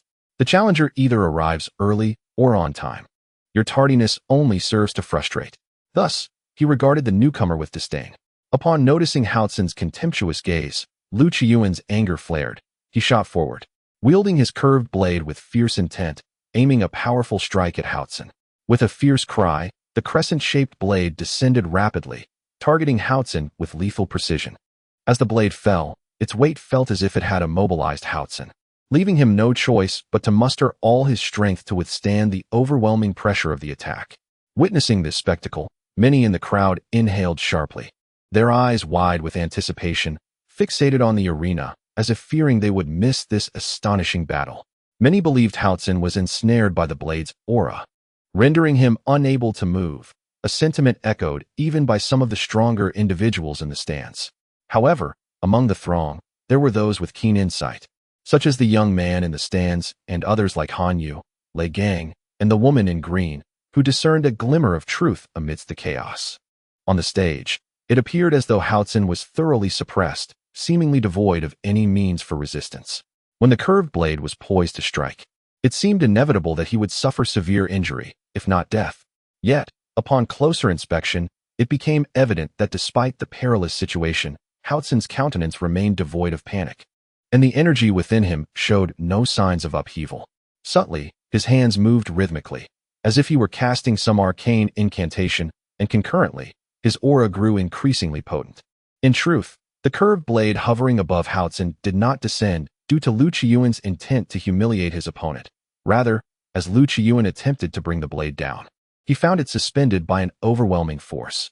This force was so formidable that it prevented the blade from descending even a fraction. This energy was the manifestation of Haochen's quietly unleashed true essence, forming a barrier-like layer of ethereal energy, deliberately concealed to prevent others from realizing his ability to create such a shield. The finesse of the blade technique was indeed remarkable. With such limited capability, one could not hope to contend with him. Haochen closed his eyes, and when he reopened them, a potent fighting spirit shone within. His voice was soft yet brimming with confidence, a sound that pierced Lu Qiyuan's ears harshly. "Let's see what you possess to shatter my blade intent," Lu Qiyuan retorted, desperately trying to force the blade down. Yet, no matter how hard he exerted himself, the curved blade above Haochen remained stubbornly suspended. Just then, an even more formidable energy erupted from within Haochen. "Break for me." With a thunderous declaration, Haochen's essence erupted, overwhelming the blade's aura surrounding him, causing even the blade hovering above to retreat involuntarily. Dragon Transformation Palm. Haochen leaped into the air, launching a powerful palm strike towards the curved blade. This time, Haochen unleashed his full strength, akin to a fierce dragon emerging from the water, instantly shattering all intentions of the blade. Nothing could impede his advance. With a resounding crash, he struck the blade's radiance with his palm, obliterating it entirely, and even Lu Qiyuan was affected by the backlash, involuntarily retreating 2 steps. At this moment, Haochen executed the stunning swan step, closing in swiftly. In an instant, he appeared before Lu Qiyuan, launching the dragon transformation palm without hesitation. With a resounding impact, the blade's intent was dismantled, and Lu Qiyuan, unable to recover in time, found himself overwhelmed by Haochen's relentless onslaught, retreating step by step. Although Lu Qiyuan was a master of swordplay, he could no longer pose a threat to Haochen, who, without any defense, allowed the sword's radiance to graze his form. However, Lu Qiyuan's blade could not inflict the slightest harm upon Haochen. To create a semblance of realism in the heat of battle and quell any suspicions, Haochen had discreetly prepared his own blood, splattering it upon himself. In this confrontation, it would be implausible for him to remain unscathed while engaging in such a fierce struggle. To obscure any hints of suppressed cultivation, Haochen feigned madness in his assault, striking wildly and erratically at Lu Qiyuan's body, intent on teaching this presumptuous opponent a lesson. In his final blow, Haochen struck with both palms upon Lu Qiyuan's shoulders, sending both man and sword hurtling through the air. Yet, he refrained from targeting Lu Qiyuan's chest and only employed 30% of his strength. Otherwise, he might have delivered a fatal blow. With a splatter, Lu Qiyuan was sent crashing against the barrier and then rebounded. At that moment, he knelt partially on the ground, his expression shifting as he coughed up a mouthful of blood. "You have been defeated," Haochen stated, his expression devoid of emotion, his tone icy.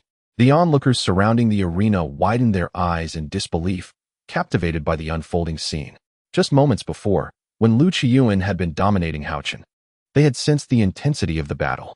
However, now that Haochen had triumphed over Lu Qiyuan, shock was etched on every face, even among those seated in the stands, who found it hard to believe. Nevertheless, they did not display overt astonishment, for in their eyes, the skirmishes among foundational cultivators were mere trifles. In an instant, Haochen found himself alone upon the arena, drawing little attention. With 9 other arenas in play, it was inconceivable that every champion would possess such formidable strength. The challengers, harboring this thought, flocked to the other arenas.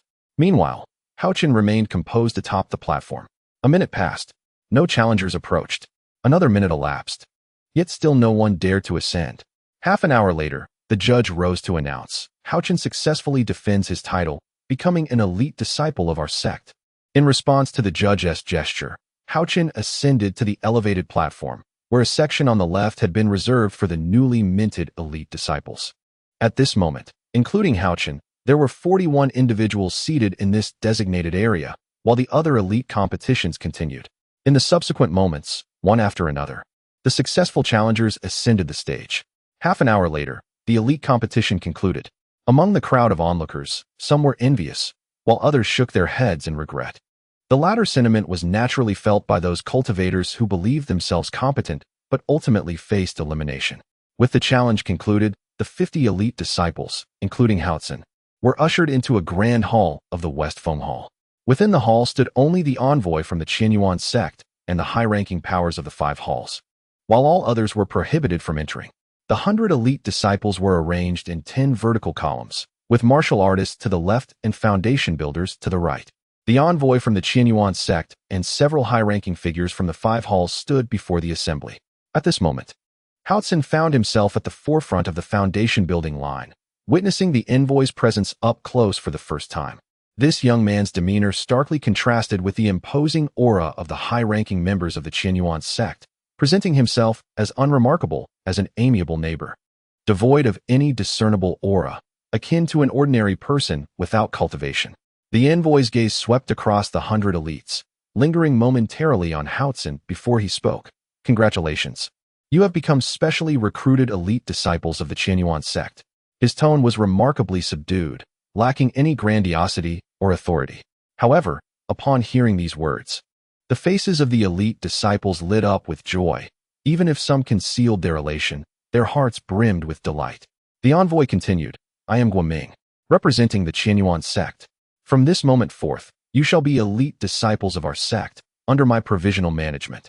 With a shift in tone, he added, yet, at present, you are merely ordinary elite disciples of the Qianyuan sect. Only through the trial of blood can you ascend to true elite disciples of the sect. His expression turned grave as he declared, the demonic clan has broken their 1,000-year seal and infiltrated the human realm. Furthermore, the Blood Shadow demon cult on the Tianyuan continent is seizing the opportunity to sow chaos. As long as you can achieve merit in resisting the foreign invasion and eliminating the Blood Shadow demon cult during the trial of blood, the Qianyuan sect shall not neglect any disciple. 100 elite disciples responded in unison, we are willing to contribute to the Tianyuan continent. Guoming nodded approvingly, stating, excellent. The frontline war between the Qianyuan sect and the demonic clan, along with the Blood Shadow demon cult, relies entirely on the efforts of cultivators. You need not engage in direct combat at this moment. Your current task is the trial. To locate the hidden followers of the Blood Shadow demon cult within the designated trial areas of the Tianyuan continent. Raising his voice, Guoming released a formidable aura and commanded, at that time, eradicate these cultists thoroughly and completely. All straggling demons must also be eliminated. The 100 elite disciples collectively shouted, we vow to annihilate the demons. Root out the evil cult. Guoming then retracted his aura, returning to a serene demeanor, and remarked with a smile, the 5 sects have unified their standards. And the artifact refiners of each sect shall produce 2 types of jade tokens, one specifically for targeting demons and the other for the cult. Guoming retrieved 2 jade tokens from his storage ring and continued, taking the demon sect as an example. These tokens can absorb the essence of individuals from various realms within the sect. When you carry them and slay the sect's followers, the tokens will assess the strength of the essences absorbed, thereby determining the cultivation level of the defeated adversaries and calculating your merits accordingly. With a wave of his hand, 10 disciples stepped forward to distribute the 2 types of tokens among the 100 elite individuals. Once the tokens were disseminated, Guoming added, your merit points will be awarded for locating the demon sect stronghold, for which the Qianyuan sect will provide corresponding rewards, and for slaying the demon sect's practitioners, with the tokens calculating points based on their cultivation levels. He further explained that the tokens designated for the demon race operated similarly, leaving behind the essence of their holders once activated. These 2 types of tokens had already been promoted within the 5 sects alliance and would soon be utilized across the Tianyuan continent. Familiarize yourselves with the usage of these tokens, he instructed. Haochen tightly grasped the 2 jade tokens in his hand, contemplating how to earn the Qian Yuan sect's favor through exceptional performance. The more merit points he amassed, the higher his status would rise upon joining the Qian Yuan sect, leading to greater access to cultivation resources. After a moment, Guoming sighed and produced 2 scrolls from his robes, unfurling the first to reveal the portrait of a striking young man with blue hair. Had it not been for the distinct Adam's apple, he could easily be mistaken for an enchanting beauty. Guoming remarked, "This individual, in his early 20s, is the holy son of the demon race." He then proceeded to elaborate on the nature of the demon race. According to him, only the males of the demon royal lineage bore resemblance to the demon women and humans. Beyond this, the demons and humans were not significantly different. The men were robust and fierce, while the women were alluring and captivating, contrary to the grotesque depictions often propagated by society. During the wars between the demon and human races, the latter derogatorily labeled the invading demons as monsters. This historical narrative, passed down orally, ultimately led to the demon race's vilification. In reality, the demon race is simply a faction characterized by their formidable physiques and a penchant for violence. Following a cataclysmic war a millennium ago, the demon race was nearly eradicated. Unlike humans, who are not a bloodthirsty people, humanity spared the weak, the ill, and the innocent, confining them to separate territories instead of exterminating them. In a secret realm within the desolate ancient battlegrounds of the Tian Yuan continent, a portion of the demon race is sealed. After a millennium of propagation, the demons grew increasingly powerful, their bellicose instincts stirring unrest as they broke free from their confines to disrupt human life. Haochen was already well-versed in the history Guoming recounted and had even engaged in direct confrontations, slaying members of the demon race. After detailing the history of the demons, Guoming unfurled the second scroll, revealing the image of a tall young man, appearing around 20, with a striking physique and an aura of ethereal blood shadows. The primary purpose of my visit to Shifeng City is to locate this individual. Known as the Blood Poison Young Master, a disciple of the Blood Poison sect, one of the 9 branches of the demon sect. Upon hearing Guoming's mention of the Blood Poison Young Master, Haochen felt a surge of shock. Guoming continued, "The Blood Poison Prince possesses a peculiar mastery of supernatural abilities, moving with astonishing swiftness and excelling in the art of disguise, rarely revealing his true visage. My primary purpose for venturing into the western regions is to locate this individual." After a brief pause, he added, "The Blood Poison Prince's father, Shui Duxing, was a disciple of a 3rd-grade sect in the western regions 30 years ago and is quite familiar with the area. It is rumored that he has returned to the western regions and is now overseeing the affairs of the Blood Shadow Demon sect." Upon hearing Guoming's words, Haochen casually remarked, "Senior, I possess some information regarding the Blood Poison Prince." The moment Haochen spoke, he captured the attention of everyone present. His earlier performance in the competition had already astonished the crowd, and now their gazes were filled with renewed surprise. Guoming, the sect's envoy, immediately brightened and urged, "Please, do share. A few esteemed seniors, may I request a moment of your time?" Haochen thought it prudent to be cautious in these turbulent times, where foes could be hidden among allies. "Very well." Guoming promptly instructed the master of Shifeng Hall to have the 10 disciples accompany the other elite disciples to familiarize themselves with the sacrificial jade plates method. A group of 7, consisting of the 5 hall masters from Danyuan Hall, Nanyu Hall, Shifeng Hall, Beidou Hall, and Zhongyuan Hall, along with envoy Guoming and Haochen, relocated to a small parlor to take their seats anew. Haochen began recounting the rescue of the young disciples who had been abducted by the Blood Shadow base. Upon learning that it was Haochen who saved those trial participants, several hall masters suddenly rose from their seats. You are the one who rescued those trial disciples taken by the Blood Poison sect's Blood Shadow base?" Guoming also stood to inquire. Haochen's revelation left everyone in the room astonished. After the abduction, Haochen had vanished without a trace, and the rescued youths could not clarify the whereabouts of the Blood Shadow base. Guoming's shock was no less than that of the others, though he concealed it. Gesturing for everyone to resume their seats, and allowing Haochen to continue, "I have encountered an individual who claims to be the Blood Poison Prince, Zheng Yuan, on several occasions. His prowess is formidable. Our most recent confrontation occurred a month ago at the boundary between Zhongzhou and Shiyuan. The Blood Poison Prince, Zheng Yuan, along with members of the Blood Shadow Demon sect, was pursuing a woman who is also a disciple of the Qianyuan sect. This woman was gravely injured. hiding among the hay in my carriage. When I discovered her, she was already suffering from the effects of blood poison. To my knowledge, there is currently no effective antidote for this type of poison, and I hope the sect can expedite the development of an antidote specifically targeting blood poison. During my attempt to save this woman, I clashed with the blood poison prince, Zheng Yuan, once more. Although we both have our strengths, given the rapid advancement of the blood shadow demon sect's blood magic, I fear that should I encounter the blood poison prince again, defeat would be inevitable. The woman introduced herself as Gu Lia, the daughter of the city lord of Shihua City and a disciple of the Qianyuan sect. I am uncertain if she has since returned to the sect. At that moment, upon hearing that Haochen had rescued Gu Lia, Guoming could not contain himself and stood up. The disciple of the Qianyuan sect that Haochen had saved was indeed Guoming's own apprentice, Gu Lia, who had just returned to the sect before Guoming's arrival in Shifeng City. Thank you. It is you who have pulled my disciple back from the brink of death. My gratitude knows no bounds, Guoming expressed to Haochen, disregarding his own status. The assembly was once again taken aback. During my collaboration with the blood poison young master, I inadvertently gleaned a piece of crucial information from his words.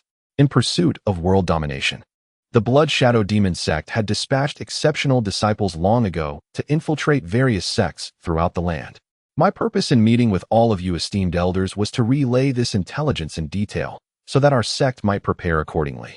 While we cleanse the external agents of the blood shadow demon sect, let us not forget to purge the hidden enemies within. The blood shadow demon sect will not spare me. In an effort to rescue those trialing youths, I unwittingly ventured into a base affiliated with the sect. I liberated those who had been captured, only to stumble upon a secret of the blood shadow demon sect. A secret? What secret? The crowd inquired almost in unison, astonished. The blood poison puppets. I wonder if any of the esteemed elders have heard of them? Without hesitation, Haochen revealed the secret of the blood poison base of the blood shadow demon sect. Hiss! A single stone stirred 1,000 waves. Those present had only encountered this notion within the tome Tian Yuan Yi, aware of its existence, but having never laid eyes on an actual blood poison puppet. Haochen, please elaborate on this matter of the blood poison puppets. Guoming expressed a desire for a deeper understanding, having only heard whispers of them, yet never seen one. Haochen proceeded to recount the information he had gathered through the lesser Hao inheritance to all the esteemed elders present. The blood poison puppets were a scheme proposed long ago by a group of alchemists. They sought to forge a combat puppet impervious to fire and water, immune to all poisons, capable of devouring vitality, absorbing the essence of the sun and moon, tireless and ageless. Their ambition was to transform living beings into invincible puppets, thereby creating an indomitable army for humanity, destined to rule the continent in peace. The concept of refining the living was a profoundly malevolent plan, one that defied the natural order and was utterly insane. Thus, when the proposal was made, it was met with vehement rejection. Furthermore, the matter eventually leaked, leading to scorn from all of humanity towards the alchemists, who subsequently vanished without a trace. Shortly thereafter, the demon race invaded the Tian Yuan continent, and people gradually forgot this incident. Despite the chaos of war, a peculiar phenomenon emerged. Countless corpses of fallen practitioners mysteriously disappeared from the battlefield, and small groups of practitioners vanished without explanation. At that time, suspicions arose that these strange occurrences may have been orchestrated by the vanished alchemists, who sought to fulfill their nefarious plan in collusion with the demon race. The blood poison puppets are crafted from the living, whereas the poison core puppets are made from corpses. Their actions are not merely heinous. They represent a formidable force that defies the heavens. If successful in mass-producing these puppets, they could undoubtedly dominate the entire Tian Yuan continent and even the whole Qianyuan realm. These anti-human alchemists would eradicate humanity as practitioners entirely. The abducted youth trialists are to be forged into blood poison puppets. I harbor suspicions regarding the blood shadow demon sect, positing not only the involvement of inhumane alchemists, but also the inclusion of blood demons. At this juncture, Haochen found himself unable to restrain his words any longer and thought it best to address the matter of the blood demons as well. He meticulously recounted the plan to eliminate the blood demons and dismantle their base. Upon hearing Haochen speak of the Shadow Guardians, Blood Poison Guardians, Blood Shadow Guardians, and the circumstances surrounding the demon race, the esteemed figures present from the Qianyuan sect were once again taken aback. He chose not to elaborate on the assault on the blood demon base in Shishan, the massacre of the Wang family, the annihilation of the Qingqian Blood Shadow Guardians, or the seizure of the demon sect's treasury and the Blood Shadow Divine Pearl, deeming such details unnecessary at this moment. For those gathered, regardless of their cultivation level or strength, the Blood Shadow Demon sect was merely a name, with none having ever engaged directly with its members. At this critical juncture, as various factions across the Tianyuan continent were purging demons and confronting the Blood Shadow Demon sect, the intelligence provided by Haochen proved invaluable. His first-hand experience is a treasure trove of secrets. As he elaborated on the slaying of demons, the blood-soaked battles against the blood-poisoned young master, and the discovery of the Blood Shadow Demon sect's stronghold, excitement surged in their eyes. Yet, amongst the enthusiasm lingered jealousy, a bittersweet form of admiration. Guoming, after absorbing Haochen's account, found his gaze considerably brighter. Expressing his satisfaction, he said, "Excellent. You have not only furnished me with crucial information, but also aided the trial disciples of Qianyuan's sect. I hereby reward you with 10 contribution points for assisting the trial disciples, and another 10 for the intelligence regarding the Blood Shadow sect." He continued, "I had intended to bestow upon you additional contribution points, yet the significance of your information is paramount. After I report to the sect leader and the elders of Qianyuan's sect, further rewards shall be conferred upon you." He then addressed the assembly. "The intelligence provided by Haochen shall remain confidential among us here, as I will relay it to the sect leader for further deliberation." Guoming then scanned the 5 hall masters with a serious demeanor, pausing momentarily before announcing, "I was about to set off to several other locations. However, since the blood-poisoned young master Zheng Yuan is situated between Zhongzhou and the western continent, I shall remain here for the time being." He subsequently conferred with the 5 hall masters, agreeing to organize the specially recruited disciples into teams in accordance with the trial requirements of Qianyuan's sect before departing. Each hall master provided detailed introductions of the elite disciples they were familiar with, segmenting them into 100 teams. Each elite disciple would lead 10 small squads, with the allocation of elite disciples delegated by the sect and not yet assigned. Each small squad would consist of 15 members, composed of 5 foundation establishment cultivators and 10 chi refinement practitioners, with a similar distribution for martial artists. The allocation of quotas would be overseen by each hall, conforming to the directives of Qianyuan's sect, and the assembled team information would be compiled for sect records. Initially, each hall would select 1 team of cultivators and 1 team of martial artists to consolidate with the contingent brought by the sect, while the other specially recruited disciples would remain on standby. Haochen would not yet be assigned, but would accompany me back to the sect to report the intelligence to the higher-ups. Guoming concluded, not permitting Haochen to depart, as he settled into a feigned slumber in his seat. Soon enough, the 5 halls had successfully divided the 100 specially recruited elite disciples and others into 100 teams. The pre-selected teams of martial practitioners and cultivators have once again merged to form a contingent of 30 individuals. From the elite disciples of both groups, one is chosen to serve as the captain and another as the vice-captain, resulting in a total of 32 members per squad. Following the original selection format, the 100 teams have been reconstituted into 50 specially recruited trial sub-teams. Once the initial sub-teams have embarked, the remaining trial teams will depart sequentially to the designated areas for their trials. The duration of the trials spans 3 months, during which, according to the arrangements of the 5 sects alliance, representatives of the Qianyuan sect will enter specified small to medium cities to eradicate the Blood Shadow Demon cult and its demonic followers. Most of the specially recruited disciples are accompanied by powerful elders for protection, leading them to perceive this mission as not particularly perilous. Instead, many view it as an opportunity to showcase their talents upon entering the Qianyuan sect. The task unfolds with remarkable swiftness, as each team leader receives their score tokens and distributes them accordingly, commanding their respective squads to embark immediately to the designated trial locations. Chapter 342. The foundation of the sect. After the elite disciples lead their teams on their journey, Haochen accompanies the sect's envoy, Guoming, towards the Qianyuan sect. Zhongzhou City, located in the central region of the Tianyuan continent, is the most exquisite area on the continent, notable for being the only region without a sovereign state. Zhongzhou is centered around Zhongzhou City, which is surrounded by 7 levels of towns, with Zhongzhou itself classified as a first-tier city. A first-tier city governs 3 second-tier cities. Each second-tier city manages 3 third-tier cities, and so forth. The The Qianyuan sect stands as the vanguard of all martial and cultivation sects across the Tianyuan continent and is one of the rulers of Zhongzhou. The mainstream of the sect comprises Yuanying stage cultivators, with the leaders of the 5 peaks, including the sect master and elders, all being late-stage Yuanying cultivators. There are over a dozen Taishang elders at the Haochen stage, and an unknown number of ancestors at the Funxin stage. Only the Funxin stage ancestor Xing Xiao of the Qianyuan sect, alongside the Funxin ancestors of the other 4 first-tier sects, presides over the 5 sects alliance's headquarters in Zhongzhou City. The Qianyuan sect boasts over 100 Yuanying stage cultivators, more than 1,000 Yunnan stage cultivators, nearly 10,000 Jiji stage practitioners, and countless Qi stage cultivators. It co-governs Zhongzhou City alongside the Xiantian sect, the Xianjian sect, the Haoyue sect, and the Shanqing sect, with Zhongzhou's 50 first-tier cities, each hosting 10 first-tier towns.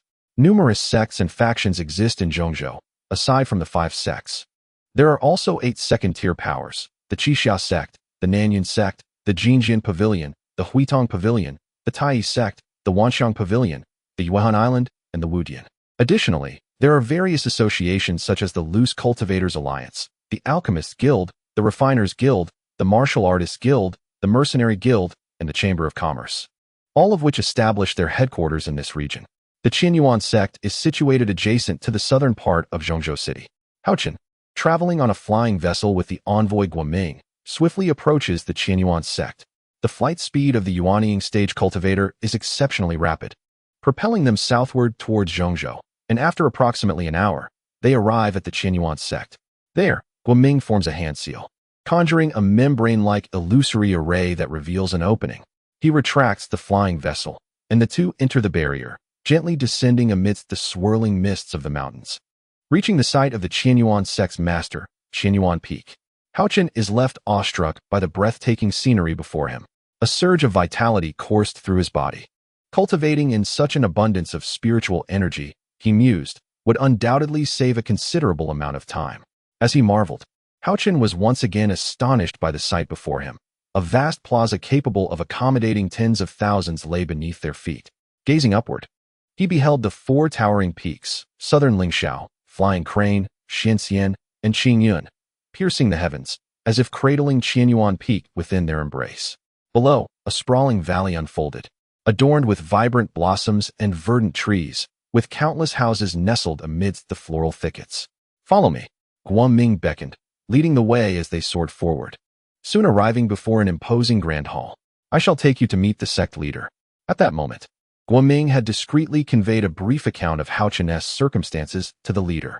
Upon reaching the entrance of the sect leader's hall, the disciple on guard politely asked them to wait, then hurried inside to relay their arrival. Before long, the disciple returned, announcing, "The Peak Master requests your presence. The 3 esteemed elders and the sect leader are awaiting you in the hall." Haochen was taken aback. He had merely accompanied the envoy to meet the sect leader and was unprepared for the presence of the 3 esteemed elders. Upon entering the hall, the 4 seated figures rose to their feet, directing their attention toward the newcomers.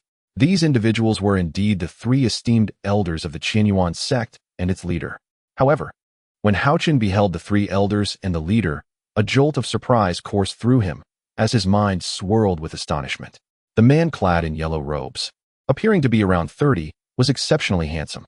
Haochen surmised that this individual must be the sect leader, possessing the cultivation of the nascent soul. The 3 elders were not what Haochen had anticipated. Far from being frail, each appeared robust, their faces flushed with vitality. In particular, the woman exuding an air of grace left Haochen utterly astonished. What remarkable beings they were, having lived for centuries yet retaining such youthful beauty. Truly, they were extraordinary. It was evident that the Qianyuan sect was indeed a prestigious sect, far beyond Haochen's imagination. The envoy Guoming proceeded to introduce each of the 4 individuals to Haochen. The man in yellow robes was the leader, Songhua. The middle-aged man in purple robes was the Grand Elder Ling Yun, a late-stage transformation god cultivator. The slightly portly elder was the second Elder Chung Zihao, a mid-stage transformation god, and the youthful, striking woman was the 3rd Elder Lung Yushuang, also a mid-stage transformation god. Upon hearing Lung Yushuang's name, a thought struck Haochen. Could it be mere coincidence? Lung Yushuang was the master of Zijing, after all. If this were indeed the same Lung Yushuang, The Qianyuan sect's influence was formidable. After all, she was an elder of the Loose Cultivators Alliance. Did this imply that the Loose Cultivators Alliance operated under the aegis of the Qianyuan sect? Just how profound was the Qianyuan sect's foundation? Is that not Haochen? Leng Yushuang exclaimed. In just over 3 years, you have cultivated to the Yuan Dan realm? Yet, this lad has always concealed his true cultivation. It appears I misjudged him during our previous encounter outside the Tua Mountain secret realm. Leng Yushuang's spiritual sense swept over Haochen, yet found it inscrutable. She speculated that his cultivation was at least mid-stage Yuan Dan or beyond. Haochen, not daring to be presumptuous, smiled and greeted the four with the respect befitting a disciple. Upon witnessing Haozen's calm demeanor, akin to an ancient well devoid of ripples, the 3 venerable elders and the sect leader were filled with delight. It appeared that this special recruitment of outer disciples had indeed attracted some remarkable talents. Special Envoy Guoming promptly introduced Haozen to the 4 individuals present and gestured for him to speak first. Haozen acknowledged those in attendance with a nod. Should my provided information contain any inadequacies, I beg your forgiveness. My intention is merely to relay the knowledge and experiences I possess for your esteemed consideration, Haozen stated forthrightly. The sect leader, Songhua, chuckled, do not hesitate to speak. Thereupon, Haozen recounted the circumstances discussed at the Shifeng Hall. Due to the involvement of Leng Yushuang, Haozen deliberately summarized the events of his encounter on Qingqian Mountain, where he had slain the leader of the Blood Shadow Hall, Chu Xingyun, and subsequently met the bandits again, encountering Zizhuan. And I have this item as well. It is a sensing device utilized by core disciples of the Blood Shadow Demon sect. I have conducted experiments revealing its effectiveness within a radius of 50 zhang. When both parties possess this device, they can ascertain each other's location and distance. It remains inactive when stored in a spatial pouch, but must be held in a pocket or close to the body for use. During my confrontation with the Blood Toxic sect's blood poison guards, I also seized a tracker resembling this sensing device, which is employed by the core disciples of the Blood Shadow Demon sect, equipped with the most advanced technology. Haozen produced 2 sensing devices and 2 trackers, presenting them to Guoming. Upon receiving the tracker from Haozen, the group examined the sensing devices for a while before the sect leader decided to put them away. The 5 individuals were both astonished and shocked. Astonished by everything Haozen had accomplished and shocked by the revelation of the Blood Toxic Demon sect's staggering secrets. The information provided by Haozen was regarded with utmost seriousness by the 3 venerable elders and the sect leader. They immediately resolved to compile this intelligence and present it to the esteemed Elder Xingxiao, the resident representative of the 5 sects alliance. The investigation into the Blood Shadow Demon sect's sensing devices and trackers was entrusted to the sect's artifact refining hall for further analysis. Chapter 343. Apprenticeship within the sect before the assembly could fully absorb the implications of Haozen's revelations. A single question from Leng Yushuang once again left them in astonishment. Haozen, would you like to become my disciple? She inquired abruptly, her gaze fixed on him. Aware of Haozen's potential, Leng Yushuang found herself increasingly drawn to him. Now that he had joined the Qianyuan sect and stood before her, she was determined not to let this fortuitous opportunity slip away. Momentarily taken aback, Haozen quickly regained his composure, understanding the advantages of becoming Leng Yushuang's disciple. After all, beyond the immediate benefits, there were numerous secrets he harbored that would be better safeguarded under her mentorship. I am willing to be your disciple, Haozen exclaimed as he knelt, performing 3 prostrations and 9 kowtows to honor his master, Leng Yushuang. Excellent. It has been some years since I last accepted a disciple.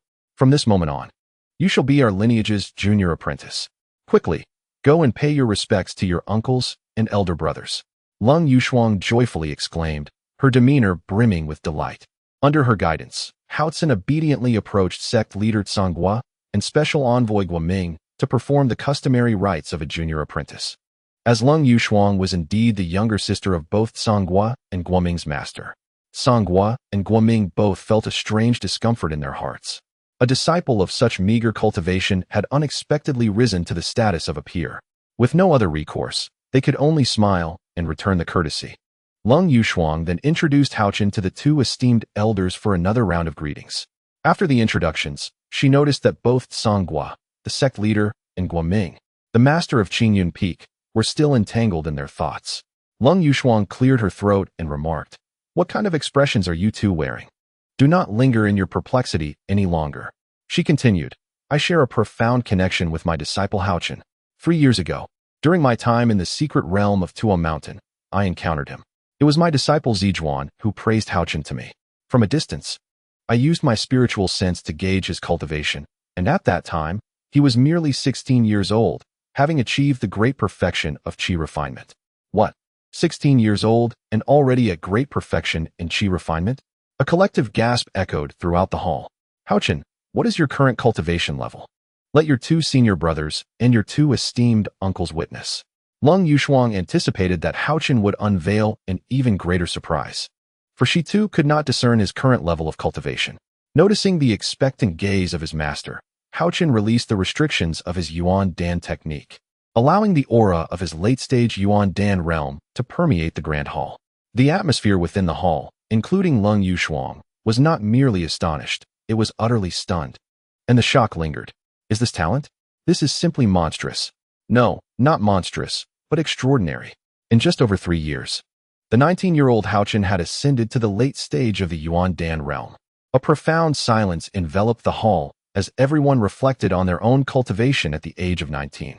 At that age, reaching the foundation establishment stage was a source of pride for hundreds of years.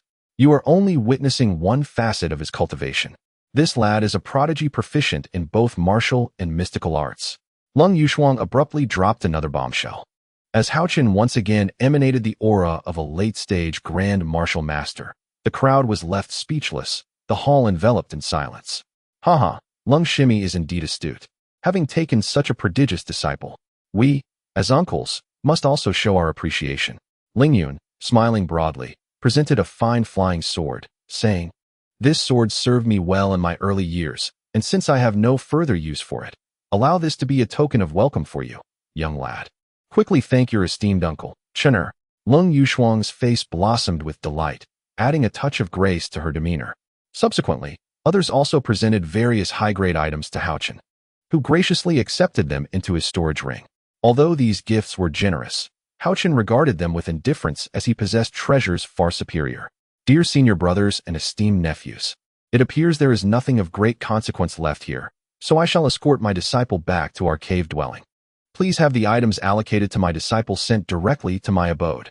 After Haochen expressed his gratitude, Lung Yushuang bid farewell to those present in the hall. Haha, Lung Shimi has benefited and now slips away. Very well, return safely, Lung Shimi. Lingyun jested. The others in the grand hall erupted in laughter. Cold Rain Frost performed a graceful bow to these cultivators before rising, transforming into a streak of azure light and departing with Haochen. In chaotic times, prodigies emerge. Master Tsonghua, we must deliberate carefully on this matter. The addition of such talent to our Qian Yuan sect is indeed a great fortune.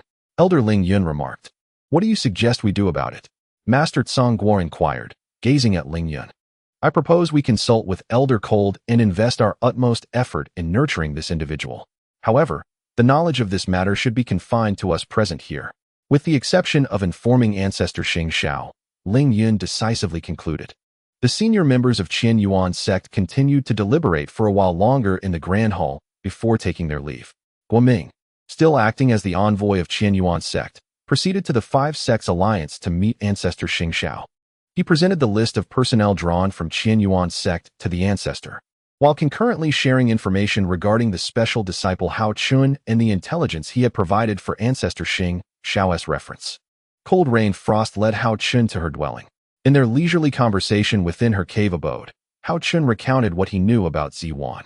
The teleportation array had unexpectedly exploded, casting her out and causing her to drift into the northern region.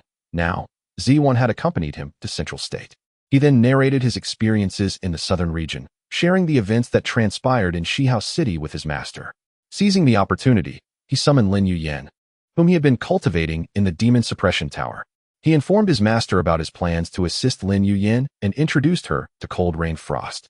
Cold Rain Frost was quite fond of Lin Yuyan's obedient demeanor. However, her cultivation level was too low for her to be accepted as a disciple. Considering that it might be inconvenient for a grown man like Hao Chun to have a girl around, she decided to keep Lin Yuyan as a maid by her side. Being a maid to a formidable being in the transformation stage was indeed a tremendous fortune for Lin Yuyan. While congratulating Lin Yuyan on her fortunate placement, Haochen casually tossed her 3 foundation establishment pills as a gesture of celebration, fulfilling his earlier promise to her. In addition to Ziwan, you also have 2 senior sisters and 2 senior brothers, though they are currently absent from the sect.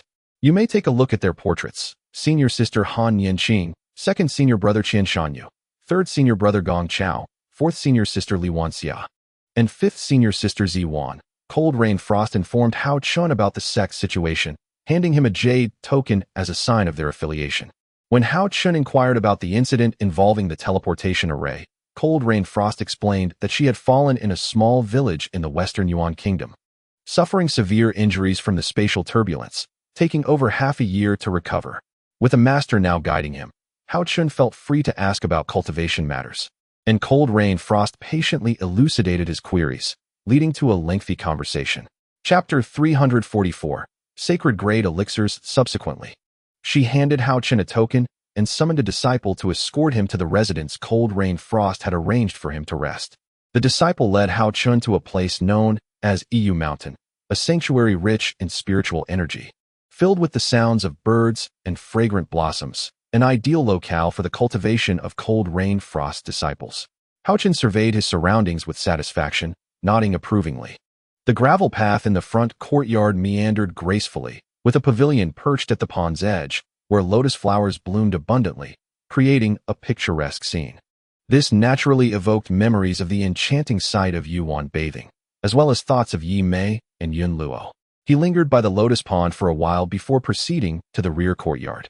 The cultivation chamber was designed like a secret room, an expansive space comparable to a reception hall. The alchemy room housed a standard alchemical furnace, while the study contained a multitude of ordinary books. After familiarizing himself with his surroundings, Haochen returned to the front courtyard room. He summoned Haochener, Lu Han, and Xiao Chui from the Jade Pendant space. They soon realized they had arrived at the revered Qianyuan sect on the Tianyuan continent. As soon as Xiao Chui emerged from the Jade Pendant, she joyfully began to frolic. Haochen cautioned her that there were cultivators at the god transformation and spirit separation stages present, and she must confine her play to the small courtyard, urging her not to venture outside. Upon entering the sect, new disciples had 2 significant tasks to undertake. First, to select a cultivation method from the sect's scripture repository, which offered techniques far superior to those possessed by rogue cultivators, a considerable benefit. Secondly, they needed to complete tasks by obtaining assignments from the task hall, earning corresponding contribution points. However, Haochen remained unhurried. These matters held little importance for him. After a prolonged period of restless sleep, he lay on the bed and soon drifted into slumber, not awakening until dusk, when he greeted the 2 women and the bird. He stepped into the courtyard to perform a set of Luyin fist to invigorate his muscles, feeling rejuvenated as he began to appreciate the beauty of the courtyard. A gentle breeze caressed him, providing a sense of comfort. In this tranquil moment, Haochen released his spiritual senses to survey the surroundings of the estate. The courtyard was quiet, while the 2 women and the bird busied themselves in the kitchen. Shaking his head, sensing that dinner was not yet ready, he entered the alchemy room. Drawing upon the knowledge from his inherited memories, he located the recipe for the 4th grade elixir, the Breaking Yuan pill, and meticulously studied it. During dinner, upon hearing that Haochen intended to concoct pills, the 2 women and the bird clamored to follow him to the alchemy room. Except for Xiao Chui, Haochener and Lu Han had never witnessed the process of pill making. Haochen retrieved 2 palm-sized alchemical furnaces from his storage ring, one a Wuyin furnace, the other a Qingluan furnace, and intentionally had Haochener and Lu Han carefully clean the insides and outsides of the furnaces. While the 2 women were engaged in this task, Haochen took out the materials entrusted to him by Lin Yuyan for the Breaking Yuan pill. These included 7 primary medicinal ingredients, such as snake skin flowers, Tianyuan fruit, withered water vines, and bone-cleansing grass, along with a dozen auxiliary materials. Once everything was prepared, he took the cleaned furnaces, infused them with true essence, and halted when the furnaces reached shoulder height. He instructed the 2 women and the bird to stand back and observe, with his hands forming the necessary seals. 2 flames of alchemical fire entered the combustion chamber at the bottom of the furnaces. Once the temperature reached the required level for pill making, he employed the Qingluan furnace to purify the medicinal liquid, following the prearranged order of the materials to concoct the spiritual herbs and medicines. As he commenced the refining process, He signaled the two women to step forward. While crafting the medicinal ingredients, he explained the steps and techniques involved in pill making, emphasizing the importance of controlling the heat. It was not merely to teach them the art of refining elixirs, but rather to enlighten them on the process of their creation. Each herb, meticulously processed by Haochen, transformed into a refined spiritual liquid, subsequently guided by his consciousness and swiftly transferred into the Wuyin furnace at ambient temperature for later use.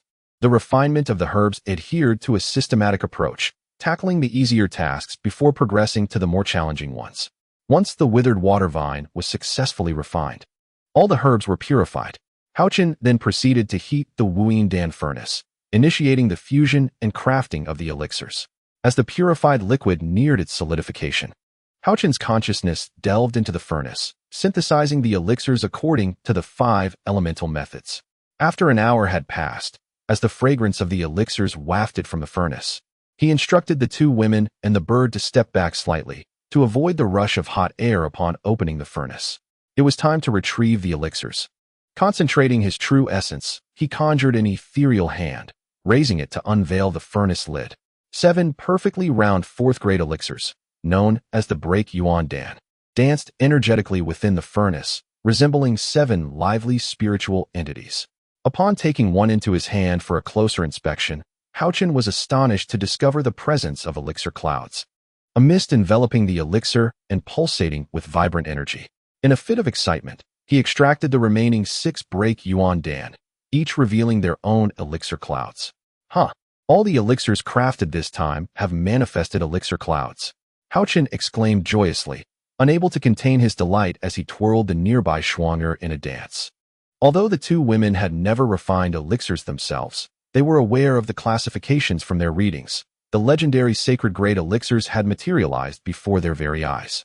Elixirs are categorized into 3 grades, upper, middle, and lower, while the presence of elixir patterns signifies a premium elixir with effects significantly enhanced. The emergence of elixir clouds denotes a sacred-grade elixir, tripling the efficacy compared to those with mere patterns. At that moment, Shaner realized her brother was indeed a prodigy. Schwanger, embraced by Haochen, felt an inexplicable warmth, deeply touched by his remarkable talents. "Brother, you are incredible," she exclaimed, showering him with praises. It was then that Schwanger understood that Chun Hao was indeed Haochen, a dual practitioner of both elixir refinement and martial arts, boasting late-stage Yuan Dan and late-stage Grandmaster cultivation. At this moment, Haochen revealed his true appearance, his long black hair cascading over his shoulders, a straight nose complemented by wise eyes, and a friendly smile that radiated approachability. Clad in a seemingly tailored white robe, he epitomized elegance and grace, his tall and handsome figure strikingly captivating.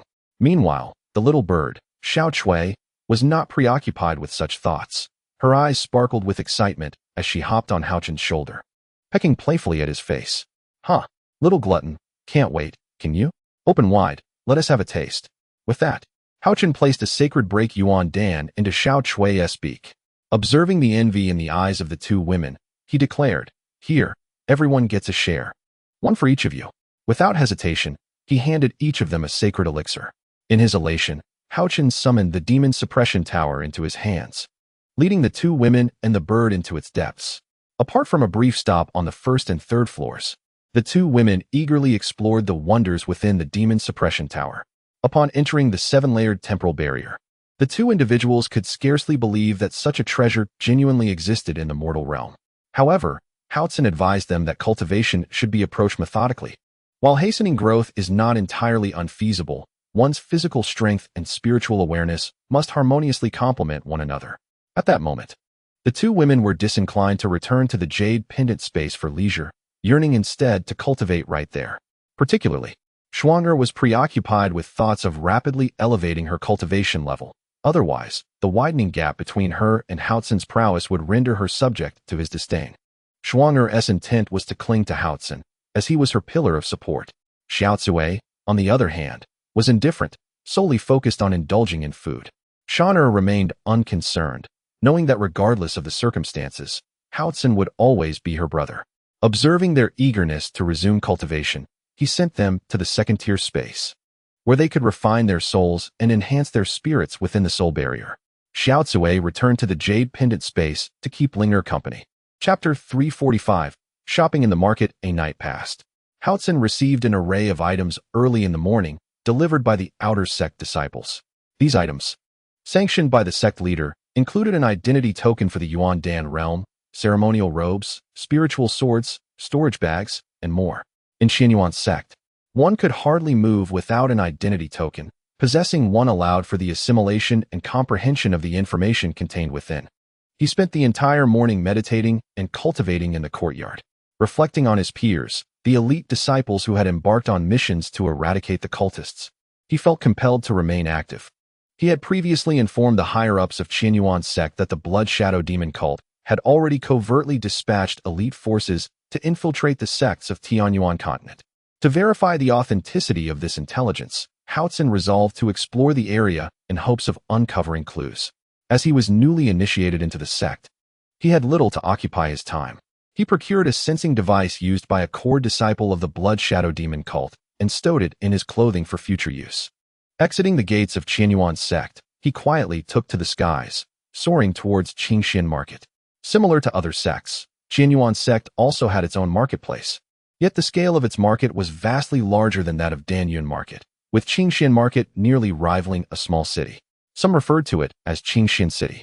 A variety of common items could be procured without leaving the jurisdiction of Qianyuan sect, often at prices lower than those found outside. Ambling through the market, Haochen purchased some daily necessities while also seeking the primary herbs required for concocting transformation pills, specifically transformation grass and wanshou fruits. Currently, he possessed only 3 types of spiritual herbs: Nisha grass, companion demon grass, and Tianqing flower.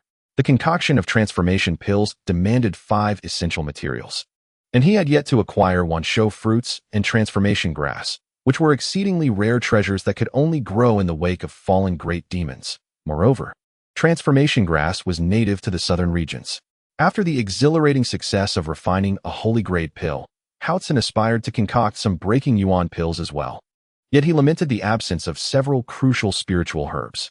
As he perused the market, he remained particularly attentive to breaking yuan grass, snakeshed flowers, withered water vines, and bone-washing herbs, which were the primary ingredients for breaking yuan pills, along with several auxiliary materials not found in the jade pendant space. At the western end of the market stood a 7-story blue edifice, its sign adorned with the gilded characters Treasure Pill Pavilion, capturing Haochen's attention. Selling elixirs inevitably involves the availability of spiritual herbs, potions, and fruits. With this notion in mind, Haochen entered the Baodan Pavilion, hoping for a stroke of luck.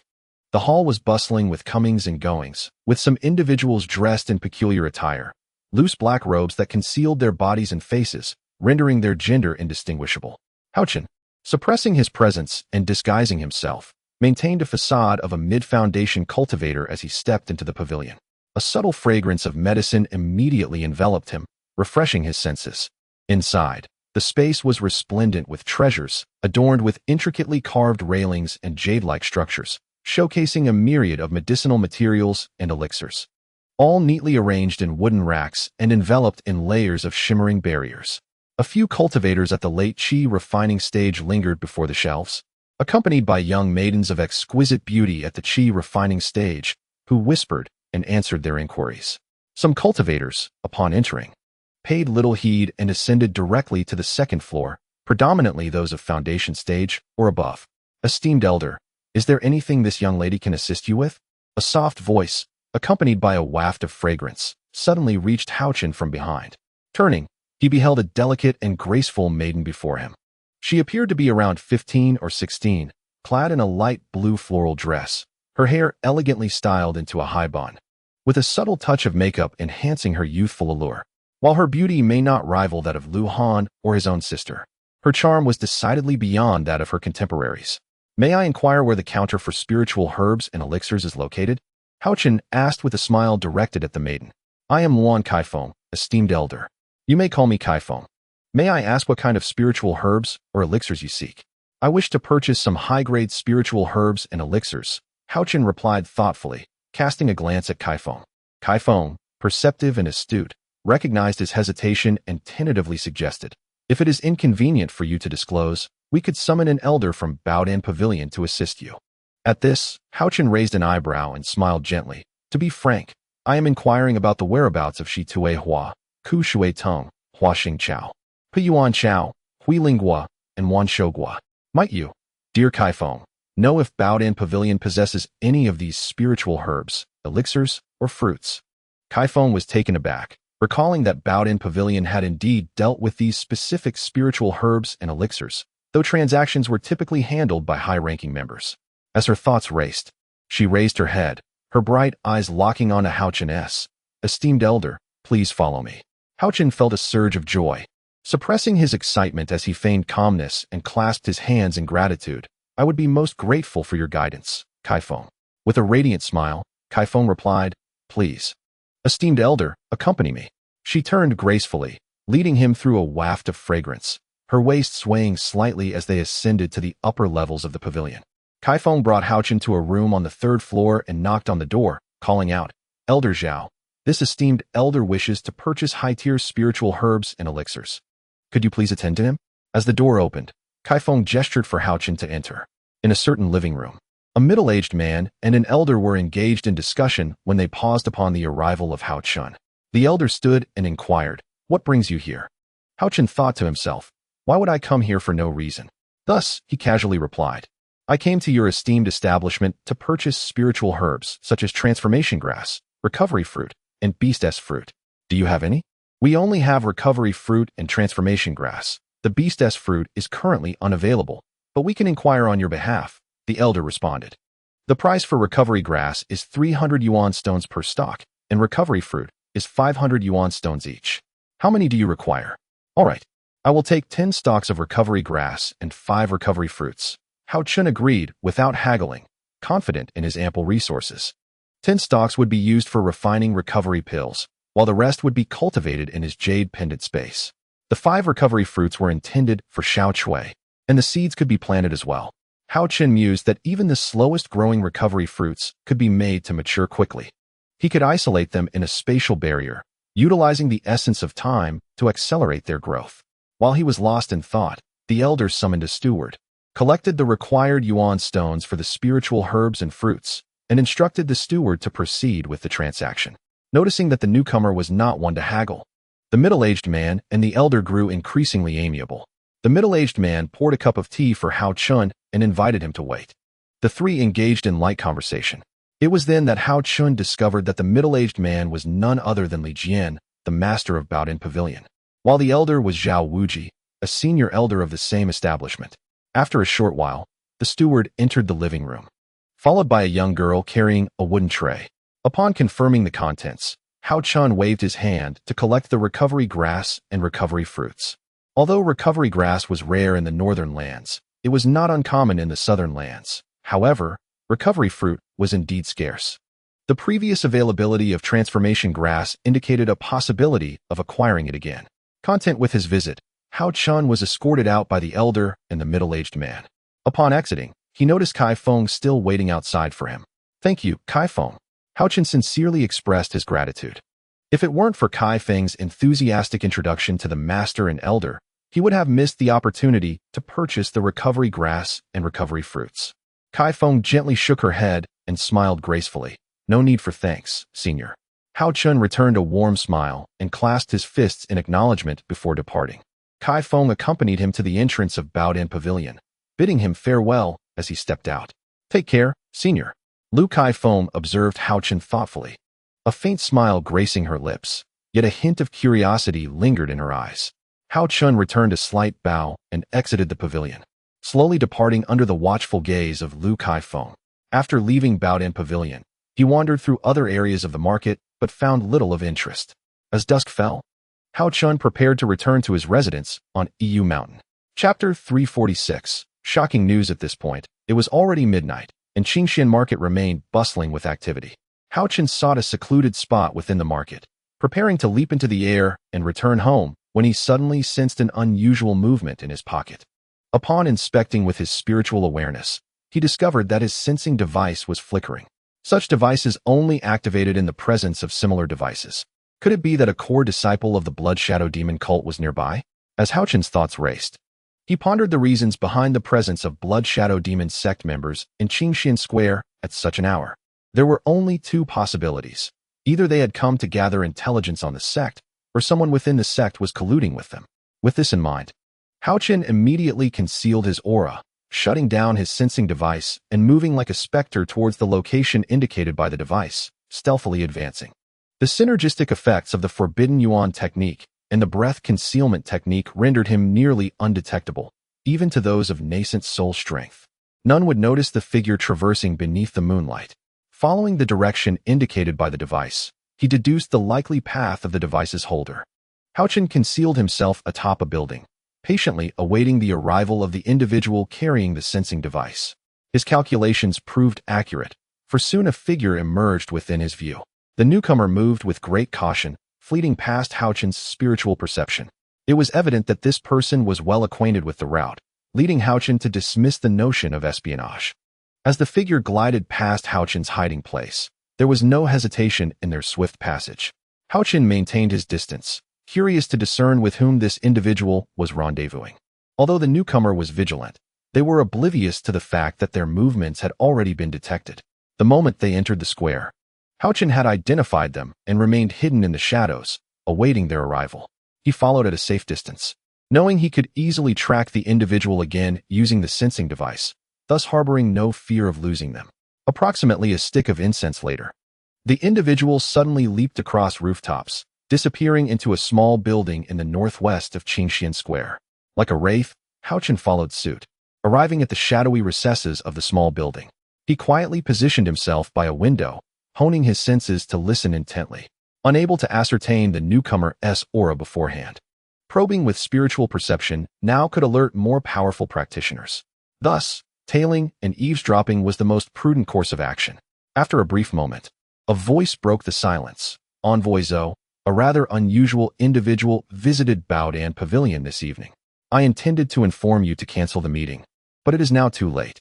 Haochen's expression shifted. The speaker was none other than Elder Zhao Wuji of Baodan Pavilion, a practitioner of late-stage nascent Dan. Just earlier that day, this old fellow had been trading with him at Baodan Pavilion, yet unbeknownst to him, he had already conspired with the heretics. Haochen listened intently as another voice chimed in. We have dispatched capable individuals to participate in the special recruitment trials for outer disciples, and they have been integrated into the ranks. Additionally, several have joined the elite disciples.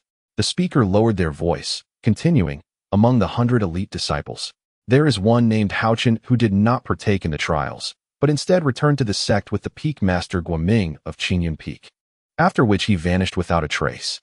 With a sigh, this voice further murmured, I wonder if this is the person referred to by the young master of blood poison.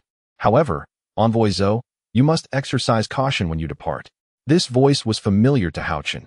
It belonged to Li Jian, the pavilion master he had seen at Baodan Pavilion, a practitioner of early-stage nascent soul. It became apparent that not only was Elder Zhao colluding with the Blood Shadow Demon sect beneath the surface, but the pavilion master of Baodan Pavilion also had ties with the demonic sect, suggesting a relationship far beyond mere acquaintance. What is the cultivation level of the one named Haochen? A voice suddenly resonated, revealing no hint of trepidation towards Li Jian and Zhao Wuji, suggesting it originated from the envoy Zhou Ming of the Devil sect. Li Jian replied, he possesses the cultivation of the mid-foundation establishment stage. Zhou Ming let out a soft laugh. How could a mid-foundation establishment cultivator discern my movements? Li Jian cautioned, Envoy Zhou, do not underestimate this individual. The Qinyuan sect is currently recruiting 100 elite disciples at the Xifantang, and this person's combat prowess is formidable. His successful selection as an elite disciple surely reflects his depth. Haochen, upon hearing this, felt somewhat astonished and thought. Li Jian observes with great acuity. It seems many from the Devil sect are mingled among those recruited in Shifeng City. Just from a subtle reaction, he could deduce so much. Zhou Ming disregarded Haochen, stating, the Qinyuan sect, in name, is recruiting disciples, but in reality, it merely seeks to bolster its strength, hoping the newly recruited disciples will shield them from the might of our sect. He then raised his voice, disdainfully exclaiming, These so-called disciples of the Qinyuan sect are merely sacrificial pawns. They are of no concern. Had it not been for the Qinyuan sect's protection, I would have undoubtedly eradicated them all. Haochen mused to himself that Zhou Ming was indeed exceedingly arrogant. The 4 branch leaders escorting the specially recruited outer disciples for training at Xifanting were all formidable figures of the nascent soul realm. Among them, 2 were at the mid-nascent soul stage, and 2 at the late stage. From Zhou Ming's aura, Haochen perceived that he was merely at the early nascent soul stage. Yet he dared to boast so brazenly. Seeing that further persuasion was futile, Li Jian ceased to speak. Zhao Wuji interjected, on behalf of the 5-sect alliance. The Qianyuan sect has dispatched the specially recruited outer disciples to the Shiyuan Empire and the southwestern regions for trials. We request Envoy Zhou to keep an eye on the movements of our disciples. Zhou Ming responded. We will monitor the trial movements of the Qianyuan sect's specially recruited outer disciples. The command center established by our sect on the southern foothills of Qingqian Mountain will remain elusive to these Qianyuan disciples. He continued confidently. Who would suspect that our command center is located in a desolate land 1,000 miles away? The Qianyuan sect's members will search for our traces like searching for a needle in the ocean, finding nothing, and will soon retreat. Li Jian assured, rest assured. Envoy Zhou, I have already established contact with those within our sect. There are undercover agents working subtly to ensure these trial disciples are well entertained, leaving them oblivious to any clues. Well done, Zhou Ming replied. The purpose of this visit is to prepare you. 7 days from now, we will launch an assault on the Luoyun sect and the Nanqing sect, annihilating both in one fell swoop. If the specially recruited disciples from the Qianyuan sect are still in the western regions by then, they will serve as sacrificial offerings. Li Jian was taken aback. So soon? The devil sect is advancing into the western regions? Zhou Ming's voice was tinged with a dark chuckle. Indeed. 7 days from now, the blood-poisoned young master and the holy son of the demon emperor will personally go to the Shiyuan Empire. One will feign an attack from the north to eliminate the North Qing sect, while the other will advance from the southwestern region, first extinguishing the Chaiyang sect, then taking the Luoyun sect, and finally marching straight into the heart of the Shiyuan Empire, seizing the capital, Shiyuan City. After a brief pause, he continued, as long as we seize the city of Shiyuan, the divine cult and the demon army will launch a coordinated attack, uniting the western regions and the southwestern territories. From there, we will advance eastward and southeastward, ultimately eradicating the 5-sect alliance and consolidating control over Zhongzhou. Upon hearing this, Haochen was utterly astonished. It was likely that this shocking revelation had not reached the 5-sect alliance. Chapter 347. Jungle Pursuit. Not only were Li Jian and Zhao Wujing startled, but even Haochen, standing outside the small building, was taken aback. Everyone was on guard against the Bloodshadow demon cult entering the western regions through the Qingyun Forest mountain range from the north. However, the Bloodshadow demon cult took an unexpected route, attacking from the south. Haochen thought to himself how perilous the situation was. Had it not been for the presence of the envoy Guoming from the Qianyuan sect stationed in the western regions, the Shiyuan Empire might indeed have faced annihilation under the combined assault of the Bloodshadow demon cult and the demons. Haochen swiftly ascended into the air, heading directly towards his master's cave abode. He sent out an urgent communication talisman with utmost haste. Within moments, the sect leader arrived at his master's residence. Upon hearing the news, Haochen immediately departed from the loft. He needed to relay this information back to the Qianyuan sect as quickly as possible to inform sect leader Tsonghua and his master. Having distanced himself from the small building, Haochen learned that the blood demon cult's stronghold was in Qingqian Mountain, and he also received critical intelligence that the blood poison prince would personally lead an assault on the Shiyuan Empire in 7 days. This information was of utmost importance. Haochen succinctly recounted his experience of visiting the Qingxian Fengshe Baodin Pavilion to procure spiritual herbs and elixirs. Meanwhile, the envoy of the Bloodshadow demon cult, Zhou Ming, was still engaged in clandestine discussions with the head of the Baodin Pavilion and Elder Zhao within the small building. To avoid alarming the enemy, he resolved to return to Qingxian Fengshe immediately to continue tracking the demon cult envoy. Equipped with a core disciple signal device, he was not concerned about losing track of him. In the midst of Tsonghua's and his master Lung Yushuang's astonishment, Haochen vanished without a trace. Upon receiving the intelligence from Haochen, Tsonghua was greatly shaken. If all this were true, it would mean salvation for the entire Tianyuan continent. This young man indeed possessed extraordinary fortune. No wonder the ancestor Xingxiao had sent word. The ancestors of the Qianyuan sect had once prophesied that in times of peril on the Tianyuan continent, Only those who excel in both law and martial arts could avert such a calamity. Lung Yushuang, observing Haochen's departure, remarked to the still-stunned Sangwa, "Indeed, I have heard of such a prophecy. Could it be that it is manifesting in this disciple?" Sangwa looked at Lung Yushuang, perplexed. "Stop dawdling. We must promptly inform Ancestor Xingxiao of this intelligence." Lung Yushuang, however, had no time to ponder over Haotian's matters. When she returned to the Qianyuan sect from the north, she had shared with the ancestor the story of a remarkable 16-year-old genius who had mastered both law and martial arts to perfection. The ancestor had tasked Lung Yushuang with finding this dual cultivator and bringing him into the fold. Lung Yushuang had been unable to travel to the north, which had delayed her efforts until now. It wasn't until she discovered Haotian joining the sect and accepted him as her disciple that she informed the ancestor. Within the Qianyuan sect, only the ancestor and the supreme elder Lung Yushuang were privy to these details. Sangwa was, of course, unaware of the specifics. Upon returning to Qingxianfang City from Yushan, Haochen did not lurk near the small building, but instead concealed himself at a distance, meticulously monitoring the structure. Doubtful of the credibility of the information source, he resolved to intercept the envoy Zhou Ming, intending to capture him for interrogation to ascertain the truth of the situation. After half an hour, the sensor began to glow, indicating that Zhou Ming had departed from the small building and was heading in Haochen's direction. He promptly disabled the tracking device. A few moments later, 3 figures swept past Haochen's hiding place, following Zhou Ming and his companions. Haochen was acutely aware that although Zhou Ming boasted in front of others, he was undoubtedly cautious behind the scenes. Thus, he tracked them with utmost care, fearful of any misstep. However, he remained unfazed by the prospect of losing sight of them. With the sensor in hand, he could quickly relocate the lost target unless Zhou Ming stored the device in a spatial ring, which would pose no issue. Filled with confidence, he maintained a safe distance behind the trio.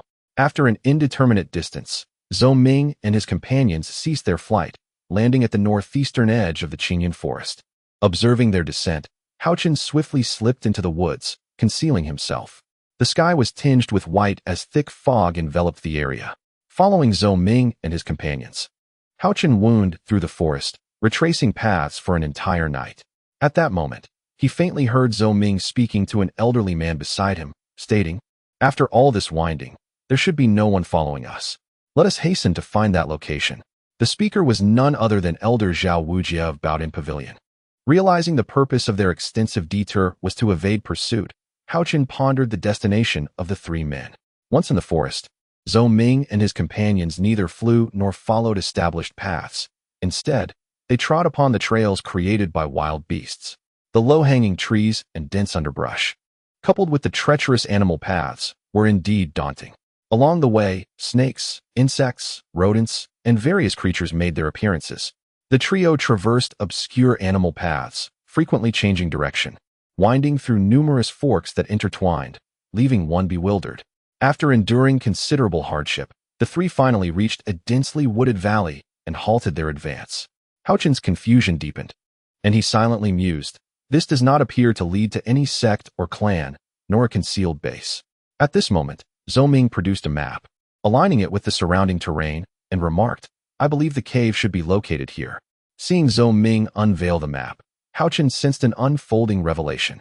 Trailing behind the trio, he noted their meticulous search for the mysterious cave, realizing that the moment of revelation was drawing near. The forest was shrouded in heavy mist, rendering visibility poor, with the trees obscured just a few paces away. Nevertheless, Haochen refrained from striking down the 3 as he awaited the outcome. As the 3 individuals meticulously searched for the cave, Haochen awaited its emergence with bated breath. Before long, the middle-aged man discovered a cave and called for Zhou Ming and Elder Zhao to come and inspect it. A sense of tension engulfed Haochen.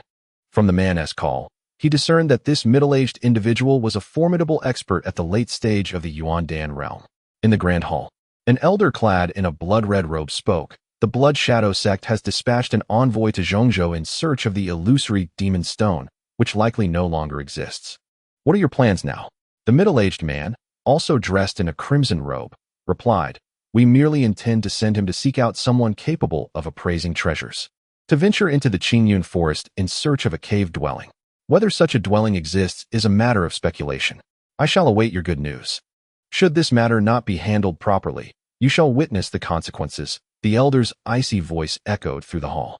Yes, I will ensure it is done well. The middle-aged man said, wiping the cold sweat from his brow and nodding in agreement. Chapter 348, A Fortuitous Surprise, in the Five Sects Alliance. The representative of the Qianyuan sect, the venerable star-smiling ancestor, spoke leisurely. The recent departure of the demon clan from their territory is an effort to rescue the great demon king, who is sealed in the gravel-strewn wasteland of the ancient battlefield. The demons are preparing to return to their homeland, the Hunyuan realm, to recuperate. The resurgence of the Blood Shadow sect is primarily to acquire the Blood Shadow Divine Pearl. After a treasure trove left by the sect in Qingqian Mountain was forcibly breached, the Blood Shadow Divine Pearl was stolen. In pursuit of its whereabouts, the sect has unleashed a massacre across the northern three regions.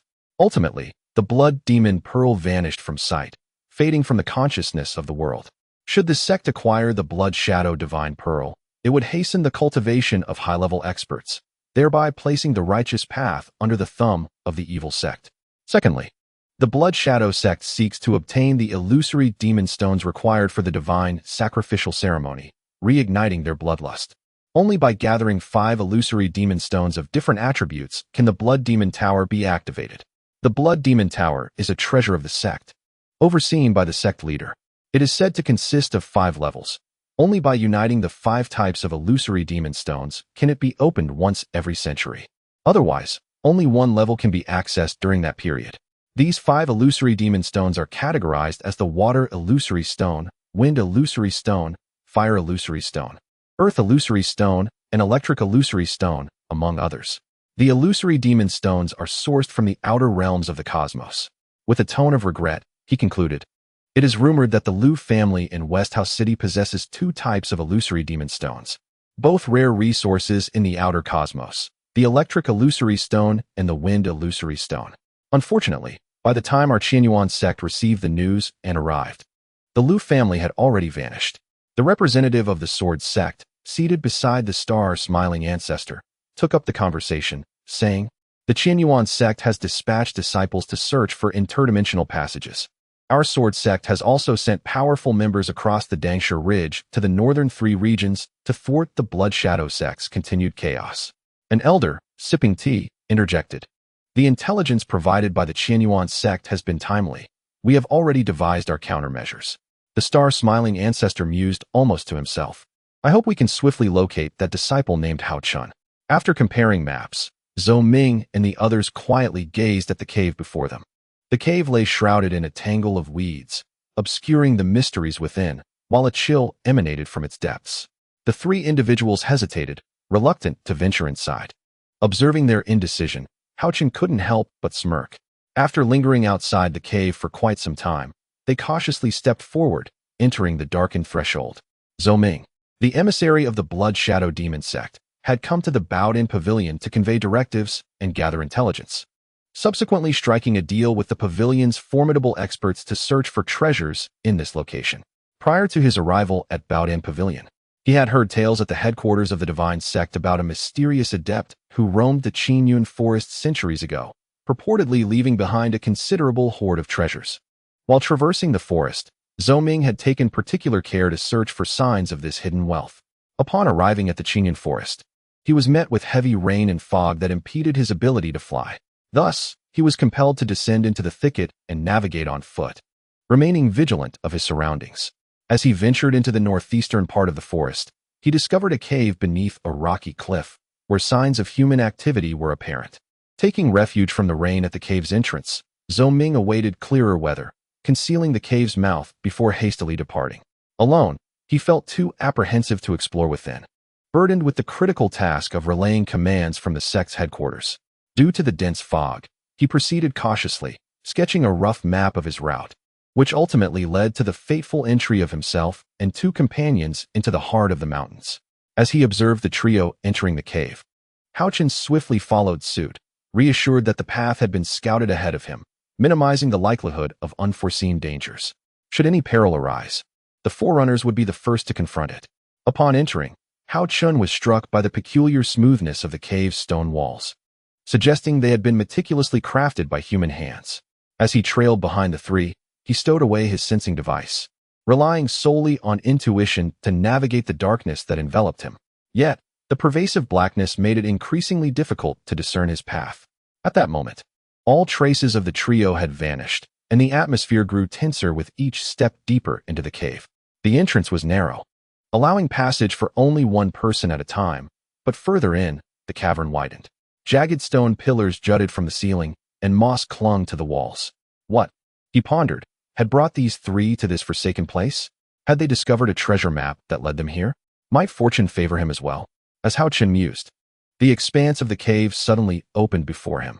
He found himself in a chamber marked by signs of struggle, devoid of any notable treasures. Before him lay three distinct passageways, one on either side, and a central corridor stretching straight ahead. In an attempt to glean some clues from the ground, he searched in vain for any footprints left by Zhou Ming and his companions. At that moment, he hesitated to produce his tracking device, aware that revealing his presence could spell trouble if he was discovered.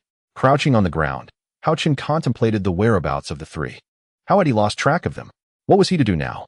Haochen pondered for a moment, dismissing the three individuals for now. Hadn't he discovered Zhou Ming in the northwest at the Qingxian market of the Qianyuan sect? Thus, he decided to choose the western passage. The west likely corresponded to the left side. Within the cavern, devoid of sunlight and moonlight, discerning directions was a challenge. Navigating through the tunnel, he could only ascertain the front from the back and left from right. As he ventured into the left passage, he found it astonishingly deep. What truly astounded him was that this cave seemed to shield his divine sense, which left him utterly astonished.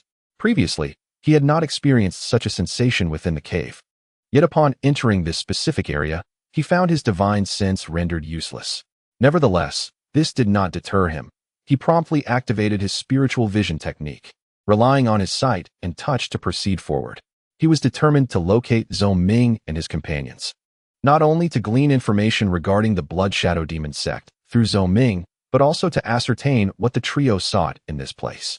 After approximately a quarter of an hour, the cavern, which had initially accommodated only a single person, gradually expanded in width, and the restrictions vanished, restoring his divine sense. As he continued on his path, he suddenly heard the sound of bubbling water.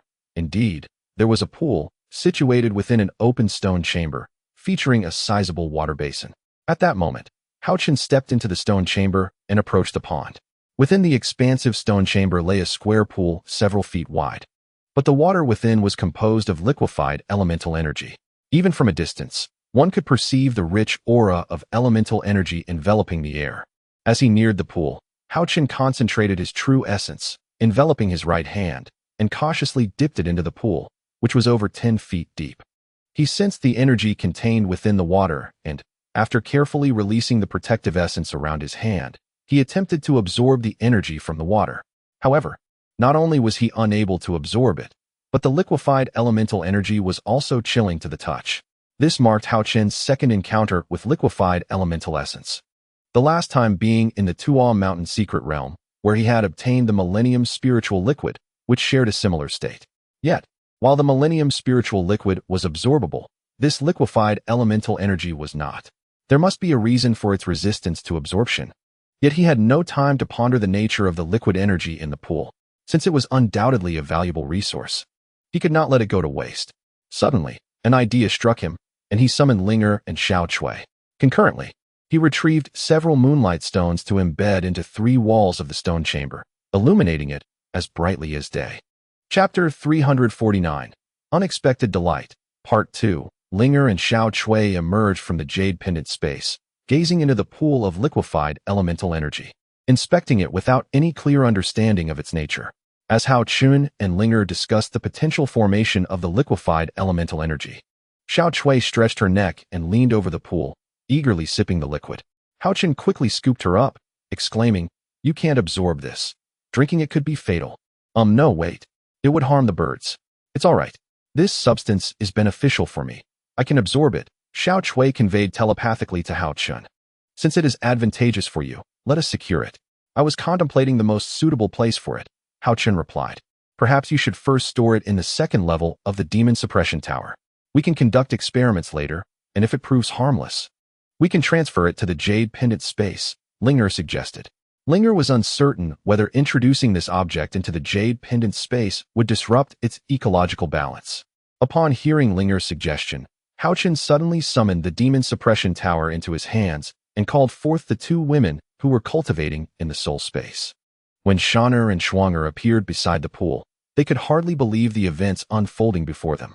Haochen promptly recounted the sequence of events to the two women. Subsequently, the four of them, along with a bird, entered the second level of the demon suppression tower. They searched for a rock wall in the earth space, aiming to replicate the ecological environment of the liquid vitality pool in the cave by digging a deep hole to construct a pool. It was worth noting that the three women and the bird merely supervised the construction. All the arduous and grimy work fell upon Haochen alone. The three women offered pointers, indicating what was uneven or in need of adjustment, and Haochen diligently made the necessary improvements. Once the pool was completed, the four of them returned to the cave, where Haochen harnessed his true essence to activate the water-drawing function of the demon suppression tower. Like a dragon drawing water, he siphoned the liquid vitality from the cave's pool into the newly constructed pool within the earth space of the tower. Xiao Zui conveyed her thoughts telepathically, wishing for Linger and her two elder sisters to stay and play for a while. Haochen, fully aware of Xiao Zui's intentions, she sought to sneak another sip of the liquid vitality, was concerned about leaving her unsupervised, fearing that she might overindulge and harm herself. Thus, he forcefully removed Linger and Xiao Zui from the demon suppression tower space. In the context of the tower, Linger did not hold the same authority within the jade pendant space. As long as Linger chose not to exit, Haochen was unable to expel her, for she was the spirit of the pendant and held dominion over its realm. Shaner and Schwanger, however, desired to remain and accompany him in exploring the cave. Haochen still declined their kind offer, asserting that this place was fraught with peril, unsuitable for leisurely pursuits, and subsequently returned the two women to the soul space of the demon suppression tower. After collecting the liquid vitality, he stored the moonstone placed in the stone chamber and continued venturing deeper into the cave. After all, the vitality here could not be absorbed, and remaining in this area served little purpose. It was better to delve further and uncover what lay within. As Haochen progressed, he soon noticed that the vitality here was even more concentrated than that outside. The disparity in vitality density was distinctly observable. Even the eye could perceive the changes. Sensing this variation, Haochen concluded that there must be valuable treasures nearby. However, he would not squander the richness of this vitality. Instead, he employed the Shaoyang technique to absorb the abundant essence surrounding him. He summoned the demon suppression tower and the Yao space as two formidable artifacts, channeling all his energy to absorb everything within reach. After a period of contemplation, noticing that the surrounding vitality had been sufficiently absorbed, he eagerly resumed his journey. Throughout his trek, Haochen appeared remarkably at ease, unthreatened by any beastly adversaries, as if he were on a leisurely stroll, stopping intermittently to reflect on the day's occurrences. While traversing, his hand casually brushed against the rock wall, and he noticed a distinct difference in texture compared to previous surfaces he had encountered. Curiously, he crouched down to touch the ground, discovering that the earth beneath was even richer in vitality than the walls of the passage. Could it be that this cave had once been a mine for vitality stones? If it were indeed a vitality stone mine, it warranted thorough exploration. As he delved deeper, Haochen discovered that the passage inclined downward. He always felt an inexplicable force drawing him further into the depths of the cave. The deeper he ventured, the more pronounced this sensation became. Suddenly, he found himself awestruck by the scene before him. He had arrived in a grand hall, where the air was thick with vitality, and countless essence stones were piled within this expansive space. Haochen had not anticipated encountering such an abundance of essence stones here.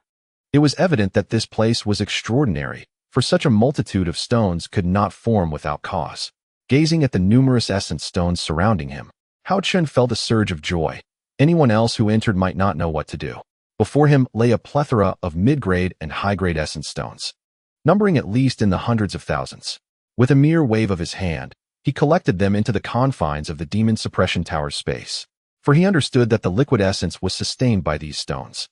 Only within the second level of the demon suppression tower could the environment for stabilizing the liquid essence be maintained. The cave extended deep underground, appearing to lack any gradient, truly heading downward. Although he could not ascertain the cave's depth, He was certain that he had traversed several thousand zhang from the entrance to this point. The deeper he went, the more abundant the essence became, and now, with the increasing number of essence stones, Haochen's hands grew weary from collecting them. Discovering so many essence stones here prompted him to ponder what lay further within. Perhaps there were even greater treasures to be uncovered. With this thought in mind, Haochen continued deeper into the cave. As he advanced, the passage widened, revealing a space of at least several dozen zhang in circumference. The surrounding rock walls were riddled with countless pits and tunnels, and the ground was strewn with mid-grade and high-grade essence stones, with even rare essence stones glimmering within. Haochen's heart soared with delight. "Haha, I've struck it rich," he exclaimed, for he had been troubled by the lack of high-quality essence stones to drive his puppets. Embracing the principle of seizing opportunities as they arose, he consumed a recovery pill and eagerly dug, swallowing recovery essence pills with glee as he collected. He gathered what needed to be gathered and excavated what needed to be excavated. After finally storing the last essence stone, he reluctantly consumed another recovery pill.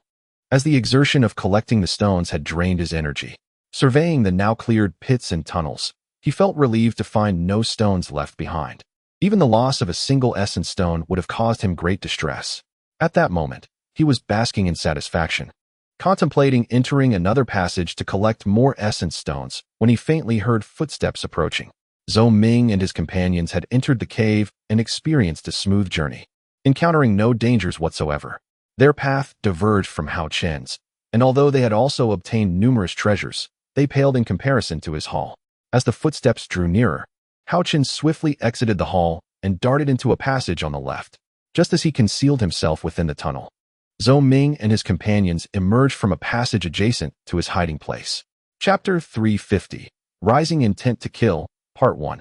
Upon entering the passage, Zhou Ming and his companions discovered a scattering of elemental stones. As they searched and excavated along the way, they delayed their arrival by half an hour. Finally reaching a spacious hall, sensing their presence, Haochen felt a surge of delight within him. He restrained his aura, biding his time for the opportune moment to seize the map. Once the trio entered the hall, they remained oblivious to any signs of activity. At that moment, they were still immersed in the thrill of collecting elemental stones, their minds clouded by the numerous pits and paths before them.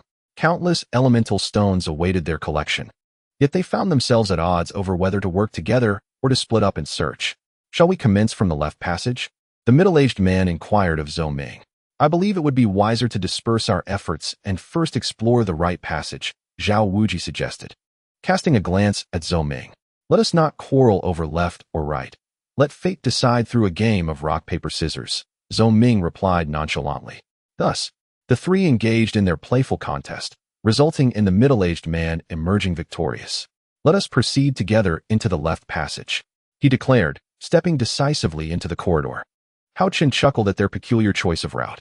All the while, the middle-aged man and Zhao Wuji continued their spirited debate. With underlying tensions among them, Haochen resolved to adopt a strategy of divide and conquer, seizing the opportunity to eliminate them one by one. Following closely behind, he navigated the myriad dangers that lay ahead, while the trio before him amassed a considerable haul of treasures. In contrast, Haochen lagged behind, gaining nothing. He nearly lost track of them in the labyrinthine cave, but the lingering traces of their presence in the passage guided him, preventing him from being truly left behind. As Haochen maintained his pursuit, the trio suddenly halted. Sensing their pause, he quickly found a concealed spot. "The stone chamber we previously visited houses a teleportation array. It may lead us to a more bountiful treasure trove," Zhou Ming remarked to Zhao Wuji and the middle-aged man. "Then let us hasten to the teleportation array and, once we have claimed the treasures there, we can return home sooner," Zhao Wuji exclaimed excitedly. "Indeed, remaining in this place is rather uncomfortable. The sooner we acquire the treasures, the sooner we can depart." The middle-aged man concurred, abandoning his earlier disputes with Zhao Wuji. "Yes, I understand your eagerness to utilize the teleportation array to leave this place. However, now is not the right time. There are surely many treasures yet to be uncovered. Let us search more thoroughly and gather as much as we can," Zhou Ming stated calmly. Zhao Wuji and the middle-aged man nodded in agreement. The trio continued onward, soon arriving at another stone chamber. As they opened the door and entered, Haochen followed suit, hoping to confront them within. Upon stepping into the stone chamber, he found it resembled a grand hall. This hall contained 3 inner chambers, though it remained unclear which one the trio had entered. As he surveyed the 3 inner chambers before him, Haochen prepared to step into the stone chamber on the left. Just as he was about to enter, a sudden rush of wind grazed his ear. With remarkable reflexes, he instinctively sidestepped. A resounding thud echoed as a rock plummeted from the overhead cliff. Releasing a sigh of relief, he resumed his approach to the chosen stone chamber. Zhou Ming and his companions entered the hall of the stone chamber, discovering 3 additional chambers within. They once again engaged in a game of chance, with the victor granted the privilege of selecting a chamber first. Ultimately, Zhou Ming emerged triumphant, opting for the central chamber. The middle-aged man and Zhao Wuji, however, decided to cooperate and proceeded towards the chamber on the right. Together they ventured inside, oblivious to the imminent threat lurking nearby. As Zhou Ming pushed open the door to the chamber, a glint of greed flashed in his eyes. The moment he stepped inside, a chilling aura enveloped him, and he was stunned to see an adversary lunging at him. Stricken with shock, Zhou Ming could only raise his palm in defense. A deafening crash ensued as their hands met, and Zhou Ming was violently hurled from the chamber, landing on his back with an excruciating pain coursing through his arm. His eyes wide with terror as he gazed at the figure within. Meanwhile, Zhao Wuji entered the right chamber first, only to be confronted by 4 bronze automatons wielding long swords, their formidable presence palpable. He shouted to the middle-aged man, urging him to flee. Run. There are 4 powerful bronze automatons inside. With that, he swiftly darted past the middle-aged man, racing towards safety. Startled by Zhao Wuji's warning, the middle-aged man followed suit, fleeing recklessly towards the exit. At that moment, Zhou Ming found himself ejected from the chamber by the individual within. Aware of the danger posed by Zhao Wuji's shout, he hastily scrambled to his feet and joined the frantic escape. As Zhou Ming and his companions encountered the automatons, Haochen too found himself in peril. He dashed out of the left chamber, pursued by a dozen dark iron automatons. Initially, he had encountered no danger upon entering the chamber. However, after deciphering a barrier and claiming an item, the situation shifted dramatically. The item he had acquired was a heavenly silkworm inner armor, which he had discovered upon a platform within the chamber. Upon breaking the barrier, he had casually seized the exquisite armor. In that instant, a mechanism was triggered, and a portal materialized in the stone wall, unleashing a swarm of black automatons. Realizing the gravity of the situation, Haochen sprinted for his life. As Zhou Ming and his companions fled, Haochen, though slightly delayed, emerged into the hall of the stone chamber simultaneously with them. Upon turning back, Zhou Ming and his companions beheld Haochen's astonished expression, only to notice the menacing automatons trailing closely behind him, spurring them to run even faster. At that moment, Haochen caught sight of Zhou Ming and his companions, equally astonished, for they too were being pursued by 4 gleaming golden automatons. With no time to spare, Haochen quickened his pace, desperate to escape. The urgency of their flight left no room for pleasantries.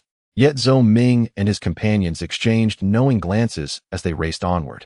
As they approached the stone door of the hall, it began to close slowly.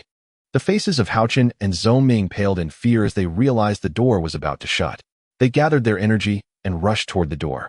Just as the stone door was nearly closed, Zhou Ming and his companions suddenly turned on Haochen.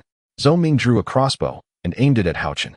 Aware of the imminent danger, Haochen, who was trailing slightly behind, took note of their movements. When he saw Zhou Ming draw the crossbow, a sense of alarm surged within him. As Zhou Ming aimed the crossbow at him, Haochen swiftly dodged, narrowly evading a golden bolt. Continuing his escape, his eyes glinted with murderous intent. Zhou Ming was astounded to see Haochen evade the bloodthirsty crossbow, which had always been his trump card, never missing its mark. In the past, no one had survived its shot, except for those possessing the Bloodshadow Divine Pearl, its natural nemesis. Could this individual be one of them? Chapter 351, The Surge of Killing Intent, Part 2. Seeing the bolt miss its target, Zhou Ming glanced at the half-closed stone door and devised another plan. He communicated telepathically with the middle-aged man and Zhao Wuji, signaling them with a knowing smirk as they turned to look at the unwelcome guest, Haochen. Sensing their malicious intent from their mocking expressions, Haochen's heart sank. He realized he was in grave danger. In that moment, as the 3 of them approached the stone door, they abruptly halted, turning back to block it, effectively trapping Haochen inside. Furious at their treachery, Haochen felt the impending crisis as the puppets pursuing him drew near. The door was almost closed, allowing only one person to pass sideways. Zhou Ming reveled in his success, gazing triumphantly at the hopeless Haochen, now imprisoned. Despite being trapped, Haochen remained calm. He could still evade the crisis, even if it meant retreating into the demon suppression tower to converse with Shaner and Schwanger. Suddenly, an idea struck him. Pointing at the stone door with his left hand, he seemed to scorn the three for their despicable tactics. In that instant, a black light surged from his left arm, hurtling toward Zhou Ming, who had blocked the door. Seeing Haochen's desperate maneuver, Zhou Ming instinctively dodged the oncoming black light. In that fleeting moment, Haochen leaped over Zhou Ming's head, escaping the cave. When Zhou Ming turned around, the stone door slammed shut behind him. At that moment, the black light lay quietly in Haochen's hand, revealing the demon's soul blade, which had melded with his spirit after its refinement. Ever since Haochen opened 3 dantians, the blade would automatically enter the wind thunder dark electric dantian to nourish itself when needed, remaining like a tattoo on his left arm once it was satisfied. Zhou Ming turned to see a figure brimming with murderous intent, sending chills down his spine. Without uttering a word, as Zhou Ming and his companions stared in disbelief, Haochen's demon soul blade lunged forward once more. Meanwhile, the Qinghun dagger in the right arm was equally relentless. Under the control of Hao Yian's consciousness, guided by his intent, 2 beams of cold light, one green and one black, surged towards the middle-aged man and Zhao Wuji.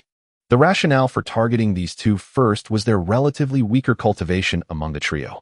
In the instant the 2 formidable weapons were unleashed, Hao Yan drew the Feihuang sword and executed the Jinghong step, rapidly advancing towards the middle-aged man and Zhao Wuji. The long sword in Hao Yan's hand shimmered with glimmers of golden light, forming a powerful sword domain that enveloped both individuals within its shadow. Seizing the opportunity, the Qinghun dagger pierced through the sword domain, and it was evident that the middle-aged man's hand, clutching his throat, was already stained with blood. The surprise attack of the Qinghun dagger had succeeded, slicing through his throat. In that moment, the middle-aged man, with eyes wide in terror and disbelief, sought to discern the identity of his assailant, yearning to glimpse the weapon that had claimed his life, only to find he could not turn his head. The assassination of the middle-aged man transpired in an instant. After dispatching him, Hao Yan commanded the Feihuang sword to intercept Zhou Ming, preventing him from assisting Zhao Wuji. At this juncture, the Mohun blade had already devoured Zhao Wuji's life essence, returning alongside the Qinghun dagger to Hao Yan's arms. Zhao Wuji gazed down at his translucent chest, utterly incredulous of the reality before him. With only Zhou Ming remaining, Hao Yan felt a sense of relief. From the outset, his intention had been to capture Zhou Ming, not to take his life, as he was an envoy of the Bloodshadow demon sect, possessing invaluable intelligence yet to be uncovered. This marked Hao Yan's first confrontation with a formidable opponent at the early stage of the nascent soul realm, and he sought to gauge the disparity between their levels. Subsequently, he shifted his martial aura, employing the divine power technique, preparing to engage in combat with overwhelming martial prowess. In the confines of the cave, utilizing martial techniques was the optimal choice, as the immense energy released from spells could flood the cavern, endangering both himself and others. Moreover, Hao Yan was keen to preserve the ecological balance of this region, for it was a mine of essence stones, and he had heard of a teleportation array hidden within. Zhou Ming, infuriated by Hao Yan's swift dispatch of 2 adversaries, witnessed Hao Yan lunging forward with his sword and promptly drew forth a bizarre blood-red, curved knife to defend himself. As an early-stage nascent soul practitioner, Zhou Ming unleashed the full might of his cultivation. The blood-red, curved knife radiated an aura like a long rainbow, its technique uncanny, striking like a specter across Hao Yan's left arm, staining his garments with crimson. The blood-red knife, empowered by Zhou Ming, became increasingly sanguine, resembling a bloodthirsty fly, each slash finding its mark, sharp and lethal. At this moment, Hao Yan could focus on nothing but defense, suffering several wounds from the knife, while continuing to engage fiercely. Should one witness Hao Yan's beleaguered state now, they might deem him reckless, attempting to contend with a nascent soul practitioner while being merely a martial artist of the great master level, akin to courting death. Only Hao Yan himself understood that. Despite his great master cultivation, he was deliberately showcasing weakness against Zhou Ming, refraining from delivering a fatal blow, relying solely on his formidable physique in battle, without channeling a shred of his life force. After exchanging hundreds of blows, the blood-red curved knife in Zhou Ming's hand began to emanate an ominous aura. Bloodthirsty demon dragon. The blood-red curved blade in Zhou Ming's hand flashed ominously, accompanied by the blackened, crimson shadow of a demon dragon, slicing towards Haochen. Sensing Zhou Ming's malevolent aura and the sinister shadow, a chill coursed through Haochen, prompting him to think, is he truly aiming to strike me down? With a furrowed brow, Haochen steeled himself, channeling the essence of both martial and magical arts into his Fei Huang sword, ready to collide with the blood-red blade. Boom! The Fei Huang sword clashed against the blood-red curved blade, causing the ground to fissure and debris to scatter from the rocky walls, as a tremendous roar reverberated throughout the cavern. Both combatants were sent reeling backward, blood spilling into the cave. Zhou Ming crashed against the rock wall, unable to rise, bitterness filling his heart. It was only then that he awakened from his stupor, realizing that he had been underestimated. He was merely a practice partner in this encounter. Haochen, however, was not faring much better, as he faced the might of a Yuaning realm expert. He spat out several mouthfuls of blood, his complexion paling. Struggling to prop himself up, he consumed a recovery elixir and unsteadily approached Zhou Ming. Seeing Haochen approach, Zhou Ming also attempted to rise. But his efforts were in vain. He could only watch as Haochen drew nearer.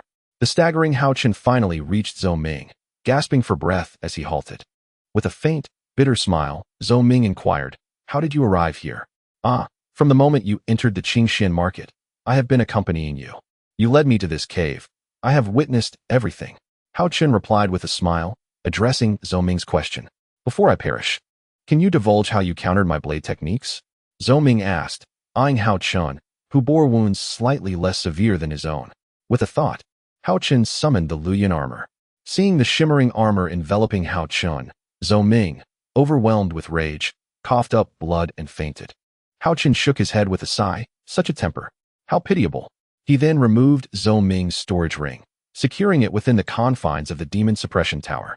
Subsequently, he also retrieved the storage rings belonging to the middle-aged man and Zhao Wujing, ensuring that nothing of value was overlooked. Chapter 352. Researching Array Formations, Part 1. After a fierce battle, Haochen found himself gravely injured and began to cultivate to mend his wounds. An hour later, he slowly opened his eyes, feeling that his injuries had nearly healed. Eagerly, he reached into his robes and retrieved 3 storage rings, methodically unlocking their seals. His foremost concern was Zhou Ming's storage ring. Upon breaking the seal, he probed inside with his consciousness. The vast space within held a myriad of items, but Haochen sought only crossbows and maps.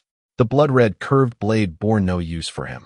However, given its quality and power, it would be better left for a more deserving individual. Aside from spirit stones and flying shuttles, nothing else caught Haochen's discerning eye. Zhou Ming, the special envoy of the Bloodshadow Demon sect, carried a substantial amount of supplies, not only conveying messages across various regions, but also transporting resources in preparation for an assault on the western regions, not to mention the countless precious stones. Even the 7 flying boats stored within the spatial ring are enough to stir one's heart. If these resources were distributed to the secret strongholds of the demonic sect, once war breaks out, the cultists stationed there could swiftly board the flying boats and assemble at designated locations. Such a maneuver would deliver a significant blow to the 5-sects alliance. Due to Zhou Ming's arrogance and greed, as well as the misfortune of the demonic sect's high-ranking experts, the subsequent actions of the sect suffered immeasurable losses. By sheer happenstance, Haochen inadvertently disrupted the sect's plans once again. He extracted the crossbow and map, leaving everything else untouched. Merely glancing at the spatial rings of the other 2 without further inspection, he had no time to scrutinize trivial items. After familiarizing himself with the crossbow, he began the ritual to refine it. Since Zhou Ming had not refined this crossbow, he bypassed the trouble of dispelling the mental imprint. The reason Zhou Ming had not refined this weapon was that it was a divine artifact crafted for those who mastered both magic and martial arts, a dual practitioner, which Zhou Ming was not. After the blood sacrifice and mental control, an hour passed, and Haochen successfully refined the crossbow, discovering it to be a bloodthirsty divine crossbow. Without formidable dual cultivation power, one could not unleash its full potential. Haochen mused for a moment. Isn't this weapon tailored just for me? Only a dual practitioner can wield true essence to maximize its might. Within 1,000 feet, it never misses, whether in close combat or ranged attack. It possesses an element of surprise. After toying with it for a while, he reluctantly stored it in his spatial ring. He then refined the celestial silkworm inner armor, donning it upon his body. One must not hoard good things. Arming oneself first is the truest principle. Only by enabling it to function can he protect his body from harm. He opened the map made from beast hide, which Zhou Ming had clung to throughout their journey. And after a thorough examination, he couldn't help but laugh. The treasure map he had painstakingly sought was merely a route sketch casually drawn by Zhou Ming. Upon entering the cave, Zhou Ming continued to update the drawing, incorporating their traveled path. Haha, Zhou Ming, you truly are amusing. Since you've gone through such trouble to draft this route map, I shall fulfill your wish. Haochen thought with a playful spirit. Casting a glance at the two slain individuals, Haochen conjured 2 fireballs, bestowing them upon the bodies. Having accepted their goodwill, it was only right to ensure their remains did not suffer indignity. Standing outside the stone door, Haochen pondered quietly. Should he first subdue the puppets here or investigate the teleportation array? To be prudent, he ultimately decided to explore the teleportation array first. If the puppets within the cave proved formidable, he would be at a disadvantage, and in a critical moment, he could utilize the teleportation array to escape. Following the markers on Zhou Ming's drawn route, he proceeded while consulting the map. He recalled Zhou Ming mentioning a stone chamber containing a teleportation array. According to the markings, Haochen located the stone chamber that Zhou Ming had referred to, which housed the teleportation array. Without hesitation, he slowly pushed open the stone door of the chamber. The moment the door creaked open, a cloud of dust surged forth from the long-abandoned chamber. Upon encountering the dust-laden stone chamber, Haochen had no choice but to open the stone door and position himself at the far end of the chamber.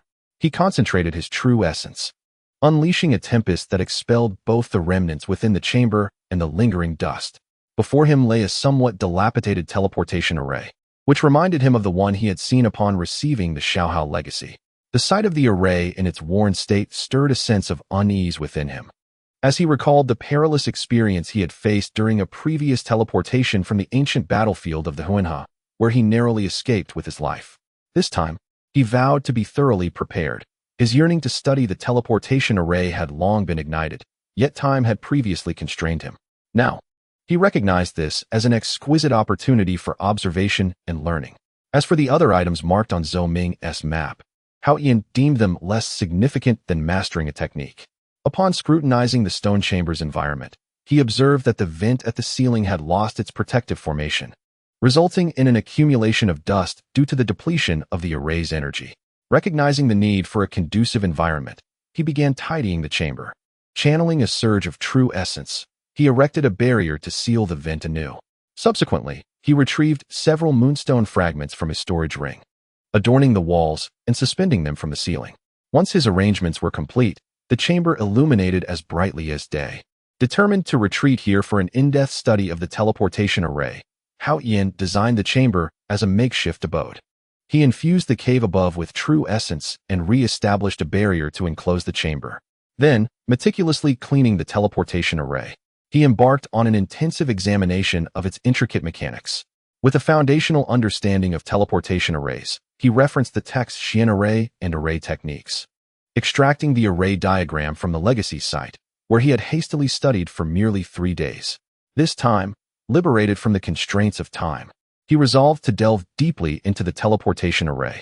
Engrossed in the meticulous study of the engravings that formed the teleportation array, time slipped by as he voraciously absorbed knowledge of array formation. Although his current cultivation level did not permit him to inscribe and construct the array independently, this renewed exposure undoubtedly broadened his horizons. To preserve the original structure of the array, Haochen carefully traced the diagram using inscription paper. The teleportation array, also known as the spatial teleportation array, is the most vital facility for practitioners in their travels.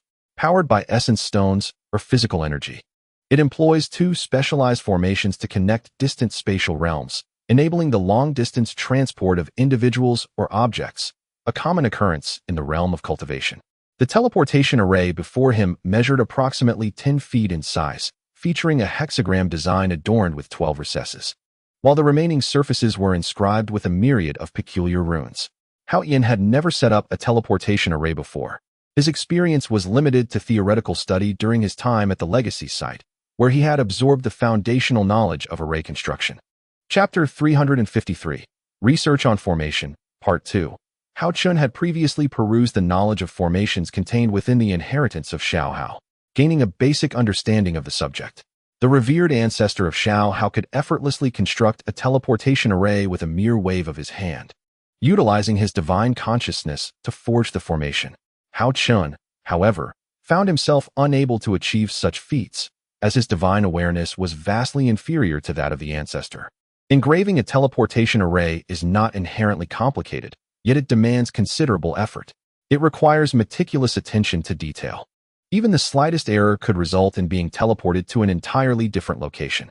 Thus, the positioning and construction of the spatial passage must be executed with precision, leaving no room for negligence during the engraving process. The crux of the matter was that Haochen had never undertaken such a task before. The thought of mastering the creation of a teleportation array filled him with excitement, as he contemplated the significant endeavor ahead of him, to repair and refine the teleportation array. Suddenly, Haochen's spirits lifted. Having never engaged in such an activity before, he delved deeply into the intricacies of teleportation arrays, meticulously pondering the relevant knowledge. He scoured the inheritance information of Xiao Hao, while simultaneously perusing the secret tome's mystical array and overview of formations. As he wrote and sketched on paper, he also studied the teleportation array inscribed on the ground. Time flowed slowly, and Haochen diligently recorded all pertinent considerations regarding the teleportation array. He then retrieved a piece of inscription paper and began to replicate the array diagram. Although he had already made a rubbing of the teleportation array's design, he felt compelled to hand-draw the array diagram himself. Upon replicating the teleportation array, Haochen discovered that, compared to other arrays, it was not overly laborious. As his brush touched the inscription paper, delicate array patterns emerged, albeit faintly. This was a one-way teleportation array, meaning that once teleported, one could not return along the same path through another array. He intended to conduct a simple experiment to ascertain whether successful teleportation could be achieved over short distances before delving into more profound studies. Naturally, testing the efficacy of the teleportation array could not be performed within the confines of the cave. It necessitated an outdoor setting for experimentation. The teleportation array required both a departure point and a destination, interconnected by the formation. Otherwise, it would fail to function, unable to transport individuals away. The creator of the teleportation array need not be the same individual, provided that the positioning of the arrays was interconnected, allowing for mutual communication. Once the first teleportation was successfully accomplished, adjustments could be made to enhance stability and robustness. Haochen recalled the appearance of the teleportation array at the site of the inheritance, speculating on the design and operational mechanism of another array in a different location. He aimed to deduce how to modify the diagram of the teleportation array in his possession. Generally, every teleportation array created by individuals bore similarities, allowing for an attraction and connection to form between the two arrays. Otherwise, teleporting someone to another location could result in utter chaos. Haochen lost track of the days spent in the stone chamber, feeling increasingly familiar with the engraving techniques of teleportation arrays, enabling him to inscribe a simple array. Only then did he retrieve the set of array pens he had purchased from the Danyan Square, eager to begin the task of engraving and repairing the teleportation array. Over the years, Haochen had amassed a considerable collection of valuable items, including various array pens and talisman brushes. To delineate the formation requires a seamless execution. He set down the formation pen and shook his weary arms, gazing intently at the ground where the formation had been meticulously amended. He scrutinized it once more to ascertain that no flaws persisted. After a thorough inspection, reassured by the absence of issues, he consumed a restorative pill and took a brief respite before resuming his labor. His objective was to meticulously transcribe the complete diagram of the teleportation array. Upon securing the transcribed diagram, he proceeded to fill 11 of the 12 recesses with high-grade elemental stones, leaving one recess vacant to be filled with elemental stones when the array was activated. This was a directional teleportation array, which would remain dormant without the impetus of human elemental force.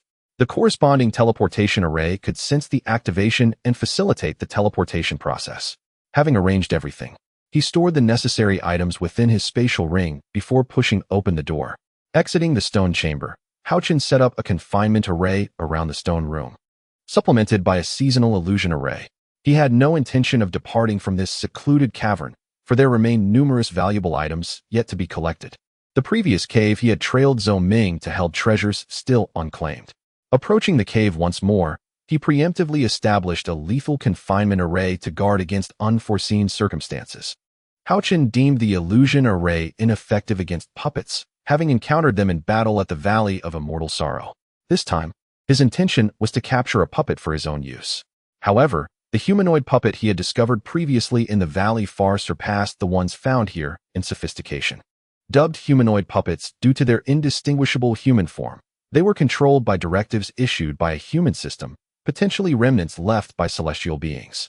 In contrast, the puppets here were merely crafted from ordinary metals as spiritual artifacts. Even the blood poison puppets from the blood poison base would be superior. With preparations complete, he gently pushed open the stone door of the cave. During his last visit, Zhou Ming had entered the central stone chamber, and Haochen had been unable to discern the nature of the puppets within. The middle-aged man and Zhao Wujing had ventured into the right stone chamber, where 4 yellow copper puppets resided. This time, Haochen opted to revisit the left stone chamber, which housed a dozen dark iron puppets. Puppets are categorized into 4 tiers: iron puppets, copper puppets, silver puppets, and gold puppets, arranged from the lowest to the highest. Iron puppets are equivalent to humans at the foundation establishment stage. Copper puppets correspond to the core formation stage, silver puppets to the nascent soul stage, and gold puppets to the transformation stage, each utilizing different power sources with varying effects. For instance, an iron puppet powered by mid-grade elemental stones exhibits capabilities akin to the early foundation establishment level, yet expends its energy within mere moments. If powered by high-grade elemental stones, not only does its operational duration extend, but its potency rivals that of the mid-foundation establishment level. Should it be fueled by supreme-grade elemental stones, it could maximize the potential of a late foundation establishment level and sustain its performance for an extended period. The operation of puppets is limited to mid-grade and high-grade elemental stones, while gold puppets necessitate supreme-grade elemental stones for activation. Before me stands a robust figure, clearly a metal automaton. The excitement coursing through Haochen arises from the fact that the puppets he had previously gathered were of an exceedingly high caliber. Even if he could craft them, the necessary materials eluded him. Yet here, not only are there iron puppets, but also copper ones. With the ancient tome of puppetry in his possession, it seems as if his desires manifest effortlessly. It's akin to wanting to sleep and having a pillow delivered to him. On his last visit, due to the presence of individuals like Zhou Ming, Haochen refrained from utilizing his hidden cards. This time, however, the circumstances are different. He is alone and free of any reservations. With a mere thought, the demon-suppressing tower materializes in his grasp. He promptly summons Shaner and Shuanger, recounting the recent events to them briefly. Concerned about potential unforeseen circumstances while employing the tower to capture the puppets, he asks the 2 women to retreat into the Jade Pendant space for safety. However, they insist on witnessing the unfolding drama. Reluctantly, Haochen steps outside the stone door of the cave, establishing a lethal formation that intertwines with the previous one, creating a continuous array of deadly traps. He instructs them to seek refuge within the formation should any danger arise, meticulously imparting the methods and pathways for navigating the traps. With the 2 women as witnesses, Haochen reopens the stone door to the cave and secures the mechanism to prevent it from shutting automatically. Finally, he enters the grand hall of the cave, manipulating the demon-suppressing tower to enlarge it into a portal suitable for human entry. He then opens the first level of the tower, directing its entrance toward the stone door of the left chamber. Chapter 354, Ingenious Capture of Puppets, Part 1. Haochen naturally prioritizes the collection of the iron puppets, confidently approaching the left stone chamber and quietly opening the door. Before him lies a sight to behold. 16 dark iron puppets stand haphazardly around the platform, devoid of any protective entities. During his previous visit, no iron puppets were discernible in the open chamber. They had only materialized when he triggered a mechanism while retrieving the heavenly silkworm's armor. Now, having been released by Haochen's activation of the mechanism, the 16 iron puppets no longer retreat into the hidden door.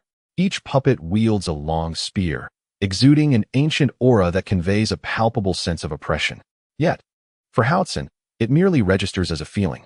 The iron puppets possess a form of awareness, responding only when activated. Given the sheer number of puppets, Engaging them in a group battle would be unwise. Although they possess only foundational strength, a single tiger cannot withstand a pack of wolves. Thus, strategy must prevail as he aims to collect them one by one. Utilizing his swift step technique, Haochen swiftly darts to the platform within the stone chamber and strikes the nearest iron puppet with a palm, instantly retreating into the demon-suppressing tower. The activated iron puppet seethes with rage, musing, "I was merely standing here, unprovoked. Moreover, you've taken everything here. What more do you seek?" Consumed by fury, the activated puppet follows Haochen's lingering aura into the tower. Within the confines of the tower, Haochen reigns supreme. The iron puppet's entrance is of no consequence. Upon witnessing the puppet's arrival, Haochen channels his thoughts to establish a restriction, confining it alongside Zhou Ming within a designated barrier, ensuring its secure placement. In the stone chamber, the remaining iron golems were collected in a manner that doubled their numbers each time. A clever tactic employed by Haochen to successfully gather all the iron golems from the left side of the chamber into the demon suppression tower. After extracting the energy stones from the energy chambers of the golems, he beckoned Shaner and Schwanger to enter the tower, eager to admire the subdued iron constructs. The two women meticulously examined each golem, noting the energy chambers situated on their backs. Intrigued, they wished to test the prowess of these constructs. At Haochen's suggestion, they selected one golem and installed a mid-grade energy stone in its chamber before engaging in combat with it. In the expansive space of the demon suppression tower, the two women launched a coordinated assault against the golem. After a prolonged struggle, they managed to achieve a stalemate, yet both were left breathless and drenched in sweat. Had it not been for Haochen intervening to restrain the golem, the women would have surely faced defeat and been forced to flee. Their stamina was limited, whereas the golem would only cease its assault when its energy was wholly depleted. Observing the glint of greed in the women's eyes, Haochen was determined not to let them leave empty-handed. He gestured for them to each select a golem, advising that they could refine them at a later time, though they would need to remain here for the time being, as the process required skill and his guidance. Haochen, however, had no time to linger. He needed to venture into other chambers to gather treasures. Upon exiting the stone chamber, he instructed the two women to wait outside the cave's entrance, standing vigil by the formation. He then proceeded to the entrance of the right side chamber, previously visited by the middle-aged man and Zhao Wuji. Instead of employing the same method for capturing the iron golems, he did not place the demon suppression tower at the entrance of the chamber to lure in the copper golems. While dealing with the iron golems was manageable for Haochen's spiritual sense, he felt uncertain about confronting four copper golems simultaneously. Thus, he opted for a strategy of isolating and defeating them one by one before transferring them into the tower. As Haochen opened the right side chamber, the four copper golems began to awaken. Unlike the iron golems that required activation to move, the design of the copper golems was more advanced, enabling them to react with greater agility. Wielding the flying radiance sword, golden light enveloped the area, illuminating the space. The four copper golems sensed Haochen's presence and transformed into four streams of golden energy, shooting out of the chamber at remarkable speed, creating a deafening roar in the air that testified to their formidable strength. Haochen could not afford to be complacent. These four copper golems were equivalent to practitioners at the core formation stage, each capable of overwhelming ordinary practitioners of that realm. And even some who had just entered the mid-late stages of core formation would be no match for them. At this moment, Haochen held nothing back. It was a battle of one against many, and there was no need for restraint. He had to strike with all his might, or risk falling into peril. Determined to capture these copper golems without employing overwhelming magical power, which could damage them, he knew he could not afford to destroy what rightfully belonged to him. The Demon Slayer's hand and the reincarnation seal required precise control, lest he inadvertently cause destruction. The dual short swords were inadequate. Neither the flying radiance sword nor the flying rainbow sword would suffice. Now, all that remains is the nameless sword. If one were to wield this blade and sever a finger from the puppet, would they not also need to repair it? What to do? Haochen found himself in a predicament. The only option left was to unleash the divine power technique, blending martial prowess and mystical art to engage in a contest of strength. With this thought, he targeted a copper puppet and delivered a forceful punch. Haochen's speed far surpassed that of the four copper puppets. Bang! The puppet charging towards him was sent flying by his punch. This strike was formidable, as it was infused with the essence of divine power, encompassing unfathomable intricacies. In the grand hall of the cave, one person and 4 puppets began to spar, leaving the 2 women outside the door in stunned silence. Realizing the efficacy of the divine power technique in combat, Haochen shouted as he grappled with the copper puppets. Harnessing the power of the wind and thunder dantian, he enveloped himself in the protective armor of the celestial silkworm and the cracked cloud, donning gauntlets on his hands. The divine power fist crackled with a hint of lightning. Though it was but a wisp, its terrifying potential was beyond imagination, ready to unleash its fury. Instead of striking the puppet directly in front of him, Haochen employed a feigned strategy, dodging the 2 copper puppets ahead and targeting one behind. He knocked the sword from the puppet's grasp with a single punch, but refrained from further attack.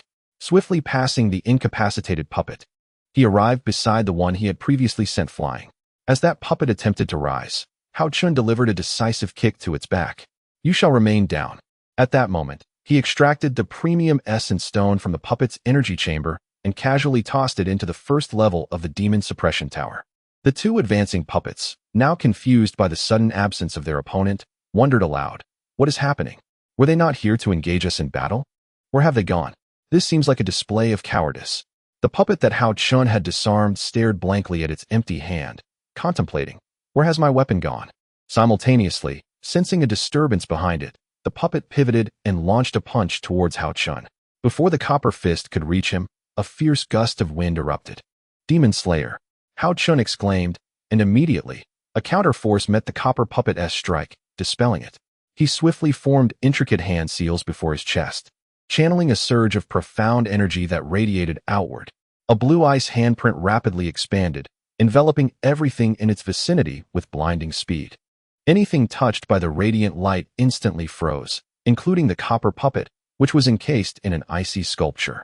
Aware that this technique could not permanently immobilize the copper puppet, Haochen hastened his actions, stepping swiftly behind the frozen figure and delivering a strike to its shoulders. Seizing the moment as the puppet's body lowered, he accessed its energy chamber from the rear and retrieved the essence stone within. At that instant, the ice handprint he had conjured was shattered by the puppet, which turned to retaliate with a punch aimed at Haochen. However, this time, Haochen did not evade in the slightest. A smile graced his lips, slowly forming a perfect arc. The energy chamber behind the bronze puppet had been completely depleted, and its descending fist suddenly halted, suspended in midair. Chapter 355, Skillfully Capturing the Puppet, Part 2. At this point, the 2 bronze puppets in the right stone chamber had already been absorbed into the demon suppression tower by Haochen. As for the remaining 2 bronze puppets, their capture into the tower was merely a matter of time. At this moment, the 2 puppets that had rushed forward continued to advance, while Haochen refrained from confronting them directly, deeming the puppets beneath his regard. Yet, Haochen contemplated silently, realizing that he could not always resort to underhanded tactics to ambush their energy sources. This time, he resolved to test the efficacy of utilizing his spiritual consciousness to disturb the puppets, experimenting with the process of capturing them in battle. The 2 puppets turned around, searching for the timid human who dared not engage them in open combat. Just then, Haochen's figure flickered before them, and the 2 bronze puppets instinctively lunged forward. Haochen had no choice but to once again employ the demon-slaying palm, delivering a strike to the puppet advancing from the right. This time, he intensified the icy attribute of his attack, freezing it in a corner of the cave's hall. After successfully encasing the puppet on the right, he summoned Xiaozue and beckoned the 2 women outside the cave to join him. "Watch over that puppet. Guard it," Haochen commanded, pointing at the ice-encased figure. Only then did he begin to focus intently on dealing with the other puppet. Simultaneously, he unleashed a silent mental strike that pierced into the head of the bronze puppet on the left. The puppet possessed an extraordinary sensitivity to tangible objects. However, the ethereal nature of the spiritual consciousness was imperceptible to even the most acute senses. In Haochen's perception, the sensation of extending his spiritual consciousness was far clearer and more intricate than merely releasing it. Within his sensory range, even the minutiae of dust particles were vividly discernible. As his spiritual consciousness penetrated the puppet's form, it encountered no resistance whatsoever. Such an occurrence could only transpire with lifeless materials. Had Haochen directed his spiritual presence towards a beast or a human, it would have instinctively retaliated. Should the opponent's cultivation level exceed Haochen's, he would have likely suffered a grievous blow at the first moment. Damage to one's spiritual consciousness could vary greatly, and a moment's carelessness might lead to a fate of utter disintegration. Thus, it is rare for individuals to harness their spiritual consciousness in combat. However, in this instance, Haochen faced low-intelligence puppets that were not under anyone's control, alleviating any concerns he might have had. Is this the sensation of the primordial spirit departing the body? When Haochen's spiritual consciousness traversed the surface of the metal, the experience was entirely distinct from mere probing. He felt as if his spiritual essence had completely detached from his body, entering the puppet's interior. Since spiritual consciousness lacks a physical form, the bronze puppet could not impede this ethereal force. At this moment, within Haochen's perception, the surroundings were awash in a golden haze, with numerous glowing orbs of varying colors swirling within the puppet's mind. Directly before his spiritual consciousness, a white light resembling a fist slowly rotated. Surrounding him were countless faint white specks of light merging into one another, released by a cluster of luminescence, creating an unceasing cycle.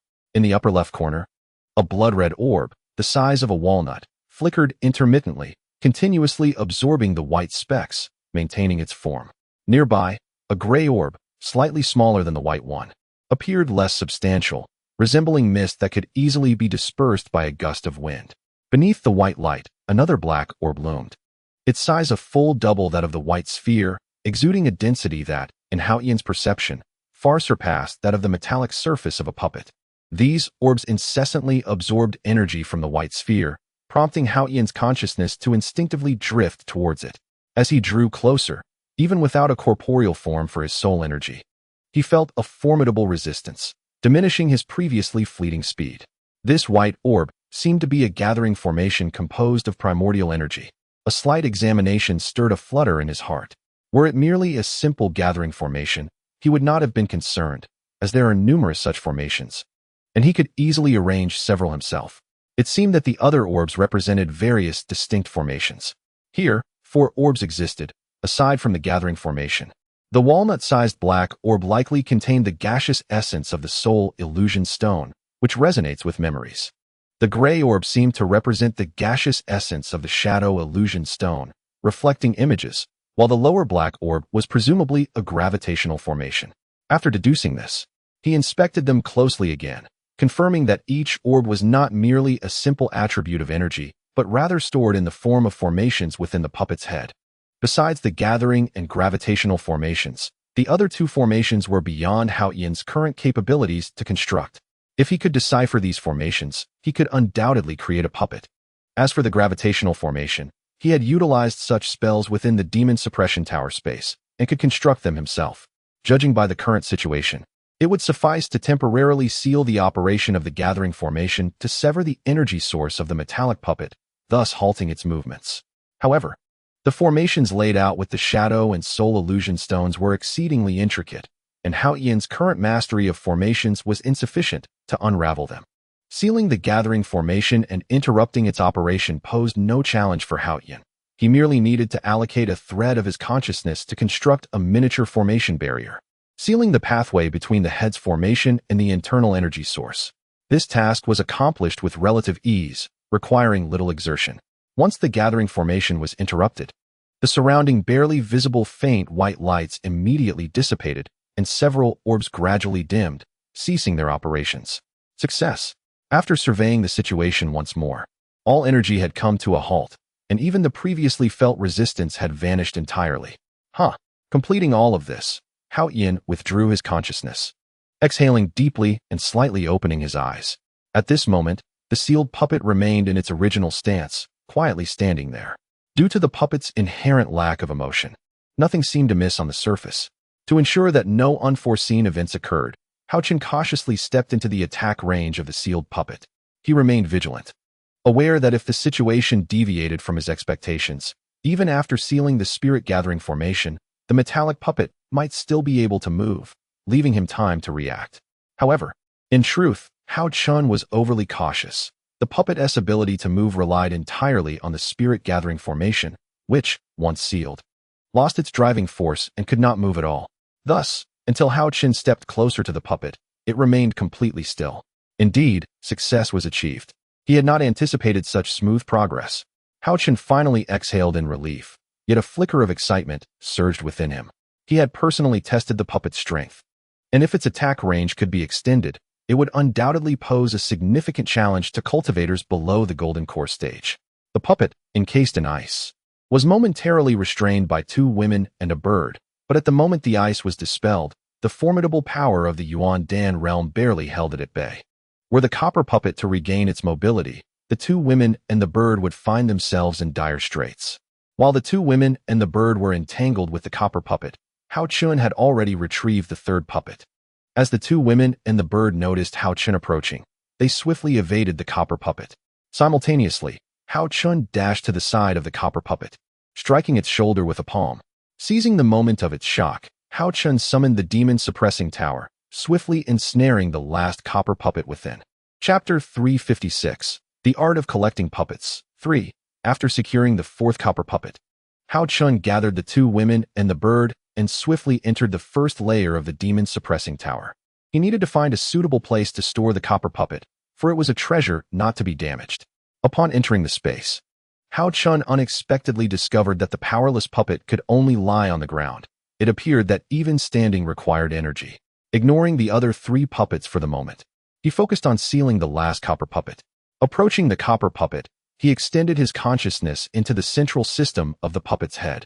Locating the control mechanism between the spirit-gathering formation and the energy source, and performed the sealing.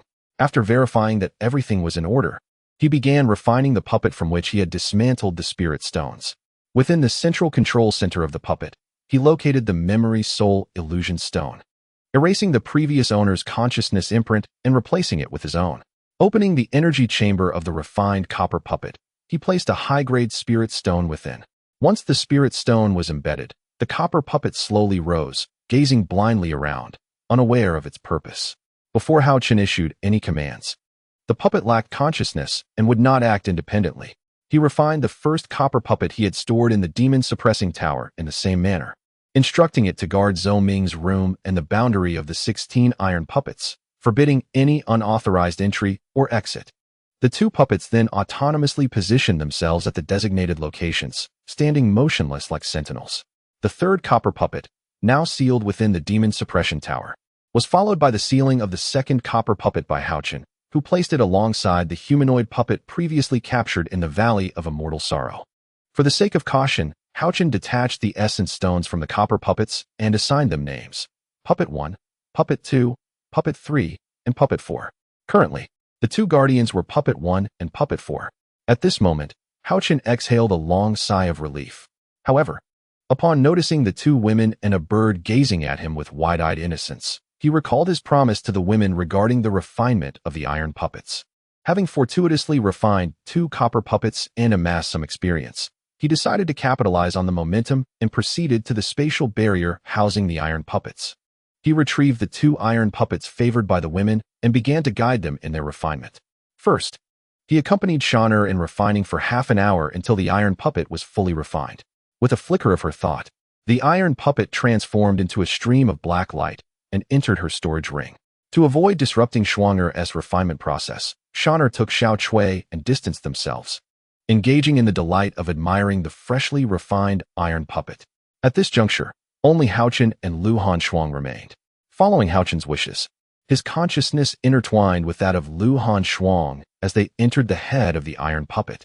The moment their consciousnesses entwined, an extraordinary emotion blossomed, a closeness of spirit surpassing even the most intimate physical contact. Unable to restrain herself, Schwanger whispered tenderly, stirring Haochen's demeanor and nearly causing him to lose his composure. Nevertheless, he managed to quell his turbulent heart. Schwanger steadied herself, recognizing that this was not the time for romantic musings. Haochen conveyed through his consciousness that she should focus intently on refining the puppet. Had Shaner and Xiao Chui been present, they would have undoubtedly witnessed the emotional turmoil within Schwanger as a delicate sheen of pink sweat began to glisten on her skin. Accompanied by Haochen, Schwanger's consciousness, entwined with his, ventured into the spatial array of the soul illusion stone within the iron puppet. Haochen guided Schwanger to erase the prior consciousness imprints left by predecessors and instructed her to leave a trace of her own consciousness as a mark. At the moment their consciousnesses withdrew from the iron puppet's body, Schwanger could no longer contain her emotions and suddenly leapt into Haochen's embrace. Since the moment Haochen saved Lu Zix's life outside Fengming town, Lu Hanshuang had devoted her heart to him.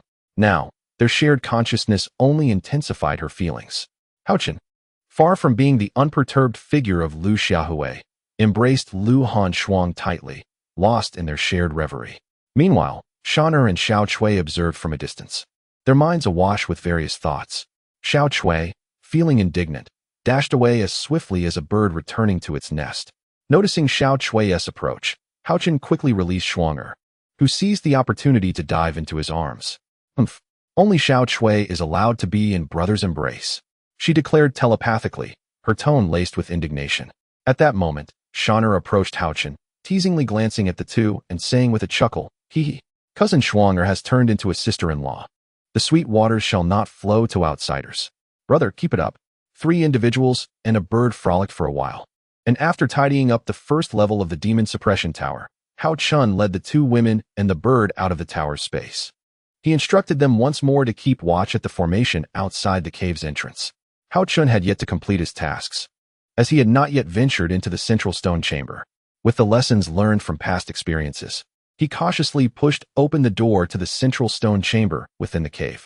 At that moment, Hao Chun harnessed his physical potential, entering a state poised for immediate action. This instinctual behavior arose from his belief that within the central chamber, a more formidable puppet awaited. Otherwise, the Yuanying realm master Zhou Ming would not have been expelled from the chamber. Should an irresistible force reside within, Hao Chun would be ready to react in an instant. However, upon entering the stone chamber, he was astonished to discover an entirely different world within.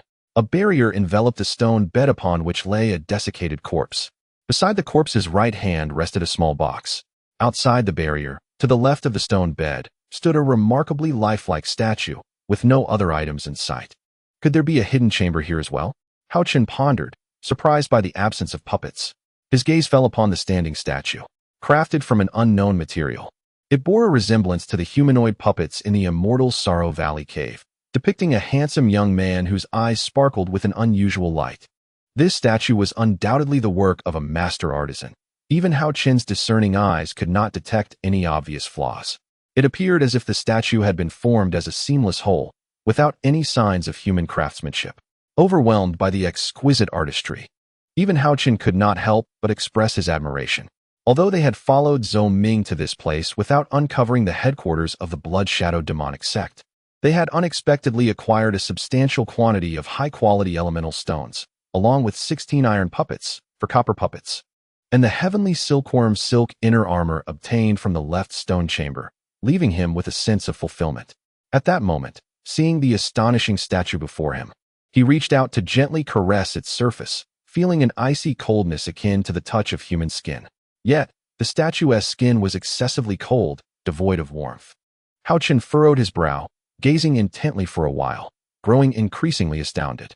Circling around the statue, he shook his head slightly, saying, "Such a peculiar object should be stored away for now, to be examined later when time permits." Chapter 357. The Human Battle Puppet, Part 1. Just as Hao Chun intended to collect the statue within the stone chamber, he suddenly sensed something unusual about it. He instinctively halted his action, and in that moment of surprise, his mouth fell open slowly. Before him, the statue he had been touching for quite some time had unexpectedly moved. Of course, the statue did not leap forward to engage in battle with Hao Chun. It merely turned its head silently in his direction, gazing at him. Although he merely turned his head, the figure before him possessed an icy gaze devoid of any semblance of human emotion, locking eyes with him. In this environment, such a sight was enough to terrify even the most resolute of ordinary individuals to death. Witnessing this scene, Hao Yan's body instinctively summoned a protective aura, an innate reaction honed through countless battles. At that moment, his heart nearly ceased to beat from fear. Yet, he did not forget to employ his most formidable means of self-defense. "Are you a puppet, or are you human?" Hao Yan inquired, his voice trembling with trepidation. Upon hearing his question, the figure's eyes flickered with an unusual light. However, Hao Yan's consciousness scanned the figure, revealing that it lacked a heartbeat and the sound of flowing blood. He could not even perceive its temperature. Such a condition could not possibly belong to a normal human. It became evident that this figure was undoubtedly a sophisticated humanoid puppet. Determined, Haochen shifted his foot slightly, moving with the grace of flowing water as he retreated to the entrance of the stone chamber. Simultaneously, he summoned the demon suppression tower to his right hand. After encountering the humanoid puppets in the Immortals' Mourning Valley, Haochen had entirely abandoned any thoughts of further exploration. His sole intention was to escape, luring the humanoid puppet into the immortal trapping array outside the cave. However, just as he reached the entrance, the statue sprang to life. The humanoid puppet appeared before him in an instant, extending its hand toward the tower he held. Though its speed was astonishing, leaving one breathless, Haochen could distinctly sense that its hand was directed at the demon suppression tower. Unbeknownst to Haochen, the reason the humanoid puppet lunged for the tower was that it was not forged from metal, but rather crafted from the essence of living cultivators. A thread of consciousness had been infused by its creator, akin to the process of creating blood poison puppets. However, while blood poison puppets were merely composed of real human bodies, this humanoid puppet was an amalgamation of human anatomy and unique materials. Its form could no longer be classified as human, as Haochen had never encountered such an enigmatic substance. This humanoid puppet was a more advanced entity than mere puppets. It was a legendary human battle puppet. The battle puppet retained a vestige of human awareness, fostering a peculiar affinity for the demon suppression tower. The original human body had possessed this object before being refined by its master. Sensing the aura of the humanoid puppet, comparable to a human cultivator at the nascent soul stage, Haochen was filled with dread and vanished from his location. Like a fleeting shadow, he distanced himself from the stone chamber, exiting the cave. Emerging outside the cave's entrance, Haochen swiftly summoned the two women and the bird into the jade pendant space. He then stood alone at the edge of the immortal trapping array, yet the humanoid puppet stood directly opposite him. At this moment, Haochen stood fearless before the humanoid puppet. Behind him lay a confinement formation designed to ensnare even the most formidable of beings, not merely a mysterious apparition. But even divine entities would find themselves at the mercy of this array. Confronted with such a bizarre puppet, he had resolved to engage in battle, and he would hold nothing back. However, the humanoid puppet did not recklessly launch an attack this time. It seemed that Haochen's elusive movements had instilled considerable caution within it. Had he not intentionally chosen to wait, it would have been impossible for the puppet to match his current speed. In this standoff, Haochen took the initiative to strike. Once he achieved a state of complete tranquility, his confidence naturally surged back. Shifting the demon suppression tower to his left hand, he chose not to employ its power just yet. If his opponent proved to be stronger, he could not hope to capture it within the tower, and he feared that invoking its might obliterate the humanoid puppet itself. After careful consideration, he resolved to utilize the demon-slaying palm instead. This technique, infused with formidable dark energy, was a straightforward yet powerful assault devoid of any flourish. At the moment he unleashed his palm, Haochen was imbued with unwavering confidence, certain that he could withstand any force, and that whatever stood before him would inevitably succumb. The humanoid puppet, seemingly oblivious, raised a hand, unaware of the immense power contained within Haochen's strike. The two hands met in the air with a resounding clash. Haochen's eyes widened in astonishment. The dark energy he projected encountered no resistance as it surged into the puppet's arm, as if it were effortlessly penetrating a void. What astonished him further was the realization that he sensed no meridians within the puppet's body. Its arm appeared not as a human limb, but rather akin to the puppets from the Valley of Immortal Sorrows. Yet the resilience of this hand surpassed Haochen's wildest imagination. Even his potent dark energy failed to achieve the anticipated effect at that moment. A chill ran through him. Could it be that this being's physique was more formidable than that of a human cultivator at the nascent soul stage? The humanoid puppet met Haochen's strike with an equal force, and neither the power of the blow nor the lethal dark energy left any mark upon it. Subsequently, the puppet made its move once more, targeting the demon suppression tower in Haochen's grasp. It seemed that, in the puppet's eyes, only the tower held significance as its objective. At that moment, a thought suddenly flashed through Haochen's mind. He quickly deduced that this humanoid puppet was not afraid of dark energy. With a shift of his internal chi, Haochen unleashed a surge of metallic energy, a faint golden aura emanating from the palm of his hand. As he raised his arm to meet the puppet's extended hand, this golden energy intensified, transforming from a mere shimmer into a vivid and palpable force. A resounding clash of metal echoed between them, reminiscent of firecrackers exploding in the air. Two arms, as solid as steel, collided with tremendous force. A torrent of metallic energy surged forth, yet it failed to inflict any damage upon the humanoid puppet's arm. To Haochen, it felt akin to exchanging blows with an equally formidable opponent skilled in the art of metallic power, leaving his own arms tingling with a faint numbness. Fortunately, although Haochen's strike did not injure his adversary, it succeeded in deflecting the opponent's arm, thwarting the latter's ambition to seize the demon suppression tower. Their confrontation was as swift as lightning, each exchange a fleeting moment of intense caution. Chapter 358, The Humanoid Battle Puppet, Part 2. In the midst of their fierce clash, Haochen felt a searing pain radiate through his hands. He struck the humanoid puppet 6 or 7 times, each impact akin to striking an unyielding iron plate, leaving him in considerable distress. Despite the protection afforded by his celestial silkworm armor and the cracking cloud armor, he was nonetheless shaken by the puppet's powerful punches, his vitality surging tumultuously. The humanoid puppet pressed in once more, swinging its fists toward him with relentless ferocity. Haochen, filled with indignation, could hardly believe that his once proud divine power now seemed utterly inadequate before the puppet. Summoning all his strength, Haochen swung his fists to counter the puppet's rapid onslaught. But after just a few moments, his arms ached unbearably. He was compelled to evade the puppet's assault, leaping aside and shaking his arms to alleviate the strain. The puppet's strength appeared inexhaustible, and it swiftly closed in on Haochen once again. In that moment, he resorted to guerrilla tactics, fighting and retreating, dodging and striking, alternating between defense and offense, no longer entangled in a direct confrontation. As the battle progressed, Haochen gradually adapted to the tactics required to combat the humanoid puppet. Since his dual cultivation of martial and magical arts had advanced, propelling him into the realm of a grand martial artist. The rapid pace of his cultivation had left him lacking in experience. His elevated prowess was not matched by an equally developed mindset, leading to a sense of restlessness in his vitality. Now, engaging in hand-to-hand combat with the humanoid puppet served as an exceptional training opportunity, a rare chance for physical refinement. In fact, Haochen found himself hoping that the puppet's stamina would endure a bit longer. However, being a puppet, it lacked the support of spirit stones or medicinal elixirs, and ultimately would be worn down. He wished for a more expansive environment, but alas, this was a stone chamber. Here, not only was it difficult to cast spells, but even martial arts were restricted to close-range strikes. With each exchange, Haochen grew more composed and confident. Supported by 3 dantians of energy and an array of dynamic attribute attacks, he felt emboldened and began to counterattack. Even against a puppet of nascent soul strength, he remained undaunted. After prolonged combat, Haochen discerned a gradual weakening in the puppet's offensive rhythm. Moreover, this humanoid puppet seemed to rely solely on its fists for attack, eschewing the use of spells or lower body strikes. This realization eased Haochen's mind. Alternating between ranged and close combat would inevitably wear down the humanoid puppet.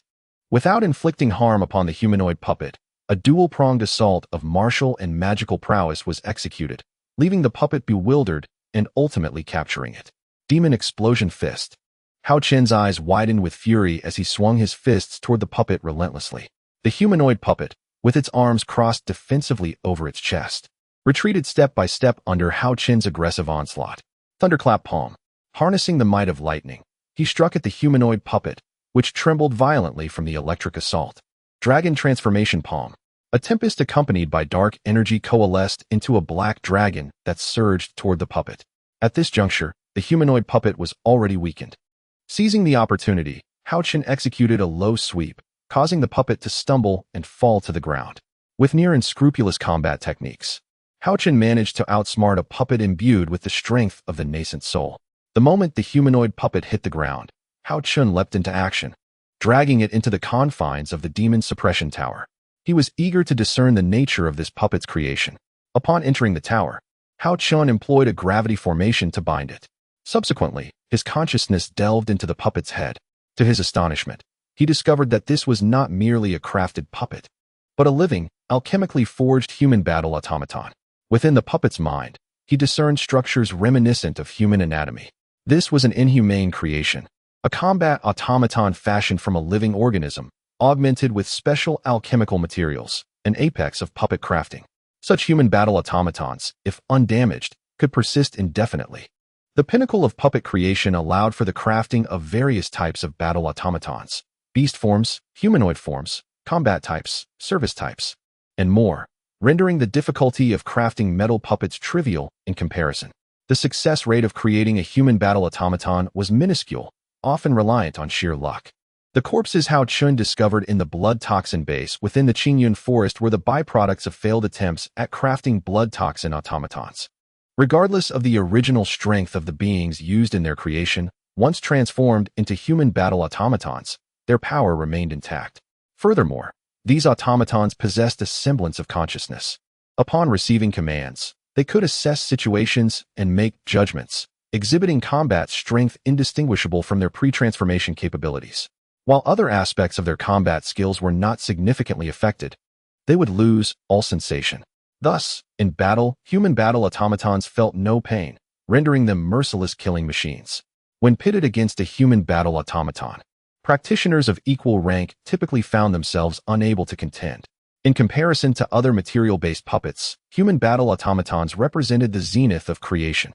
Despite possessing consciousness, their inability to command their own bodies rendered the individuals who were transformed into these automatons to suffer a fate more torturous than death. Such human battle automatons were indeed a rare sight, their uniqueness and formidable power accounting for their exceptional nature. The Blood Shadow Demon sect chose to secretly concoct blood poison puppets, ultimately drawing the attention of Haochen at the blood poison base.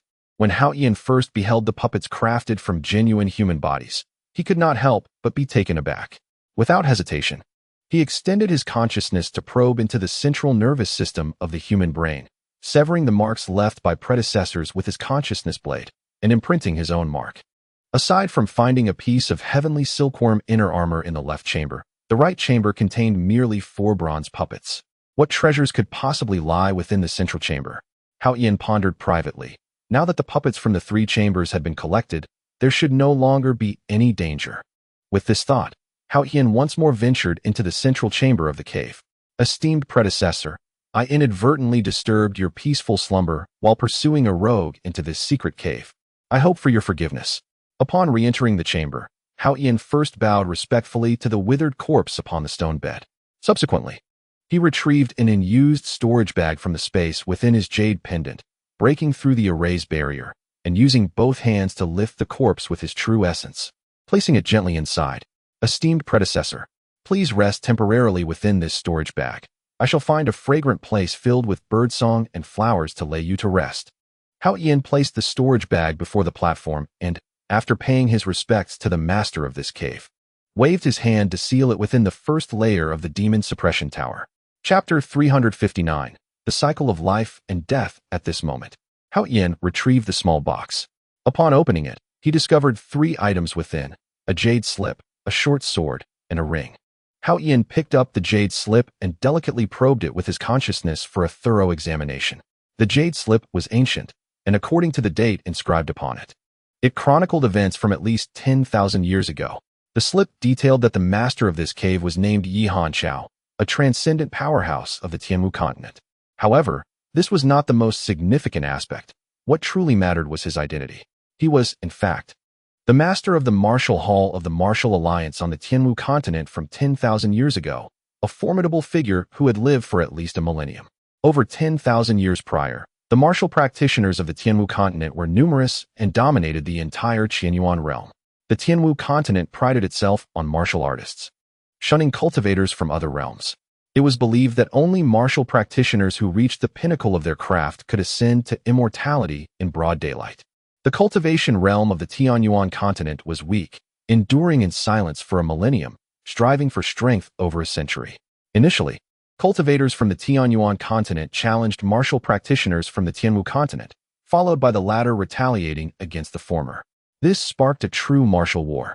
The true martial war was fought solely for supremacy over the Qianyuan realm, to control cultivation resources, leading to intermittent conflicts for a century, during which the populace suffered greatly. Seizing the opportunity, the demon race of the Huanhe realm invaded, forcing the martial practitioners and cultivators of the Qianyuan realm to reconcile and unite against the external threat. After enduring a century of turmoil between humanity and the demon race, Yihan himself gradually grew stronger amidst the chaos. Ultimately, through his extraordinary talent, he became one of the few supreme beings of the Tianwu continent. After driving away external foes and recuperating for a century, disputes reignited between the Tianyuan and Tianwu continents. During a battle with over 100 formidable warriors at the northern desert of Huanha, Yi Hanxiao was injured by the demon suppression tower and his life-bound divine sword. The Xian Huang sword vanished without a trace. Severely wounded and on the brink of death, Yi Hanxiao fled relentlessly, finally soaring over the Dangshe Ridge, traversing the Qingqian Mountain, and entering the lush forests of Qingyun, arriving in the southern expanse of the Tianyuan continent, where he discovered a secret cave to tend to his injuries. At this moment, he possessed the realm of a martial emperor, yet his strength had diminished to that of a martial sovereign, forcing him to conceal himself in this sanctuary to recuperate and cultivate.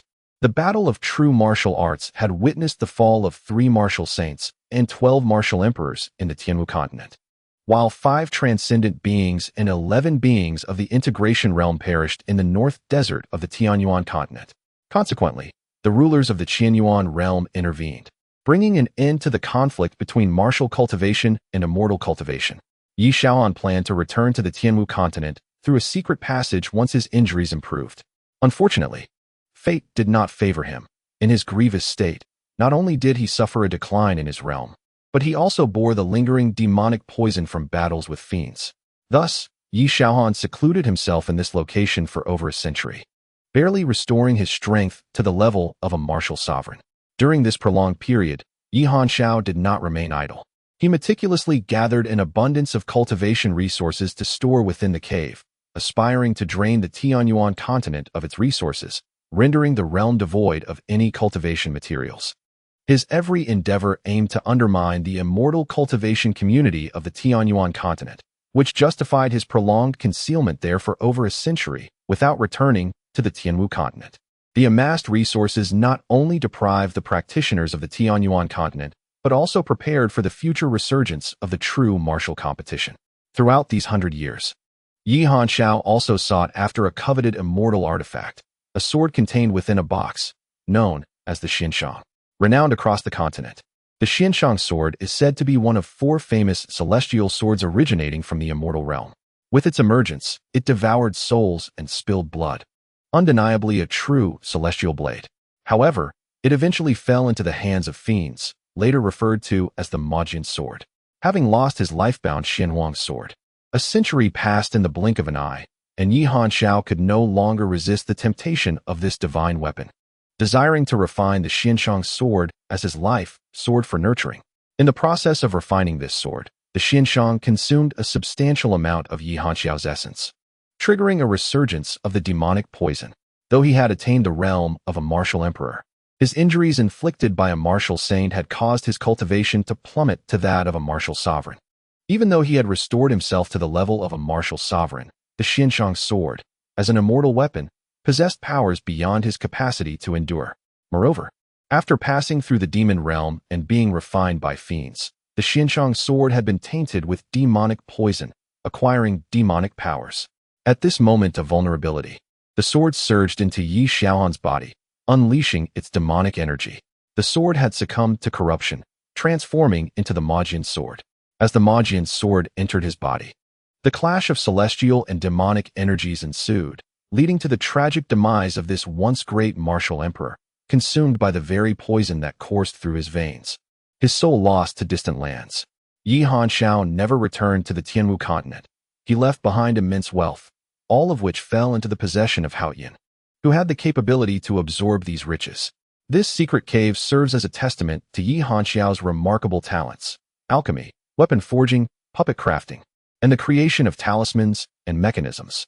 His unparalleled skill in crafting perfect human battle puppets demonstrates that Yi Hanxiao had reached the zenith of puppetry mastery. From the biographical records of Yi Hanxiao, it is evident that he was a man of multifaceted talents, with diverse interests. Regrettably, the secret writings he left behind are few in number. Prior to the Battle of the Huanha and the Northern Desert, Yi Hanxiao entrusted the majority of his possessions to a clandestine cave in the Tianwu continent. Thus, it can be inferred that the teleportation array, which Haochen had previously renovated, must be linked to this secret refuge. However, Haochen dared not risk a journey to the Tianwu continent. Even with the knowledge that the treasure lay just beyond the teleportation array, he lacked the confidence to proceed. After millennia, who could ascertain the integrity of the corresponding teleportation array? Should it also be incomplete, it would only lead to a repetition of being ensnared in the spatial rift. Having perused the jade slip detailing Yi Hanjiao's life, Haochen instinctively reached for the demon morning sword.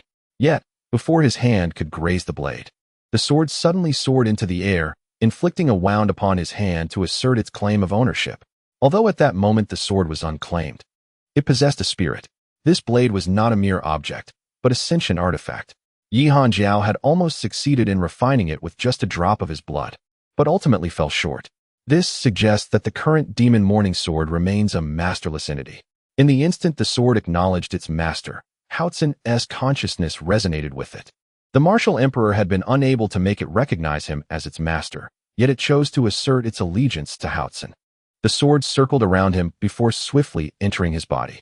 In Haochen's perception, the sword sought sustenance, not for Haochen himself, but for the chaotic energy coursing within him. As it burrowed into his dantian, indifferent to his calls. Originally a celestial sword, it had been tainted by demonic energy and transformed into the demon morning sword. Nevertheless, the innate consciousness of the celestial sword had not been extinguished, compelling it to dive into the chaotic dantian. Haochen pondered whether the chaotic energy might cleanse it, restoring the sword to its original celestial form. The residual demonic toxins could not be eradicated, which would render it a sword that embodied both demon and celestial qualities. However, he soon reconsidered. This was not an act of allegiance, but rather the behavior of a glutton, treating his body as a place for indulgence. With a sigh, Haochen resigned himself to the situation, acknowledging that it was beyond his control. Since there was no alternative, he decided to accept it, reasoning that a little extra sustenance was of no consequence. Although somewhat disheartened, he reflected that this sword resided within him. Perhaps, once it had feasted enough, it would become obedient and perform its duties. With this thought, he could not help but feel a surge of relief. In chapter 360, Fortunate Souls, Haochen curiously picked up the ancient, dark ring lying within a small box. Upon probing with his consciousness, he sensed no particular response, deeming it merely an ordinary ring. He mused, it cannot be so simple. Perhaps it requires a drop of blood for recognition. He then squeezed a drop of blood from his fingertip, allowing it to fall onto the ring, which instantly absorbed the liquid. A flash of dark light ensued, and the storage ring established a connection with him, confirming that it was indeed more than it appeared. Could it be a storage ring? Haochen gradually separated a wisp of divine consciousness, preparing to probe the ring to ascertain whether it was indeed a storage ring.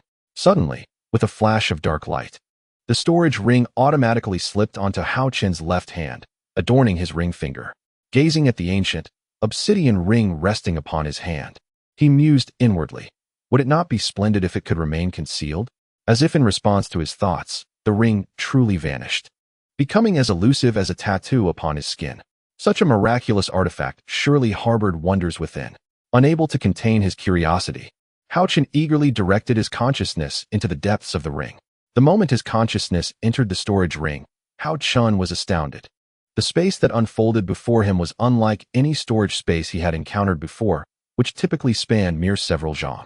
This storage ring revealed an expansive circular realm, surrounded by dozens of chambers, each tailored to different attributes. Each chamber was of considerable size, measuring 10 zhang in diameter, and within each attribute-specific space lay a variety of items. Among the treasures, Haochen recognized various mid-grade and top-grade elemental stones, as well as mid-grade and top-grade demonic elemental stones. Although each item in the Qianyuan realm was exceedingly rare, the quantity of elemental stones within this storage ring was astonishingly abundant. The sheer volume of illusionary demonic stones particularly captivated Haochen's attention. The soul illusionary stones and shadow illusionary stones required for crafting puppets were present in quantities sufficient to forge thousands of puppets. In stark contrast to their scarcity sought by the demonic sect across the world, these illusionary demonic stones were piled high within the storage ring. In addition to the 5 elemental illusionary stones, there were also dark, electric, wind, ice, thunder, and a significant number of chaotic stones. Haochen understood that these were the true treasures beyond price. Furthermore, there existed a common space designated for the accumulation of various supplies. After browsing the items contained within the storage ring for a while, Haochen reluctantly withdrew his consciousness from the ring's realm. Still exhilarated, he abruptly discovered that the thick padding of a small box was crafted from dozens of beast hides, which bore maps. Upon examination, he confirmed that one of the maps, measuring over a foot square, depicted the secret lair of Yihan Xiao. From the jade slip left by Yihan Xiao, Haochen learned that before arriving at the Tianyuan continent, he had sealed the majority of his supplies within this secret lair.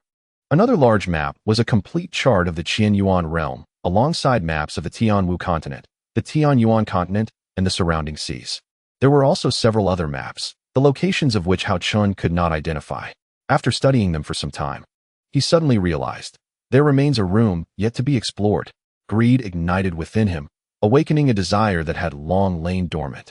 Disregarding everything else, Haochen swiftly placed the maps along with the small box into the storage ring. Once he had meticulously examined the stone chamber and found no further treasures, he finally exited the stone chamber. With a wave of his hand, he established a barrier inscribed with a formation of dark and gold attributes. From that moment forth, anyone lacking the dark gold attribute would find it impossible to breach this barrier. In the central stone chamber, having acquired such immense wealth, Haochen's expectations for the chamber to his right were rather diminished. Previously, in the left cavern, he had discovered a piece of celestial silken armor, prompting curiosity about what treasures might lie within this right chamber. Why, amidst the treasures of the night-cold hero, were there no elixirs or secret manuals to be found? As Haochen approached the right stone chamber, he reflected, could it be that there were only 4 bronze puppets within? After a thorough search for half an hour, exploring every nook and cranny, including the ceiling and floor, his diligent efforts bore fruit. At last, after an hour and a half, he stumbled upon a mechanism hidden in the ground. The moment he activated it, the rear wall of the chamber began to rise slowly to a height of about a person. A brilliant light flashed before his eyes, revealing a stone chamber, approximately 10 zhang in area, enveloped by a formation barrier. Upon deciphering the formation, Haochen stepped inside, quickly surveying the chamber, which was aglow as if illuminated by daylight. At its center stood a violet alchemical furnace, about half a person's height and roughly the same in diameter, exuding a faint but alluring fragrance of herbs. The walls were adorned with numerous intricate designs, many of which he could not comprehend, while above the furnace, fire dragons danced and spiraled, breathing flames. The furnace bore engravings of a gathering formation, radiating an air of antiquity and elegance. Judging by its exterior, this furnace appeared far superior to his own. Suppressing his overwhelming joy, Haochen approached the alchemical furnace, his hand trembling slightly as he reached out to caress the imposing structure standing in the center of the chamber. This was the object of his deepest desires. With this furnace, he could concoct pills of the 6th grade and above, enhancing both his alchemical skills and safety. As he touched the furnace, he was surprised not to feel the expected chill of metal. Instead, it felt as though he were resting his hand upon a warm hearth. The warmth transmitted from the furnace wall sent a shiver down his spine. What material was this crimson-purple furnace crafted from? If it were made of ordinary metal, it would feel cool even in the summer. Yet here it was, warm to the touch in the cool stone chamber. Baffled by it all, he chose not to ponder the reasons further, acknowledging instead that this uniquely crafted furnace now belonged to him. He bent down to embrace the furnace. Realizing that it was heavier than he anticipated, he estimated it weighed at least 200 jin. Curious, he wondered why a typically hollow alchemical furnace would weigh so much. Was there some hidden mystery within? Lifting the circular lid, he peered inside, only to find the chamber completely empty. The Wuyin furnace and the Qingwan furnace each weighed about 100 jin, crafted from the legendary black gold. Could it be that the material of this alchemical furnace surpasses that of the obsidian? If so, the pursuers of the demonic sect have indeed struck gold. This singular alchemical furnace, if sold, could fetch an exorbitant price. After inspecting it for a while without discovering anything, Haochen began to refine the furnace. Upon refining it, he realized that this purplish-red alchemical furnace was none other than the celestial treasure known as the Qiankuan furnace. The reason the Qiankuan furnace was left here was that Yihan Xiao was unable to refine it. Haochen's ability to do so stemmed from his possession of chaotic primordial energy. Without the allure of this chaotic energy to attract the celestial artifact, it would be impossible for Haochen, given his cultivation level, to refine the Qiankuan furnace. The furnace could alter its size according to its master's thoughts. Much like the immortal Sorrow sword, which seamlessly merged with Haochen's primary dantian, accompanying the sword in a shared existence. At this moment, Haochen paid little attention to the Qian Kuan furnace, merely perceiving it as a celestial treasure for alchemy. Chapter 361. Diligent refinement. After refining the Qian Kuan alchemical furnace, the items stored within the stone chamber had already shifted his focus. At this moment, Haochen began to scrutinize the walls of the stone chamber, noticing that this concealed chamber differed from the external one. He observed the walls were riddled with numerous niches of various sizes. Within these niches lay withered medicinal herbs, yellowed tomes, and exquisitely carved jade vials. Haochen made his way directly to the section where the books were stored, eager to discover the secrets of puppet crafting. Although he possessed a volume titled Puppet Secrets, supplementary texts were scant, and he hoped to find a satisfactory tome here. A small, smooth niche caught his attention, containing 2 jade book boxes. He couldn't help but feel a thrill. Whatever lay within these jade boxes, crafted by Yi Hanxiao, was sure to be extraordinary. Excited, Haochen reached out to retrieve one of the jade boxes, opening it to reveal an exceptionally ancient text, its cover inscribed with the 5 bold characters, Puppet Master S manuscript. Upon seeing this tome, Haochen's heart swelled with joy as he carefully lifted the Puppet Master S manuscript to study it, becoming utterly engrossed, losing track of time. Indeed, the vast world is full of wonders. I had previously been limited by my narrow perspective. After delving into the Puppet Master S manuscript, Haochen couldn't help but exclaim in admiration. Puppet techniques could also be classified as mechanisms, employing mechanical forces to skillfully control objects for miraculous effects. However, the art of puppetry fundamentally differs from conventional mechanisms. One cannot conflate the two. Puppetry is, in essence, a method for creating and controlling puppets, which are a sophisticated technique derived from mechanistic arts. By substituting metal for wood and utilizing formations to control actions, the highest form of puppet creation transforms direct human manipulation into control via mental commands. The Puppet Master S manuscript meticulously details the methods of puppet creation, devoting substantial sections to the manipulation of puppets. According to this manuscript, iron and copper puppets are categorized as lower-tier constructs, yet they possess the strength to rival those of the Yuan Dan cultivators. There exist even more advanced forms of puppets, namely the silver puppet and the golden puppet, which are classifications rather than being constructed from silver or gold. If we categorize puppets from the lowest to the highest tier, the iron puppet is a first-tier puppet, the copper puppet is a second-tier puppet, the silver puppet is a third-tier puppet, and the golden puppet is a fourth-tier puppet. However, puppets made from a combination of human and other materials, as well as humanoid puppets, cannot be precisely classified and are instead referred to as low, medium, or high tier. Puppets possess formidable combat capabilities, yet the creation of a puppet is no simple endeavor. A myriad of materials is required, along with mastery of various techniques, including formations, runes, engraving, artifact refinement, and machinery, to successfully craft a puppet. Setting aside the tome titled Puppeteer S Manual, I opened another jade box. Upon seeing the cover of the manual, I was overwhelmed with excitement. To save time and prevent unforeseen incidents, I took both jade boxes and swiftly entered the 7th level of the Demon Suppression Tower, activating a triple time flow. While a single day passed in the outside world, 3 days elapsed within the tower. Inside the second jade box lay a manual on humanoid puppets. The cover bore the 4 characters for humanoid puppet on the right, while the lower left corner was inscribed with the name Yi Huanxiao. I noted Yi Huanxiao's name beneath the title. In the central stone chamber, I had already witnessed the vividly lifelike human battle puppet, which embodied the pinnacle of achievement for contemporary puppeteers. As I opened the humanoid puppet manual authored by Yi Huanxiao, my understanding underwent a transformation. Yi Huanxiao mentioned that the best puppets are crafted from the bodies of individuals with higher cultivation levels. For those irredeemably wicked, utilizing their remains for puppet creation is a pragmatic approach.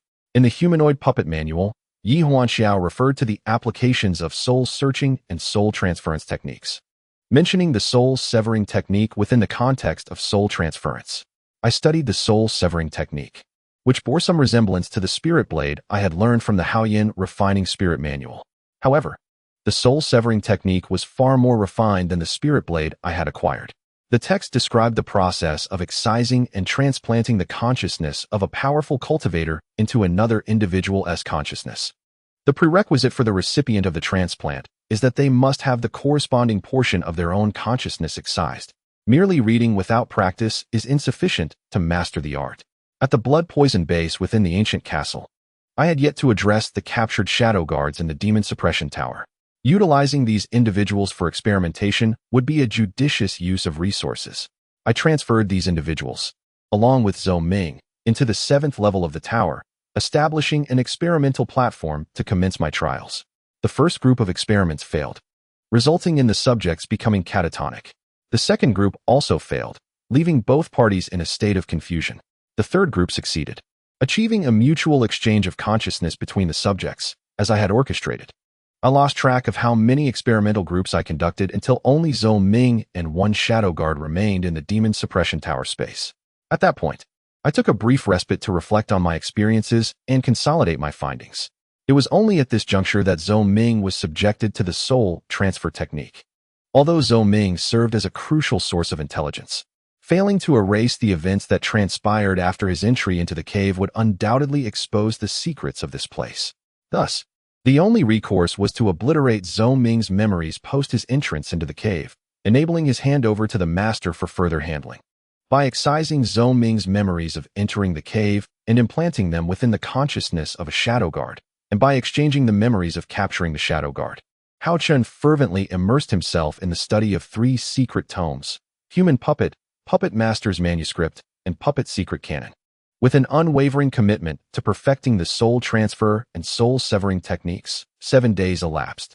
In the 7th layer of the demon suppression tower, Haochen had already spent 21 days, meticulously comparing tangible artifacts and delving deeply into his thoughts, akin to an egg cracking open to give birth to a new life. His understanding of the knowledge pertaining to puppet crafting had transcended into an entirely new realm, encompassing information not found in traditional inherited memories.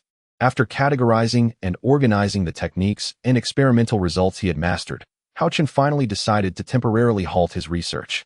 From this moment forth, he began documenting his successful experiences in a notebook for future reference. The tome Human Puppet encompassed a vast array of intricate knowledge, necessitating a thorough grasp of alchemy, artifact forging, soul searching, soul transferring, mechanism crafting, formation arrays, talisman crafting, remote consciousness control, and refining.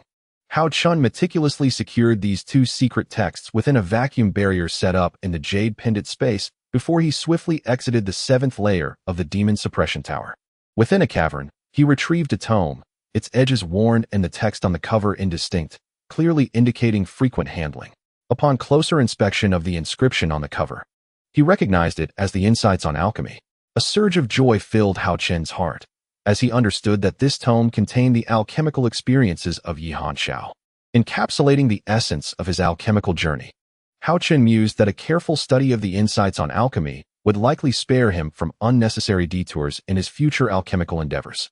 Gingerly, he turned to the first page, which bore a succinct yet profound phrase: "The art of alchemy, to steal heaven and replace the sun, to transcend life and death, to reverse yin and yang, to pierce the void, and to achieve the great Tao." The second page detailed various considerations to bear in mind while concocting elixirs. Filled with elation, Haochen perused the ancient text, discovering meticulous accounts of the intricacies involved in the creation of various elixirs. After reviewing the Insights on Alchemy, he turned to 5 or 6 other secret texts, each one a novel discovery he had never encountered before. These tomes introduced the cultivation of medicinal herbs and provided elaborate illustrations of rare and exotic plants. As he leafed through these texts, Haochen's mind raced with thoughts. For many of the spiritual herbs and medicines mentioned were completely unfamiliar to him. It seemed that this compendium of insights was an invaluable possession of Yihan Xiao, who had managed to document his alchemical reflections, a rare treasure indeed. After all, this was not a place for seclusion, and Haochen had been here for over a month. The world outside may have undergone monumental changes, and if his intelligence was accurate, the nefarious plot of the demon race and the blood shadow demon sect might very well be thwarted. Having no time to peruse other matters, Haochen surveyed his surroundings. Finding nothing of value, he exited the stone chamber and pressed the mechanism to close the stone door behind him. In his heart, Haochen had already devised plans for this cave, having yet to find a place of his own in the southern lands. He deemed this location an unparalleled sanctuary for cultivation.